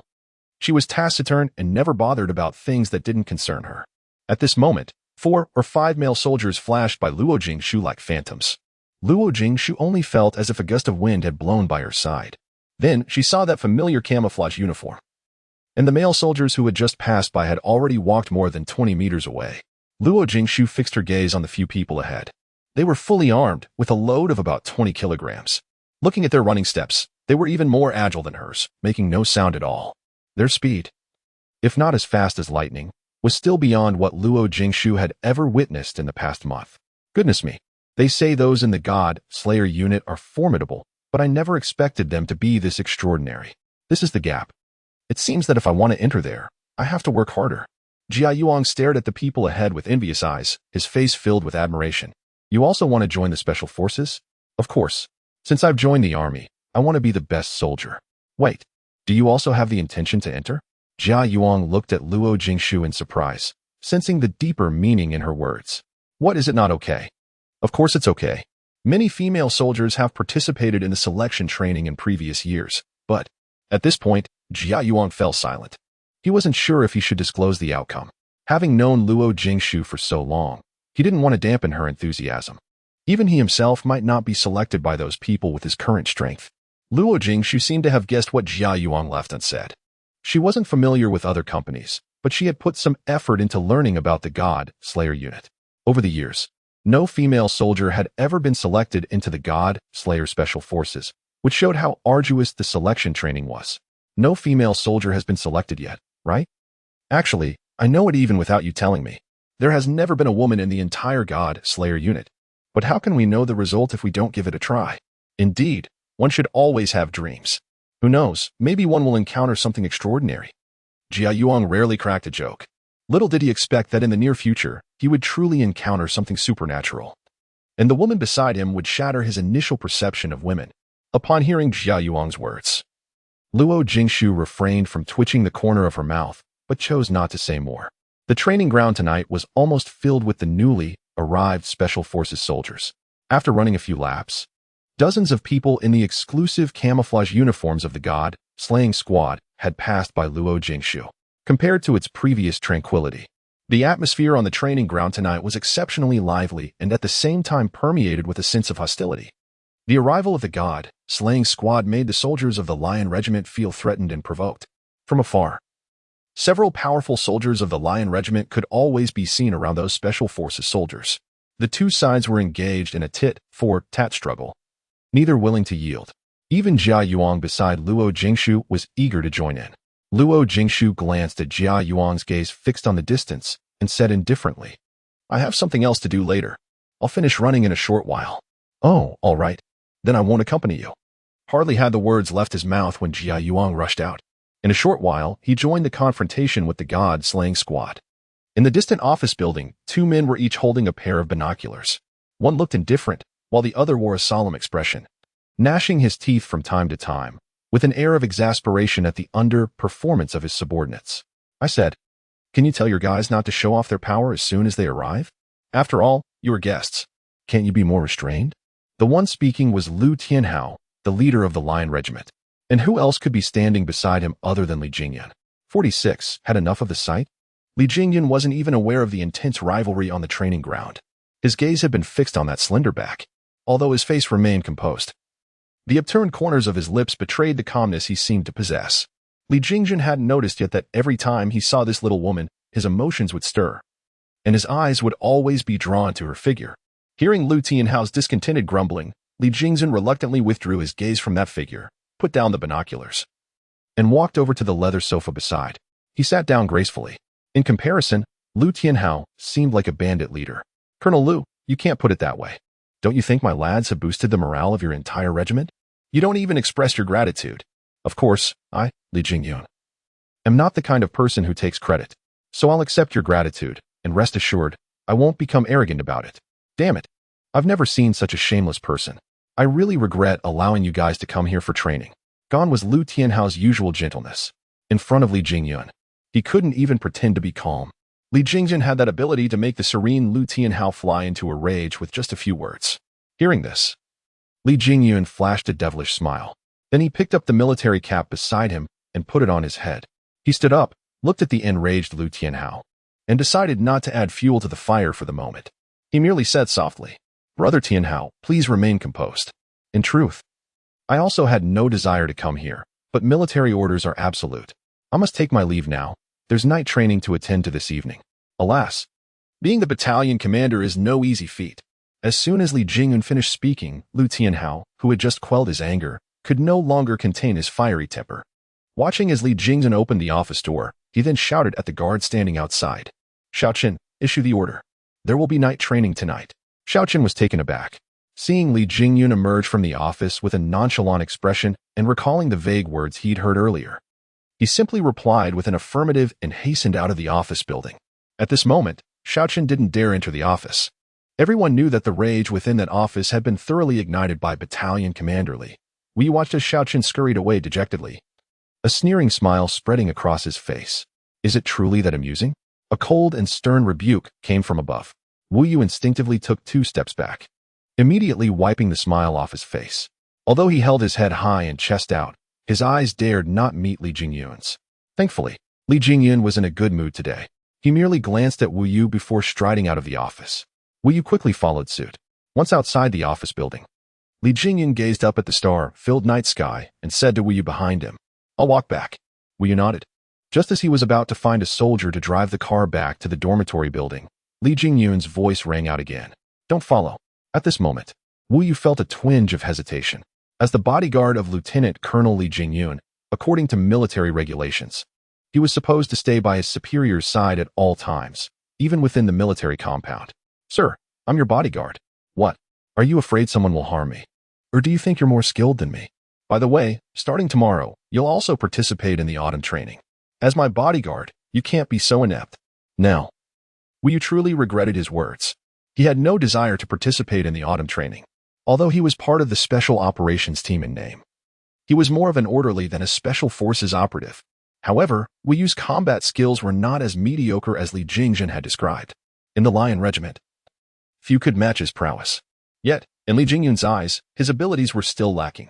Wu Yu had been by Li Jingyun's side for nearly 4 years and had gone through 2 intense training sessions. Each time, he felt as if he had shed his old self and been reborn. Now, hearing Li Jingyun's words, how could he not regret it? Sir, I was wrong. As the old saying goes, to err is human, to forgive, divine. Wu Yu understood this well. After all, he served under Li Jingyun, a man of his word. After speaking, Wu Yu raised his head slightly to gauge Li Jingyun's expression. When he saw Li Jingyun part his thin lips, Wu Yu tensed up. But then, Li Jingyun said nothing and walked directly towards the road outside. Wu Yu let out a sigh of relief and immediately turned around to get into the jeep. Seated in the driver's seat, gazing at the distant, cold and slender silhouette of Li Jingyun, Wu Yu then realized that his back was already drenched. Immediately afterward, he wiped the fine sweat from his forehead before starting the car and following Li Jingyun at a discreet distance. From the office building to Li Jingyun's dormitory building, one had to cross the expansive training ground, and it would take about 15 minutes on foot. Li Jingyun walked at a moderate pace, his gaze fixed straight ahead, his expression aloof. Just as he crossed the training ground, Li Jingyun detected a set of footsteps behind him. Although there were many soldiers on the way back, that particular set of footsteps was highly distinct. Unlike those of the soldiers, it lacked a rhythm, as if it could synchronize with Li Jingyun's stride. Li Jingyun looked at the dormitory building not far away, a slight curve forming at the corner of his lips. Then, at the crossroads, he veered in the opposite direction of the dormitory. This path led to the shooting range of the Lion Regiment, which was deserted at night. Wu Yu had been driving behind Li Jingyun. When he saw Li Jingyun suddenly turn to the other side, he was about to step on the accelerator to follow, only to see the figure that had been behind Li Jingyun also make a turn in that direction, even though it was night. With the help of the streetlights on both sides of the road, Wu Yu recognized the figure. He immediately hit the brakes and stared in the direction Li Jingjun had gone, a somewhat ambiguous smile creeping across his face. If Li Jingjun were to see Wu Yu's expression at this moment, he would definitely throw this person into the training camp. After all, they were all upright, minded soldiers. How could one have such lewd thoughts in their head? Not knowing how long they had walked, Li Jingyun surveyed the surroundings. When he was certain there was no one around, he finally halted his steps but remained silent. Luo Jingshu knew this man was aware of her trailing behind when she saw Li Jingyun walking along this path. Now seeing him stop, she didn't dodge and quickened her pace by 2 steps, striding in front of Li Jingyun. Do you have something to tell me? As she approached, she heard Li Jingyun's cold and clear voice. Luo Jingshu stood still and glanced at Li Jingyun. Although there were no street lights here, fortunately, the moon was bright tonight. Li Jingyun's exquisite facial features clearly fell into Luo Jingshu's eyes. She subconsciously swallowed. Well, in such a night, in such an environment, with such a handsome man beside her, even if Luo Jingshu did nothing, it was still nice to feast her eyes. Have you had your fill of looking? 47. Why must you dwell in the past? Li Jingyun's voice came from above. However, this voice seemed to carry a bit more ambiguity than the coldness before. Well, how do you like this face? Well, Li Jingyun regretted it as soon as he said it. He just somehow blurted it out, wanting to know Luo Jingshu's thoughts. Only then did Luo Jingshu realize her gaffe. This seemed to be the second time she had behaved awkwardly in front of Li Jingyun. Luo Jingshu averted her gaze and stared at the pitch black area in the distance. She silently grumbled, a man who brings disaster to the nation. Regarding Li Jingyun's previous question, Luo Jingshu only replied indifferently, it's okay, passable. This reply made Li Jingyun feel as if he was on the verge of spitting blood. What did she mean by just okay? Were all those women who used to pester him just an illusion? Thinking of this, Li Jingyun touched his face and wondered what kind of peerless beauty could catch Luo Jingshu's eye. Luo Jingshu would never have imagined that her insincere reply would make Li Jingyun so frustrated.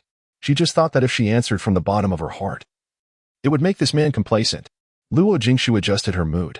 Suddenly, her expression became a bit colder. The admiration in her eyes when looking at Li Jingyun just now disappeared, and there was suddenly a sense of alienation between them. How could Li Jingyun not notice such a change? He frowned slightly, and a sudden sense of annoyance welled up in his heart. He disliked this woman looking at him with the same kind of look as she would a stranger, just when Li Jingzhen was feeling extremely irritated. Luo Jingshu's cold voice came. Will the god, slaying special forces recruit new members next year? Putting aside his thoughts, Luo Jingshu got straight to the point and directly stated her purpose.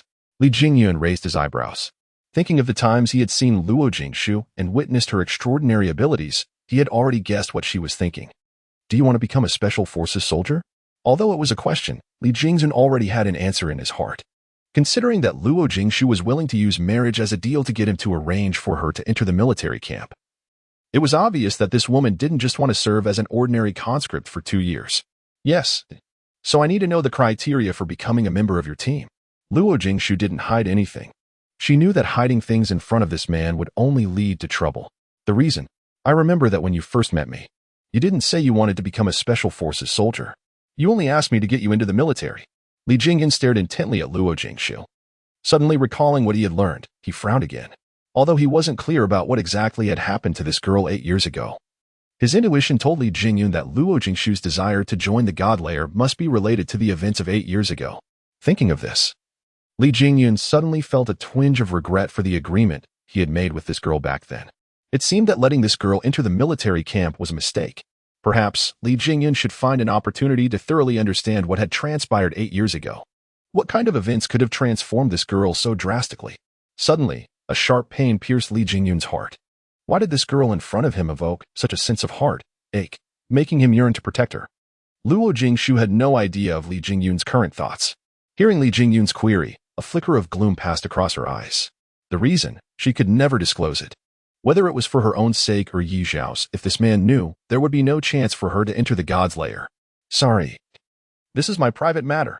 Well, I'm also sorry. To join the God Layer, one cannot be driven by personal feelings. If you simply want to use the God Layer to accomplish your private affairs, based on this alone, the door of the God Layer will never open for you. Li Jingzhen resolutely refused to answer Luo Jingshu's question.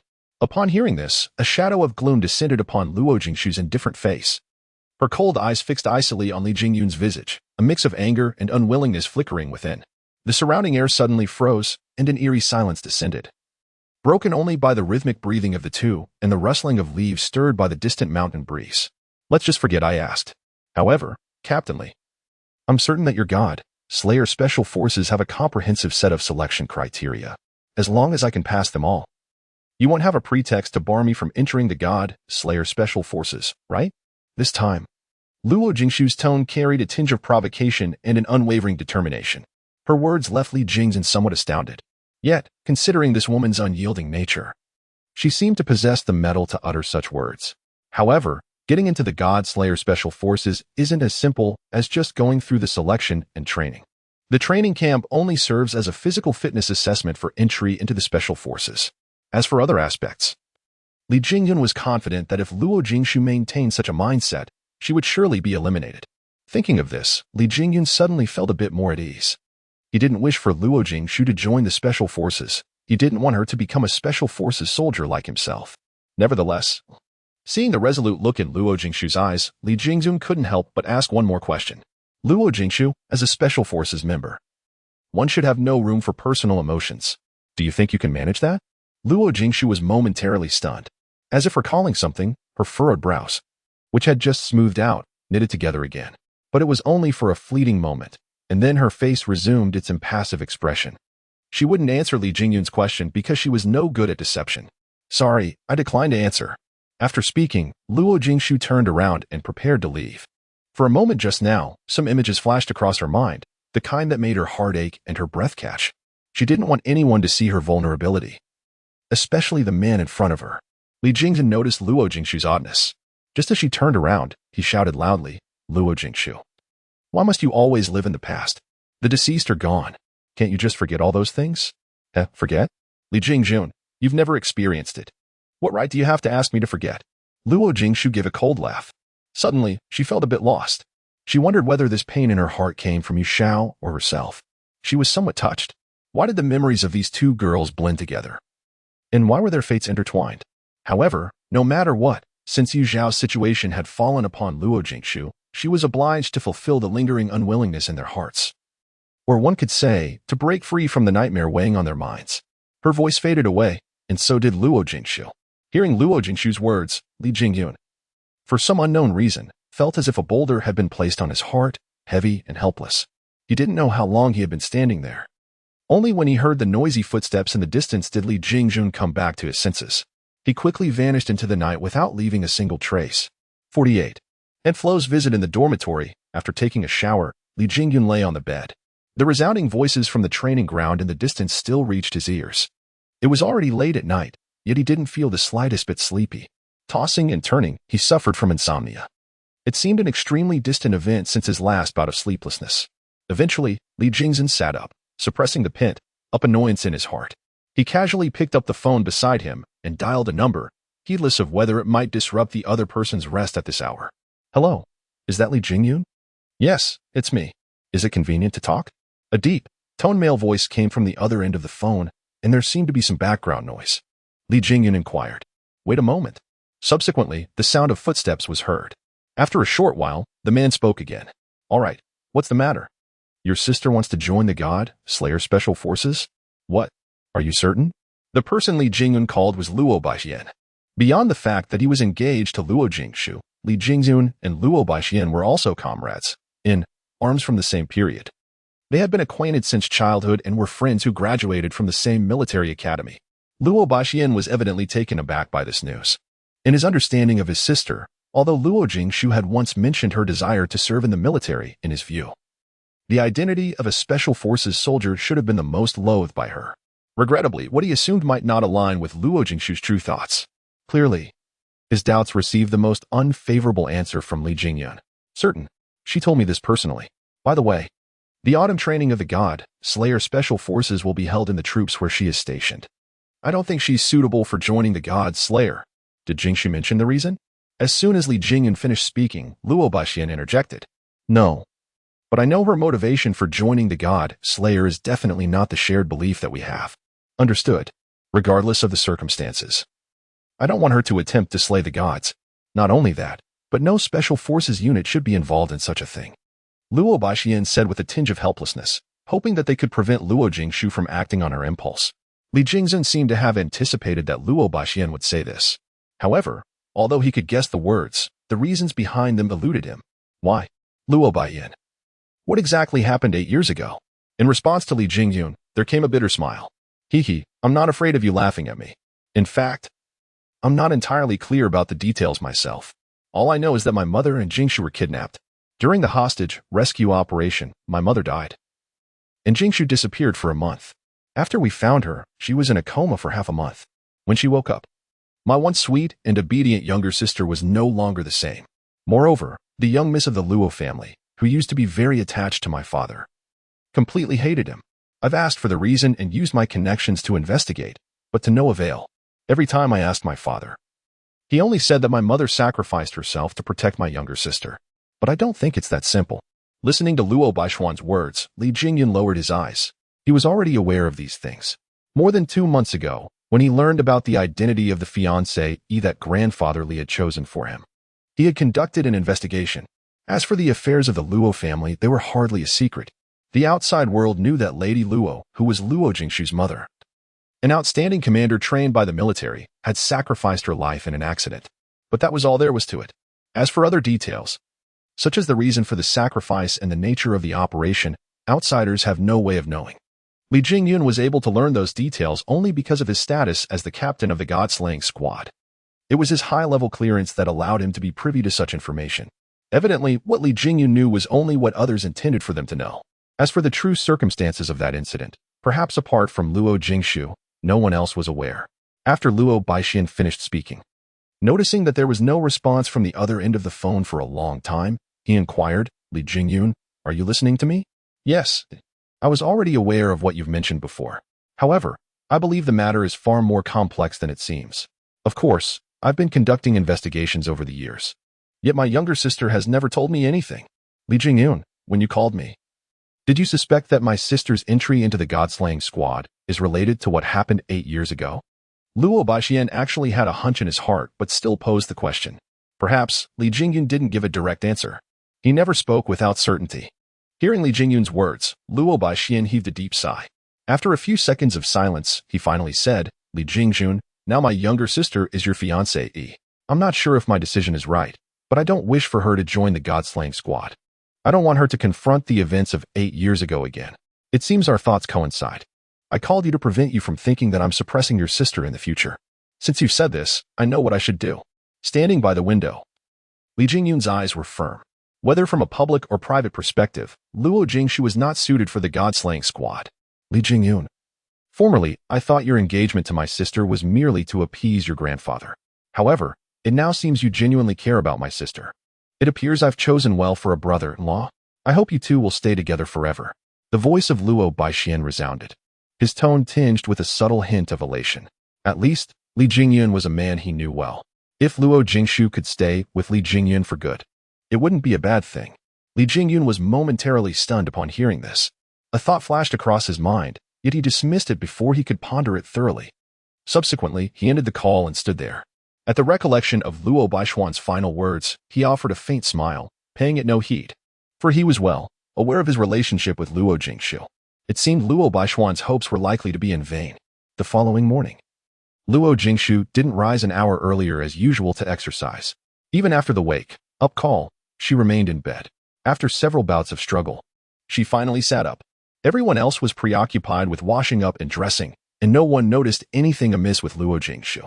It was only when Luo Jingshu got out of bed that Zitong caught sight of her deathly pale complexion. Jingshu, what's wrong? Are you feeling unwell? Luo Jingshu shook her head, clutching her stomach. Zitong immediately understood the situation. However, seeing Luo Jingshu's white face, she grew concerned. Just as Zitong was about to ask if she should take a leave of absence, Luo Jingshu spoke first. Please help me ask for a leave later.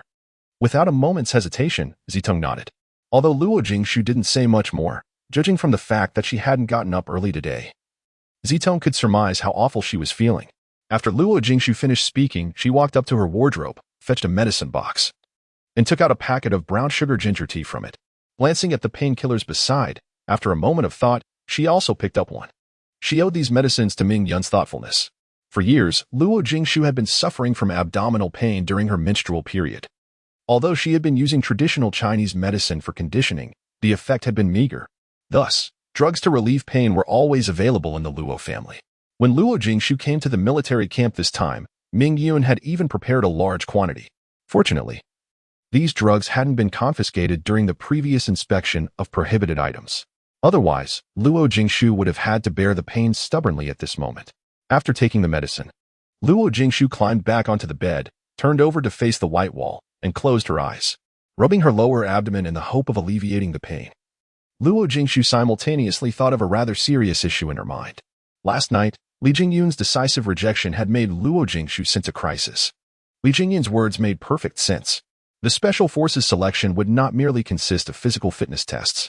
Over the years, the reason why no female soldier had passed might be related to the particularities of female soldiers. Missions didn't choose their timing. In that case, tasks had to be carried out regardless of whether it was the menstrual period or not. Especially when menstruation occurred during the execution of a mission, there would be no allowances for temporary withdrawal. In the past, Yishao hadn't experienced such special circumstances. The base, taking into account the special conditions of women, would have doctors conduct monthly examinations during the training of these girls. Once such problems were detected, they would be treated promptly. Therefore, for the women who graduated from that base, their menstrual periods generally had no impact on them. Certainly, there are also women who still have these problems after treatment. The fate of those women is to become playthings for the men in the base. That base never nurtures the useless. Since they can't become warriors of the base, they can only become slaves of it. Now, Luo Jingshu, upon thinking about her current body, can't help but feel vexed. Given this situation, it seems she won't even be able to pass the physical examination. It appears that she must condition this body well before the Special Forces training next year. On the training ground, Xijing showed up punctually. He originally thought he would see Luo Jingshu as usual, but after waiting for a long time, her figure remained absent. Just as he was feeling puzzled, Zitong walked over. Report to the squad leader. What's the matter? Luo Jingshu is unwell and asks for a day off. Upon hearing this, Xijing frowned deeply. Not long ago, he thought Luo Jingshu would be a qualified soldier. Unexpectedly, before even a month had passed, The soldier he had taken a fancy to wanted to rest due to physical discomfort, and even sent someone else to ask for leave on her behalf. Immediately, his face darkened and his tone became solemn. Give you 10 minutes. I need to see you and Luo Jingshu here simultaneously. Zitong was stunned. She didn't expect Si Zheng to react in such a way. In other squads, female soldiers could ask for leave when they were unwell during their menstrual period. Why was it different in their squad? Didn't she make herself clear enough? Thinking this, Zitong repeated herself. Report to the squad leader. Luo Jingshu can't train because of abdominal pain during her menstrual period and asked me to ask for leave on her behalf. This time, Zitong's voice was so loud that several nearby classes could hear it, and all of them looked in this direction.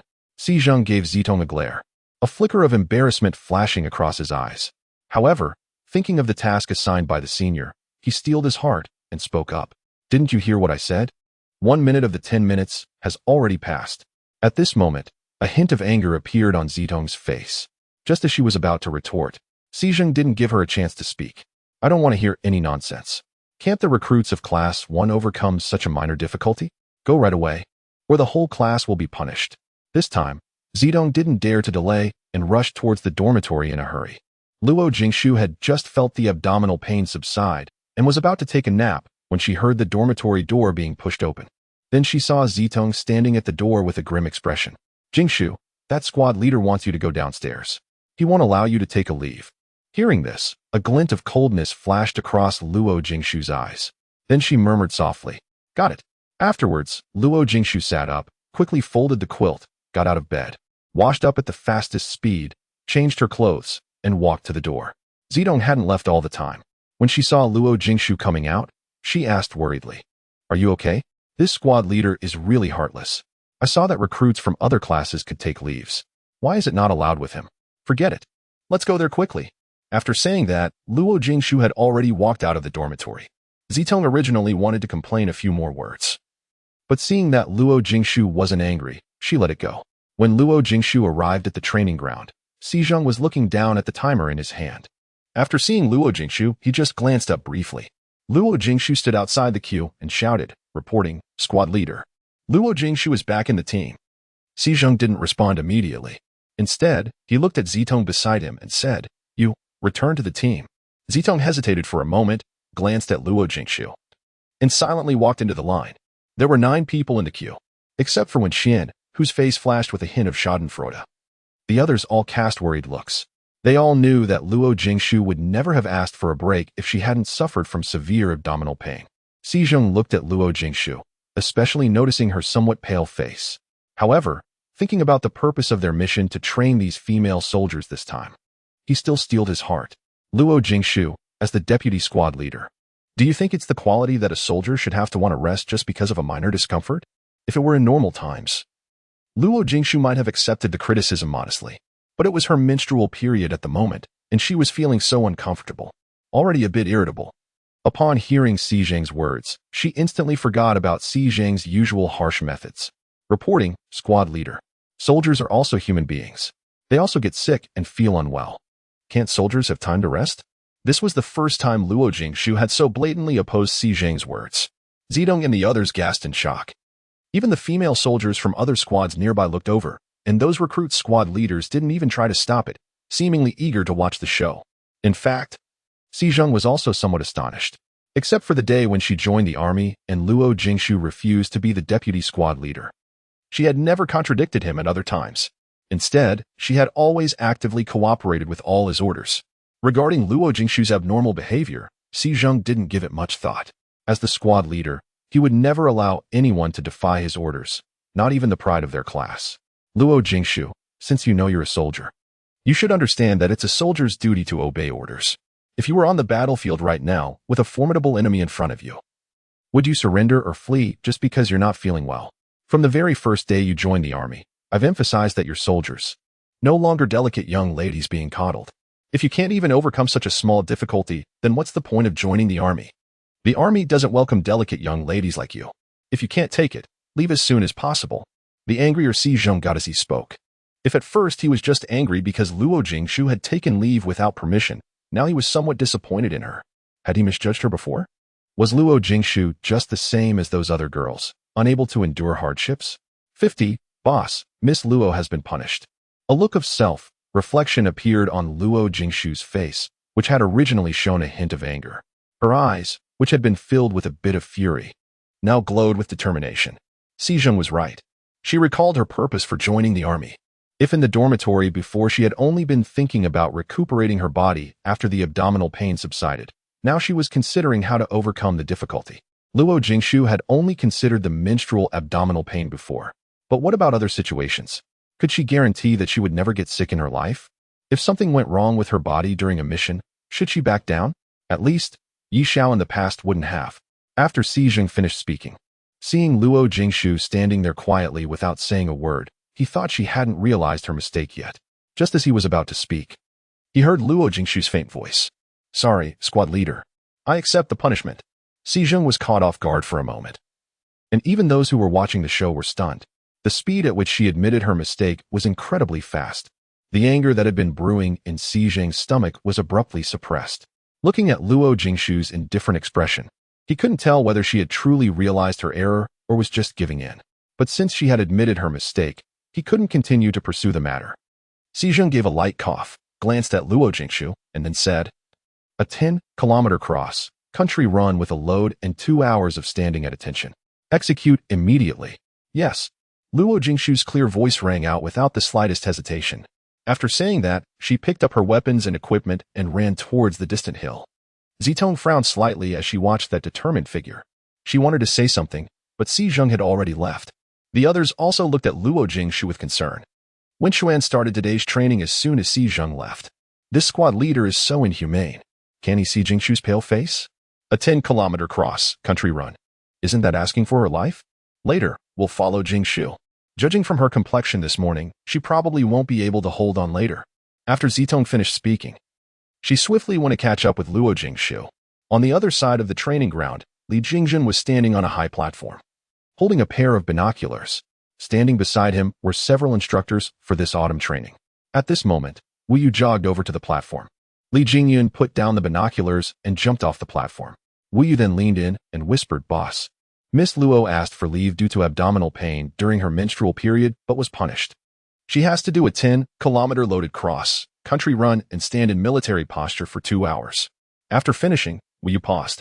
Seeing Li Jingyun's calm expression and having no intention of speaking, he thought for a while and continued, just now when I passed by, I saw that Miss Luo's face was as pale as a sheet, without a trace of blood. It seems quite serious. Boss, you. Before he could finish speaking, Wu Yu felt a cold and fierce look sweep across him. Then Li Jingyun's soft but menacing voice came. Wu Yu, when did you become one of the recruits? Wu Yu shivered and then took 2 steps back. Boss, I just happened to pass by. Really? After saying that, he turned around and left in a flash, disappearing from sight in an instant. Boss, what did Wu Yu do to anger you? Why did he run away so quickly? Monkey leaned over. He was the closest to Li Jingyun just now, but Wu Yu had spoken too softly. Coupled with the noisy training ground, he hadn't heard a thing. However, driven by curiosity, he still inquired eagerly. Li Jingzhen cast a glance at the gossiping look on Monkey's face and directly said to the man on the other side, Wolf King, throw this guy far away from me. After saying that, Li Jingyun turned around and walked towards the rest area beside. Just as he turned around, he happened to see the distant hillside where Luo Jingshu, fully equipped, was running on the halfway up the mountain.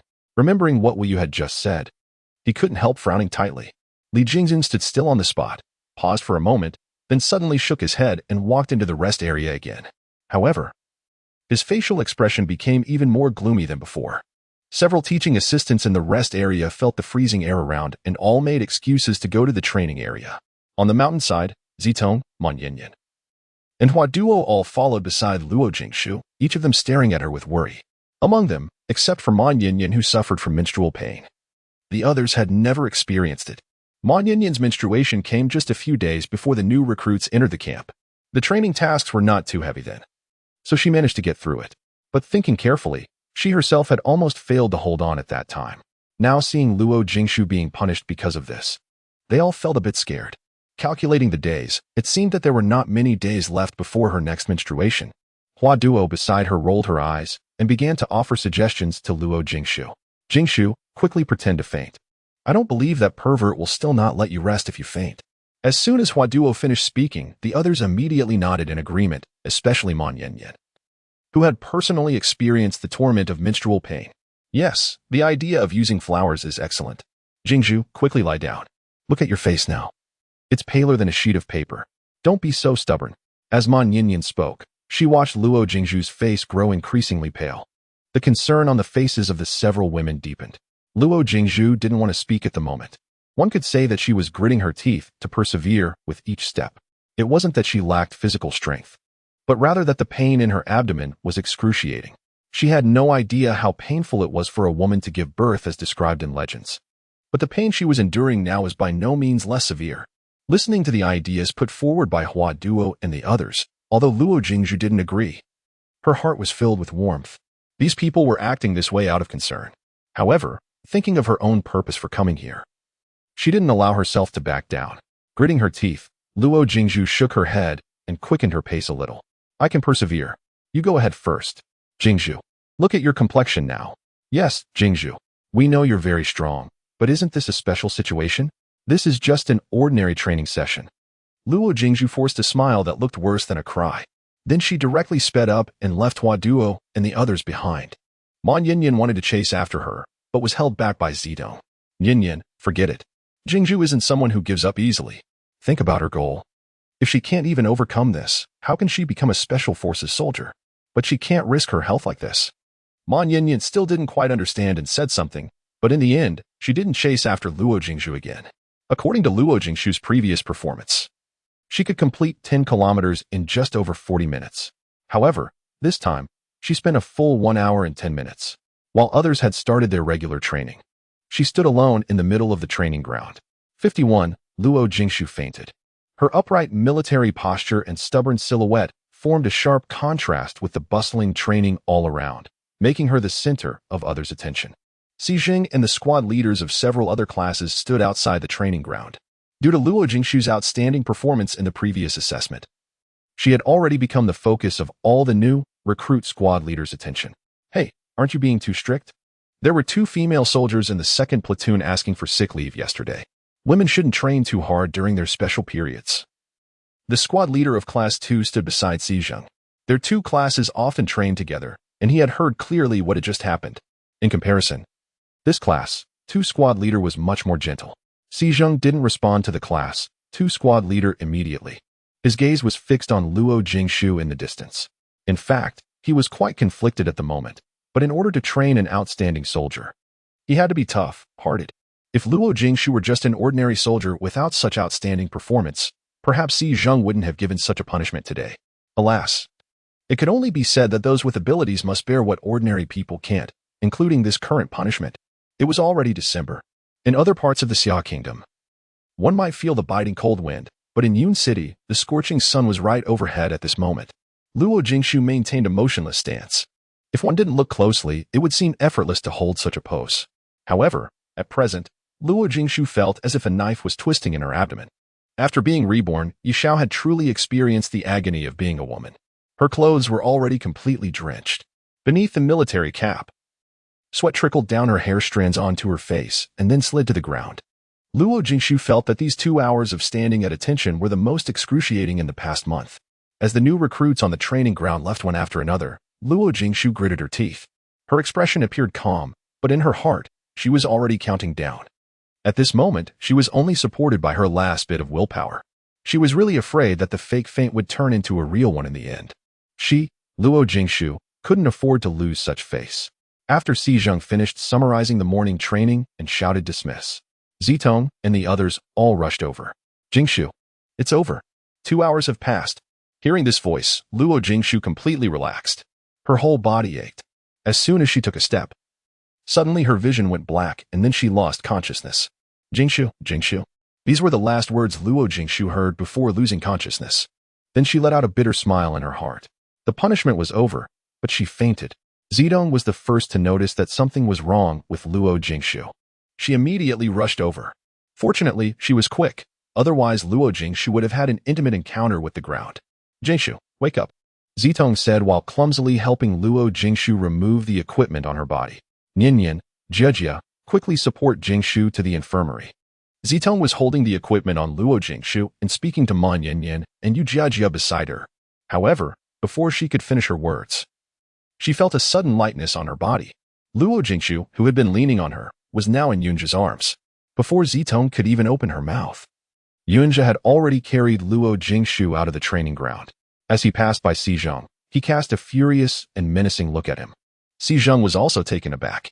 He had asked Zitong to go and inform Luo Jingshu that the punishment was over, then turned around to leave. After only taking 2 steps, he heard Zitong shout and saw Luo Jingshu collapse onto Zitong. Just as he was about to go over, a shadow flashed by. And then the scene just described occurred. Yunja's eyes were full of rage, wishing to tear him to pieces. Watching Yunja's hasty departing figure, Xizhong didn't hesitate and chased after him. After all, Luo Jingshu was his soldier, and she fainted because of his punishment. Before long, the training ground fell silent.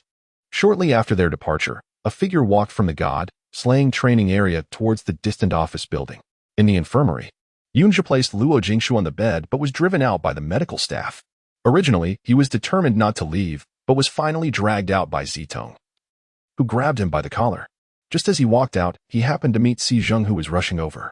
As soon as they met, Yunja, regardless of the consequences, directly rushed forward, eager to punch him, but was quickly held back by Zitong and Yu Jiajia. If a recruit were to beat a squad leader, Yunja's military career would surely be fraught with hardships in the future. Although Yunja was stopped, Zitong and the others couldn't hold back his fury.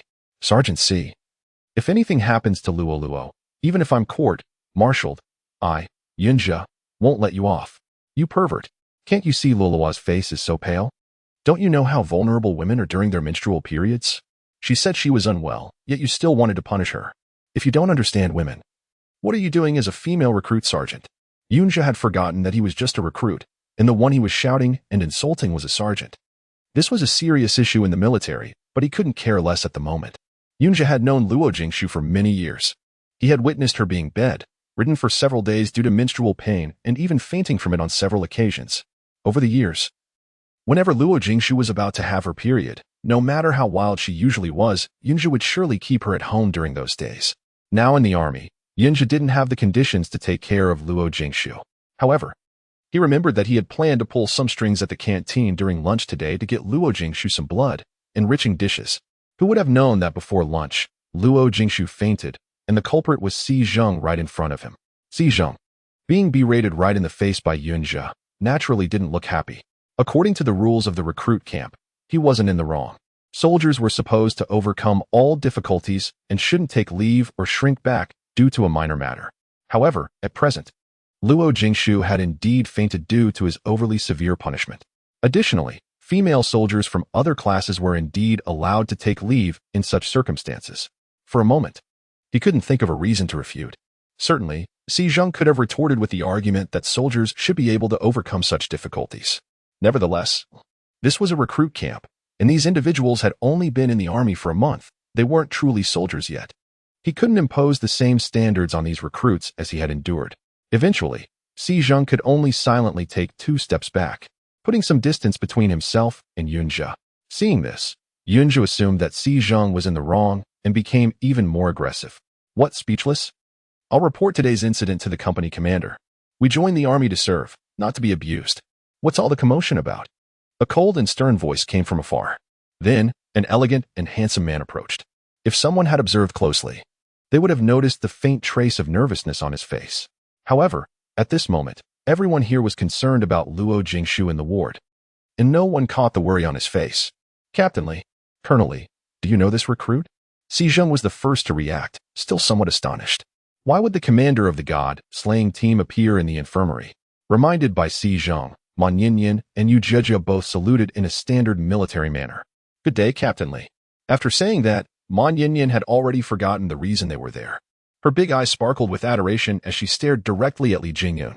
Although Yu Jiajia was also gazing at Li Jingyun, she showed a bit more restraint.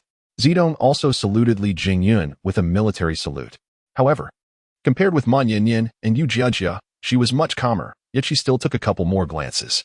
Only Yunja paid no heed to Li Jingyun. After exchanging greetings, he turned around and fixed his gaze on the closed door. Li Jingyun remained composed, nodding to everyone. When his eyes fell on Xizhong, there was an additional hint of coldness in his gaze. Xizhong was quite puzzled by this look. Could it be that the captain of the God Slayer squad also intended to meddle in the matters of their recruit camp? This seemed rather illogical. When he looked at Yunja, his brows knitted tightly and a warning glint flashed in his eyes. But Yunja completely ignored him, and Li Jingjun had no choice but to withdraw that look. Then he stepped past Yunja and pushed open the closed door. Hey, entry here is prohibited. Yunja instinctively stepped in front of Li Jingyun. Luo Jingshu was inside conducting an inspection. How could he allow other men to enter at will? Even though this man held a military rank far beyond his reach, he still wouldn't permit it. However, Li Jingyun acted as if he didn't see Yunja at all. He simply ignored Yunja's words, shifted to the side, and walked inside. Just as Yunja was about to chase after him, he was stopped by Zito. Wait, it seems there is more than one room in there. Captain Li must be going somewhere else. Although these people were quite curious about why Li Jingyun had appeared here, none of them associated Li Jingyun with Luo Jingshu. After all, these two seemed to have nothing to do with each other. Hearing this, Yunja released the doorknob he had been holding. Then he stared at the door with a worried expression on his face. Inside the emergency room of the infirmary. True to what Zitong had said, there were indeed two small emergency rooms. However, one of them was empty at the moment, and the one where Luo Jingshu was located was the one near the entrance. As soon as Li Jingyun stepped in, he saw Luo Jingshu lying on the bed, and there were no medical staff around. Li Jingyun gently pushed the door open and entered. On the immaculate hospital bed, Luo Jingshu was lying quietly, with an 4 drip in her hand. Her complexion remained as pale as ever. Her outdoor training uniform had been removed, leaving only an olive green t-shirt. Li Jingyun stood beside the hospital bed, gazing at the person on it. It seemed that she was different from the girl in his memory, the first time they met. Luo Jingshu had bright red hair and a multitude of earrings on her ears. When she saw him again, her eyes showed a bit of unease. Yet she could summon the courage to negotiate with him. She was a problem girl. The second encounter was at their engagement ceremony. She still had that eye-catching red hair and an alternative dressing style. She ignored the disdain of the elders in the Li family, always trying to avoid his gaze. However, in front of Grandpa Li, she could act like a well-behaved yet peculiar girl. The third meeting was on the night of Luo Jingshu's 18th birthday party at the hospital. On that occasion, Li Jingyun sensed the difference in Luo Jingshu. She was quiet and solitary. More precisely, there was a kind of desolation born from having experienced vicissitudes. Those seemingly clear eyes were filled with a depth that others couldn't fathom, as if she was a person with a story. After that, there were 2 more meetings at the Lion Regiment. Compared with her previous cautiousness, it seemed that after she came to the military camp, this girl had become bolder but also more profound. When it came to joining the Special Operations Force, this girl displayed a perseverance and tenacity uncommon among ordinary people. During the assessment that day, witnessing the outburst of energy from this frail girl, Li Jingyun was not only shocked but also for the first time doubted his own judgment. He had never misjudged anyone before, yet he had misjudged Luo Jingshu at first sight. In contrast, if Li Jingyun were not certain that the Luo family had only this one girl, he would have thought that the Luo Jingshu who had been engaged to him before and the Luo Jingshu now in the military camp were 2 girls who looked alike. Standing beside the bed, Li Jingyun's mind raced. Recalling these several encounters, he couldn't help but curl his lips slightly with keen interest and then inexplicably shake his head. Suddenly, Li Jingyun realized that he had somehow ended up in the infirmary. It was because he had just seen Luo Jingshu faint that he had suddenly felt worried about this girl and urgently wanted to know how she was. It seemed that in the past 26 years, he had never been so impulsive. Regaining his senses, just as Li Jingyun turned around, the door behind him was pushed open. A female doctor walked in, holding a cup of steaming brown sugar ginger tea. Seeing a man in the room, she stopped in a daze at the door. When she clearly saw who was inside, the female doctor was a bit surprised but quickly regained her composure. Captain Li, do you know this recruit? Although it was a question, the female doctor had already assumed that Li Jingyun must know the recruit in the bed. Otherwise, why would he be here? Li Jingyun had a cold expression. He took 2 steps towards the door, then shook his head and replied, I don't recognize anyone. I came here to look for some gauze to bandage wounds and walked in accidentally. As he spoke, Li Jingyun had already reached the door. However, the female doctor was blocking the way, so he had to stop. Then he glanced at Luo Jingshu on the sickbed, remained silent for a moment, and then spoke again. What's wrong with this recruit? Li Jingyun's tone was extremely calm, as if he were just casually showing concern. Upon hearing this, the female doctor immediately replied. Meanwhile, thinking of Li Jingyun's status, she hoped that he would kindly visit the recruit camp and by the way remind those female squad leaders not to ignore women's menstrual periods. Therefore, her tone was somewhat indignant. This girl, during her menstrual period, still insisted on training and fainted as a result. Fortunately, she was sent here in time. Judging from this girl, she probably had this problem before. When she was brought here, she was as pale as a ghost. Alas, those female squad leaders are really heartless. This girl is in such a state, yet they still wouldn't let her rest. Don't those men know that if a woman doesn't rest well during her menstrual period, the consequences can be very serious? She's so young. If she gets a chronic illness, maybe it'll be a problem for her to conceive in the future. By the end of her speech, the female doctor's tone was filled with anger. She was not only a doctor but also a woman, especially in the military camp where women were treated as men, many women, due to long-term training and lack of attention to physical conditioning, would more or less develop chronic illnesses. On this point, she felt a great deal of helplessness. Now, because of Luo Jingshu's matter, she couldn't help but say a few more words. At first, Li Jingjun managed to maintain an air of calm and composure. However, as he listened further, his brows knitted more tightly together. Regarding the matters of women, he was truly in the dark. Nevertheless, judging from the expression of this female doctor, Li Jingjun was certain that she was not exaggerating. At this moment, Li Jingyun fixed his gaze on Luo Jingshu lying on the bed. Unconsciously, a tinge of pity welled up in the depths of his eyes. And he also felt a twinge of remorse for the agreement he had made with Luo Jingshu back then. Perhaps, coming to the military camp was truly a mistake. After the female doctor finished speaking, she realized that she had said too much. After all, the recruit lying here had no relation to Colonel Li. With a somewhat embarrassed look on her face, she explained, "Sorry, Colonel Li. I wasn't referring to you. I was talking about those squad leaders in the recruit camp." Li Jingyun didn't mind at all. Instead, he was grateful to this female doctor. For years, the God of War Special Forces had been recruiting female soldiers, but they had never found any who met the requirements. However, there might be suitable candidates in the future. Now that he knew these things, as the leader of the God of War Special Forces, he would pay more attention to this aspect in the future. Of course, Li Jingjun would never admit that the main reason he wasn't angry was that he would pay extra attention to this girl, Luo Jingshu, from now on. The female doctor had no idea that her words would make this aloof God of War pay special attention to the care of women in the future. While Luo Jingshu was suffering greatly, Li Jingjun withdrew his gaze and said to the female doctor, "You're absolutely right. I'll find an opportunity to talk to your regimental commander about this. I'll have to trouble you to take care of this female recruit." After speaking, Li Jingyun glanced at the female doctor. The female doctor immediately shuffled 2 steps to the side, and Li Jingyun then exited the room. It wasn't until Li Jingjun vanished down the corridor that the female doctor came to her senses. Just now, Li Jingjun had said he was going to fetch the supplies for dressing wounds, yet when he left, she clearly saw that his hands were empty. However, she didn't have the time to worry about this now. She carried the cup of brown sugar ginger tea over to the hospital bed. After a period of rest, Luo Jingshu's complexion finally regained a tinge of color. It was an hour later when she roused from her slumber. Luo Jingshu stirred in her bed. Her body still ached, yet the abdominal pain seemed to have subsided considerably. As she slowly fluttered her eyes open, she was greeted by Yunja's excited voice. "My dear Luo, you're finally awake. If you hadn't woken up, I would have carried you out of the camp." Yunja embraced Luo Jingshu in his excitement. Luo Jingshu wasn't quite accustomed to such exuberance. She gently pushed Yunja away and spoke. "Why are you here? Shouldn't you be in training?" "My dear, training is nothing compared to you. Do you still feel unwell anywhere?" "Oh, don't get up.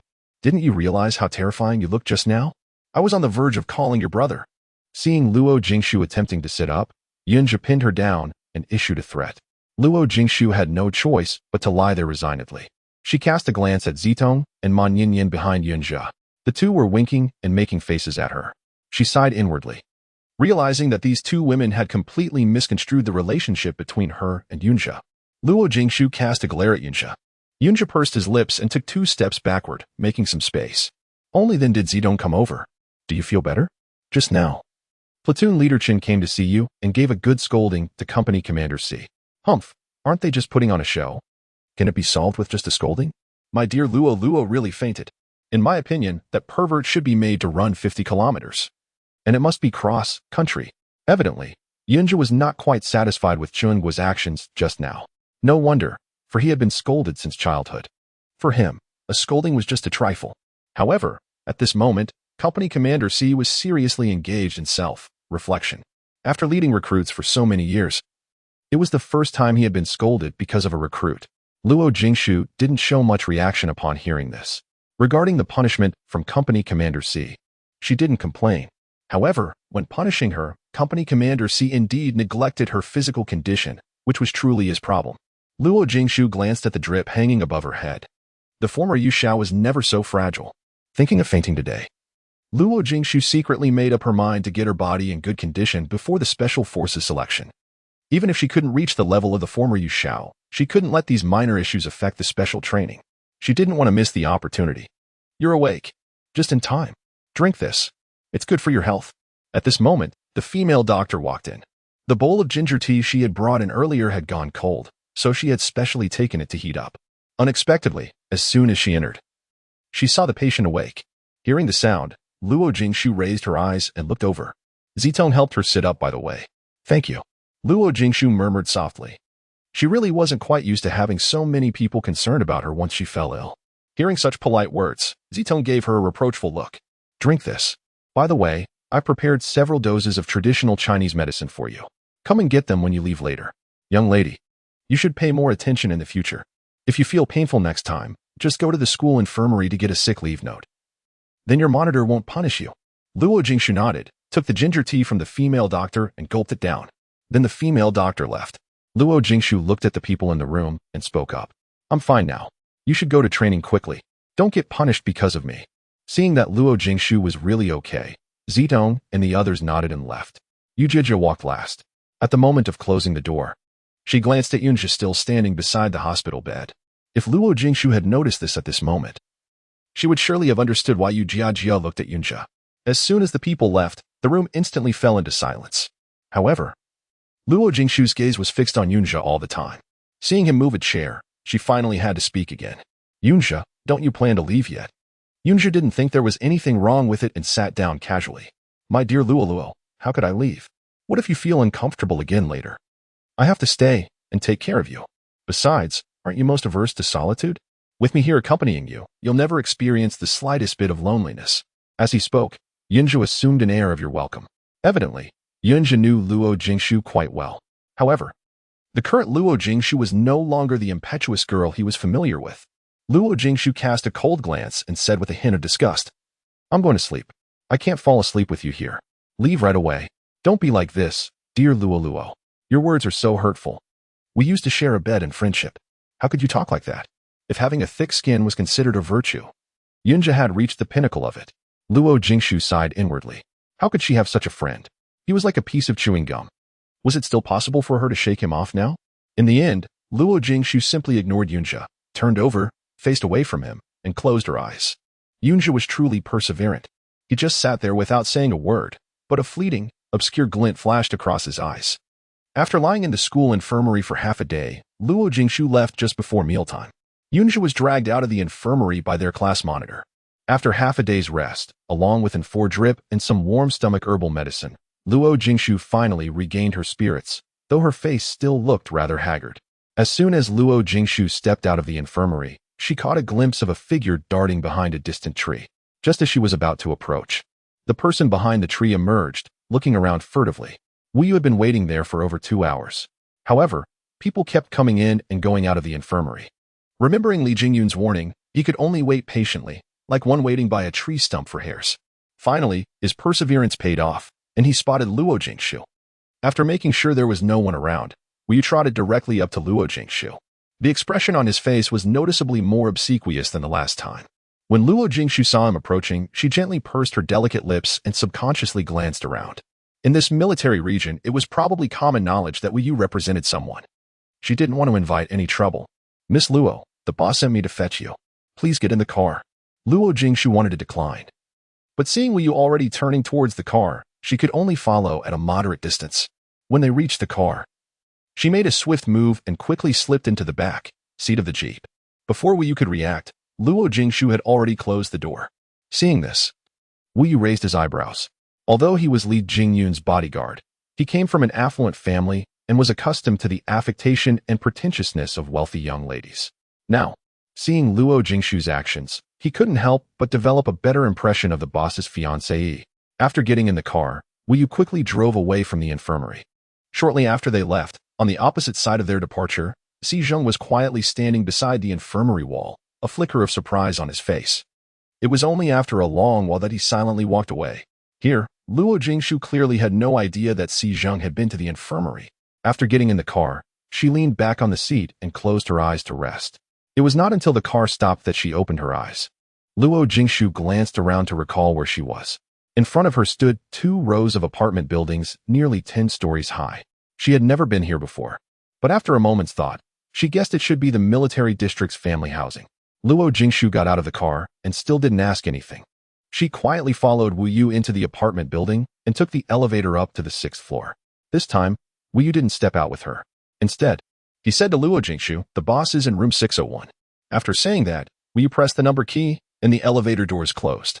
Luo Jingshu was a bit curious about what Li Jingyun wanted to do by bringing her here. Moreover, if her guess was correct. Although Li Jingyun was from the southern military district, his military camp was 300 or 400 kilometers away from here, and there shouldn't be a residence of his here. Never mind. It seemed none of her business. All she needed to do now was figure out the purpose of Li Jingyun inviting her here. Thinking so, Luo Jingshu turned left and came to the door of room 601. Knock, knock, knock. The clear sound of knocking on the door rang out. Within 5 seconds, the door was opened. Li Jingyun was standing at the door, wearing a light green shirt with the sleeves neatly rolled up to his elbows. Looking down, one could see ironed military trousers with not a single wrinkle, but his feet were paired with a pair of rather discordant slippers.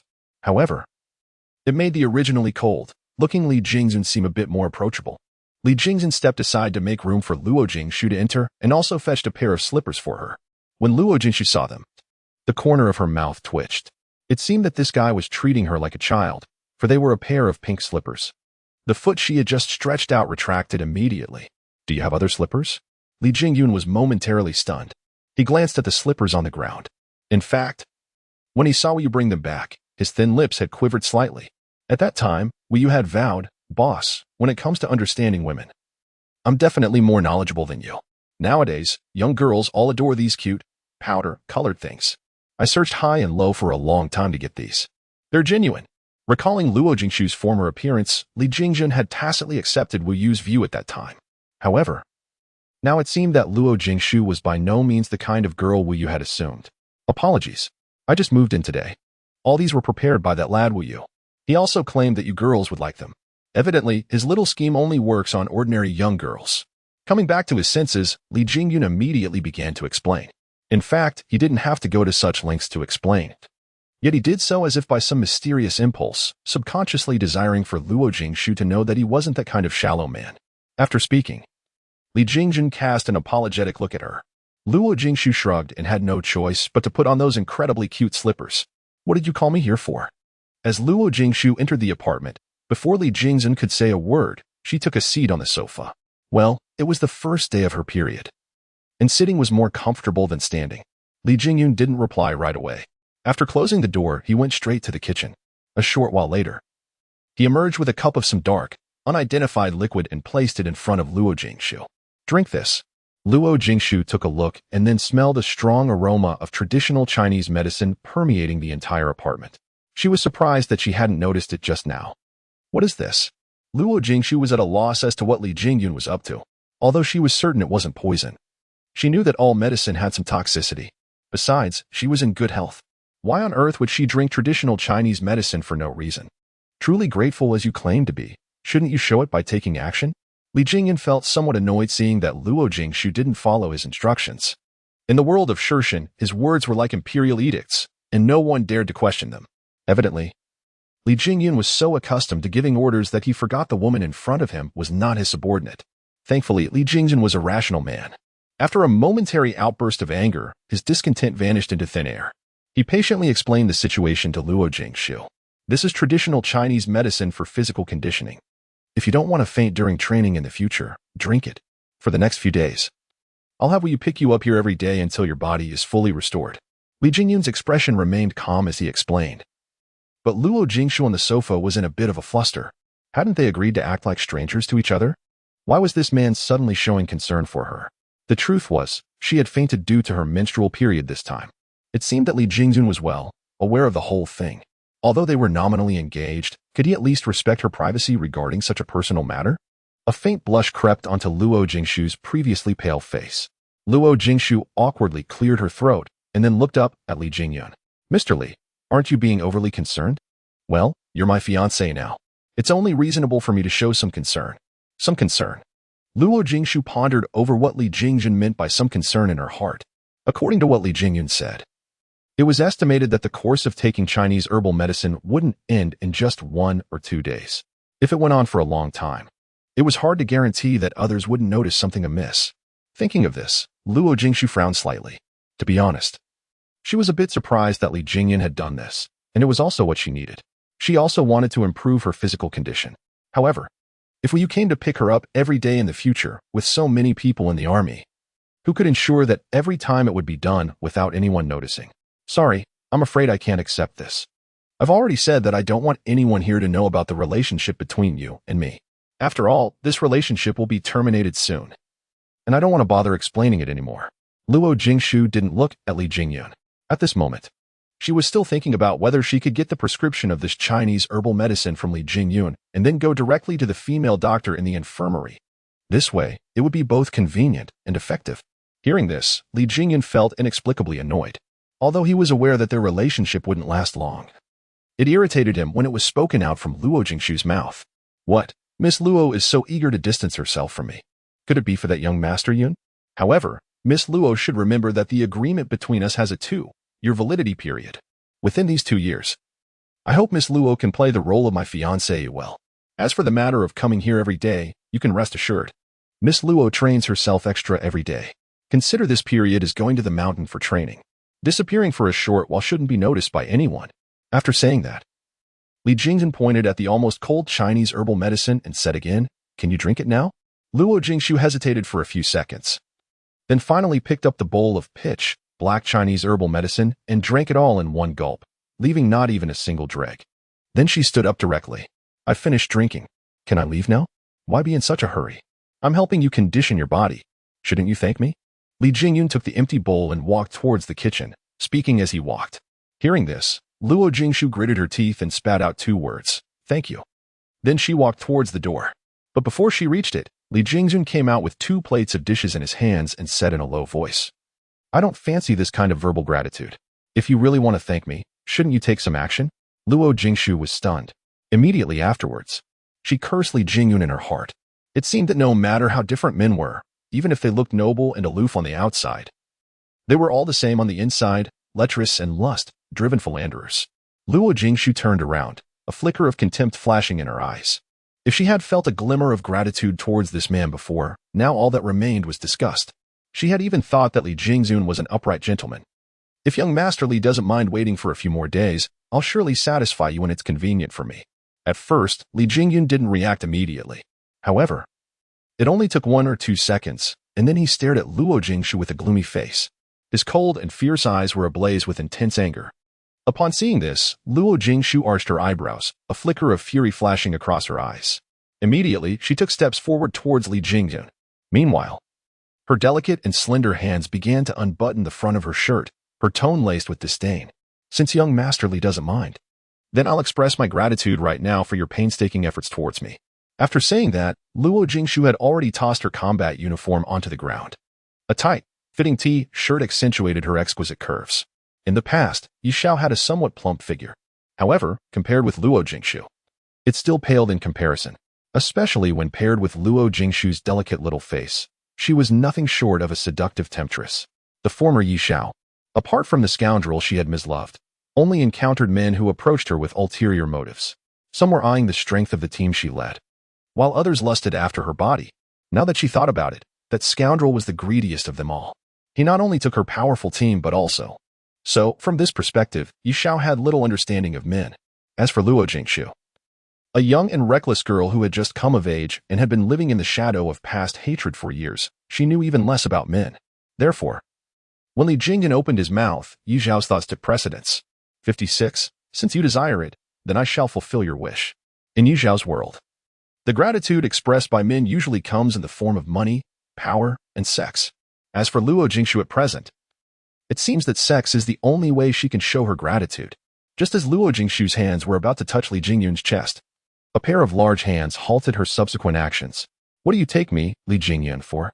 Or perhaps, Miss Luo has always been rather lenient regarding such matters. Li Jingyun pursed his thin lips slightly, his sword-shaped eyebrows arched, and his fierce eyes half closed. If at this moment, Wu Yu or those men from Shirshan were here, they would know that their team leader was truly enraged. This time, Li Jingyun was really infuriated by Luo Jingshu's frivolous actions.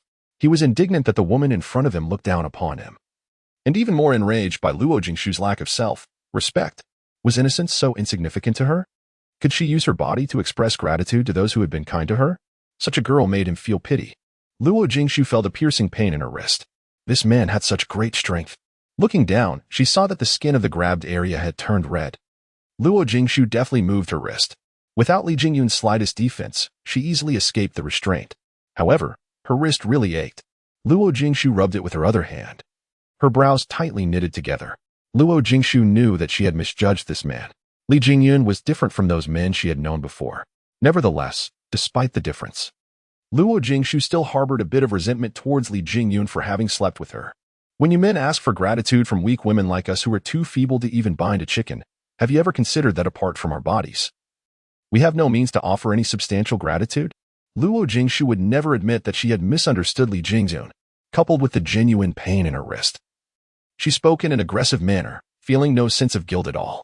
Li Jingyun glanced at his empty palm. Hearing Luo Jingshu's words, he gave a cold sneer. Inwardly, he mused that this Luo Jingshu had truly redefined the phrase a weak woman too feeble to bind a chicken. If his intuition had been accurate just now, when Luo Jingshu broke free from him, she hadn't used brute force but rather a highly professional escape technique. From that single move, Li Jingyun would never categorize Luo Jingshu as a weak woman. Oh, then how many people has Miss Luo thanked in such a way? Judging from Miss Luo's aptitude, it seems you're quite proficient, Li Jingyun said through gritted teeth. Meanwhile, two conflicting thoughts were battling within him. Subconsciously, he didn't want Luo Jingshu to be that kind of person. However, having heard her words and witnessed her brazen behavior just now, he couldn't help but think that such things might have happened to Luo Jingshu, and more than once. Luo Jingshu didn't shy away from Li Jingyun's piercing gaze at all, even though the anger in his eyes made it difficult for her to breathe. Her unyielding spirit and the nature of rising to the challenge prevented her from bowing her head. Luo Jingshu didn't wish to explain why she harbored such thoughts, for there was no way to do so. Explaining Yi Zhao's experiences in the guise of Luo Jingshu would likely make others think she was insane. Luo Jingshu held her head high and chest out, directly facing Li Jingyun. Gazing into those deep, furious eyes, she spoke without a trace of timidity. So what if it is? Fine. I admit I misjudged you. After uttering these words, Luo Jingshu's vision darkened. A cold, enraged face loomed closer to her. Then, a warm breath wafted across her lips, and her cherry, red lips were sealed by a pair of masculine, thin lips. Just as she began to sense the man's tenderness, the next moment, a sharp pain shot through her lips, and the taste of blood filled her mouth. Luo Jingshu instinctively tried to push the man away. Only a moment ago, she thought this man was different from those she used to know. But now he showed his true colors. Had Li Jingyun admitted from the start what kind of man he was, Luo Jingshu wouldn't have resisted, regarding it as payment for the numerous Chinese medicinal herbs he had given her. However, at this moment, she loathed the man's touch. Since you want to express your gratitude in this way, I'll grant your wish. Luo Jingshu never imagined that a man could be so strong. He seemed to be exerting little effort, yet she couldn't break free at all. As she saw the man on the verge of succeeding, a glint of fierceness flashed across Luo Jingshu's eyes. She lifted her leg and aimed a kick forward, but Li Jingyun was quicker. Before Luo Jingshu could strike a vital part, he released her and took a step back. What? Isn't this the way you wanted to show your gratitude? Are you having second thoughts now? Li Jingyun, even if I, Luo Jingshu, were desperate for a man, I'd never let you have me. Keep those Chinese herbal medicines of yours. After 2 years, we'll go our separate ways. After saying that, Luo Jingshu picked up the military training uniform that had fallen on the ground and turned towards the door. 57. A woman's chastity is not a bargaining chip. Luo Jingshu deeply regretted not drawing a clear line from this man after she woke up. Although joining the military was Luo Jingshu's aspiration, the current she was just an outsider inhabiting Luo Jingshu's body. There was no need for her to get involved with this dangerous man for Luo Jingshu's dream. Yes, Luo Jingshu once again sensed Li Jingyun's peril, even though they had never officially clashed. She knew that even the former Yi Zhao would not be a match for Li Jingyun, whether in terms of combat skills or scheming. Luo Jingshu had made up her mind. It was just menstrual pain. She could go to the infirmary and let the doctor treat it slowly. As for getting into the special forces, it no longer mattered to her. After all, Li Jingyun was the leader of the God Slayer. It would be extremely dangerous to conduct Yi Zhao's private affairs under this man's nose. In that case, it would be better to wait until your compulsory military service ended, leave this place, and resume Yi Zhao's identity. As for Luo Jingshu's matters, she would handle them in Yi Zhao's way. Thinking of these, Luo Jingshu felt a great sense of relief. She quickened her steps. She couldn't wait to leave this place where Li Jingyun was. It's a pity that Li Jingyun would never easily let Luo Jingshu leave. After the impulse, Li Jingyun also calmed down. He licked the blood at the corner of his lips, and there was still a trace of lingering warmth on his lips. Li Jingyun felt an inexplicable flutter in his heart. His intuition told him to keep Luo Jingshu. Acting before thinking, Li Jingyun's ghostly figure flashed in front of Luo Jingshu. The anger on his face had disappeared. When he saw Luo Jingshu's slightly swollen cherry-like lips, a flicker of guilt flashed across his eyes. Luo Jingshu saw that Li Jingyun still wouldn't let her go. Even the most good-tempered person would lose their temper. What else do you want? Li Jingyun, do you believe that I'll cancel our agreement right now? I understand. Li Jingyun's voice was extremely gentle, which caught the enraged Luo Jingshu off guard. She stared at Li Jingyun in front of her in shock, who showed not a trace of anger. Could it be that she had been seeing things just now? This was so illogical. Seeing that Luo Jingshu was motionless, Li Jingyun spoke up. I'm sorry. I was impulsive just now. I simply dislike it when Miss Luo belittles herself like this. A woman's innocence is not a bargaining chip for a deal. I also hope that Miss Luo doesn't look down on me. I, Li Jingyun, may not be a good person, but I'm by no means a scoundrel who would casually ruin others' innocence. I didn't explain clearly just now. I still hope that Miss Luo will accompany me to have dinner. By this time, the canteen in the camp must be closed. Oh dear. Luo Jingshu really wanted to curse now. How could such a simple matter become so complicated between the two of them? She glanced at Li Jingyun, whose face was cold but whose eyes still held a hint of sincerity, and took 2 steps back. After Li Jingyun mentioned it, she truly felt a twinge of hunger in her belly. However, after experiencing that absurd incident just now, she didn't believe the two of them could sit together for dinner without any reservations. Young Master Li, do you think we can still dine together? Aren't you afraid of losing your appetite? At least Luo Jingshu herself had absolutely no appetite. Thinking that the man in front of her had almost turned into a rapist just now, how could she act as if nothing had happened? Yet, Li Jingyun shook his head. Is Miss Luo afraid it will spoil her appetite? As he spoke, Li Jingyun turned around and headed towards the kitchen. Soon, he emerged with a dish and a soup. The soup was still steaming. After placing it on the table, he said nothing. Merely glanced at Luo Jingshu still standing at the door, and then went back into the kitchen. This time, he carried 2 bowls of fragrant white rice in his hands. Luo Jingshu gazed at the 3 dishes and 1 soup on the table. The rich aroma of the bone broth soup overpowered the initial smell of traditional Chinese medicine, stirring up the glutton within her. Her stomach grumbled in perfect harmony. With a determined clench of her teeth, Luo Jingshu decided that no matter how awkward the situation was, she couldn't go against her own stomach. Moreover, there were 2 dishes for replenishing blood on the table. Having lost so much blood today, she really needed a good tonic. With that in mind, Luo Jingshu found a seat far from Li Jingyun and sat down, wolfing down the rice with gusto. Li Jingyun occasionally looked up at Luo Jingshu, but she ignored him. Throughout the meal, the only sound that could be heard was the sound of chewing. Luo Jingshu even hypnotized herself into pretending not to see Li Jingyun. After staying in the apartment for nearly an hour, Luo Jingshu rubbed her slightly bulging belly. She never expected that Li Jingyun's cooking skills were so excellent that she ended up overeating. Compared to Luo Jingshu's voracious eating, Li Jingyun's table manners were far more elegant. He made no sound throughout the meal and yet ate at a remarkably swift pace. Once he put down his chopsticks, Luo Jingshu sprang to her feet, wiped her mouth with her hand directly, and spoke. May I leave now? Certainly.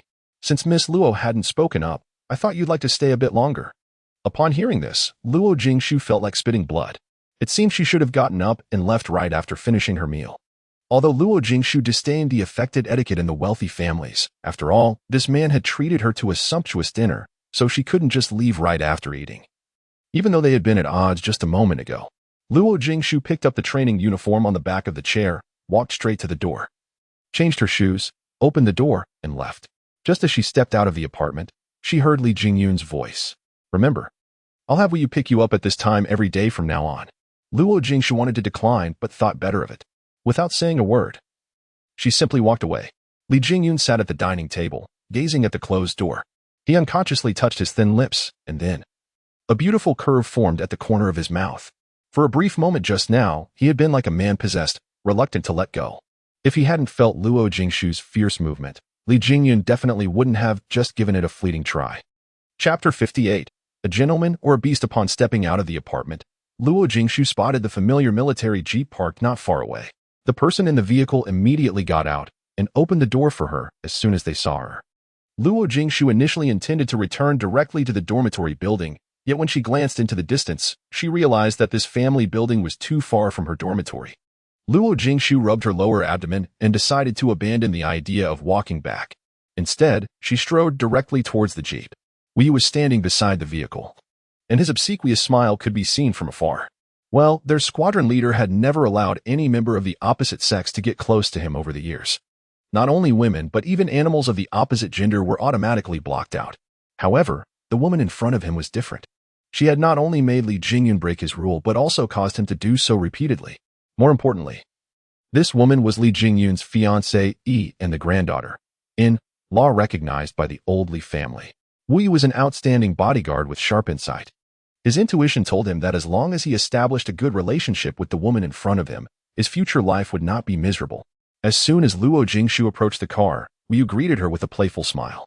But when he looked up, there was a hint of ambiguous amusement in his eyes. Wu Yu's shrewd eyes were fixed directly on Luo Jingshu's lips, and he even gasped. Luo Jingshu clearly sensed this strange look. Immediately, she recalled what had happened between her and Li Jingzun in the apartment just now. Subconsciously, she touched her lips, where there was still a wound bitten by Li Jingyun, which had now scabbed over. Luo Jingshu remained calm and composed, her expression aloof, showing not the slightest sign of embarrassment.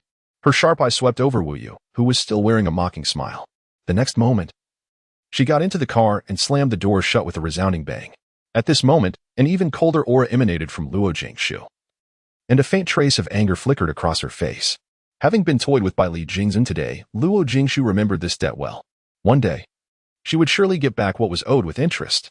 Wu Yu got into the car and cast furtive glances at Luo Jingshu in the back seat from time to time, his mind swirling with all sorts of wild imaginings.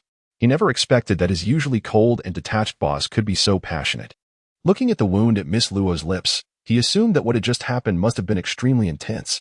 So, his boss was actually the type of person who seemed a gentleman in public but a beast in private. The more he thought about it, the more eerie the smile on Wu Yu's face became, as if he had discovered something truly extraordinary. At first, Luo Jingshu tried to pretend she didn't notice. But as Wu Yu in the driver's seat finally burst into fits of laughter, his body shaking uncontrollably, she simply couldn't stand it anymore. Guardian brother, does Li Jingyun know you're acting like this? A chill blew from behind, and Wu Yu shivered. Looking up at the rear view mirror, he met Luo Jingshu's cold blade, like black ice. Instantly, he wiped the smile off his face and assumed a solemn expression. Finally, the carriage fell silent, but Luo Jingshu was somewhat agitated. This couldn't go on like this.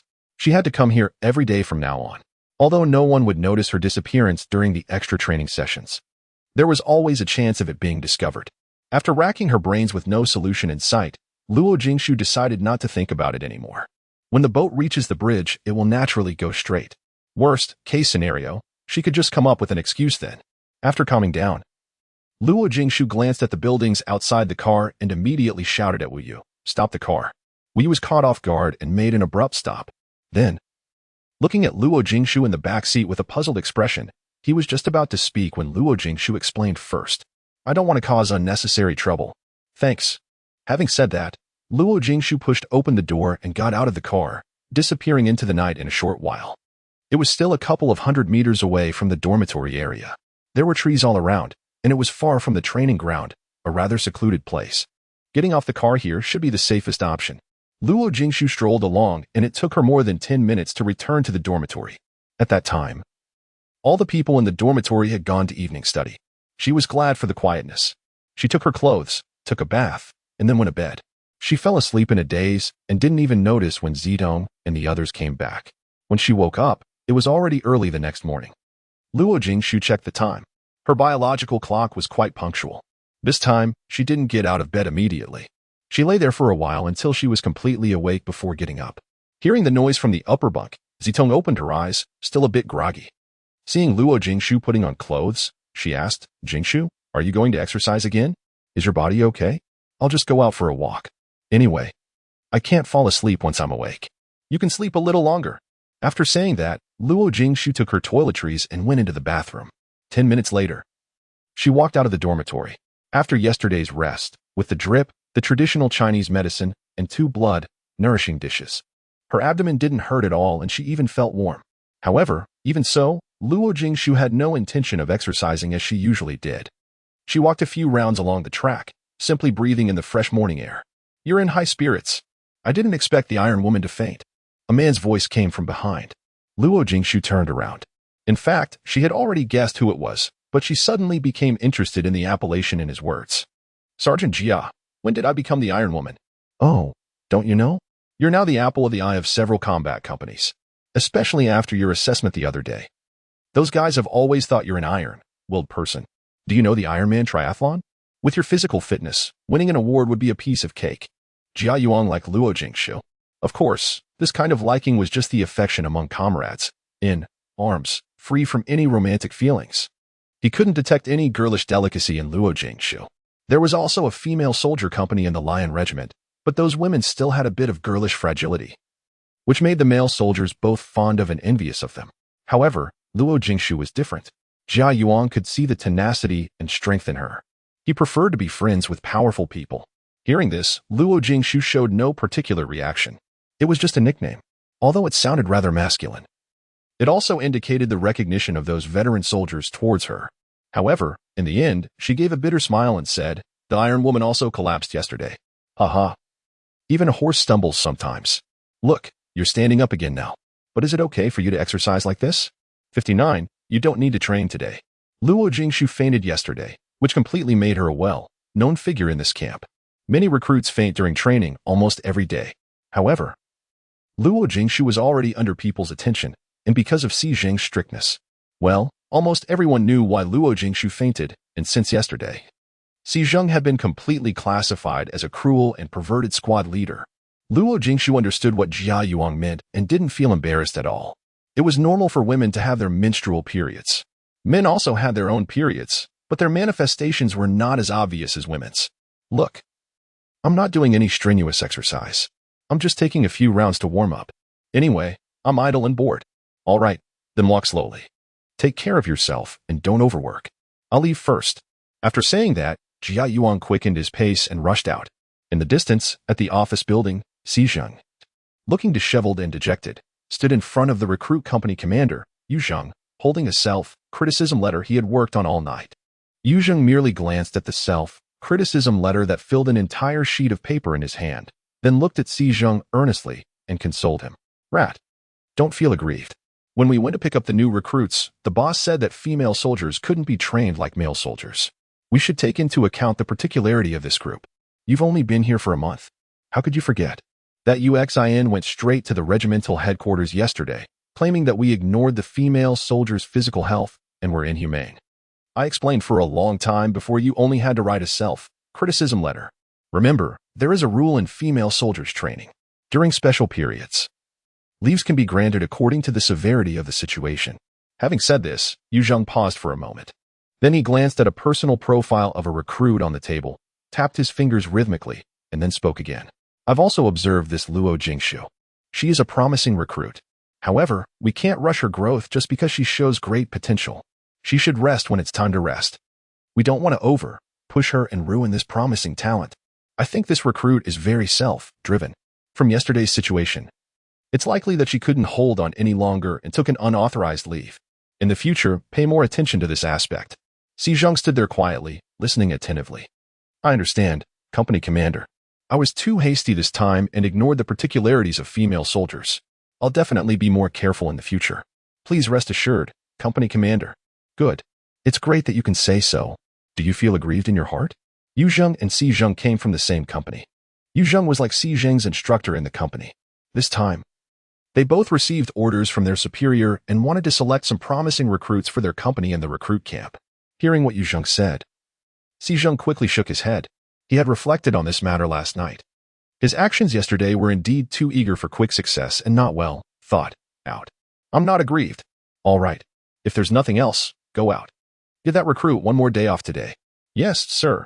After speaking, Xi Jing left the office and walked out of the office building. Coincidentally, he saw Luo Jingshu walking on the track. Immediately, a flicker of anxiety flashed across his eyes. He lifted his leg, intending to head towards the training ground. But the next second, he retracted it. On the other side of the training ground, the God-slaying special forces were training vigorously. Early in the morning, they had been thrown into the mud pit by the devil coach, Li Jingyun. At this moment, Wu Yu was acting as an assistant coach, holding a large water pipe and flushing the comrades in the mud pit. Xi Zheng was not well acquainted with Wu Yu, having only met him a few times. However, he knew that Wu Yu was the personal bodyguard of Li Jingyun, the captain of the God-slaying special forces.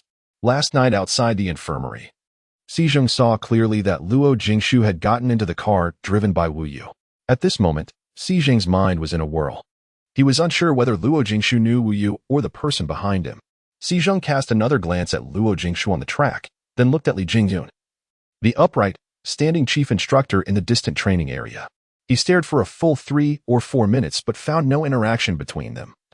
Not even a single glance. Finally, Xi Zheng shook his head. It seemed he had overthought it.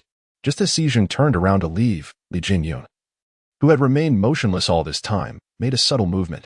His sharp, deep eyes gazed at the slender figure on the nearby track. A curve appeared on his lips, but it vanished in a flash, unnoticed by anyone. An hour later, the morning training officially commenced. When Xi Zheng arrived at the assembly area, he saw Luo Jingshu standing upright in the queue. Xi Zheng couldn't help but frown. Luo Jingshu, step out of the line. Xi Zheng recalled what the company commander had told him in the morning in the incident of Luo Jingshu fainting yesterday. At present, he was truly like one who has been bitten by a snake and thereafter dreads even a rope, fearing that this woman might cause further troubles. Upon hearing the order, Luo Jingshu took 2 steps forward, her gaze fixed directly on Xi Zheng, with a calm expression on her face. Reporting to the squad leader, "May I ask for your instructions?" Her voice was sonorous and forceful, a far cry from the feeble state she was in yesterday. "You don't need to train today," Xi Zheng remarked in a flat tone, showing no sign of anger. After saying that, he shifted his gaze to the formation, preparing to commence the day's training. Reporting to the squad leader, "I request to join the training." Luo Jingshu didn't leave.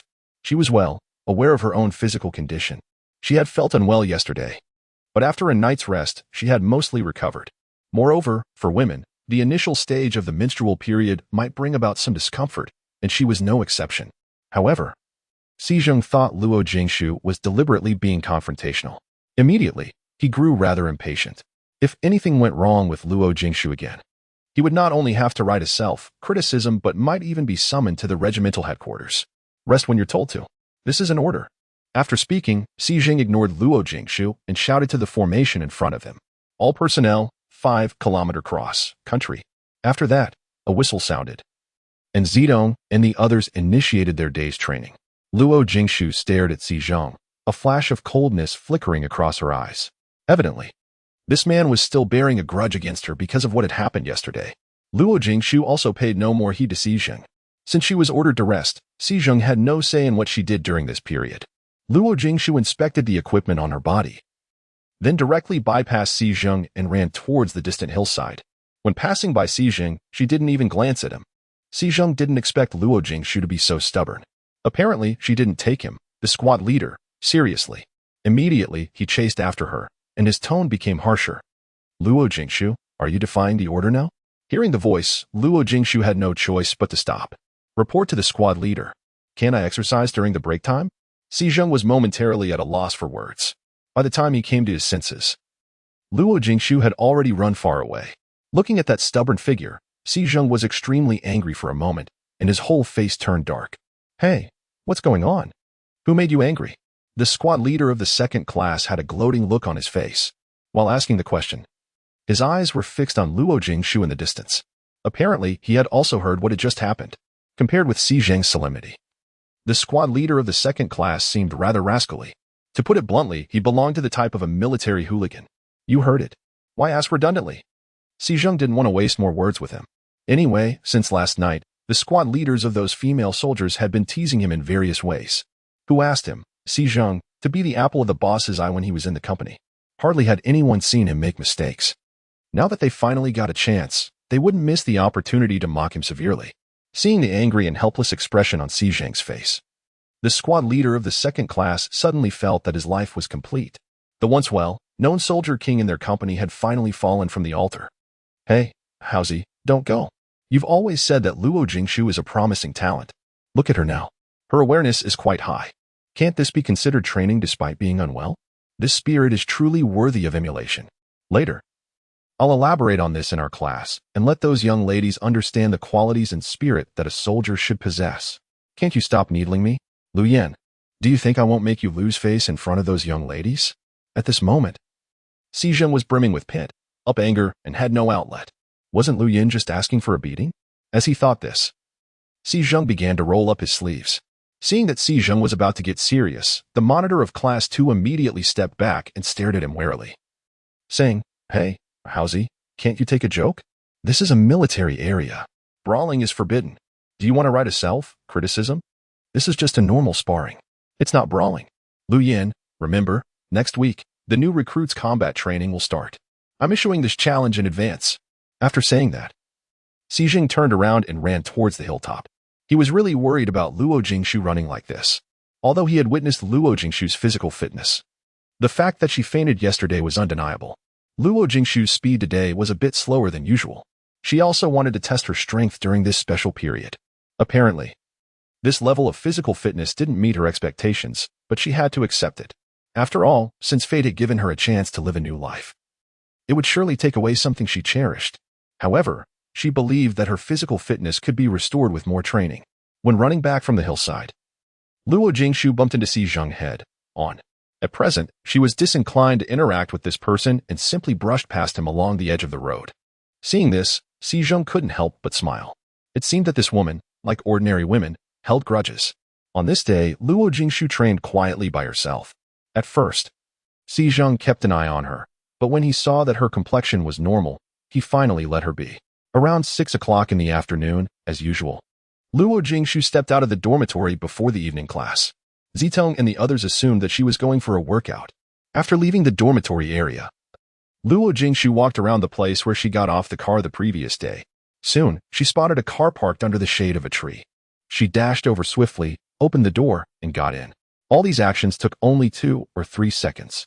Wu Yu was sitting in the driver's seat when he saw a figure appear in the rear view mirror and then, in the very next second, appear in the back seat. He was quite excited. Miss Luo, you've got quite a set of skills. Luo Jingshu glanced up. Seeing that Wu Yu didn't have any strange expressions, she replied indifferently, Not bad. Let's go. I still have a class later. Without any more words, Wu Yu started the car and drove away. 10 minutes later, the car stopped in front of the family building. This time, Luo Jingshu went in alone. She made her way up to the 6th floor with ease and knocked on the door of room 601. After entering, Luo Jingshu took off her shoes. Just as she put on the slippers, she felt that they were different from those of the previous day. Looking down, she saw a pair of very ordinary women's slippers, compared to the pair from last night, which was so cute that it gave her the creeps.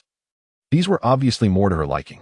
Luo Jingshu still harbored a hint of curiosity in her heart, yet she refrained from inquiring further. She made her way to the dining room. Moments later, Li Jingyan emerged, carrying a bowl of herbal medicine. Luo Jingshu took the bowl and downed the medicine in one gulp. Then, she gently placed the bowl down and softly uttered, Thank you. Sit down and have a meal. Only then did Luo Jingshu notice that there were 3 dishes and a soup on the table, still steaming. Among them, there were 2 medicinal diets highly nourishing for women. However, Luo Jingshu didn't sit down. She gently rubbed her belly and said, I didn't know there would be dinner. I've just eaten. Upon hearing this, a slight frown creased Li Jingyun's otherwise calm and aloof face, his sword-shaped eyebrows knitting tightly together. Didn't I make myself clear last night? Did you make yourself clear last night? Luo Jingshu retorted directly with the same question, leaving Li Jingyun fuming but unable to vent his anger. Blame it on himself for being so enraged by this girl last night that he forgot to explain properly. Li Jingyun composed himself, simply disregarding Luo Jingshu's previous words.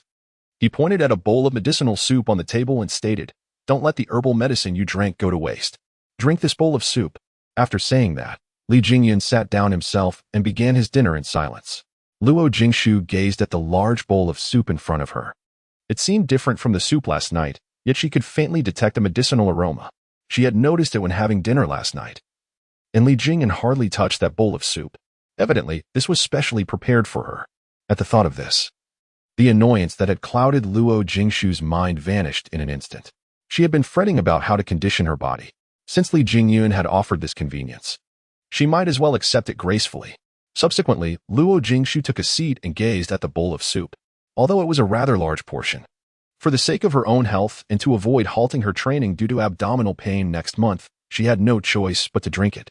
Luo Jingshu's eating manner was truly lacking in elegance. Despite having a spoon, she held the bowl and gulped it down noisily. Just last night, she had still used the spoon. Before long, the bowl of soup was emptied. Burp. Luo Jingshu let out a rather vulgar belch. Li Jingyun was startled.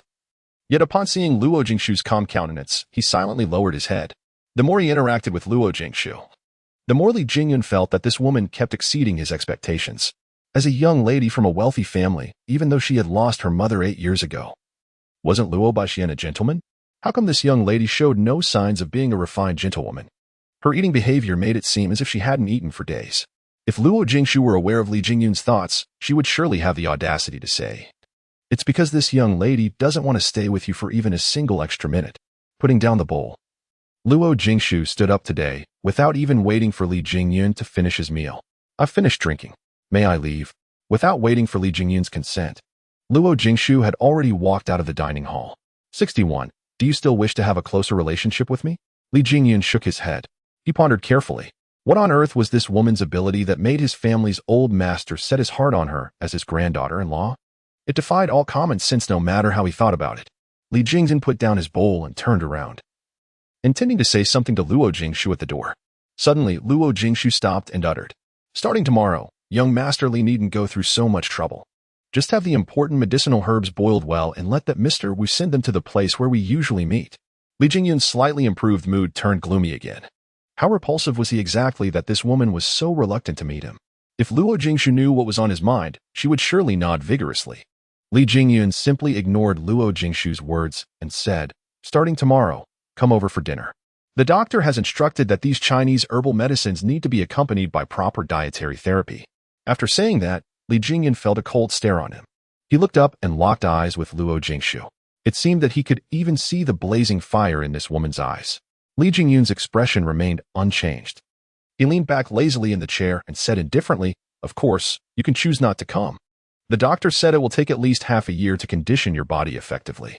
When spring arrives, the Special Forces team selection will commence. By then, I'll come." Luo Jingshu gritted her teeth as she uttered these 2 words, while in her heart, she cursed every single ancestor of Li Jingyun. Damn it. He always knows how to threaten others. One day, I'll make him taste the feeling of being threatened. After saying those 2 words, Luo Jingshu opened the door and walked out of the apartment.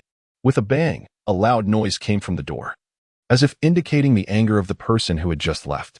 Once again, the contest between the two ended with Li Jingyun's victory. Gazing at the door that seemingly still held the lingering resentment of Luo Jingshu, Li Jingyun picked up the bowl in front of him again, which still contained half a bowl of rice. The coldness on his face gradually dissipated as he elegantly began to dine. Li Jingyun suddenly felt that this dull military life had added a hint of fascination. During the subsequent half-month, Luo Jingshu unfailingly appeared at room 601 in the military dependence building every evening on time. From the initial awkwardness and discomfort, she had now grown accustomed to this pattern and even anticipated this moment each day. There was no way around it, after all. Li Jingyun was so skillful that he had served up different dishes every day for half a month. At first, Luo Jingshu was a bit skeptical whether Li Jingyun had cooked these dishes. However, after witnessing Li Jingyun bustling about in the kitchen wearing an apron with her own eyes, she had no more doubts. As the saying goes, one who takes from others is in their debt, and one who eats others' food is loath to speak ill of them.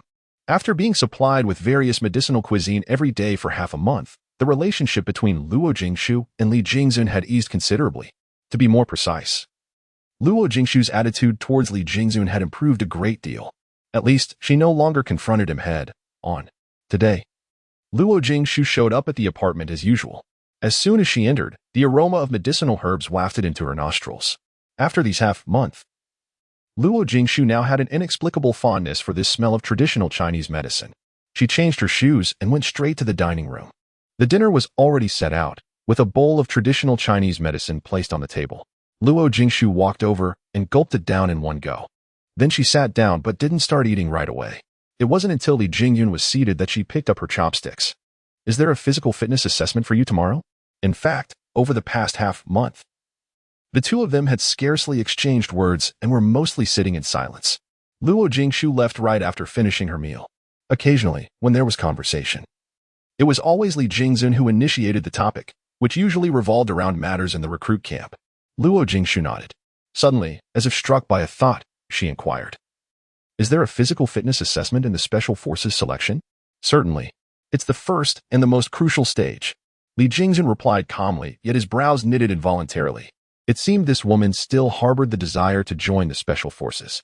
However, he had no intention of dissuading her at the moment. After all, there were numerous ways to prevent someone from entering the Special Forces. Perhaps, before he took any action, this woman might be eliminated during the months of Special Forces selection training. What are the standards for female soldiers? Luo Jingshu asked. Why not take advantage of this opportunity? Instead of training blindly now, it would be wiser to gather information about the special training. In this way, she could formulate a detailed training plan in the following months. Li Jingzun put down the bowl in his hand. His expression grew a bit more solemn. He stared at Luo Jingshu as if lost in thought. Seeing this, Luo Jingshu also put down her chopsticks and bowls, locking eyes with him without flinching. Have you made up your mind to join the Special Forces? Yes. Becoming a Special Forces soldier was my goal when I joined the military camp. Luo Jingshu didn't beat around the bush and answered straightforwardly. When facing someone as perceptive as Li Jingzun, playing tricks would be the biggest mistake. Why? I remember you didn't answer like this before. Li Jingyun appeared to be having a casual chat, yet his eyes, as enigmatic as deep pools, emitted a piercing light that left nothing hidden, as if he had long seen through many things. Luo Jingshu remained relatively composed.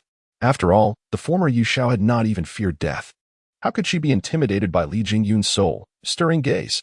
Luo Jingshu reminisced about past experiences, though they were not those of Yu Xiao.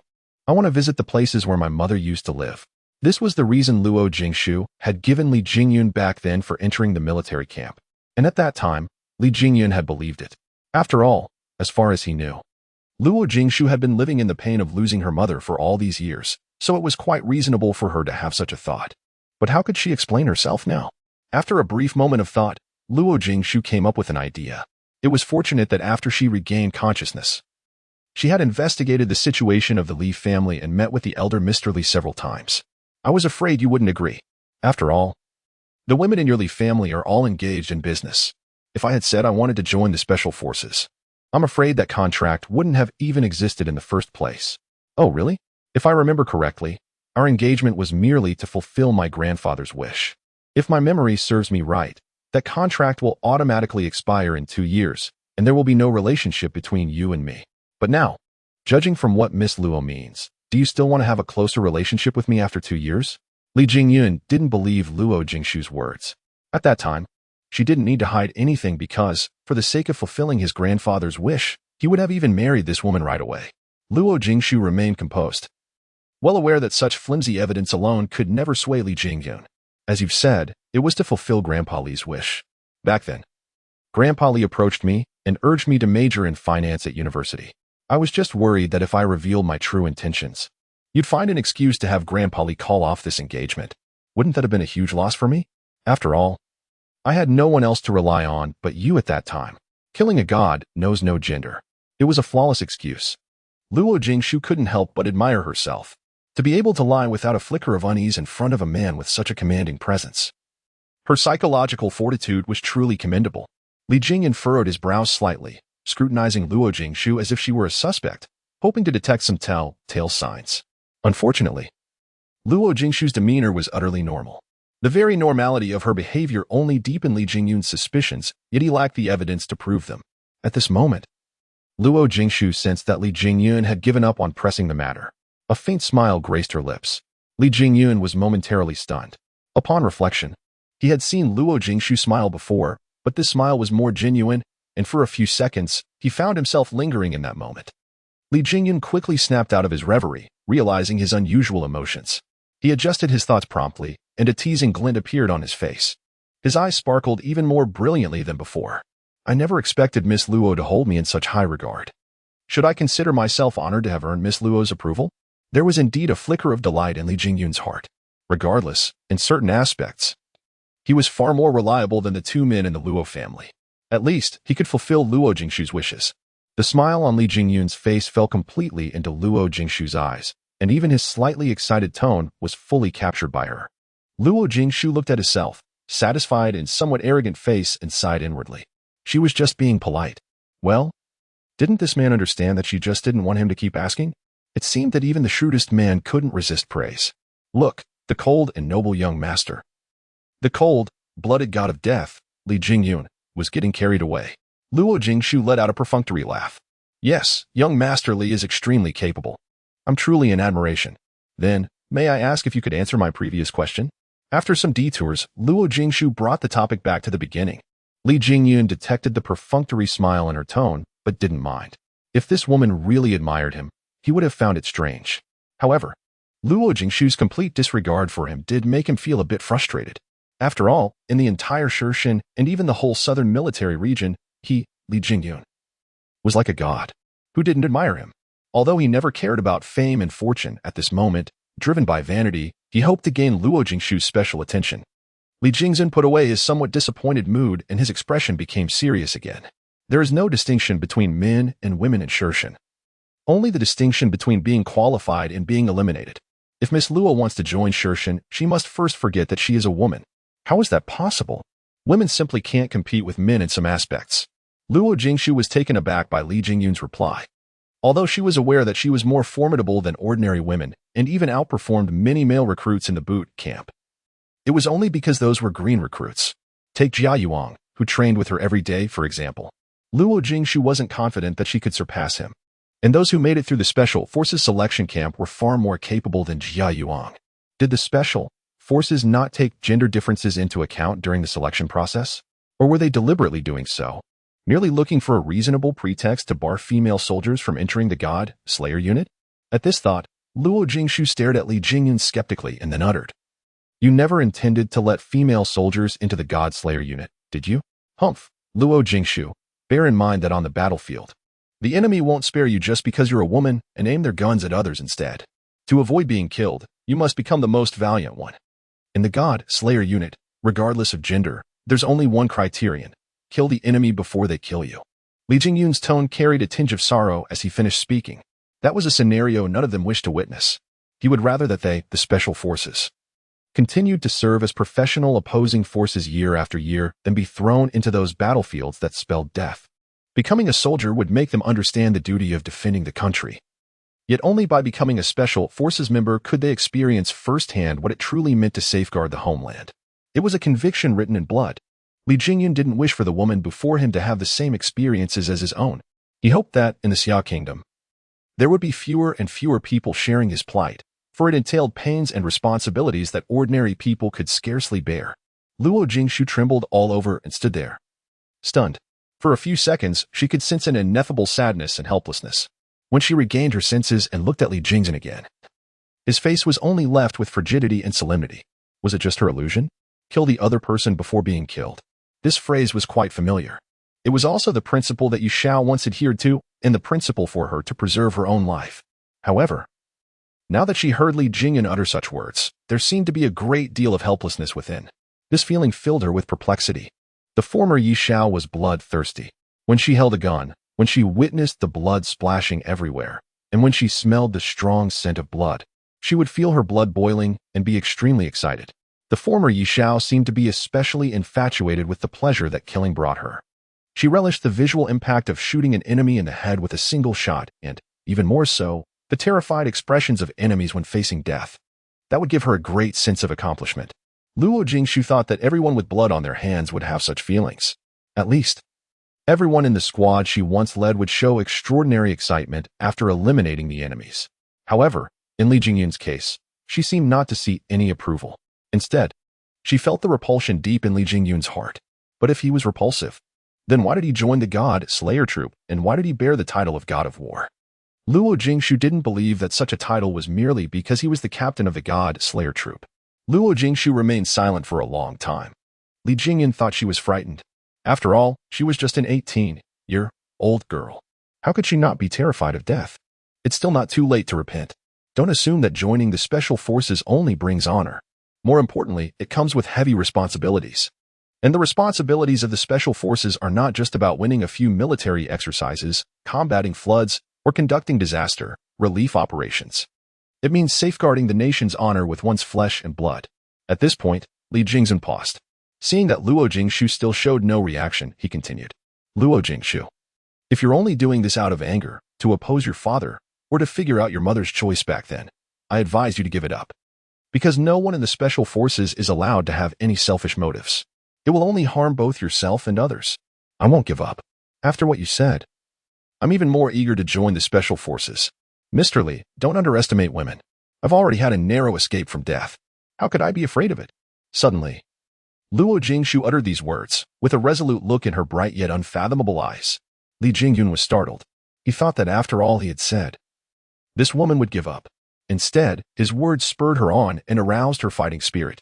However, he seemed to have heard a strange sentence just now, having died once. Luo Jingshu, what do you mean by that? Li Jingyun pressed on Luo Jingshu. More precisely, he was full of curiosity about that sentence of hers. Luo Jingshu was taken aback, with a flash of panic across her face, and then she gave a faint smile. Just the literal meaning. What exactly happened to you 8 years ago? Li Jingyun was now becoming more and more eager to know what had happened 8 years ago. What kind of experience could have made the girl in front of him lose the innocence that girls of her age should have? If he didn't know Luo Jingshu's age, Li Jingyun would have thought that she was a woman of similar age to him, and perhaps she had experienced no less than he had. Luo Jingshu disliked Li Jingyun's aggressive attitude. Moreover, it was something that even she herself didn't want to recall. How could she possibly tell an outsider about it? She disliked it even more that Li Jingyun kept pestering her about this matter. It seemed to be the third time that Li Jingyun had inquired about what had happened 8 years ago since her rebirth 2 months ago. Li Jingyun, this seems to have nothing to do with you. I'm your fiancé. Is it wrong for me to know about my fiancé's past experiences? Li Jingyun loathed this feeling of being out of control. Every time he thought he knew this woman well enough and could even control her, Luo Jingshu would use her actions to tell him that it was just an illusion. Hearing these words, Luo Jingshu gave a faint smile without the slightest trace of emotion. Not even a hint of annoyance, as if it had nothing to do with her. But after the smile, there was a cold and unyielding determination. Li Jingyun, this is the last reminder. There is only a contract between you and me. Of course, if young Master Li intends to overstep the boundaries, I won't hesitate to terminate it immediately. Why? I merely wish to show concern. The Special Forces aren't accessible to the ordinary. I'm not referring to the stringent assessment criteria, but the responsibilities and pressures a Special Forces member has to shoulder, along with the ever-present fear of death. I have no idea what transpired 8 years ago that made you so determined to become a Special Forces soldier, but it must have been the closest encounter with death. For so many years, you've never managed to move on. Why subject yourself to that again? This time, Li Jingyun's tone wasn't as harsh and frigid. There was even a tinge of anxiety. For some reason, he feared that Luo Jingshu might get hurt. Luo Jingshu detected the change in his tone and was momentarily stunned. Then she met Li Jingyun's slightly worried eyes. A strange thought flashed through her mind, but she soon regarded it as ridiculous. Young Master Li, suddenly showing so much concern for me. Could it be that you've fallen for me? What a pity. Apart from a cooperative relationship, there doesn't seem to be any other possibility between us. Luo Jingshu was composed, or rather, cold-hearted. To be more precise, it was a form of self-protection. She hadn't forgotten how Yu Xiao died. She wouldn't be so foolish as to make the same mistake again. Although Luo Jingshu didn't think Li Jingyun would be like that scoundrel, having been hurt once, especially by the person she had given her all to. How could she dare to approach that fragile love again? For her, it was like digging her own grave. Luo Jingshu was loath to squander the second chance bestowed upon her by the heavens and repeat past mistakes. At least, before fulfilling the wishes of both Yu Xiao and herself, she would refrain from touching those things again. Luo Jingshu's joking words cracked the ice, cold composure on Li Jingyun's face. He struggled to suppress that elusive, restless emotion. Feeling somewhat puzzled but failing to take it seriously, a fleeting glint of darkness flashed across Li Jingyun's eyes. His thin lips parted slightly as if he were about to offer a defense. Miss Luo, it seems I've overstepped. My actions have given you such an impression. Rest assured, I'm well aware of the boundary between you and me. As he spoke, Li Jingyun surreptitiously stole a glance at Luo Jingshu sitting opposite him. However, Luo Jingshu remained calm, showing no reaction to his words. There was even a flicker of satisfaction in her eyes. This subtle expression plunged Li Jingyun's heart into the abyss. Could it be that he held no allure for her? Well, Li Jingyun's male pride had taken a severe blow. He was quite confident in his charisma. Yet in front of Luo Jingshu, it seemed to hold no sway. Luo Jingshu nodded with satisfaction, then stood up. Since they had finished discussing matters, had their meal, and she had taken her medicine, the atmosphere no longer seemed conducive to staying. So she said, "It's getting late. I have training to attend to, so I'll take my leave." After saying that, Luo Jingshu spun around, casually picked up her military training uniform from the chair behind her, and slung it over her shoulder. Her dashing and elegant demeanor even caught the attention of Li Jingyun, a man himself. Approaching the foyer, Luo Jingshu changed her shoes but didn't hasten to leave. Instead, gazing at Li Jingyun's back, she declared, "Young Master Li, I, Luo Jingshu, am determined to join the Special Forces team. I sincerely hope you won't resort to any underhanded tactics. If I, due to my inferior skills, am eliminated by your game rules, I'll accept my fate. However, if you use other means, only my death can prevent me from entering the Shirshan Special Forces. That's all I have to say." Having said that, Luo Jingshu opened the door and resolutely exited the apartment. It was hard to tell who won or lost in this negotiation. There was even an illusion of a discordant end. Li Jingyun stared at the tightly shut door behind him, his brows furrowing deeper. What did Luo Jingshu mean? Did she underestimate him? Was he the kind of person who resorted to underhanded tricks? Indeed, Luo Jingshu underestimated Li Jingyun. Li Jingyun had a myriad of ways to torment people. It was only much later that Luo Jingshu came to regret the provocative words she'd spoken that day. That pervert, in an attempt to stop her from joining the Special Forces team, had behaved so perversely. No, he was worse than a brute and deserved to be hacked to pieces. Of course, these were all things that happened later. Just as usual, Wu dropped Luo Jingshu off at the appointed place and then left. Compared to the previous days, there seemed to be a tinge of vexation on Luo Jingshu's face today, which was a once-in-a blue moon occurrence. You know, Luo Jingshu was a well-known figure in the recruit camp. It seemed that nothing could pose a challenge to her, whether it was physical training or ideological awareness. Of course, the so-called ideological awareness was just the guise of docility that Luo Jingshu adopted to avoid causing trouble for herself. However, after learning the information from Li Jingyun just now, Luo Jingshu truly began to feel troubled. She even thought the path ahead was full of hardships. Luo Jingshu didn't doubt Li Jingyun's words.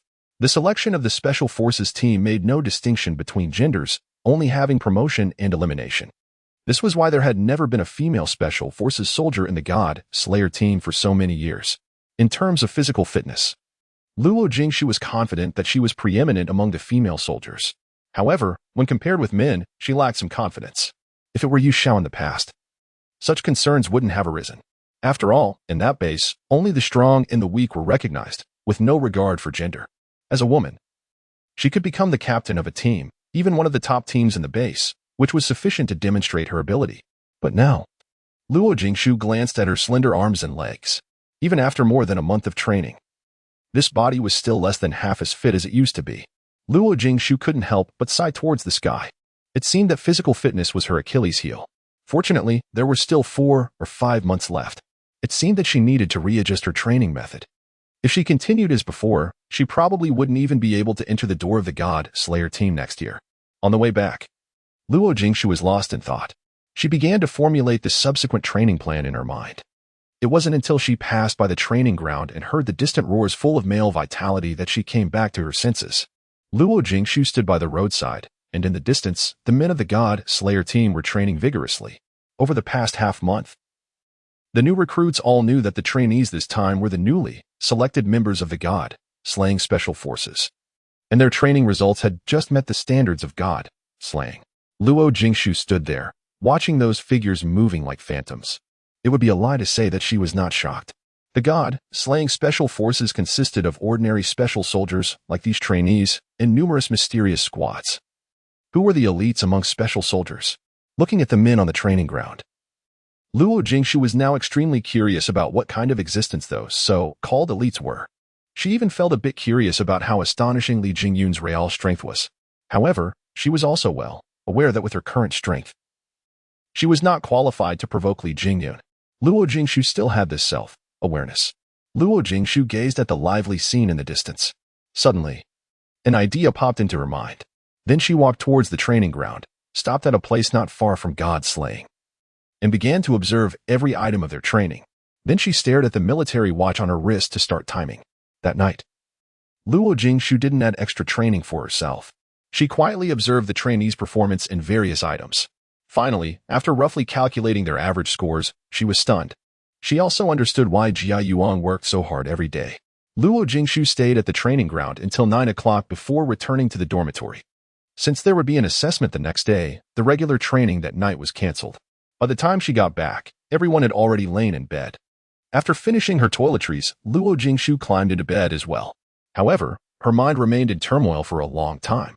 It was not until the even breathing sounds of the other girls in the dormitory filled the air that she gradually drifted off to sleep.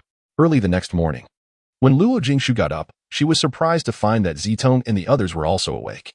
Judging from their expressions, they seemed a bit tense. Hearing the commotion, Zitong glanced at the upper bunk, and then a pair of slender legs came into view. Jingshu, are you nervous? Not really. What's the matter? Isn't there a weekly assessment? Having witnessed the intense training of the god-slaying unit, Luo Jingshu no longer harbored excessive emotions towards the training and assessments in the recruit camp. Her aspirations had long transcended these. Zitong suddenly sat up straight from the bed. This time it's different. This is the comprehensive physical fitness assessment, and the result will account for 40% of the total score. The subsequent combat training is okay for me, but shooting is not my forte, and the combined scores of those two aspects only count for 40%. So, if we want to be assigned to a good company, today's assessment is of utmost importance. Just like Luo Jingshu, Zitong also yearned to join the special forces. For that man and for her own beliefs. One could say that the sole purpose of her enlistment was to become a special forces soldier. The final result of the recruit camp directly determined whether she was eligible to participate in the special training the following year. How could she not be nervous? Upon hearing this, Luo Jingshu's face suddenly took on a more solemn expression, and she inquired, "Do you know the assessment criteria for the special forces?" Zitong nodded. Of course. She knew. She had been preparing for this since she was 16. Fortunately, her father was a boxing coach and had trained her since childhood. Luo Jingshu saw her nodding and continued, "Last night, I watched the training of the God's layers at the training ground all the time. The gap between us and them is not small. Of course. Otherwise, why would the annual elimination rate be so high? Jingshu, actually. I've also been observing their training these days. Sometimes, I even thought of giving up, but I'm not willing to. Jingshu, starting tomorrow, I want to train with you. Can you help me?" Luo Jingshu didn't expect Zitong to suddenly make such a request. In fact, Zitong's physical fitness was not much worse than hers at present. Maybe it was because of her good foundation. Previously, Zitong was sometimes even inferior to Wen Xuan, but the training during this period had enabled her to make rapid progress. As for Luo Jingshu, due to the extremely poor foundation of this body and years of neglect, although she had made great progress after more than a month of extra training, she was still far from meeting her own requirements. Looking into Zitong's hopeful eyes, Luo Jingshu couldn't bear to refuse. This was a woman equally tenacious, and also a friend she sincerely wanted to make since joining the army. Okay, I knew Jingshu was the kindest. Me too. Jingshu, I'll also join the training starting tomorrow. Ma Yinyan suddenly popped her head out from the upper bunk, looking at Luo Jingshu and Zitong expectantly, which really surprised the two of them. In this dormitory, apart from Luo Jingshu and Zitong, only Wen Xuan had once revealed her desire to enter the special forces. When did this Ma Yinyan suddenly have such an idea? Yinyan, what kind of stimulation did you receive? Zitong stared at Ma Yinyan in some shock and asked. It wasn't that she underestimated Ma Yinyan. In terms of physical fitness, Ma Yinyan was among the top in this batch of recruits.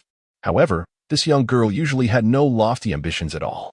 Judging from her appearance, it seemed that she just came to serve as a conscript for 2 years and then would leave. How could such an idea suddenly pop up in her mind?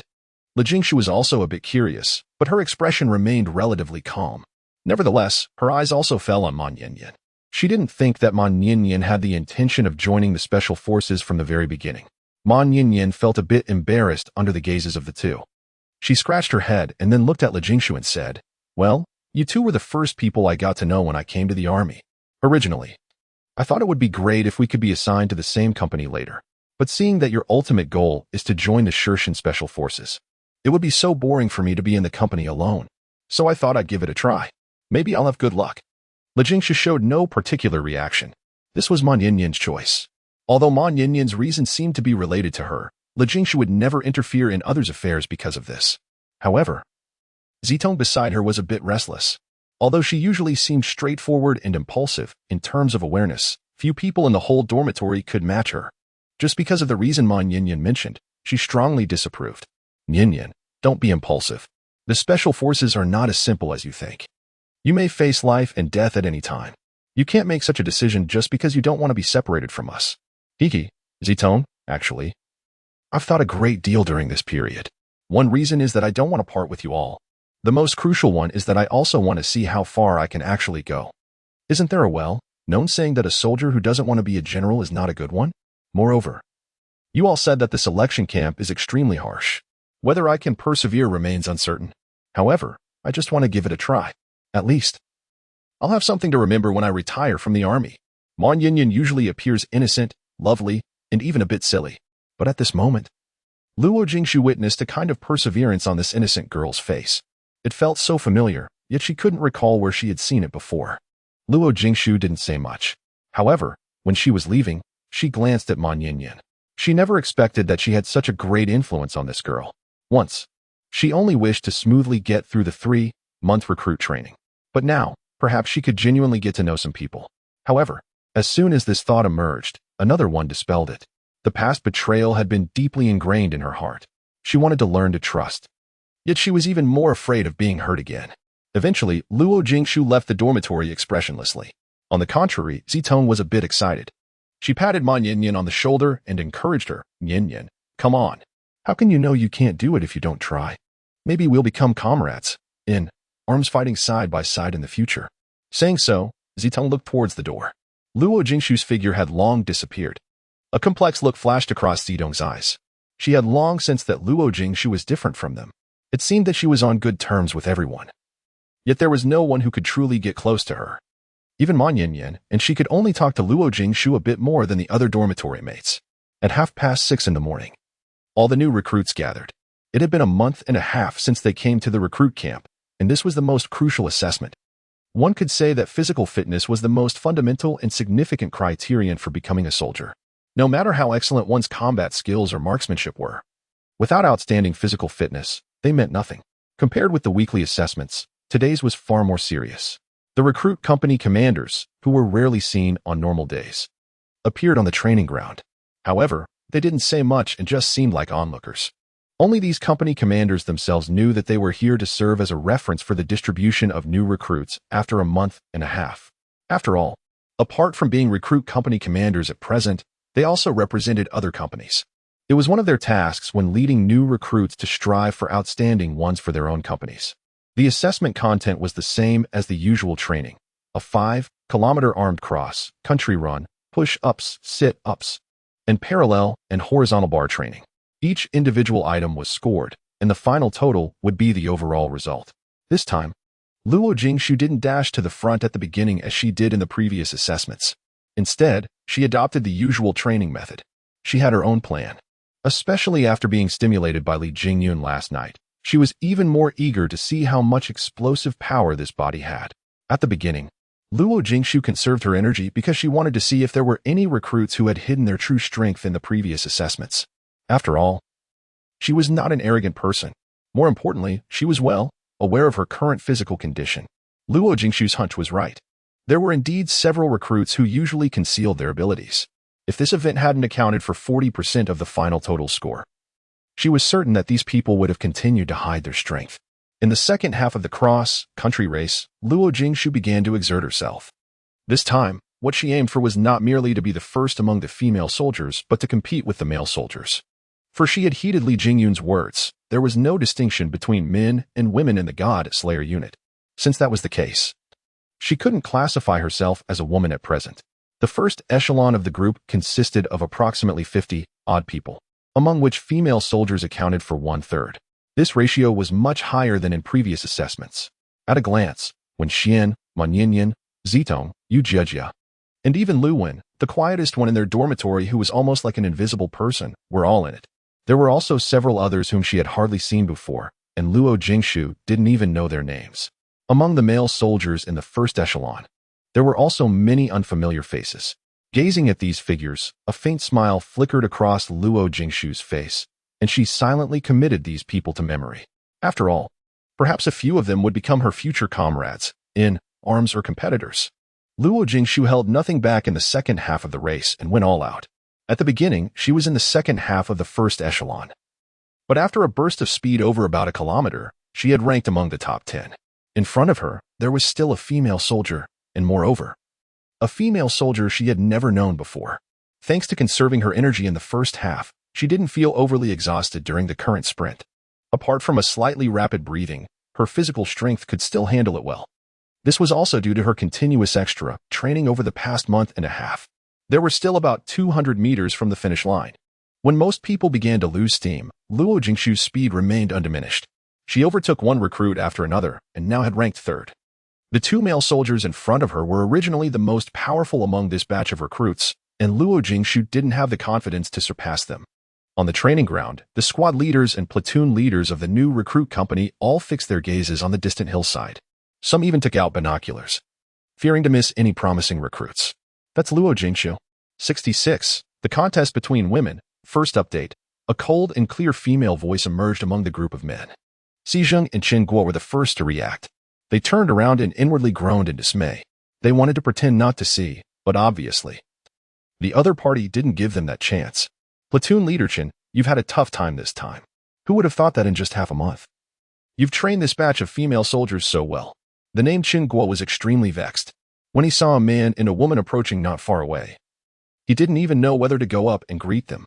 Fortunately, the approaching couple noticed Chen Guo's plea for help and stepped forward to relieve him from the awkward situation. Captain Mo, you seem quite at leisure today. The one speaking was also a woman, holding the same military rank as the so-called Captain Mo. She was the wife of the boss mentioned by Chen Guo and Si Zheng before, their sister-in-law, Qin Wenwei, the company commander of the female sniper company in the Lion Regiment.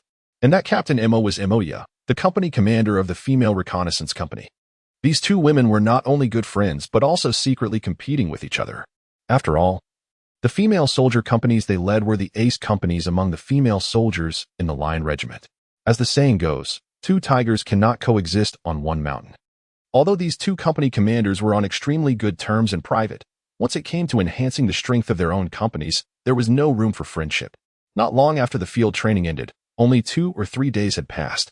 Knowing that today was the day for the overall physical fitness assessment of the new recruits, both of them couldn't contain their eagerness and came to the training ground to take a look at the strength of these new recruits. Of course, before they came, they already had a basic profile of these female recruits in hand, including their recent assessment results and overall strength. However, compared with Qin Wenwei, Moya was at a bit of a disadvantage this time. After all, the person leading the female recruits this time was sent by Qin Wenyue's husband. One could say that Qin Wenyue was a bit of an insider, and she must have more information than Moya. When Qin Wenyue greeted Moya, a glint of provocation flashed in her eyes. There was no way around it. The female soldiers in her sniper company were excellent in shooting, but in terms of comprehensive qualities, they were still not as good as those in the reconnaissance company. This time, she also braved the embarrassment and relied on her husband's relationship to try to acquire a few more excellent recruits for her company. Otherwise, the gap between her company and the reconnaissance company would widen with time. Upon seeing Qin Wenyue's provocation, Moya remained remarkably composed and simply replied nonchalantly. Since Company Commander Qin can sacrifice her honeymoon to care about these new recruits, how could I neglect these young girls? After all, I'm in charge of the subsequent combat training. It's necessary to understand their basic conditions in advance. In the Lion Regiment, if there were to be a woman renowned for her combat prowess, it would undoubtedly be Moya right here. Not only did the female soldiers hold her in high regard, but even many male soldiers lacked the confidence to claim victory when facing her. Hearing this, Qin Wenwei maintained a calm demeanor. If she were to lose her temper so easily, she wouldn't have become a company commander. Company Commander Qin has indeed reminded me. It seems that combat and shooting training will be conducted simultaneously in the next half-month. I almost forgot about this important matter if not for your reminder. It appears I also need to learn more about these girls. Qin Wenwei beamed brightly.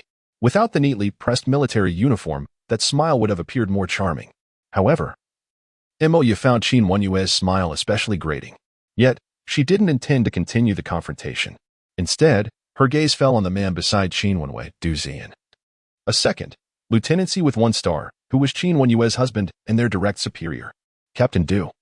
I remember that when our female soldiers went for field training this time, Colonel Liu promised that whichever of our 2 companies won the final confrontation in the field training would have the priority in making leisure selections, right? Moya said. a deep smile flickering in her eyes. She deliberately stared at Qin Wenwei, as if provoking her, yet there was more of a sense of goading. Du Zian was taken aback for a moment. He glanced at his wife beside him and nodded helplessly, though there was a pang of bitterness in his heart. These two women used to have an extremely close relationship. Even he, their boyfriend back then, and now their husband, was ranked lower. But ever since the two were assigned to different companies, their initial covert rivalry had blatantly transformed into open competition. And he, their superior officer, was caught in the middle. In a dilemma, Du Zian heaved a sigh and said, "Of course. However, I remember that the agreement at that time was that only 2 people could be selected first. 2 are enough." Having obtained a satisfactory answer, Moya's smile grew even broader. After saying that, she picked up the binoculars without any hesitation and looked at Luo Jingshu in the distance. On one side, Xi Zheng, Chen Guo, and the others looked at Du Zian and then at Qin Wenwei, who was a bit angry. They began to feel sorry for their battalion commander. Although Du Zian held a higher military rank than Qin Wenwei, those who knew them well were aware that in the Du family, it was their seemingly gentle and charming sister, in law, who had the final say. Here, the open competition for the new recruits had already started. While over there, Luo Jingshu and the others had already completed the first assessment. When Luo Jingshu reached the finish line, she didn't stop immediately. Instead, she walked slowly along the track to regulate her breathing. "Lolo, darling, you're a heartless being." A garrulous voice rang out from behind. Immediately afterwards, a pair of large hands landed on Luo Jingshu's shoulders. However, Luo Jingshu nimbly evaded those lecherous hands.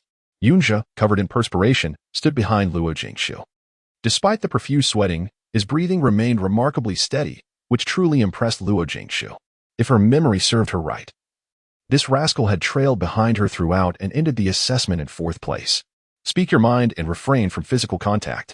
Even after all this time, Luo Jingshu still couldn't get used to the intimate interactions with Yunjia, even though the former Luo Jingshu had indeed shared a bed with this rascal. It was all in the past. Yunjia donned an utterly hard, broken expression. Alas, Luo Jingshu simply ignored him. Yet, it couldn't dampen Yunjia's eagerness to continue his act. "Lolo, darling, you've fallen out of love with me. You weren't like this before. Could it be that you really damaged your brain in that incident? Let's just assume I did.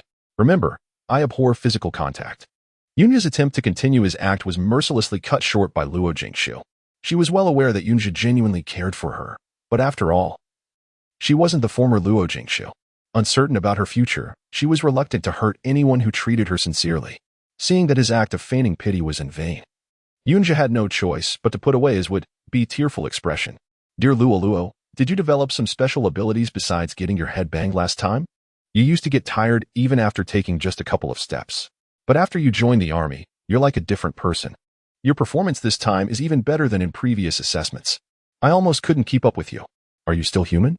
You have no idea how many fragile men's hearts you've crushed. Look at those men's expressions of hatred, anger, shame, and self-abasement. With such strength, how can us men survive?" Yunjia rambled on and on, accompanied by a flurry of exaggerated gestures. His appearance was incredibly comical. This wasn't the first time he'd said such things. It seemed that after every assessment, Yunjia would voice his complaints. Luo Jingshu glanced at the crowd in the distance. Yunjia's exaggerated expressions and actions attracted the curious glances of many. Luo Jingshu's lips twitched. She thought Yunjia was trying to compliment her. Yet it sounded more like an insult. Didn't these people already know about her toughness? Was she not considered human just because she was better than men? However, this fact did please Luo Jingshu. Didn't it prove that she was no less capable than men? Did it mean she had a better chance of getting into the Special Operations Battalion? At present, Luo Jingshu was quite curious about Yunjia's remarkable progress. She couldn't help but circle around him, scrutinizing him from head to toe with a look of inquisitiveness. This made a strange smile appear on Yunjia's face. "Dear Luo, so, are you finding this young master extremely charming? Look at these muscles. Let me tell you, this young master is the kind of man who looks slim in clothes but has a good build when undressed. Do you want me to take off my clothes and show you?" As he spoke, Yunjia had already undone the outermost combat uniform. However, the next second, he was slapped on the head by Luo Jingshu. "Ouch. Darling Luo, don't you know that hitting the head can affect one's intelligence?" "Yunjia, does intelligence have anything to do with you?" Luo Jingshu shot him a disdainful look directly. If he had any intelligence, this man wouldn't have stupidly come to the army to endure hardships for her. Anyway, in the capital, he was the young master of the prestigious Yun family. But here, he was just a green recruit with no status. "Darling Luo, Why aren't you cute at all now? Although my heart is strong enough, I can't bear your repeated blows. Luo Jingshu ignored Yunja's pitiful expression. Seeing that the cross-country assessment in the distance was coming to an end, she walked directly into the team. Seeing this, Yunja hurriedly chased after her. He even forgot that he had come here on some important business. Wait for me, darling Luo. Why are you so excellent now? Do you know that your result this time is simply astonishing? Do you have any secrets? Darling Luo, we're as close as can be. You can't hold back anything. It could only be said that Yunja's nervous reaction was truly slow. Luo Jingshu had shown extraordinary explosive power since the first assessment. At that time, Yunja was just shocked. It took him so long to realize that the Luo Jingshu he knew used to be so poor in physical strength that she would gasp even after running 100 meters.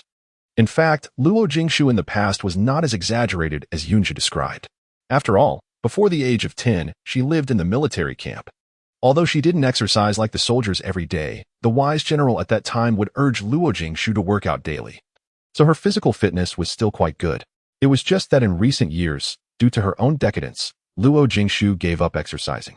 However, her physical fitness was not as poor as Yunja claimed, nor was it as excellent as it was now. Luo Jingshu was slightly taken aback. Actually, when she first saw Yunja in the military, she hesitated whether to conceal and gradually reveal her strength. However, the assessment results affected the final assignment. And there was no room for such hesitation on Luo Jingshu's part. So she didn't think about Yunja's perspective anymore. Now that Yunja brought up this matter, Luo Jingshu should really give it some thought. After all, the difference before and after was too significant. Any intelligent person would find it strange.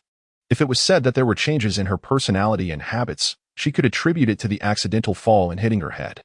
But it was impossible to explain such a huge change in her physical condition. As her thoughts whirled, finally Luo Jingshu said indifferently, "In front of you. I'm afraid my strength might overshadow you. You, young Master Yun, have such excellent skills. Why can't I, Luo Jingshu, do the same? After all, I come from a military family. To deal with Yunja, only being confident could solve the problem." Apparently, Luo Jingshu perfectly convinced Yunja. Yunja nodded vigorously and finally scratched his head and laughed foolishly. Oh right, thinking about it, Brother Baixian is so outstanding. Then his sister must be no less. Moreover, you're my good buddy, young Master Yin. Am I right? However, dear Luo, could you run behind me next time? I'll lose face if you keep overtaking me. As he spoke, Yunja flashed an obsequious smile. Luo Jingshu glanced at him and nodded indifferently, yet remarked, "Sure. Then you don't have to just follow me from behind either. Yunja, you seem so calm while running. What on earth are you up to? Hiki, you're so clever. Dear Luo, you've seen through me." Luo Jingshu cast a glance at Yunja. This friend of hers never failed to surprise her time and time again. Let's go. There are still several assessments ahead. Come on, don't worry. The following ones are a piece of cake for me. How about we have a competition? Yunja proposed. Without hesitation, Luo Jingshu nodded. She was eager to see Yunja's true strength and also use it as a reference. Seeing that Luo Jingshu agreed, Yunja's entire aura changed. He started to stretch his muscles, looking all set to go. In the distance, at a corner of the training ground, which had become the exclusive training area and rest zone for the God-slaying special forces. It was quite unusual for Li Jingyun to show up there so early in the morning, and he seemed in no hurry to leave. This really took those young guys by surprise and made them extremely nervous, fearing that they might make a single mistake and provoke this fearsome man. Even Monkey, the drill master, put away his usual arrogance and followed Li Jingyun closely, looking nothing like his ambitious self when dealing with those young men on normal days. Boss, what a rare mood you're in today. Look, the sun is blazing overhead. Why don't you go to the office and have a cup of tea? Monkey felt extremely miserable. No matter how powerful Li Jingyun's aura was and how imposing he usually was in front of those young fellows, in front of Li Jingyun, he truly had no courage at all. Seeing Monkey's timid appearance, Wu Yu secretly snickered. Perhaps in the God-slaying special forces. Only that Vice Captain dared to speak loudly to Li Jingyun and even refute his decisions. Monkey glared at Wu Yu, who was gloating. However, with Li Jingyun present, he didn't dare to take action against Wu Yu. If it were on a normal day, he could easily knock Wu Yu down. After all, Monkey was a top martial artist in the God-slaying special forces. Li Jingyun withdrew his gaze. For some unknown reason, his originally cold face gradually darkened, and the pressure around him became increasingly intense, making Monkey even more nervous. Did he say something wrong just now? Just as Monkey was thinking about whether he should apologize, Li Jingyun took a step forward, and Monkey immediately stepped aside. Li Jingyun gave Monkey a sidelong glance and then looked at Wu Yu, who was still gloating. Wu Yu felt a cold and sharp look. When he looked up, he happened to meet Li Jingyun's cold eyes and immediately shrank his head and stepped back. You all stay here and watch them. Drill them until they can't get up. Right now. Li Jingyun was fuming with anger and could only vent on those new recruits who had just joined the God, slaying special forces. Those new recruits had no idea how miserable their fate would be today. They were all excitedly wrestling in the mud pit. Li Jingyun left those words and walked towards the other side of the training field. Monkey cast a curious glance and then returned to the rest area, looking like the king of the mountain with the tiger away. However, Wu Yu stared at Li Jingyun's back with a glint in his eyes, a playful smile flashing across his lips. Captain Li, good day. Du Ziyan saluted as soon as he saw Li Jingyun approaching. According to the military rank, Li Jingyun was on the same level as their Colonel Liu. Moreover, Li Jingyun's prowess was well known throughout the southern military region. So, Du Ziyan held not only respect but also admiration for Li Jingyun, even though Li Jingyun was actually 2 years younger than him. As Du Ziyan spoke, everyone around noticed Li Jingyun and saluted one after another. Especially those new recruit squad leaders regarded Li Jingyun as their goal to strive for and someone to look up to. Due to the difference in rank, they had never had the chance to get close to such a figure. Now, with Li Jingyun standing right among them at such a close distance, their serious faces all beamed with the kind of smiles that only die-hard fans would have. Even Xijing, who was usually known as the freakish squad leader, showed excitement. Hello, everyone. You've all worked hard. There's no need to be so formal. Although Li Jingyun was usually cold and aloof, seeing their expressions, he still spoke in a gentle tone. After that, Li Jingyun didn't even spare a glance at the people around him. Instead, he fixed his eyes on the assessment site not far away. After a long while, Li Jingyun suddenly uttered a few words.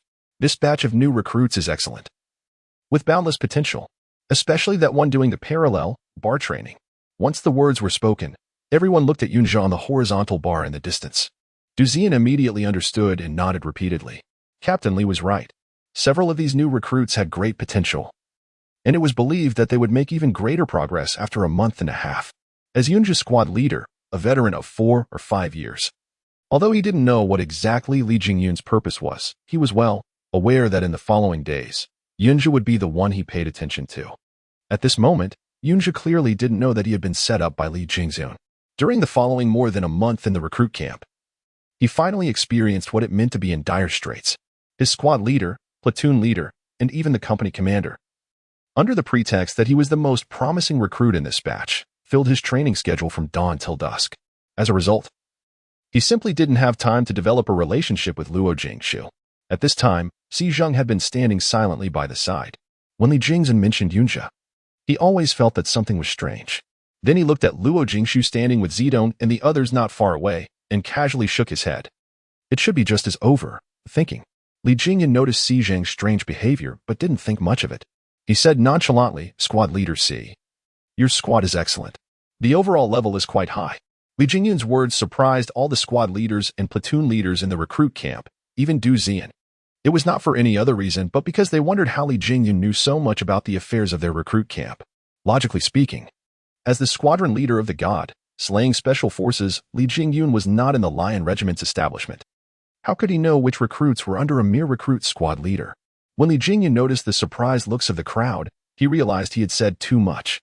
However, his expression remained calm as he then uttered, The God, slaying special forces will recruit new members in a few months. This was an explanation that hardly seemed like one, yet it made the crowd somewhat understand.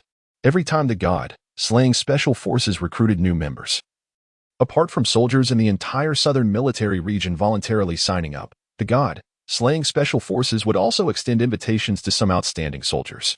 This required the squadron leader of the God, slaying special forces to have an understanding of all the soldiers in the military region. So, it was reasonable for Li Jingyun to be well informed about the situation in the recruit camp. After hearing Li Jingyun's words, the crowd became even more concerned about whether they were eligible, especially the recruit squad leaders. Each of them yearned to join the God, slaying special forces and become one of its members. However, Du Ziyan's face showed a tinge of gloom. Wasn't this an obvious attempt to poach talents? All the soldiers leading the new recruits this time were from his battalion, and they were all top-notch soldiers in his battalion. Judging from their expressions, they all had their hearts set on joining the God, slaying special forces. Didn't this mean he would lose many promising young soldiers? Just thinking about it made him feel heartache. Li Jingyun perceived Du Xian's dejection but didn't say much. After all, the military camps are as unchanging as iron while the soldiers come and go like flowing water. Not to mention Du Xian's battalion. Even the God-slaying special forces would lose many excellent special forces members every year due to the cooperation among different military regions. Captain Li, are there any special requirements for this year's special forces selection? This question was asked by Xizheng. He wanted to sign up last year. Yet he failed to meet the very first requirement for the special forces selection last year. The requirement was to have at least the rank of second lieutenant. Xizheng, a veteran from the countryside, never attended a military academy. No matter how long his military service was, he could only be a non-commissioned officer. So, he didn't even have the qualification to sign up last year. After Xizheng asked this question, the other new recruit platoon leaders all stared at Li Jingyun intently. There was no way around it. Their situations were the same. This time, Li Jingyun actually hoped that the selection criteria from last year could be continued. However, for some reason, this time's selection conditions were the most lenient in all these years. There were actually no restrictions at all. As long as one was a soldier from a combat unit, they could sign up. Thinking about this, Li Jingyun felt a bit of a headache. According to Luo Jingshu's performance in the past 2 months, it was obvious that she had caught the attention of the 2 female platoon leaders behind him. It seemed that if he wanted to prevent Luo Jingshu from entering the special forces, he could only take action during the selection training. Xizheng and the other platoon leaders were still eagerly staring at Li Jingyun. Li Jingyun didn't hide anything and simply said, "There are no requirements. As long as you're a soldier from a combat company, you can sign up." "Really? Then I have a chance to join the God-slaying special forces." At this moment, Xizheng no longer looked like the strict platoon leader. There was an out-of-place smile on his usually serious face. Looking at the other platoon leaders, all of them were staring intently. Du Xian felt a pang in his heart upon seeing this. "Brats, you're still my soldiers for now," Du Xian reproached with dissatisfaction. Immediately, Xizheng and the others put away their excited expressions. Each of them looked at Du Xian with flickering eyes, silent. "Young Master Du, are you interested in joining our Godslayer?" It seemed that Li Jingyun wasn't just trying to poach a person. He was attempting to poach the entire battalion led by Du Xian. Wasn't Captain Li afraid that Lu Tianhao of the Lion Regiment would come at him with a sub-machine gun to settle the score? The most combat-capable battalion in the Lion Regiment was the one led by Du Xian, who was like the right-hand man of Lu Tianhao. Li Jingyun's act was no less than severing Lu Tianhao's arm. How could Lu Tianhao let it go easily? Fortunately, Du Xian had his own pride. He wasn't unaspiring to become an outstanding special operations soldier, but after taking a glance at Qin Wenwei beside him and letting his gaze fall on her abdomen, he shook his head. "No, thanks. The Lion Regiment is excellent." Li Jingyun didn't miss Du Xian's glance and said calmly, "Congratulations." Du Xian nodded slightly to show his gratitude. After that, Li Jingyun remained silent and stared straight ahead. Everyone thought he was observing the assessment of the batch of recruits. But only Li Jingyun knew that his attention was fixed on that slender figure. Throughout the morning, 500 or 600 recruits spent the time in a tense assessment. This time, all of them exerted themselves to the utmost. Although many of them intended to serve for 2 years and then return home, they didn't want to be assigned to an insignificant company. Approaching noon, the assessment results were tabulated.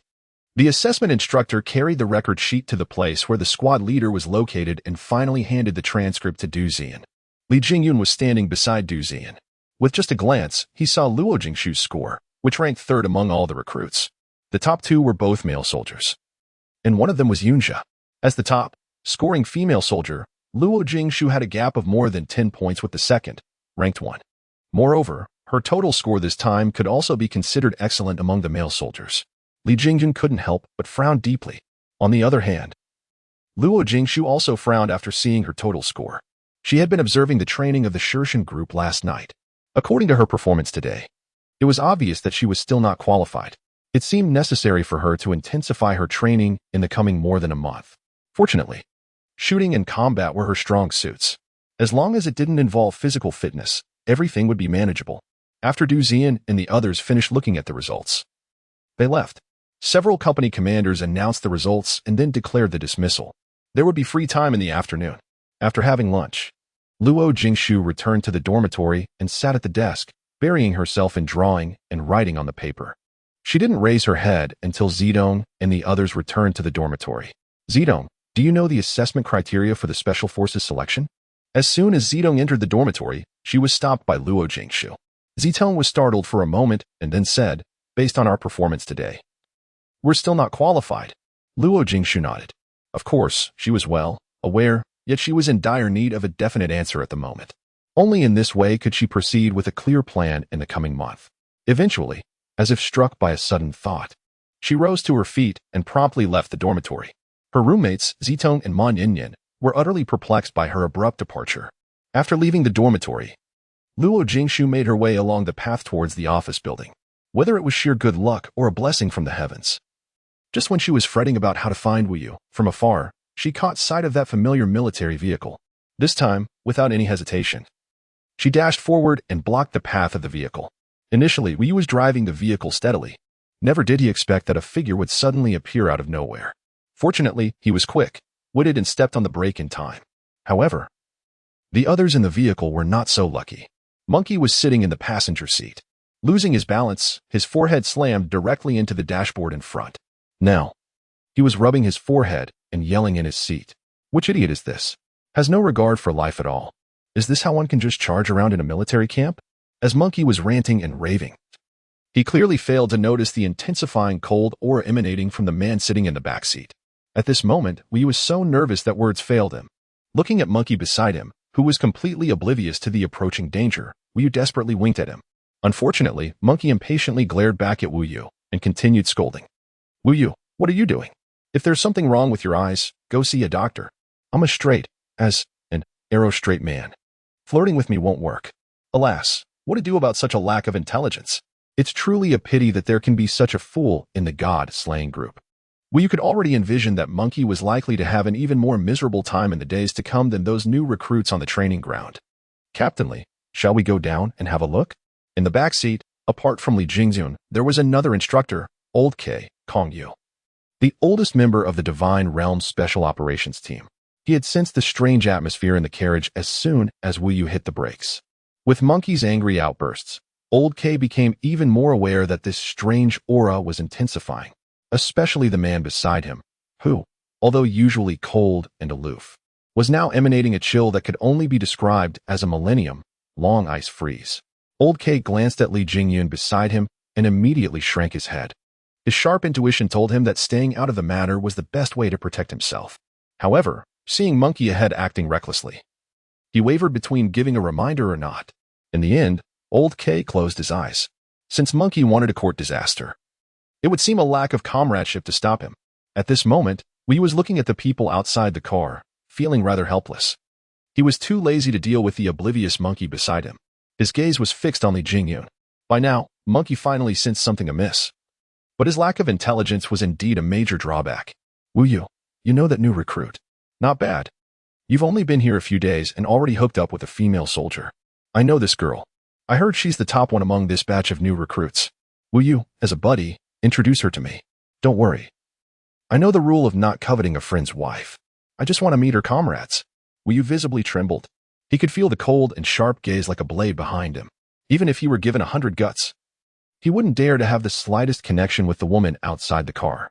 She was Li Jingyun's fiancée. Only a crazy person would have such thoughts.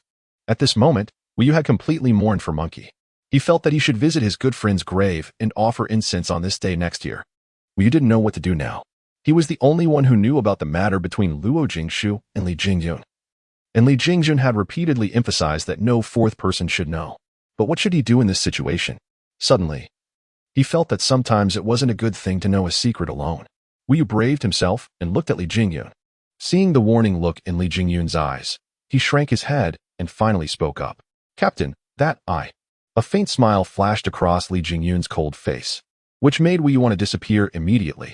At this moment, he even wanted to kill Monkey. Monkey really couldn't say anything decent, and he had been severely harmed by Monkey. Li Jingyun looked at the woman outside the car and then said coldly to Wu Yu, since you know her, go down and ask. Wu Yu stared with his mouth wide open for a few seconds. Should he open the door and get out of the car now? Looking at Li Jingyun's half-smiling expression, Wu Yu was extremely distressed. It was clearly their captain who had a relationship with Miss Luo outside. Why did it seem like it was his business now? Wu Yu really wanted to throw that stinky Monkey out of the car for his blabbering.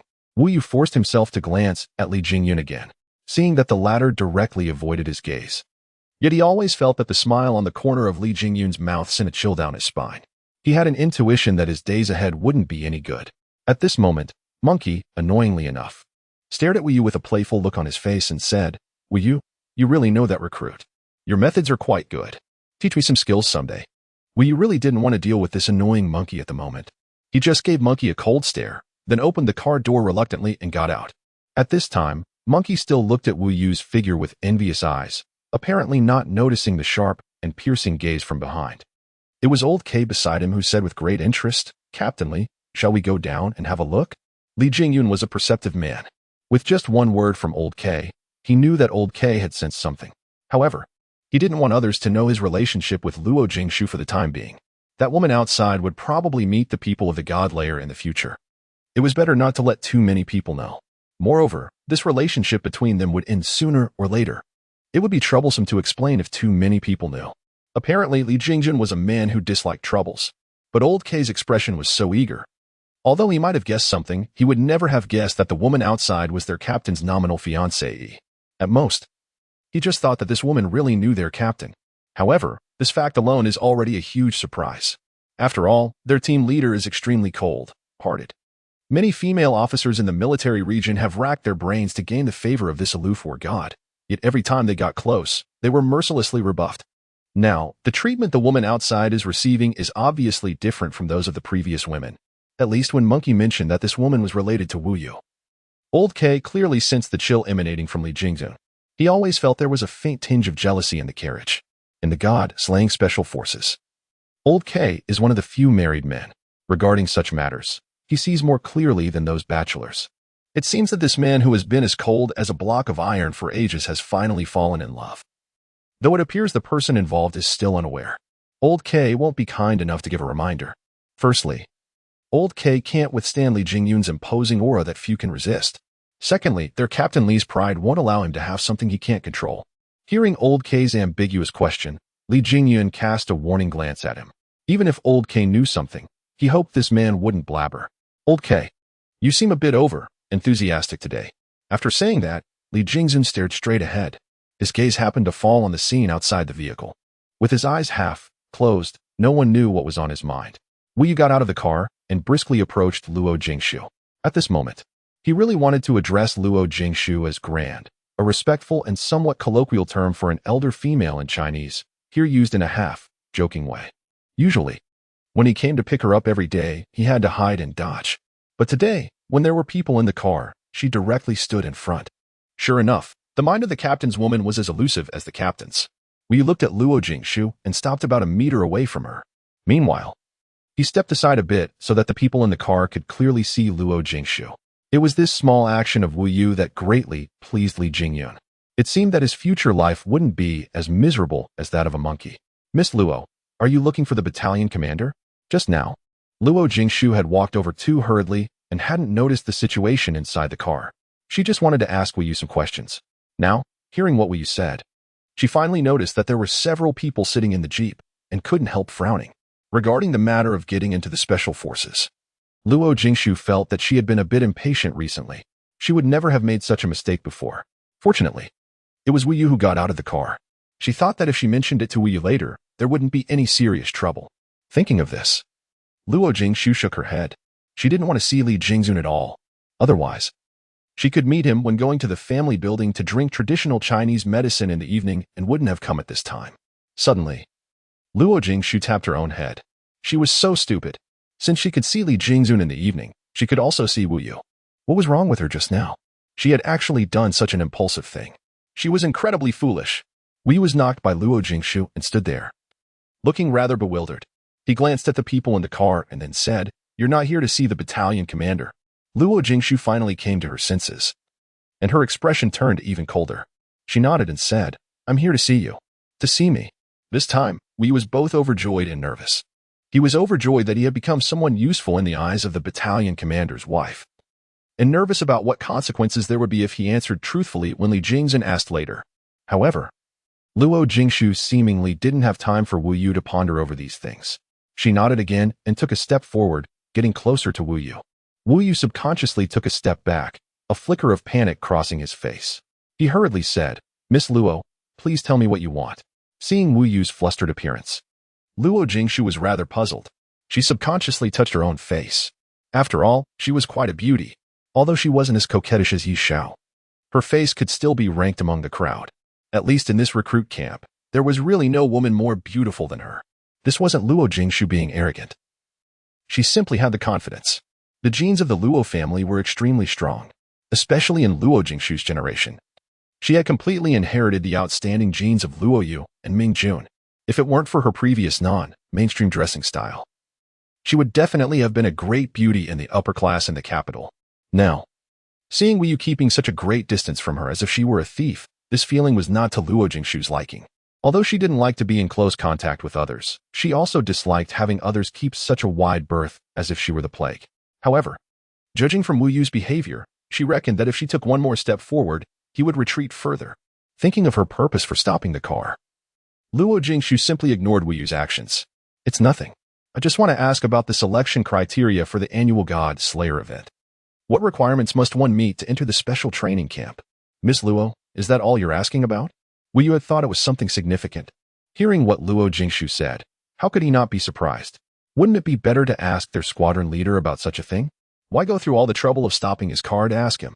He thought she was deliberately trying to get him in trouble. It could only be said that Wu Yu's persecution mania had reached an incurable stage. Luo Jingshu nodded, paying no heed to Wu Yu's ever-changing expressions. Seeing Luo Jingshu nod, Wu Yu was at a loss for words. What could he say? The person in front of him was the future wife of his squadron leader. What if she held a grudge? But thinking of the unignorable gaze from behind, Wu Yu still asked an extra question. Miss Luo, you can ask the squadron leader. He will be the chief instructor of the selection camp. I don't want to trouble him. Luo Jingshu said coldly that if it weren't for her own health, she wouldn't go to see Li Jingjun every day. Luo Jingshu always felt that that man was extremely dangerous. She felt that the air was full of perils even staying with him for an extra second. Enduring one dinner time with him every day was already her limit. Hearing this, Wu Yu sighed inwardly. What kind of words were these?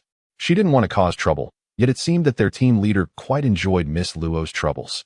Seeing that Wu Yu didn't say a word, Luo Jingshu urged him again. Anyway, I'm already here. Just reveal it to me. Otherwise, I'll ask the team leader to talk to you. Although the selection criteria for the special training team were not a secret, Wu Yu always thought that it would be the best choice for their team leader to answer Luo Jingshu's questions. However, Luo Jingshu obviously didn't give him this chance. Seeing that Wu Yu wanted to walk towards the car behind, she immediately called him to a halt. No need. If you can't say it, then forget it. Sorry to have bothered you. Luo Jingshu only assumed that Wu Yu didn't want to say because of their internal rules. She was not a person who would force others to do things, so she thought it best to leave at once. But Wu Yu stopped in his tracks. As if remembering something, there were still two people in the car who were unaware of the situation. So he chased after Luo Jingshu, who was about to leave, and said, there are no fixed criteria for the special training camp. It adopts an elimination system. Those who stay until the end will be members of the God-slaying team. An elimination system, but there must be some elimination criteria. Luo Jingshu didn't expect such a result. A criterion without a definite criterion meant that the instructors had the final say on who could stay and who had to leave. Wu Yu smiled amiably and began to explain. To slay gods requires the most outstanding soldiers, yet there is no standard for the most outstanding ones. Miss Luo, could it be that you also intend to participate in the special training camp? Wu Yu was somewhat startled. He was also aware of Luo Jingshu's training situation in the past 2 months and actually admired this woman quite a bit. However, compared with those abnormal individuals in the God-slaying team, she seemingly still had a long way to go. Luo Jingshu felt inexplicably annoyed upon seeing the somewhat contemptuous look in Wu Yu's eyes. What, is it not allowed? It's not that it's not allowed, Miss Luo. Do you know what everyone who has participated in the special training camp always says? It's more agonizing than hell. So, Miss Luo, if you wish to enter, the training in your recruit camp simply won't catch their eyes. After saying this, Wu Yu glanced at Luo Jingshu. Seeing that she seemed lost in thought, he added, Miss Luo, if there's nothing else, I'll take my leave first. The squadron leader and the others are waiting. Luo Jingshu nodded and stepped aside, remaining silent. More agonizing than hell? Well, she truly desired to give it a try. Once upon a time, Yi Xiao crawled out of hell in order to become someone so powerful that others would tremble in fear. Luo Jingshu refused to believe that the training of the God-slaying team could be more perverse than those merciless devils. In any case, such life, disregarding matters would not occur in the military camp. Even if it was truly as Wu Yu described, she was willing to venture in again. Having already been through hell once, would she still be afraid of another go? Apparently, Wu Yu had no idea that his words had spurred Luo Jingshu on, strengthening her resolve to join the god-slaying team. At this moment in the car, Li Jingyun's patience had reached its limit. If Wu Yu didn't get in the car soon, he reckoned he would directly open the door and go after that woman. Could this be considered someone flirting with his subordinate right in front of him? If Wu Yu and Luo Jingshu knew Li Jingyun's such perversely petty thoughts, Wu Yu would surely cry out aggrievely, while Luo Jingshu would directly cast a disdainful look and scold him for being childish. Wu Yu opened the car door but didn't get in immediately. Instead, he glanced at Li Jingyun. He always felt that their team leader's gaze was even icier. He forced a shy smile to ease his inner nervousness and then said in a soft voice, "Team leader, it's all settled." After saying that, Wu Yu nervously stared at Li Jingyun, awaiting his instructions. All Li Jingyun did was nod and utter, "Drive if it's settled. Is it proper to make the rest of us wait for you alone?" Wu Yu twitched the corner of his mouth. Was the team leader trying to distance himself? Wu Yu looked at Li Jingyun somewhat aggrievedly, but Li Jingyun totally ignored him. Seeing that Wu Yu still didn't start the car, he said coldly, "Still not driving? Can't bear to part?" Wu Yu was inwardly in tears. What couldn't bear to part?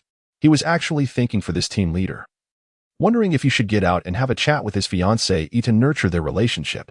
Wu Yu quickly settled into his seat, started the car, and left the scene at top speed. When passing by Luo Jingshu, the car didn't even pause. Li Jingyun sat in the back seat, gazing at the figure outside the car. Ever since Luo Jingshu stopped the vehicle, Li Jingyun had been paying close attention to this woman. Unexpectedly, this woman didn't even cast a single glance in his direction. Originally, he had thought Luo Jingshu was coming to see him, but now it seemed that he had been indulging in wishful thinking. At the thought of this, Li Jingyun felt an inexplicable irritation well up within him. Recalling the scene he had witnessed that morning, a thin layer of coldness enveloped his otherwise calm heart. Old K watched as Li Jingyun's complexion grew darker and darker. Hearing the creaking sound emitted by the fist of the man beside him as they clenched tightly, he merely gave a faint smile and refrained from asking further questions. However, Monkey was still oblivious to the impending danger. After Wu Yu started driving, when the jeep passed by Luo Jingshu, Monkey deliberately rolled down the window to take a closer look at her. Then he let out a series of clicking sounds of admiration. Monkey excitedly slapped Wu Yu's arm that was holding the steering wheel and said, "Hey, kid, you're really lucky. That female soldier is incredibly charming. When did you two get acquainted? Tell me about it." However, Wu Yu, that kind of beauty doesn't seem to be someone you can handle. Don't blame your elder brother for not warning you. In this military unit where the competition for women is fierce, you'd better keep a close eye on your little girlfriend, or else she might be snatched away by someone else and you'll end up hiding and crying. Wu Yu's hands trembled and the jeep swayed noticeably. He instinctively glanced at the rear view mirror and saw a fleeting, sinister smile on Li Jingyun's face. A chill ran down Wu Yu's spine. And then he punched Monkey hard in the chest without holding back. "Silence. Miss Luo and I are not in the kind of relationship you assume. Someone of Miss Luo's caliber is far beyond the reach of a mere bodyguard like me. Don't spread wild rumors. You might invite unnecessary trouble upon yourself." If it weren't for the overwhelming aura of Li Jingyun, Wu Yu would have revealed Luo Jingshu's identity. He was truly worried that Monkey might blurt out something uncontrollable with his unrestrained tongue. However, Wu Yu clearly underestimated the situation. Monkey had already incurred Li Jingyun's wrath. Yet he remained oblivious. As soon as Wu Yu uttered those words, Monkey became even more excited. "Not a romantic couple? Are you serious, Wu Yu? Then introduce me to Miss Luo. After all, I, Hoi, hold the rank of captain. I should be a suitable match for that young lady. My family has been urging me to have a grandson. Based on Miss Luo's appearance, she'd surely give birth to an incredibly handsome lad." This time, Wu Yu was too exasperated to speak. He merely shook his head and cast a sympathetic look at Monkey. The very next moment, a spine-chilling voice came from behind. "Stop the car. Hoi, get out, pack your belongings, and immediately head to Jungle A to relieve Dulong of his duty." Monkey was caught off guard. 3 seconds later, the playful smile on his face was replaced by a flicker of fear, for he saw determination in Li Jingyun's eyes. Then, he looked at Li Jingyun pitifully, utterly confused. "Boss, why? Isn't the clearance work there almost done? Why have you suddenly transferred me, boss? I'm not going. You can let me go to the front lines and fight the enemy, but please don't send me to such a desolate place. I'll go crazy." At this moment, Li Jingyun wasn't as easy going as he usually was. Who asked Monkey to have designs on his woman? Yes, at this very moment, Li Jingyun had already marked Luo Jingshu as his. Even if it was just a deal, at least for now, Luo Jingshu was his woman. However, Monkey didn't know this, and there was no such explanation as "forgive those who were unaware" in Li Jingyun's dictionary. He ignored Monkey's words without the slightest mercy. If you don't get out of the car right now, I'll make sure you can't leave that jungle for the next year. Monkey immediately pushed open the door and got out of the car. That jungle over there was a nightmare for them in God's Slayer. It wasn't that it was extremely dangerous inside, but the conditions were too harsh, even harsher than the life in a primitive tribe. It was the border between Xia country and its neighboring country, and also a haven for criminals. The mission of God, Slayer, was to prevent these criminals from entering Xia country's territory through that jungle. That jungle was located at the outermost border of Xia country, where the area was isolated. There was not a single soul to be seen across the entire mountain range, and they and God, Slayer, became the only people there. The supplies they used were delivered only once every 3 months, mostly being compressed biscuits. If they wanted to eat meat, they had to go out hunting on their own. Primarily, there is no power supply over there. The sole means of communication is the satellite phone, having grown accustomed to the modern urban life. It's natural that no one would adapt to such a place suddenly. Hence, every time when sending someone to garrison there, the God Layers adopt the method of drawing lots. After Monkey went there once, the place became his nightmare. Now, Li Jingzhen unexpectedly dispatched Monkey there. How could Monkey not protest, not feel wronged, and not be afraid? He was truly worried that he wouldn't be able to adapt to the metropolis life after staying there for a long time. Monkey's hands were still clutching the car door.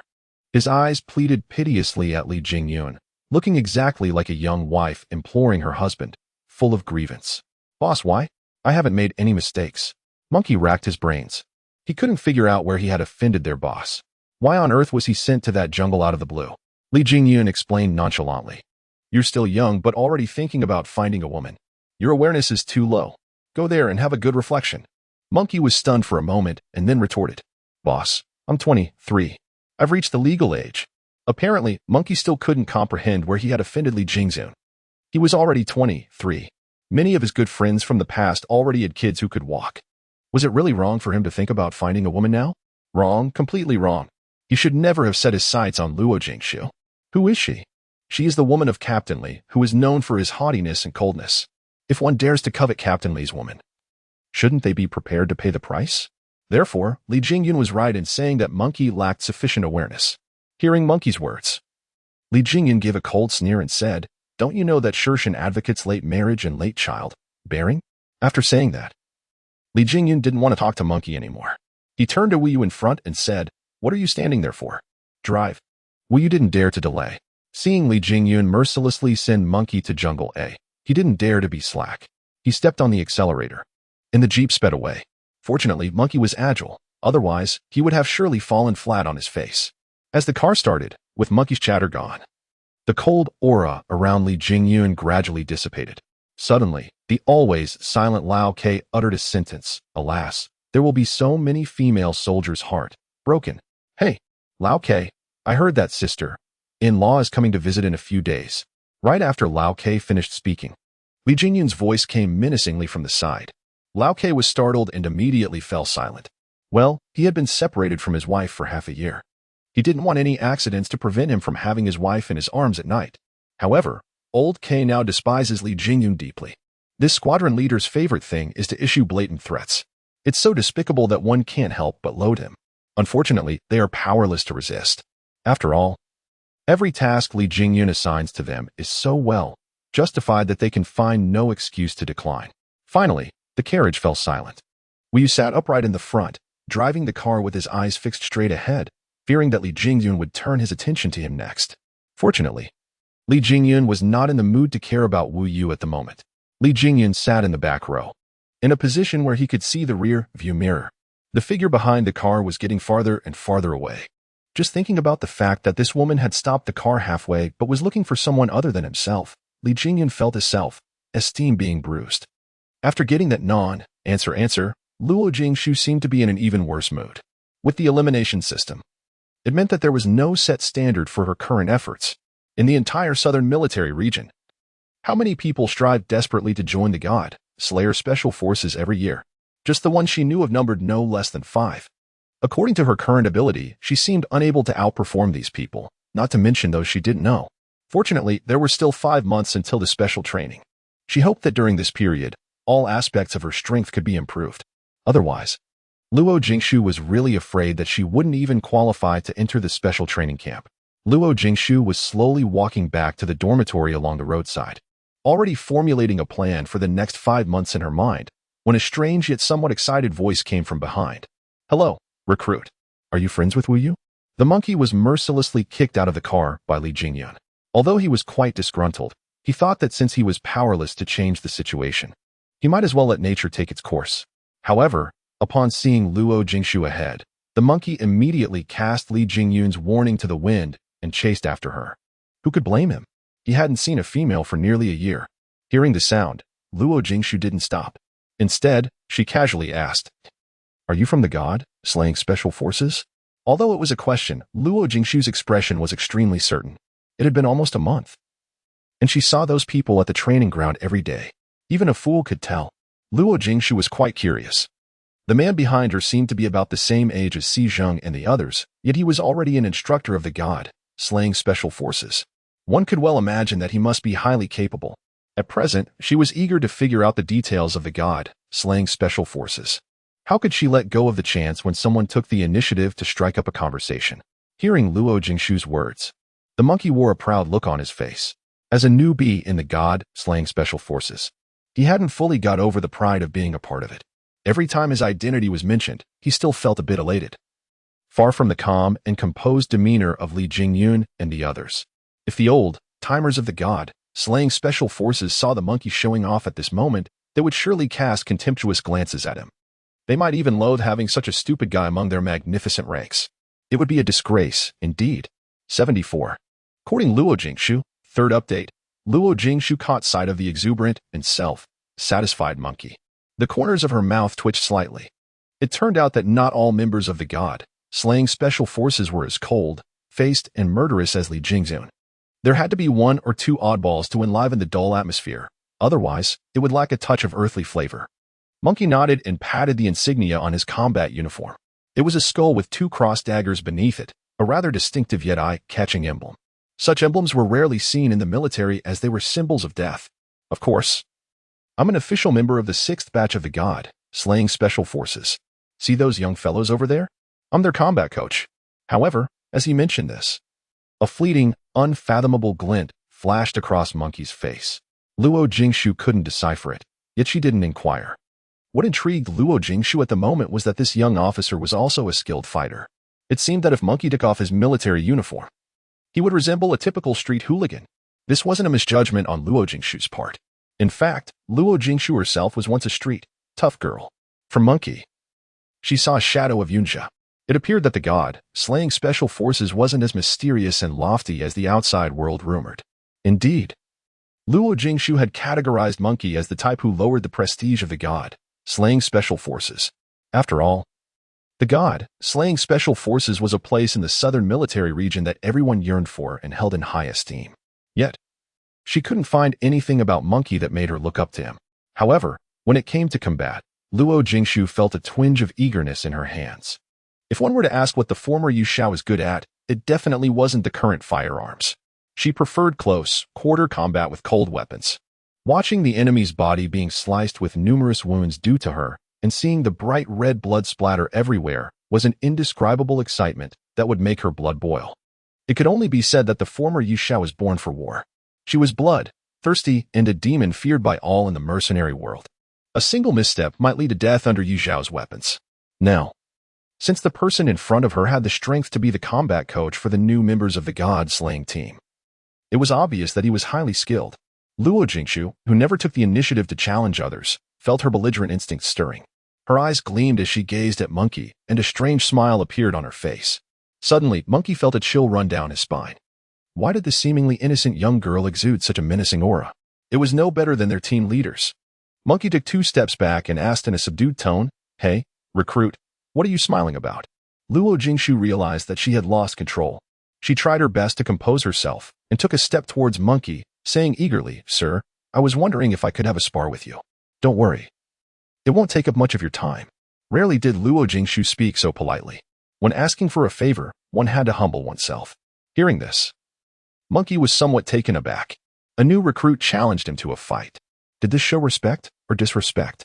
After all, he was one of the top experts in combat within the god-slaying unit. Although he couldn't compare to their freakish squadron leader, there were few who could rival him in a fight. Now, he was being challenged by a new recruit, and what's more, a woman. Judging from her age, she might have just come of age. This made Monkey feel rather unsettled. You're Luo Jingshu, right? I've heard that you're quite strong among the female soldiers. But aren't you being a bit overconfident? It wasn't that Monkey looked down on women.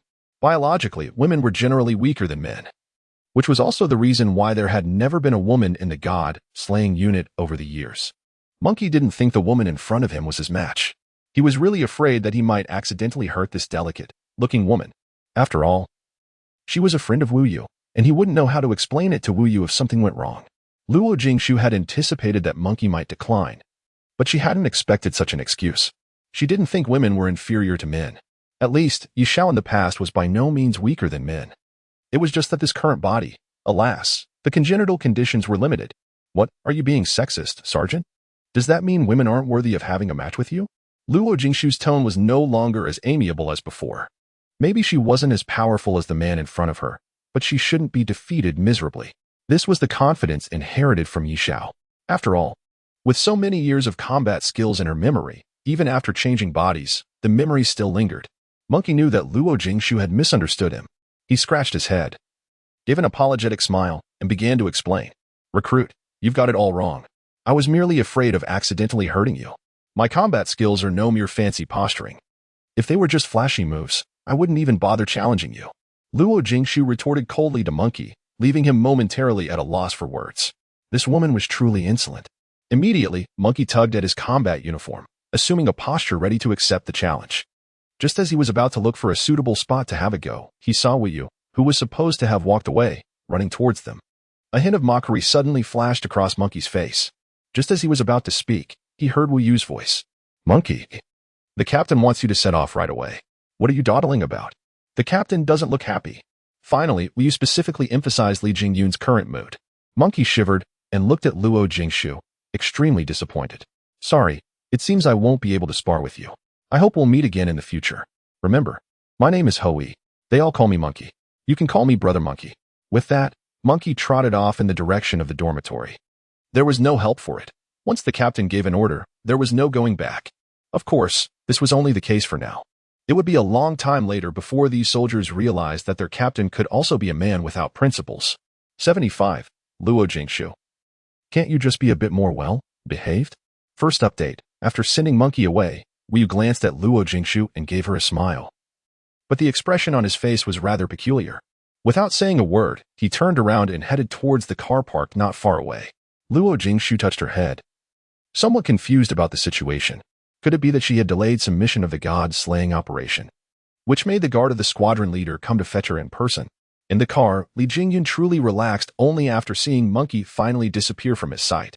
God knows how cold his eyes were when he saw Monkey talking to Luo Jingshu just now. If it weren't for the others in the car, Li Jingyun would probably have gone down to drive Monkey away himself. Boss, do you know that Miss Luo? Although Old K remembered Li Jingyun's threat just now, he couldn't resist his intense curiosity. After feeling the coldness around dissipate, he finally summoned up the courage to ask the question that had been on his mind. Li Jingyun stared straight ahead, still looking at the rear view mirror, and simply said indifferently, "What does it matter to you?" Old K pouted. Well, it really had nothing to do with him. He was just curious. Just now, the car was very quiet, and Wu Yu was concentrating on driving. Who would have thought that Li Jingyun suddenly gave an order for Wu Yu to stop the car? Of course, Li Jingyun would never mention the fact that Monkey was pestering Luo Jingshu. Instead, he very seriously instructed Wu Yu. Go and tell Monkey to pack his luggage immediately and leave the Lion Regiment in 10 minutes. Wu Yu was no fool. As soon as Li Jingyun finished speaking, he immediately looked to the back of the car. When he saw Monkey and Luo Jingshu standing there, he understood everything. It is the duty of a bodyguard to relieve the battalion commander of his troubles. Moreover, the one being pestered was his future wife. Meanwhile, he also mourned for the Monkey silently. This incident had made the battalion commander hold a grudge against the Monkey twice. It seemed that there would be no bright future for the Monkey from then on. The three of them arrived at the office building. After getting out of the car, Li Jingyun said to Wu Yu, who was still parking the car, "Come to my office later." Wu Yu panicked but still nodded. After Li Jingyun left, Lao Ke patted Wu Yu on the shoulder gloatingly and comforted him. "Brother, take care." "Lao Ke, is this your way of consoling me? That damned Monkey has ruined me." Wu Yu's words only earned him Lao Ke's laughter. 2 or 3 minutes later, Wu Yu appeared in Li Jingyun's office. At this time, Li Jingyun had taken off his combat uniform and was only wearing a close-fitting T-shirt. His well-built figure was faintly visible. If Wu Yu were not a man, such a strong sense of male charm would surely drive people crazy. What did she say to you? It was an abrupt question. But Wu Yu knew what Li Jingyun was referring to. Miss Luo asked me about the selection criteria for the Special Warfare Selection Camp after the Spring Festival. Wu Yu answered honestly, hoping that Li Jingyun wouldn't misunderstand him because of what the monkey had said. Hearing this, Li Jingyun half-closed his eyes and a smile played on his lips. He didn't expect Luo Jingshu to be so persistent and eager to find out about the selection camp. How did you reply? Report to the battalion commander. I told Miss Luo that the selection camp operates on an elimination system and there are no specific criteria. Battalion commander, was that the right thing to say? Wu Yu's last words were tinged with uncertainty. Although his answer was correct, he truly had no idea what Li Jingyun was thinking at the moment. After all, Luo Jingshu's identity was different. Li Jingyun neither nodded nor shook his head, yet such an expression already put Wu Yu at ease, indicating that Li Jingyun wouldn't hold anyone accountable. All right, you may leave first. If she comes to ask you again in the future, tell her to come and ask me directly. Just say this was my order. Yes, I guarantee to accomplish the task. Wu Yu felt as if he had received a special pardon. To be honest, he didn't want Luo Jingshu to keep coming to him either. Couldn't he see that their team leader had an abnormally strong possessive nature? Monkey was just joking unknowingly, yet he was already dispatched. He didn't want to incur Li Jingyun's wrath one day. After that, Wu Yu quickly left the office. Li Jingyun still stood upright by the window, his eyes half closed, seemingly deep in thought. Luo Jingshu, can't you just be more well-behaved? At this moment, Li Jingyun had classified Luo Jingshu as someone who attracted attention, and he now needed to figure out a way to rein in his little fiancée. In the evening, Luo Jingshu took Wu Yu's car to the family building as usual. In the car, she recalled what had happened at noon and spoke up again. Wu Yu, is that Captain Hui I talked to at noon really good at fighting? Yes, he was selected into the God Layer team at the top of the list last year. Especially in terms of combat skills, even few of the veteran members of the God's Layer team are his match. Unexpectedly, Wu Yu didn't anticipate that Luo Jingshu would inquire about the matter regarding the monkey. After some thought, since it seemingly had no connection with the special training team, he gave a reply. How about his other achievements? Just as Wu Yu had let down his guard, who would have thought that Luo Jingshu would pose another question? This time, Wu Yu found himself in a bit of a quandary. What's wrong? Can't you tell me? Noticing Wu Yu's predicament, Luo Jingshu queried. Wu Yu forced an awkward smile and then repeated what Li Jingyun had said at noon. The boss has instructed that in the future, if Miss Luo has any questions about the special training camp, she can directly ask him. After all, the team leader is the chief instructor. He knows more than I do and might even be of assistance to you later. Wu Yu was unaware that their team leader didn't want Luo Jingshu to join the Special Forces team. He simply assumed that Li Jingyun's action was merely to prevent Luo Jingshu from asking other men besides him. Upon hearing this, a fleeting glint of something dark flashed across Luo Jingshu's eyes, and in the end, she remained silent. Although Luo Jingshu didn't know much about Wu Yu, over the past month or so, she was well aware of one thing. Wu Yu never went against what Li Jingyun said. Seeing that Luo Jingshu stopped speaking, Wu Yu secretly heaved a sigh of relief. He was truly worried that Luo Jingshu would be persistent, and then he'd be at a loss as to whether to tell her or not. Before long, the car reached the family building. Luo Jingshu was already extremely familiar with this place. She got out of the car and directly made her way to the 6th floor. Luo Jingshu didn't knock on the door. Instead, she took out a key and directly opened the door to enter. This key was given to her by Li Jingyun more than a week ago, saying it was for emergencies. Luo Jingshu still hasn't figured out what Li Jingyun meant by emergencies until now. In the dining room, the fragrance of the meals wafted everywhere, mixed with a faint smell of traditional Chinese medicine. At first, Luo Jingshu was quite repulsed by this medicinal smell, but after getting used to it for some time, she has come to love this scent. It has to be said that during this period under Li Jingyun's care, Luo Jingshu has clearly felt the changes in her body. Her lower abdomen is often warm. She used to suffer from occasional backache and lumbago, but now such feelings have significantly diminished. Here she comes.